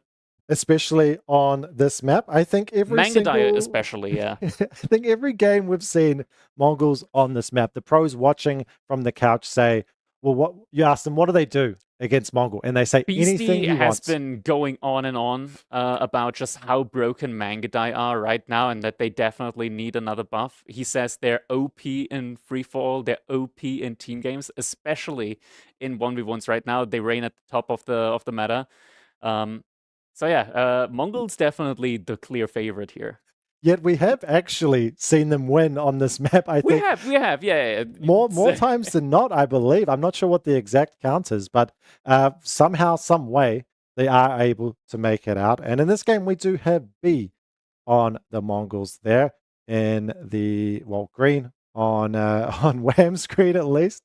And we have Wham playing on Jushi's Legacy. And I think Wham will feel pretty comfortable in this matchup, even with that change, as you mentioned, to the civilization. Does that make it, I mean, Jushi was also always a good map, or a good civ on a hybrid map like this, but does it make them stronger or weaker, or how does it change it for them? It's difficult to tell yet. We don't have a big sample size after the rework of the landmarks for Shushi's Legacy. Honestly, I think the timing, the early-ish timing, does get improved quite a bit with the rework of the landmarks. I think it's around the 6 or 7, maybe like 8-ish minute mark, depending on when you get your age up in. That, yeah, production 6, 7. Yeah, it's the it's the right around that time mark where you're gonna be getting the big first burst in of the resources from the meditation gun. But look at that, we're actually getting a Dark Age spearman play from the Shushi's Legacy, and that's not something that they typically want to do. They're not very much into that because they already have to spend a lot of their starting wood on the early mill just in order to be able to benefit from taxes. They spend a lot of their starting wood on the village, but with the village you save a lot of wood long term, as it does replace 4 houses in total for half the price. This does make me think I'm living in opposite land. We see the Mongol player going for the dock off the bat, and we see the Jushi player going for the Dark Age Spearman. Is this expecting Dark Age aggression from Mongols, or preparing you don't expect Dark Age aggression from Shushi's Legacy pretty much ever, but this is fine for B, as he's got his TC right next to both the gold vein as well as the stone. So in theory, he could just go for the fast age up, but he needs to collect enough resources to be able to drop both an archer range as well as produce at least 1 archer. Then he could double produce the archers. But he's actually making a barrack, so it looks like he is going to be trying to contest this Dark Age play from Wham, which is going to be interesting. to see. Putting the girl down right away, I assume trying to make sure it doesn't get blocked there. So nice little play. Yep, walk away and then bring it back out. Obviously, not having the TC against the wood, as you typically do on like a land map, for example, means that you're not going to be protecting that wood line. Is that a potential issue there for the Mongol player? I mean, I guess that's something. He's getting more than enough wood. With 5 villages on wood, I don't think it's going to be like a big issue for him. Wham is also adding in some additional spearmen now as well. He's up to 6 spearmen now out on the field. And he can get them out very, very quickly if he does use the supervision. But there, you could go for like a very fiendish micro game there by like utilizing the supervision and the amazing, amazing new drop resources button to just get the maximum efficiency out of just a single Imperial official here in the early game. Did pull off of wood though, so looking not to commit more as Wham, and is taking this fight here. A little bit of micro there coming in, see if he can keep the weak ones alive. There's a few there still weak from B. That one even stays alive, and the Khan adding to the carnage as well. Now, nice little pickup from Wham to get that one spearman, but they are going to be the ones pushed back. 7 of a count from Wham, but not looking to commit further to that. Now has gone back on wood, but that's with the age up seemingly secured. But I mean, B in response with that double production was able to get plenty of spearmen out to see away that aggression and keep his dock safe. Yeah, Jiangnan Tower is now going to be coming up next for Wham. Currently, I've seen Jiangnan Tower being opened up with a lot more just because it gives you continued value even past the construction of your production buildings, as you're going to be able to continuously get more and more units out of it. And yeah, for the time being, B, he's fine with the 9 spearmen that he made. He did get 2, now 3 fishing ships out total, so his economy overall is looking slightly up compared to what Wham has at the moment. Yeah, Jiangnan Tower, very interesting. We've seen the effect of that power spike with that army that comes out, and not only does it give you so much value in terms of the amount of units you get, but you can also choose what you get out of it, regardless of what those production buildings you have are, which means it's a great response and a great little power spike to have, particularly that first army. Now we have Wham finishing that tower, coming up to the feudal age, but not looking, at least at the minute, to get out there on the ponds, but I'm sure we'll turn his attention there, whereas we see the second dock coming down already from B on the other side of the map. Yeah, dock number 2 coming on up here. Boar getting pulled onto the spearman here. Cheeky. Yeah, Pumba getting a couple of bites in. Even teasing to look to go back in there, but and the Khan, of course, being cheeky as well. B doing everything he can in true Mongol spirit. Not particularly a lot of damage necessarily, but everything counts. We're seeing Shuganu being messed up now by Wham, and that is something that Shushi's Legacy can absolutely do, just pump up those Shuganu numbers. And at the moment, the one thing that B doesn't really have under control long-term is going to be those wood lines. So if Wham somehow finds a way to disconnect him from wood lines, could make it very difficult for B to be able to reinforce buildings or just get any buildings up as the game goes on. And production buildings definitely an important thing to have, and also the option of making archers in the first place. Yeah, absolutely. We do see the first dock blueprint coming down, the villager walking across for the first dock from Wham, but the third one is coming up from B, and we already see 4 fishing ships out on the map, and I'm sure more coming in soon. Now, this is going to obviously be a bit of an eco lead for B and the Mongols. Oh, looking to come in and snipe the villager. He gets is him going as well. to get it. The movement speed arrow. Oh, that arrow coming in so clutch, and with the spearman charge means is going to click it. Even though Wham reacted pretty quickly to pull it away, it was not enough. And now having to pull another villager, losing the villager, having to pull another one, and not getting the dock up, which means those fishing ships are going to be delayed. This does mean that we are going to see a lot more units come out from Wham, especially when the army comes out. He's going to have that military advantage, but it is going to be a power spike he's going to need to make the most of. Otherwise, economically, for a Mongol player, it's looking good. Yeah. 2 range now for those Chuganu. 15 wood at the moment for B. It looks like he's still reinforcing a lot on water when it comes to getting those fishing ships up. Tries to potentially get his third dock in as well. Or is that even the fourth dock? Might just be the fourth dock now for him as well. Yeah, it's the fourth one already. So still getting a lot of these fishing ships up. Third docks, thank you. Thank you, Vodka. Third dock coming in, or completed now. And we see Keshiks coming in for B on the Mongols. Now, ultimately, against Chuganu, especially when you get the blacksmith upgrades in, Keshiks don't do fantastic against them. In fact, is there anything that the Mongols have which is going to be particularly good if the mass is big enough of Chuganu in the feudal age? Not really. It's kind of an odd situation, right? Like, typically when you're up against Chuganu, the main thing that you want to be making is cavalry and cavalry only. So it is going to be the Keshiks. They are going to be the right choice. But you got to make at least a couple of archers as well. You need enough archers to be able to continuously one-shot the spearmen from your opponent. After that, you want to make only Keshiks, only cavalry. You go up to like 20 archers. After that, just Keshiks. And yeah, you're able to one-shot the spears. Help you out there. And then the main brunt of the force has got to be the cavalry there. Wham is able to take down the Khan, which is actually decently big in this situation because that Khan was looking to see how many docks or how quickly those docks were going to come down from Wham. Ultimately, he's going to get them down as quick as he can. I think there's no doubt about that. But B has got his now. I think their fourth one is actually in from him. Still scaling away. But Wham, up to 5 fishing ships of his own. Not too far behind. And of course, has that tax bonus behind himself as well, which is always nice from the Chinese and Jushi's legacy. 3 Imperial officials on the floor for himself. Scout coming across now. That's all that is from Wham to see what is going on for B. And I'm sure he knows it's going to be a bunch of Keshiks. Yeah, Keshik still en masse in queue at the moment for B. So it's going to want to pump those numbers up. Wham also adding in just a couple of horsemen now.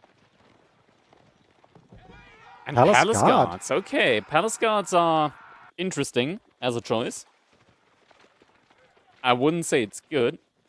Against Keshik? Is this disrespect? Everyone has been saying Keshik suck. It's not. I mean, Palace Guards, they do like what is it, 9 or 10 damage in the feudal age, and there's 3 armor on the Keshiks, and they're gonna be healing for 3 health with it's only 9 damage. So 3 gets blocked, 6 damage goes through, 3 gets counter healed by the Keshiks, so it's 3 damage that actually goes through with every single attack. They're not good in that matchup. You don't want to just rely on them. I get the idea, like if it was archers and spearmen and even horsemen, then Palace Guards are really good just because they don't take the bonus damage from the spearmen. They're good against the horsemen. They're fine against the archers. But in this situation, probably not the best unit to have. Maybe just to bolster a little bit. But yeah, you can tell like the Keshiks just absolutely, they jumped that guy. Yeah, it wasn't a very fair fight there. Yeah. Perhaps to tank in the front line, if they can make it to the front line, be doing a great job with this group of Keshiks to pick off the reinforcements that are coming across, those stragglers coming across the map. There's actually quite a few units getting picked up, and like we're talking about, if Jushi can really mess up that huge feudal army, making the most of that Jiangnan Tower, then it can be really dangerous for the Mongol player, especially in an extended feudal age. But for B, so far, I mean, did lose that 4th dock, and now Wham has turned himself to the 3rd one. There's quite a lot of units here, and actually there's a couple of villages out there for B, which I believe Wham just saw and was chasing down to there. They are idling away, scared of this army. But now there's a bunch of archers coming in here for B, and they might be able to get some damage. Wham's in here as well. Horsemen going to be chasing after the archers, but there's more than enough archers to deal with that, and the villagers here are going to be able to also counter-repair. Keshiks are going to find the Shuganu, but that is not an engagement that they want to go for. There's a ton of spearmen there as well, but looks like B is actually going to try and go for the collapse. It's 40 to 50 military units here. The archers do run past. They know their target is going to be those spearmen. The Keshiks trying not to get hit by those spears, and the archer numbers, they do fall rather quickly. Spearman count still in the double digits right now, just like the Keshiks are. But now spearmen do get taken down, and now the Keshik movement speed arrow coming in as well. This is the moment now. The ship comes out, but it's too late. We're already past that pond. The Keshiks are staying alive, and now, I mean, they're healing more than they're taking damage here. The Chuganu walking forward to fight back against the archers, but they are slow and have that lower range, so walking through the Keshiks to do that, and all of the army is going to get cleaned up here of Wham. Yeah, great play there by B, having just enough archers to be able to continuously one-shot the spearmen throughout, and then with the Keshik as the main force, being able to take that down. There's an archer ship there right now. Oh. Few spearmen going down there, and if this archer ship doesn't go down quickly, this could be a lot of archers it kills as well. Already paying for itself with units killed and damage done. Gets another 2. That is a valiant archer ship there, and give credit due to the fishing boat for keeping it alive. Now focusing on to the docks that are still there.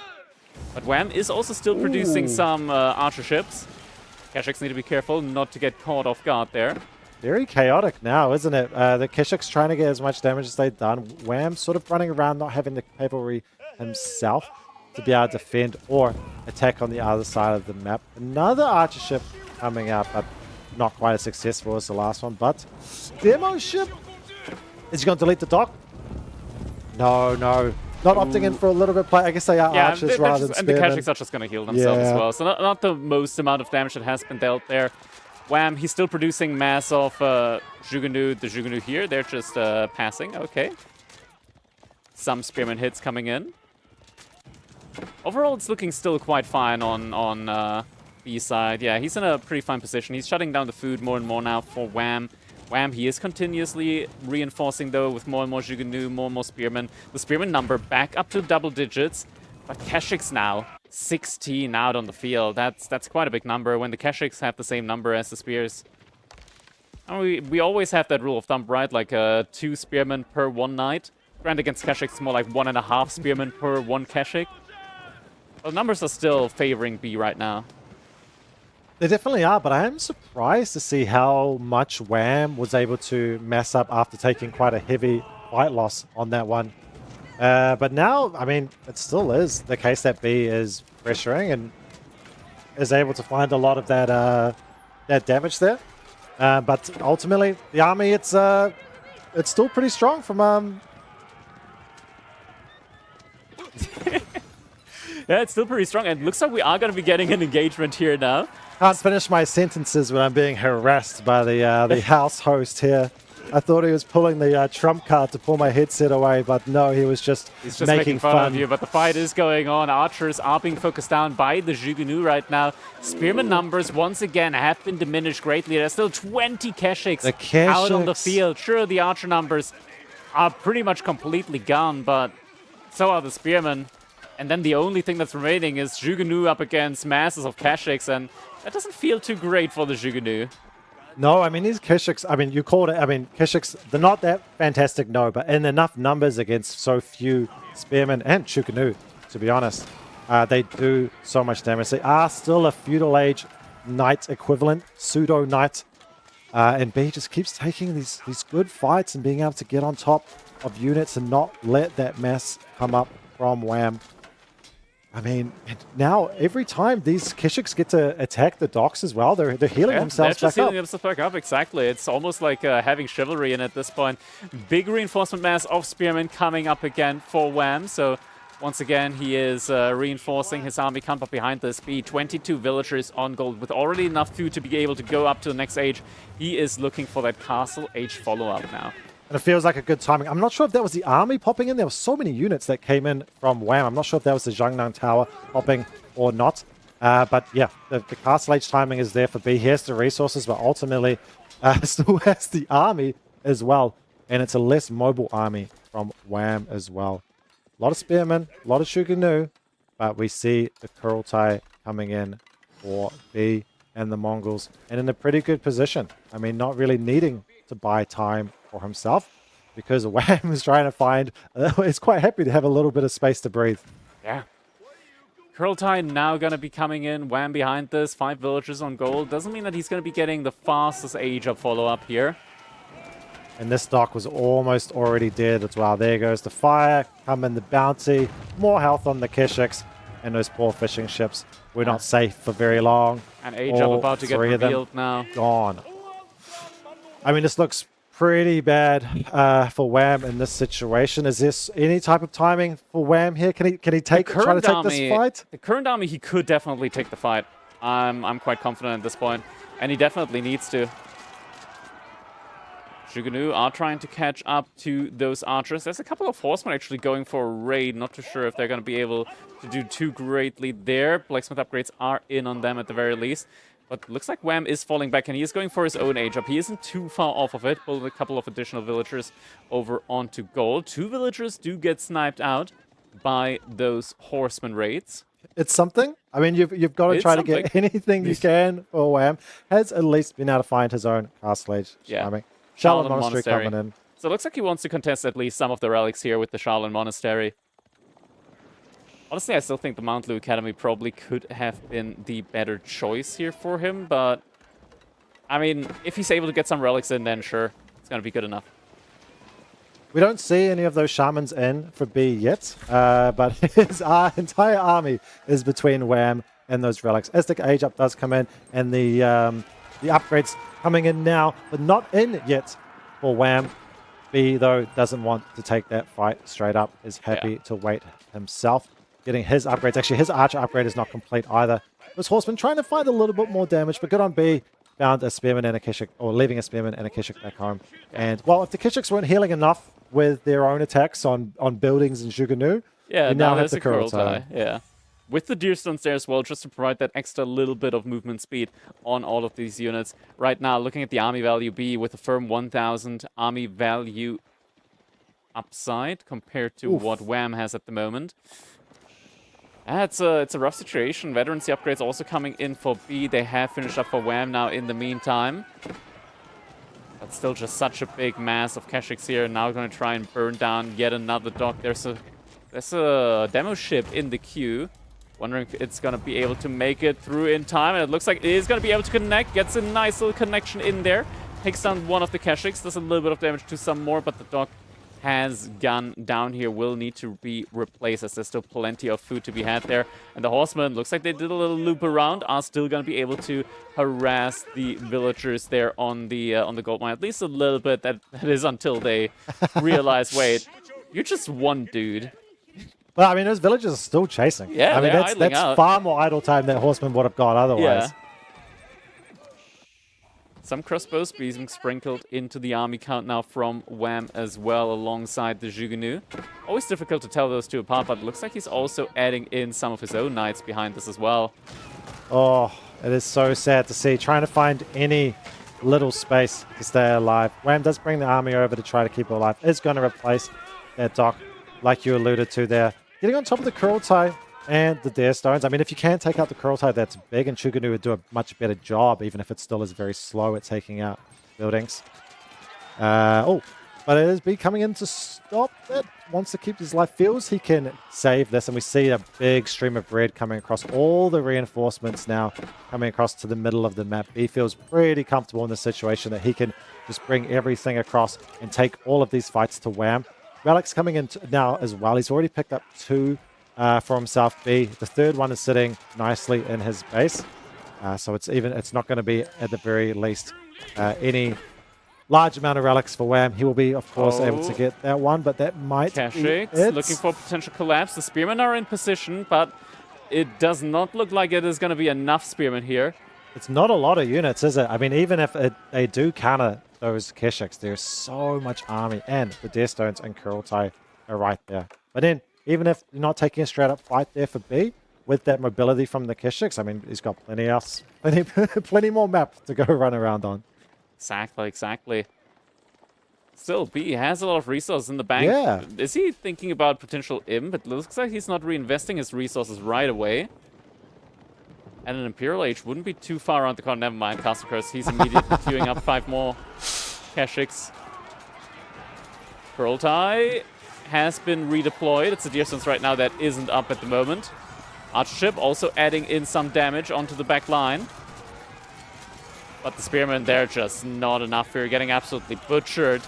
And Wham, he's going to be losing his entire army in the mid-map once again. But there is a Kurultai behind it, so there's just no way for Wham to reproduce all of this military cut. And GG gets called. B, yet again, taking the lead in the set. And Mongols, importantly, getting another win on the board. OP. There's a lot of Mongol fans I can see on the couch there. And another celebration there for B. Great game. Yeah, absolutely. And look at that. We got a lot of the merch sprawled out there in front of our casting couch there as well. Taking a look at the players again, there's also some merch there in the background. So definitely do make sure that you check that out. The design's absolutely looking amazing with the gradient design there in the back. Definitely some awesome pieces to pick out there. And keep in mind as well, with the donations, we do have to spin the wheel. So if you'd like to see that, I think we must be coming up to our next one shortly. Yeah. Which would be another exciting one. There are a bunch of stuff on that, which I cannot remember and recall. I think it was like 16 different things. There is our lovely donation bar. Thank you, production. Keep that coming in. And there are our stretch goals there. Keep in mind, we also have the spin the wheel in between those. But yeah, we saw we did see the tortilla slap. And I don't know how it comes through on stream. I want to go back and see that. But in person, that was loud. Yeah, those tortillas definitely do pack a punch. And yeah, look at that. All of the merch there sprawled out. And all of our participants, production, just enjoying the merch there. They look great. You can wear them if you want, or you can use them as blankets, it looks like. Very comfortable, very cozy. Love to see it. Yeah. I love the white, like the white with like the teal purple-ish gradient on them. They look absolutely amazing. Yeah, Marine Lord approves of the comfortability. Absolutely. And if one's not enough, why not 3? Buy one for your friends, buy one for your family, and get one in every single color. I actually really want one of the hoodies myself. I gotta see if I can get buy one for every single colleague at work. Oh, that would make you the the favorite. The boss will only pick you for the good jobs. And those mouse pads as well, I believe, are through the donations. If you'd like to get one of those signed as well by all our players, if you the would mouse pads like. are special giveaways. They look great in person, by the way. Whoa! I couldn't have said it better myself. Amazing. The sheep look great. Oh. And there is plenty of merch, as we can see as well. We surely can't run out. Awesome to see. And the bucket hat, which as far as I know, I've only seen one. Wait, is that a Homestead bucket hat? Yeah, I've only seen one of those bucket hats. I don't know if that one is for sale. That's crazy. And whoever steals it probably is going to be the victor of that. If you see that on anyone's stream after this week, you will know exactly where they got it from. Yeah. Who was the thief. Actually, I think Anatan might need that after losing his hair in a few days. So maybe Anatan, you can keep that one safe for yourself. He wears it well. Michael Jackson? Oh, that's a great one. All right, let's take a look back over at our players as they are getting ready for their next game. We are gonna be moving over to what's gonna be the next map here. We still have Boldland, we still have Karlauger as well. I think Wham probably would want to prefer a normal map, not the hybrid map, and it is gonna be Boldland. We're gonna be seeing. Okay, we're going to be seeing Golden Horde S-tier civilization, clear S-tier civilization. Up against the House of Lancaster, Lenny is going to be out on the map. And that's going to be an interesting one because really Lancaster, S+. They got buffs. They got buffed, but they I'm not feeling it. I'm not feeling it. I think B has something up his sleeve because he also picked this in his previous series. Yeah. We didn't see it. But it was picked from him. So he's got something up his sleeve, I'm sure. Whether Lancaster keep surely with the levy. Oh, it's been buffed. It spawns one more unit now. It has been buffed. I mean, really good. We've seen players, at least on ladder, try for multiple TCs, a couple of manas or 1 or 2 manas with that, which is, of course, that sort of gameplay has been improved. Stay hydrated, folks. With the reduced cost to obviously the town center, but then also the manas would cost as well. So you're sort of getting a double whammy there. But usually what we've seen from Lancaster in that situation is then they just die. Yeah, they make a lot of units, and that was like one of their big strong points, being able to just pump out a ton of units early on, go for a big dive into the opponent's base, and just shut down all of the resource gathering there. But a couple of nerfs, namely to the health of the Lords of Lancaster, as well as the overall timing pushes that they were able to go for, and the emergence of some new civilizations that can somewhat just deal with that. There he is. I think we're ready to go. They robbed House of Lancaster of their strategy, and yeah, it looks like we got a little imaginary WAM player that is now going to be filled out by the real deal. Locking Tommy out of the room. Get out of here, admin. I'm ready to play. There's some big red stick figure running around here, and we don't know where he just went. He just ran off screen. And now we are ready. Oh, that's going to be dangerous from now on. We will be ready to get into it. I hope we do see the aggression out of Lancaster. I know we haven't seen it much, but it does kind of feel like it's more of their identity, I feel. When I do see, too many manas or TCs, it feels like a bit of a shame, them not living up to what we've seen them be exciting with.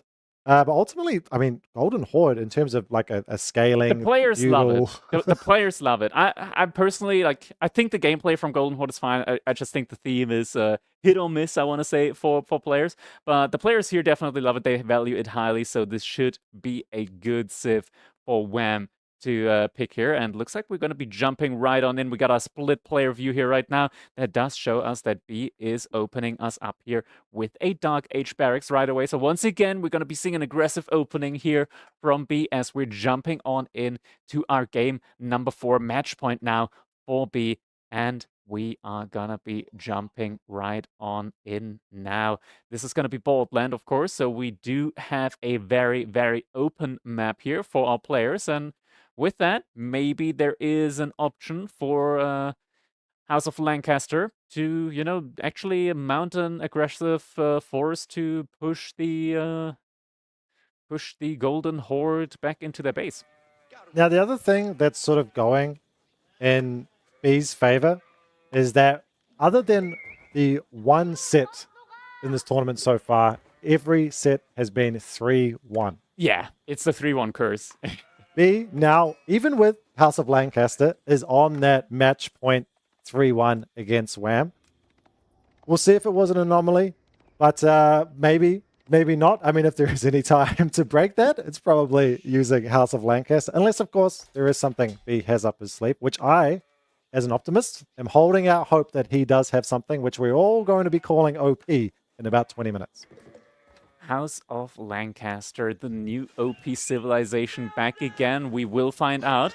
Of course, we do have these early spearmen here immediately going for the WAM, already pulling the villagers off of the gold early on here. So the only real target for B is, of course, going to be that stone gathering. And yeah, it's going to be able to take that down. Already has 4 spearmen out there. So by the time the age up comes in, don't think WAM is really going to be thinking about adding in his own Dark Age barracks. Instead, he'll most likely just let that Ubu go down. There's a chance maybe if we could get the outpost within the safety of the TC and maybe covering both the gold and the Ubu. Or we might see it go down. 4 spearmen here being pulled for B. I think we've seen 3 spearmen in the past be pulled against the Golden Horde Ubu, and the Ubu did manage to stay alive with a little bit of repairing. So what you're saying is 4 is the magic number? We're about to find out, yeah. But I mean, that Ubu couldn't be more in the front, couldn't be closer to B's base as well, which is the second gold, the second stone after it as well. Oh yeah, that's not ideal. I mean, it's if you do lose this one... It's not a Golden Horde friendly map. It's not the Marine Lord kind of spawn that you were hoping for. No, and it's particularly not when you're 2-1 down.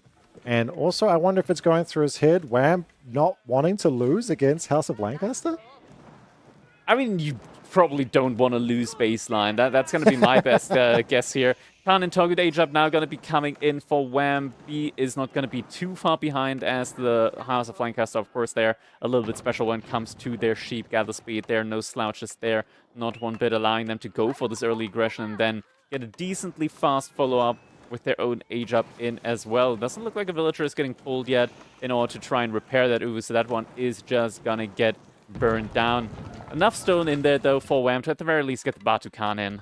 as soon as the Age-Up comes through. But no Torguds, I believe, if the math is correct there. Yeah, it's not enough for no option to be able to get that second Uber, at least without sneaking a villager out onto the map. That's not going to feel very good, particularly when you do go for that Khan and Torgud Age-Up. So already sort of things happening in his favor. I guess 4 was the magic number after all, although in that position, perhaps 3 would have been just fine. The Age-Up of, cancelling that outpost, not going to be able to get anything there, but he is going to want to collect that stone again soon. Abbey Kings, of course, is the choice. We talked about the Lancaster Castle. It did get buffed, but, I mean, really not enough. Yeah, actually just gathering a little bit of stone early in here right now with 4 villagers, so looks like he's just going to be going for... Wait, now it's just 1 villager? One more villager that kind of makes me feel like it's for an emplacement instead of a manor. Maybe? I have seen players do this, just slowly add in the manors, but whether that is a choice or is what... Oh, never mind, he added the mining camp now, okay. And we do see Feudal Age come in for Wham. Is going to have the Khan being able to come out on the field, but hasn't been able to get himself either his first Uvu or his second Uvu yet. Looking to get something down, but if he's not careful, it does cancel in time. So doesn't lose that right away. And the Khan does come out on the field, and we see now we get some production a little bit closer to home. Trying to prepare up that Gur, trying to get something going. I mean, these spearmen are definitely paying for themselves. It definitely was worth going into for B. And even just these little bits of idle time, bringing those villagers back. It's cheeky, it's pesky, it's annoying. But ultimately, Wham is going to get his production up. And once Golden Horde does to get their production going, it can kind of get out of control pretty quickly. Yeah, they got a really, really good archer production. Spearmen are going to get pulled back yet again. And I mean, he's been utilizing healing pretty much every single game so far. And once again, these spearmen, if they make it all the way back, there is going to be the Abbey of Kings that will heal them all the way up to full. Looks like B is indeed going to be going for that second TC play, as you alluded to earlier. So he's going to be making use of that TC buff alongside the mana buff there. We'll see how much stone he goes for, if he's going to go off at that 300 or is going to look to get enough for 400. At least a single mana as well.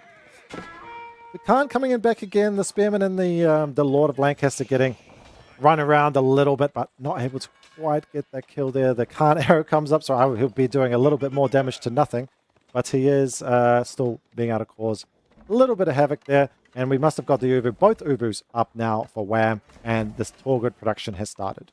Yeah. So able to secure the second Uvu now as well.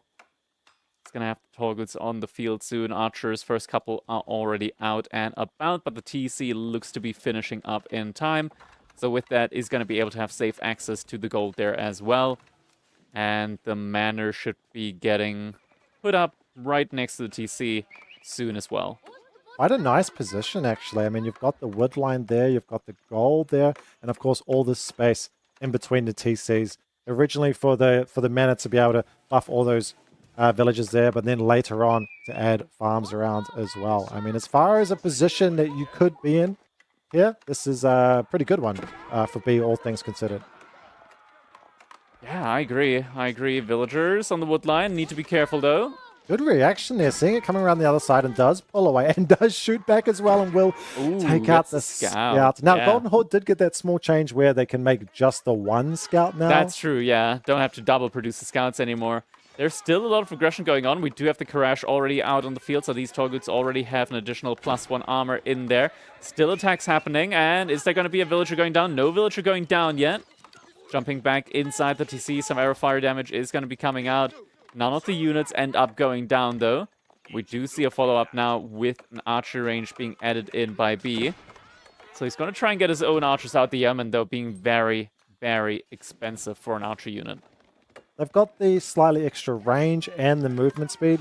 Oh, coming in. Torguds don't do a lot of damage, but when you trap the villagers on the side, you are going to get something done. Does pick up 2 villagers now in total, and looks to go in for more. Third. The third one, another low health one, but will make it back to the TC. So it's getting some value. Definitely needs to get some value here, Wham. But that's a nice little pickup. Yeah. It is genuinely a lot of value here that has been picked up. And this is like pretty much the only woodland at the moment for B to be getting on right now. There's the other one on the bottom right that he just moved everything across to. Not under the mana, though, which does make it less efficient. Yeah, is there another archery range coming in as well? So looking to bring in basically mass yeoman to try to keep himself safe from the Golden Horde oppression. A lot of Lanny to the defense here. Target's getting relatively low, at least the first one is, but there's already 2 more on their way over, and Wham utilizing the position that he's in right now with the map control that he has gained to start picking off some of the deer there in the mid-map. Target's just checking in on that first initial wood line, making sure that that B did not go back out there. Yeah, and with absolutely no cavalry, right? From B getting into the Spearman Yeoman to try to keep himself safe and scale that economy, it means the whole map is at Wham's disposal. So not going to be wanting for food in particular, but is going to be looking to... Actually, is we switching up to a castle age there for Wham? He's got a lot of villagers on gold, so it would be a possibility. Could also just try and rush in some upgrades early on. But yeah, I would think that with 8 villagers, it does appear to be more of a castle age play, especially since he did pull off completely from wood, meaning that he doesn't actually intend to produce any more archers at this point. So in this situation, we've got a House of Lancaster scaling. We've got the 2 town centers. We've got the manor. It's going to be able to sit on that for a little while as Wham is producing tall goods, but not really anything else at the minute. It's still actually spending money again. But is this something where Wham, does he need to find damage now? Is this okay? He might still be able to find some damage here. He is still definitely feigning the aggression, and with the aggression feign, it means that he is kind of forcing B to continuously invest into military units, while Wham might potentially be thinking about going for the H-up. But he did actually send villagers back out to wood again, so maybe there is still going to be an additional investment into archers for Wham. Ooh, another 2 villagers picked up, and some of those units in there are Keshiks. Don't be fooled, the ones that actually do damage are the Keshiks. And you're right, there are Keshiks, but they're not being shown on the UI. Exclamation mark blame in the chat, please. Which is where that gold must have been going, not Castle Age, of course. Yeah. In a Karish, we do know that that one doesn't show on the UI. Still exclamation mark blame. And we see pushing back, didn't get any of those, or did get an extra villager kill, but not all of those 5 that were sitting in the tower. It does get away, but another Keshik's on the other side as well. I mean, it's not critical damage, but there are the pokes and prods are getting some result. It's definitely adding up now. So B, he's starting to reproduce some of those spearmen, but Lord of Lancaster is getting sniped out by the Keshik and the Torgut there. It's starting to get pretty tough for B. He's just getting dragged all over the place. Second barracks now coming in for him as well. Yeah, it's nice having those turbo shoes on the Yeoman, but ultimately if you're getting attacked from 2 sides, they can't be in both places at once. And the Keshik and Torgut, they're not going to do a lot of damage to. And there's no +1 ranged attack yet. That's only now coming in for B, which means all of this fire from the Yeoman, towers, and the TC has not been doing as much damage as it could. And especially against the +1 ranged defense of Wham, plus Karash, Torgut, Keshik, health. Yeah, without pierce damage, it's all just adding up, and now we're actually seeing some rams coming in as well. I mean, fair enough. I mean, we've seen the scaling out of Golden Horde and how much damage they've done to civs which try to go fast castle. Now we're seeing it from a civ that's trying to boom with a second town center and the mana with it as well. And those farms coming in now to get within that mana radius as well. But there's a lot of units here, a lot of cavalry, and a lot of damage potential. Even archers there getting in on one side. It's hectic. The brace does catch just one of the Keshik. I thought that could have been a lot worse. 8 villager kills we're now up to. We can't keep track of all of it, but keep track of that count in the bottom left as Wham is finding damage every now and then. Up to 15 archers now again, so Wham has enough in order to one-shot those spearmen. There's more farms coming in for B now, trying to get a stable food economy in, even though he still has some sheep there to be gathered from, but just going for the steady farm transition behind this. But this could be rough now as Wham is adding in the second battering ram, and he wants to go onto that second TC. This is something that B, I believe, should see since he has an outpost there nearby, so he should be wary of those rams coming in now. Yeah, going for broke. few idle villages there. I'm sure they'll get moved around shortly. Just the 2 rams coming through. Yeoman stepping out with their extra speed, feeling safe to do so. It's a pretty big cavalry count there, though. But if these rams take some extra damage for free, that's going to delay this a lot. The Torgun and Keshik diving in now, getting some villagers on the front side. Spearman coming up to the front. Yeoman there fighting as well, but shooting a lot at the cavalry. Now going on to the archers. Spearmen turn their attention to the rams. One almost goes down, getting caught in the middle of everything. Lord of Lancaster now there. 2 Lords of Lancaster in there, getting some help to everything. The spearmen are still fighting the ram, not on the cavalry. The cavalry staying alive, pretty handy. One of the Lords of Lancaster go down. The other one's plenty safe in the back. The yeomen are doing a great job of cleaning up all of these archers. It's just the cavalry in the front which are a problem. This 1 ram on the bottom side almost dead. The 1 ram on the top side almost dead. Pulling the villagers out to kill the ram. That one goes down to that tower. Will stay alive. The one on the top, that ram is almost dead, but it is also 1 attack away. Pulls the villagers to kill that. It might get the last attack off. It doesn't. It goes down, and both towers What hold. a hold. And all the villagers, all the units go down. It's just the Khan and a couple of Torguds running away. 16 villagers in total have gone down throughout this game. B with the second TC, though, does still manage to have a economy lead there. And now, what does he have? It's not like he just ran out of all of the food inside of his base. He's got the farms to fall back onto, so he's in a fine spot right now. It is not the end of the world for him. Looking at the overall income, he's actually pretty comfy.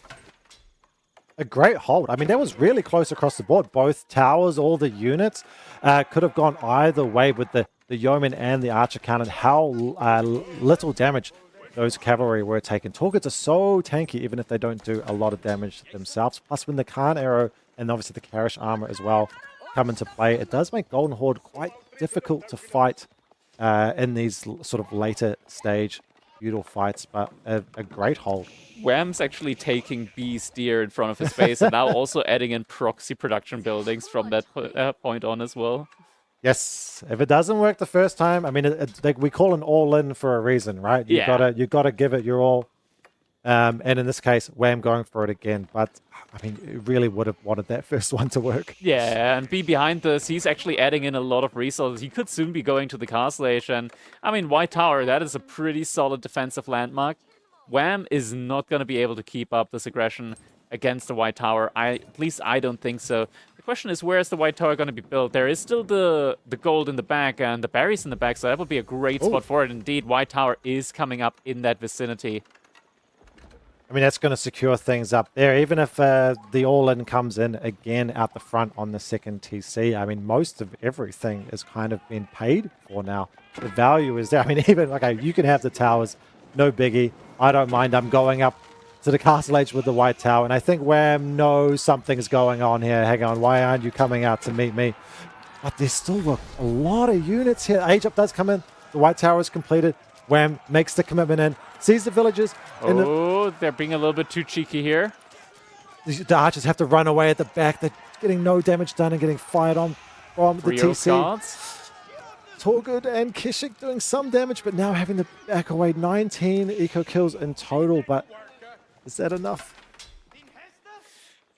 It's a tough call to make. Wham behind this also trying to go for his own age up, but we know how long the age up takes for Golden Horde, so it's going to be a while until the Muscovy Yasak is going to be complete here for Wham, and it's going to feel like an eternity for sure.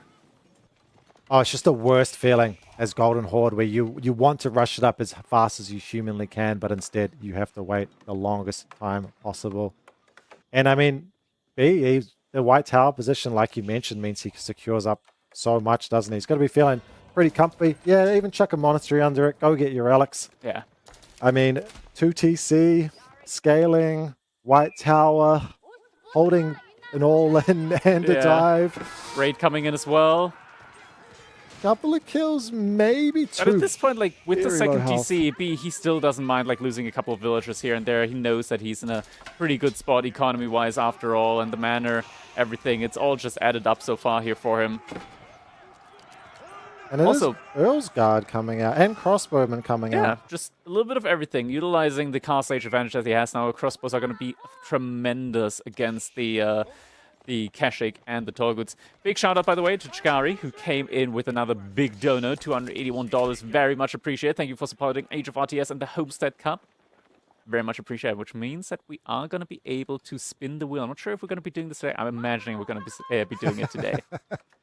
I'm sure as the days go later, people get a lot loopier in there on the couch, which I think is the perfect time to give them a bit of chaos. But we aren't quite there yet as much as B would like us to be. Wham! Now, I mean, he had all the map control for the longest time, but at this point now... Times change. 4 Lords of Lancaster giving so much more health on top of the Castle Age upgrades. That Castle Age is about to come in for Wham, but of course none of these units have those upgrades except for the Torgut, which get theirs instantly. And the +2 armor on all armored units. That at least helps a little bit up against the Yeomen, but the Yeomen have other targets anyways. They want to focus onto the archers. But Wham at the moment does still have a slight military count lead and value lead, I want to say, as well. It's not getting shown by the graphs, but I think that's just because half of the army in general isn't getting tracked here. No, it does make it a little bit harder, but at this stage, yeah, I don't no trust idea. that graph, Yeah. sorry, man. Yeah. Fix your overlay. I mean, it looks really scary for B. I mean, there's no straight up fight that Wham's going to be able to take for at least for a minute here, and the counts still growing in B's favor. I mean, ultimately, he's still at 2 TCs for a long time. Yeah. Even added in the monastery, so is trying to collect some relics behind all of this. 15 villager lead now at the moment. Archer's not quite able to find any pickups. Their veterancy has come in now. And still just more and more of the Earl Scouts actually being added by B, which is interesting to say the least. Yeah, Earl's Guard, Crossbowmen. I mean, they're better than Men-at-Arms, as in they actually do have the full 1.25 times per second movement speed. And they throw a dagger at from time to time. So, you know, they really make you feel like you're in London. Yes, I mean, the dagger does feel pretty cool. Yeah. But actually, they even just took a little bit of a nerf as well, didn't they? Extra time on that one. What was it, like 2 seconds? Yeah. From like 15 to 17 seconds? Lancaster was still too OP, as B is showing us. And I guess Earl's Guard still pretty good. But I mean, of course, they did get, like all the Men-at-Arms, their cost reduced. Yeah. At 10 food, when and it does add up when you have so many. Or you are producing so many. In this case, I mean, the food economy is actually looking so healthy for B as well. I mean, all the economy is looking very healthy. And he's just making crossbows and Men-at-Arms, and that is what actually won him the game in that Beastyqt versus B-set that we had. Yeah, good the point. Ruse versus Knights Templar, just mass crossbows and Earl's Guard. Little Wallalow here, but there's the Keshik and the Outpost. Definitely a little jump scare, though. Yeah, absolutely. I mean, that is 2 extra relics looks to be coming in for B. Oh, another raid, though. That's a couple of villagers that are going to be going down. He still has a pretty substantial villager lead, though, even with these heavy losses there.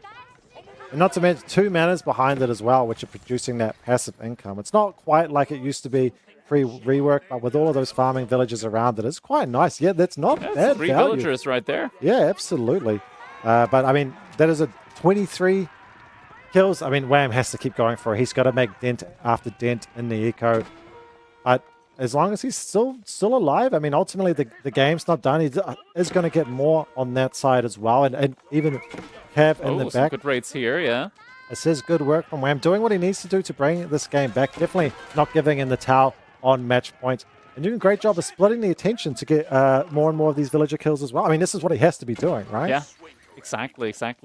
Going for these little raids with just a couple of units here and there. Also looking to push in with the remaining archers that he's got there at the top side. Or wondering if he tries to take a fight here against the army now. I think that's a little bit too daring.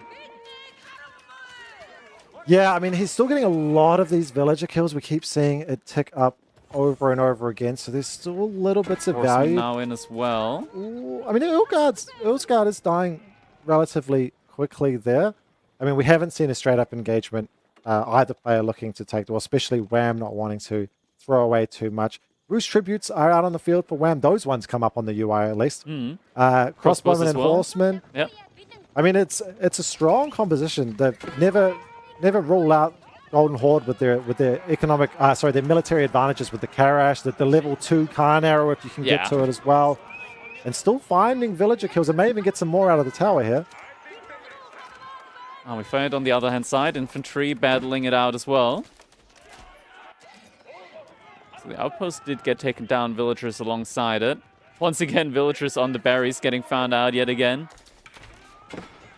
It is nice from Wham. I mean, it's what he has to do, and he's continuing to find these avenues. I mean, it's easy to see for us with like being able to see God Vision the whole map where those spots are, but Wham's doing a great job of knowing where B's immobile army is and being able to find ways around with his cavalry and knowing that, you know, B has none of his own as well, so he's safe on the other side. Army from B is actually getting dragged around quite a little bit here, and that leaves it open, and yeah, Wham utilizing just that. That's going to be a big surround here as the horsemen do make their way in front of the army from B.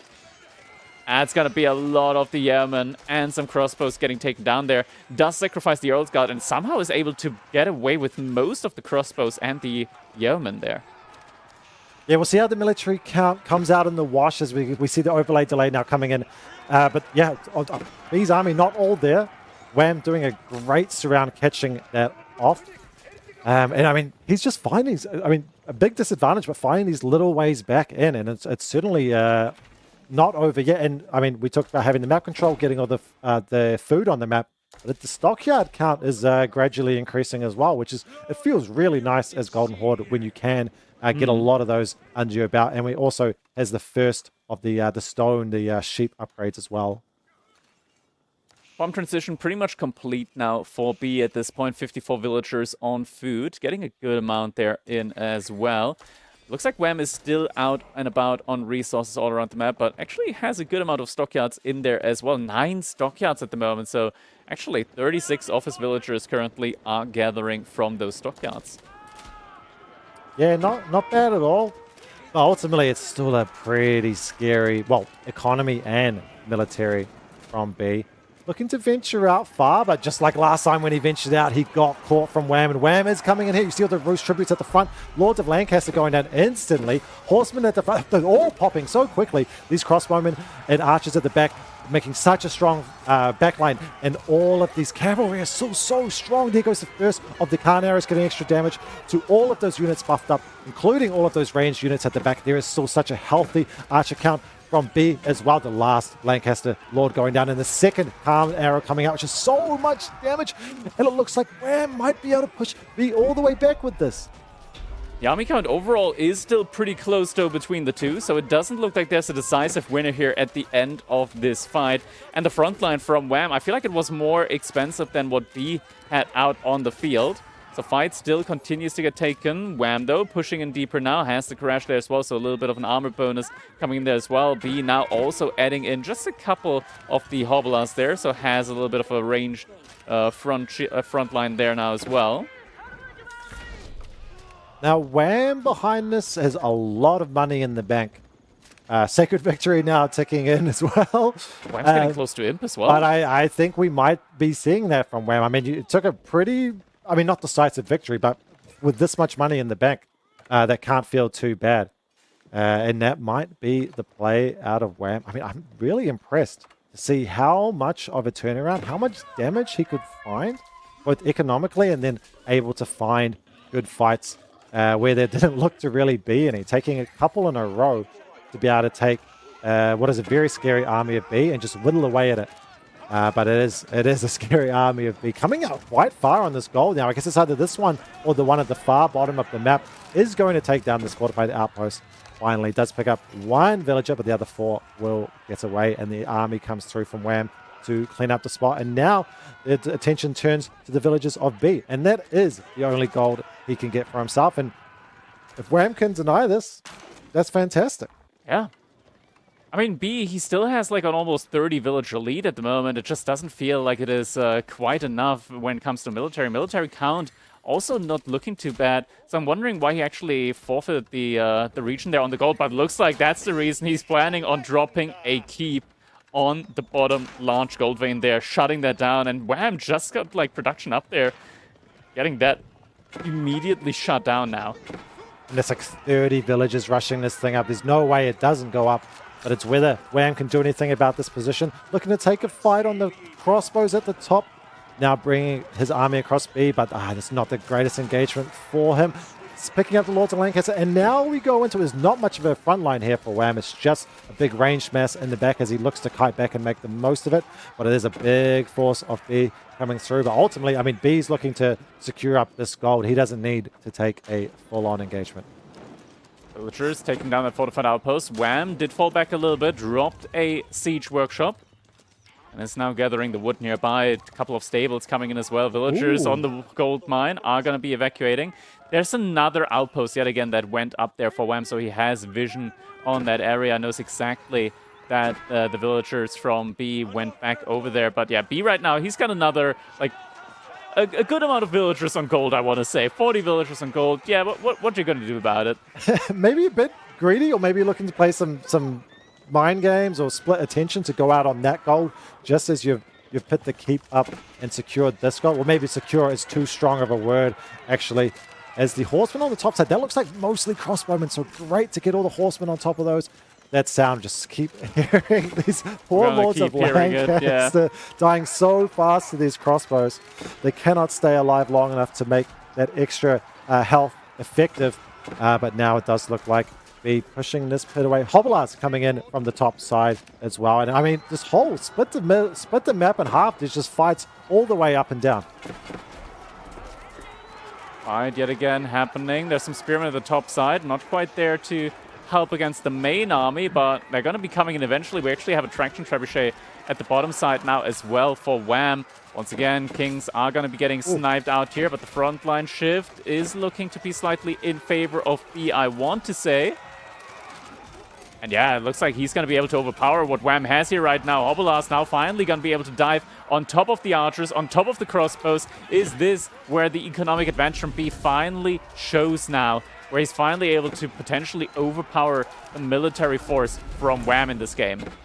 Finally breaks it. I mean, it's not often you see two fights on the same screen at once, but B actually winning both of them. And the Hobblars still running through as well, finally adding that cavalry recently, and it's coming in clutch as well. I mean, there's so much army left, just pure mass from B pushing through, or even getting on top of villages now at the bottom. And this does look like perhaps the beginning of the end for Wham. Is the 3-1 curse real? Is it? I mean, Wham's done such a good job so far this game of finding ways to crawl back or claw himself back into this game. But B is really knocking at his front doorstep now. Yeah, 64 military now from B down to 23 on Wham's side. And he's just not able to hold this frontline. Crossbows getting taken down yet again. He is reinforcing, more horsemen coming in, more spearmen coming in.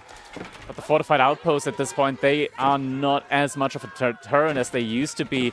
So B, he's just diving underneath every single one of them, not really worrying too much about them. I feel like at this point, yeah, it looks like there's the GG hatchback, and GG is going to be coming in. B wins his second set in the group phase with a 3-1 victory.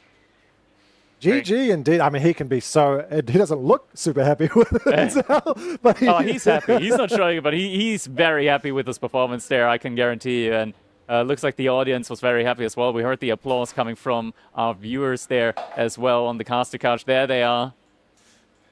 Well, we heard the applause. We heard the excitement. There we go. I mean, incredible. We see that the wheel is out, absolutely. And I think Boy might have something to read us again. That looks like a hippo. We'll see. Nilly would approve. Absolutely. Or maybe it was a rhino. I didn't quite see. Well, we'll have to find out from Boy. He can read us his story, much like he did with Sun Tzu's Art of War yesterday. Which admittedly, I tuned out completely, but I'm sure it was really exciting. Yeah. That guy had a lot of good things to say back in the day. Yeah, just seemingly a lot of common sense, really, in hindsight. But maybe that is only with the benefit of hindsight. We hear the applause in the room. Again, really well played by B.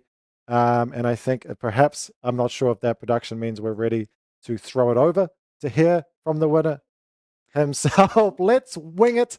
Throw it on over. Let's hear from our winner, B. There it is, the interview couch.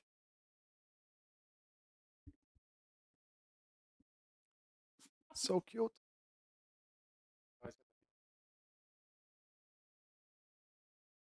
I feel like you will stay top one of your group. That was really a hard series, I think, but thank you for sure. I tried my best, so I will just hope to win the next series against Vortex. But I think my series against him wasn't so successful, so who knows, who knows. Yeah, like let's start from the start here, actually. Do you was surprised when VAM let you pick Ottoman and let you play Ottoman? I think yes, because he like decided to remove a strong sieve on Frisian matches, I think. So that's why he left it for me on Dry Arabia. You know, at first game of the series, your wife and your children almost had heart attack. It was like, it was a super close series. You almost lose with Ottoman. Lisa was like, "Oh no! Like, please don't lose." Yeah, I like throw a lot, as we saw, but it just depends. I think that I did not have enough experience with Ottomans against Byzantine, and I think I wasn't super lucky with like DS pawn. So yeah, I really wasn't so lucky with it. So what, Milana, you wanna say? Huh? Yeah, that's interesting. Okay, so I played again not well as I wanted, but maybe against Vortex I will do my best and will not throw so many games. Yeah, okay. What do you actually think about IBIT Sengoku matchup? It felt pretty hopeless, even with considering the start. I'm not sure that it's about matchup, because when I saw the spawns of WAM, I was not even ready to like fight here. I already just decided that it's 1-1 score, because he had like deers at the back, double gold at the back, a lot of berries, and I had like only 1-8 berries at the back, and it was very difficult to go Castle Age, right? Yeah, 1 upgrade plus 1 armor, yeah. So I just tried my best and catch his army in the center of the map and make great fights and get advantage. But Wem played well and did not give it to me. So Yeah. he focused my Desert Riders well. He catch them when I tried to raid. So Yeah, he actually catched your last desert, your last dervish pretty well, right? You had only one, and the last fight. That was really insane. How he tried to snipe with tower, with archers, etc. So he never forget about them. Okay, actually about Frisian matches, like after my series against Mary Lord, you said like, wow, Mongols felt pretty good. You can actually, yeah, I wanna try it actually. So yeah, you were pretty confident, right? Even against GC. We both know that they are great, right? So surely I will try to like spam Keshix and just trade with Hosman Sieve. So I was sure that if I will not do a lot of mistakes as previous game, I will win. Yeah, also I mean the opening were quite unusual, right? Because of barracks. How was your feelings about it? You mean in Frisian or? Yeah, in Frisian. So I already know timings with barrack from Zushi because I played previous against Marin Lord. I also was close to win it, but I just lost all units at the blender. So I wasn't surprised at all. I did barrack in time and had more spearmen, and as we saw, a lot of wolves just were on my side, so they always like beating his spearmen and reducing their HP. Yeah, also we all screamed when demo appeared at your Keshix, but I guess Keshix don't die, right? Yeah, because of it was a Castle Age, I think. Yeah, so already enough HP to survive them. Yeah, also like I think you were leading almost all game, but at some point in Castle Age, VAM army were looking quite big. Like, were you scared for some point in Castle Age? I think yes, because I didn't have enough gold. Yeah, super scared. Yeah, I was really super scared because I didn't have enough gold for upgrades, and I didn't have an advantage in like 1 or 2 minutes. Yeah, and about last game, like I think everyone here was surprised about House of Lancaster, but we actually practiced it a bit. Like, how was your feeling? Like, actually, like GH Lancaster, it was the first time you played, right? Probably on this map. Yeah, but I saw the spawn of gold with woodline, and I was sure that it will work. But I then just tell everyone about my tower delayed. So I just delayed the tower at the woodline, so he could easily cut me from it. So I also had like this. Okay, blah blah blah. I'm talking not good things, right?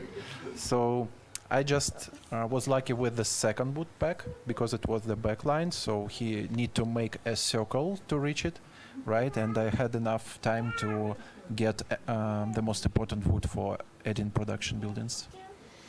Yeah, also, even you had 2 TC, like fights in Castle Edge were like super close. Do you was surprised how he can keep it up production, just 1 TC GH? I just lost a lot of like archer units, like X-bows and archers in the center of the map because I lost control with my spearmen with them. So I think it's just about my mistakes, not about how Golden Horde OP here was. So I think if I made a great feast of army and went to his like sacred site, I will like win 90% because of plus 20 HP from kings. Yeah, it's always a pleasure to see your games. Like you're playing pretty unusual and your strats are super fresh.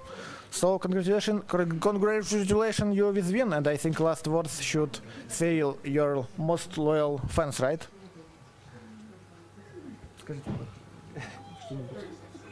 Hi.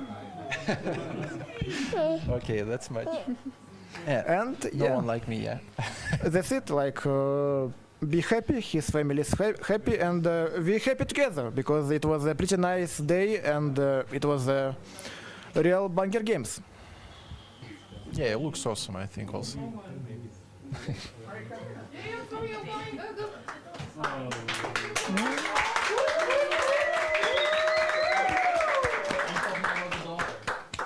May I have a microphone? You can have 2. Ladies and gentlemen, we have a surprise. All the way from Lash's stream, we have something special planned for you. Lash's legs. So this is not one of those streams, don't worry. This is just one of those. Cascade, could I just scoot in here? Thank you very much, good sir. We have a little surprise for you guys. I mean, it's not a big surprise. On Lash's stream, all of you guys are aware of what's about to happen. So Lash, reveal the leg. Right here? You decide. So we have a special event. No, Lash. We're taking a hairy part. That's a hairy part. Okay. I mean, come on. Could you hold this while I apply the wax? It's going to be a little bit hot, but I tested it on myself. We're good. Oh, you have a microphone. Oh my god. Core? We don't need that close up, I guess. Oh, look at that. Wow. Move the table. Okay. I'm gonna need to talk to your chest here. In a very. I mean, that's not for the main. All right. That's yours? Yeah. Oh, where's the other microphone? Too many mics. Where's the other microphone? I'm Lash's leg. Please don't wax. Oh my goodness! Did someone yoink it? Oh, Beasty is commentating. Beasty casting. Lash's leg. Oh, your Lash's leg. Okay. No, don't do it. Oh my god. No.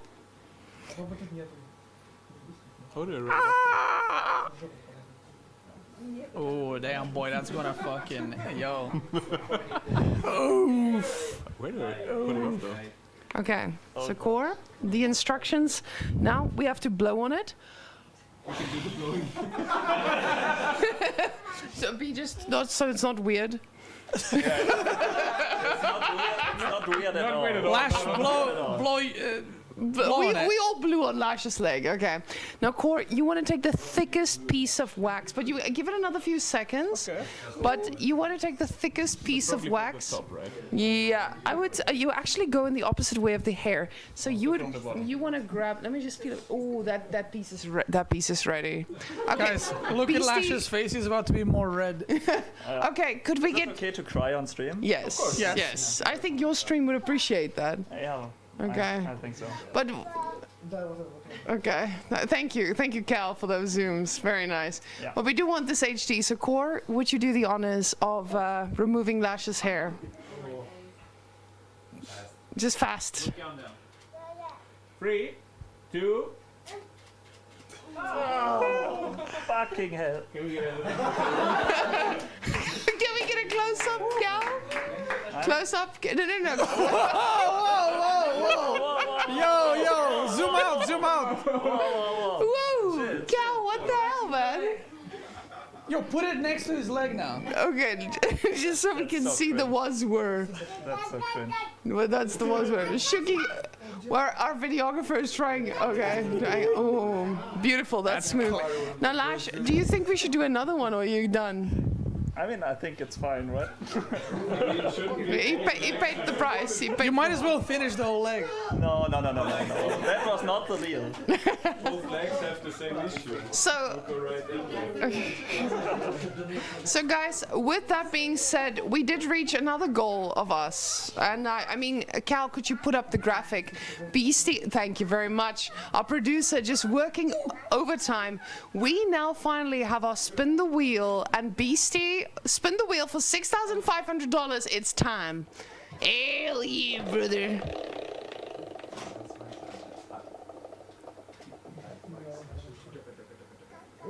What is it? It's orange. It's yellow. Lemon. No. This thing at the back is holding the tortilla. Nah. It's holding the tortilla, Alex. It's tortilla. It's tortilla. So, Beastie, who do you challenge to your tortilla battle? Anatand sitting in fear here. Beastie? Anatand, I choose you. She agrees. Okay, let's... I believe her. We are gonna mic them up. Guys, I will get the water and there will be a tortilla battle about to take place. Can we get the tiny cups of water, please? Are you ready? I will hit slow. Oh my god, this is so difficult. It's like me trying to manage night. Why is night so difficult? Oh, Alex! Okay. Ooh, I found the button. Duck sauce. Can we get the tortillas, please? Oh, there's the tortillas. And the water, does anyone have the little water? Little water in position. Beastie, oh, let me just do it from this side. Take your tortilla. Hold on, let me see. Hold on. Give me that. That's a good one. You can go first. Okay, just make sure you do like a measurement. Because if you smack me like this... Hold on. Bro, shut your mouth. Shut your mouth. Shut your mouth.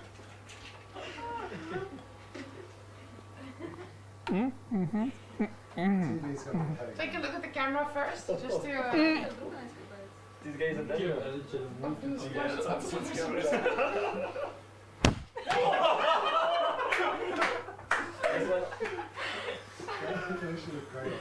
I think it was funny in real life because we stopped back Pennsylvania. Oh, this is the special.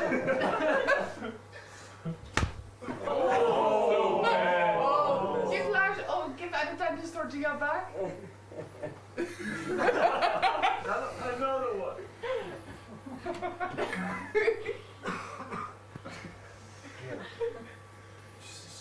Best segment because so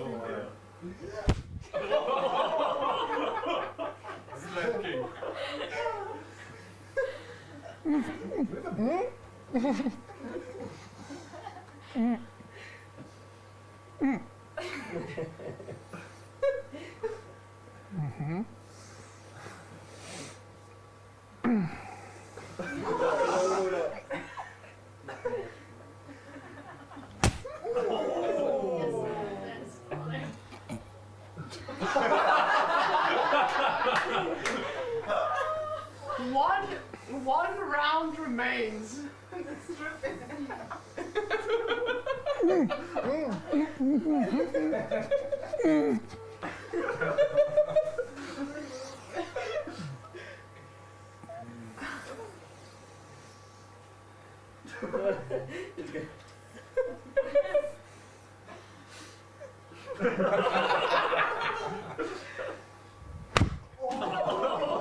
I got some more on me.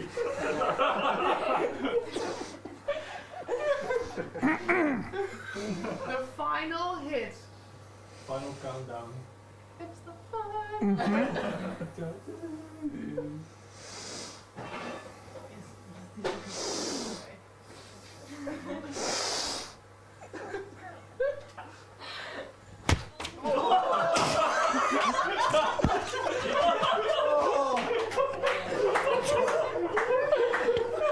I knocked the water. I knocked the water out of his mouth. I mean, yeah, he won.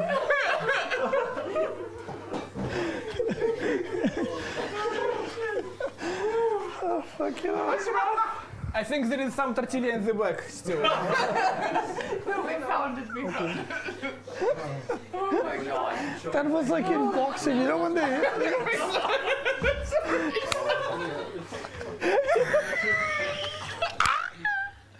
No, I don't want you told that we're ending the show together.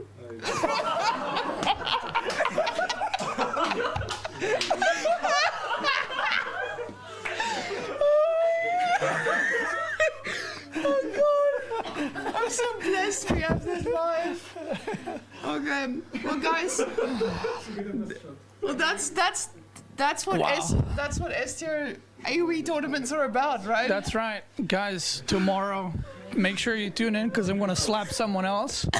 And 2-0 right now. 2-0, 2-0. You did.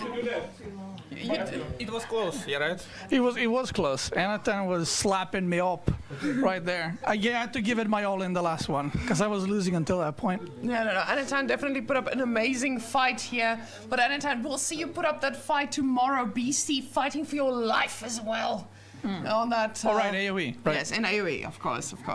But aside from that, guys, thank you so much for the support and thank you for all the fun memes and shenanigans we've done up until now. We are going to continue the show tomorrow at 2 p.m. CET, 8 a.m. EST. So, guys, join in, have fun, and if you want to support us, remember there's merch available. It's very affordable. Giveaway. Oh, we have a giveaway. Oh yes. What is the giveaway? Exclamation mark. Help. Potato. Or we will give away another mouse pad to whoa. You look my faces.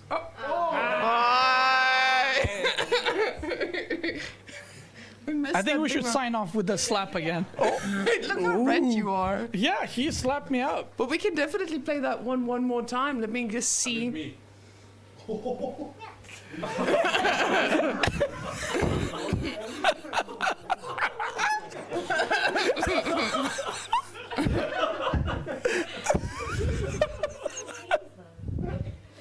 Well, in our case, we'll. Oh, wait. We have our. Oh, did the TV die? Did we die? Is the stream dead? Stream dead or are we dead? Are we dead? Are we done? Are we live? I think maybe Cow's trolling us. Twitch chat? Hello? Are we still here? It's a black screen here as well. Oh my god. Did Cow die? It's just the TV. Okay, no, it's not the TV. No, it's not the TV, it's the stream. Oh, Cow. They can hear you guys. Oh, they can? Okay, guys. All right, so ASMR. Okay. So, guys, exclamation mark Donpad in AgeofRTS's Twitch chat, and you will stand a chance of winning a mousepad from Stu Series. Oh, there we go. Very nice. QCK mousepad, right up for grabs there. Now, tomorrow we will do a little bit more information on how to get those exclusive mousepads as well. So, all the exclusive merch, we're going to be pushing a little bit harder tomorrow just to make sure that we can make these happen again. We know Homestead 2 was funded, but the rest of it, we're still hoping to recoup, baby. It was so bad, yeah. And all in all, let's see. Guys, 10 seconds left. Oh, you can see no photos on patio there in the back. Yeah, trying to keep this a secret. Now, DonCon, close it, and choose our winner. And Beastie is really reliving his moment there off camera about the mouse or about the tortilla slap. Yeah, no, he had a good time. He had a good time. I do want to challenge you to a tortilla slap, Beastie. You would probably hit me with your full hand. Yes, and knock me but out. by accident. By accident. So we're just waiting to get that final confirmation of who won the mouse pad by Donkon. Donkon, let us decide. Oh, Pastor Nick! He's our favorite pastor, guys. In the well, yeah. Woo!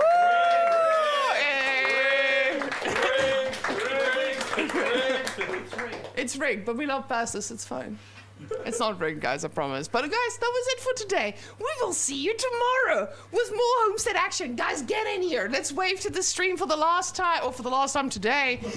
And we will see you guys back here tomorrow for more shenanigans and all the people off camera here as well. Until the next time, 2 p.m. tomorrow. See you guys here. Don't leave.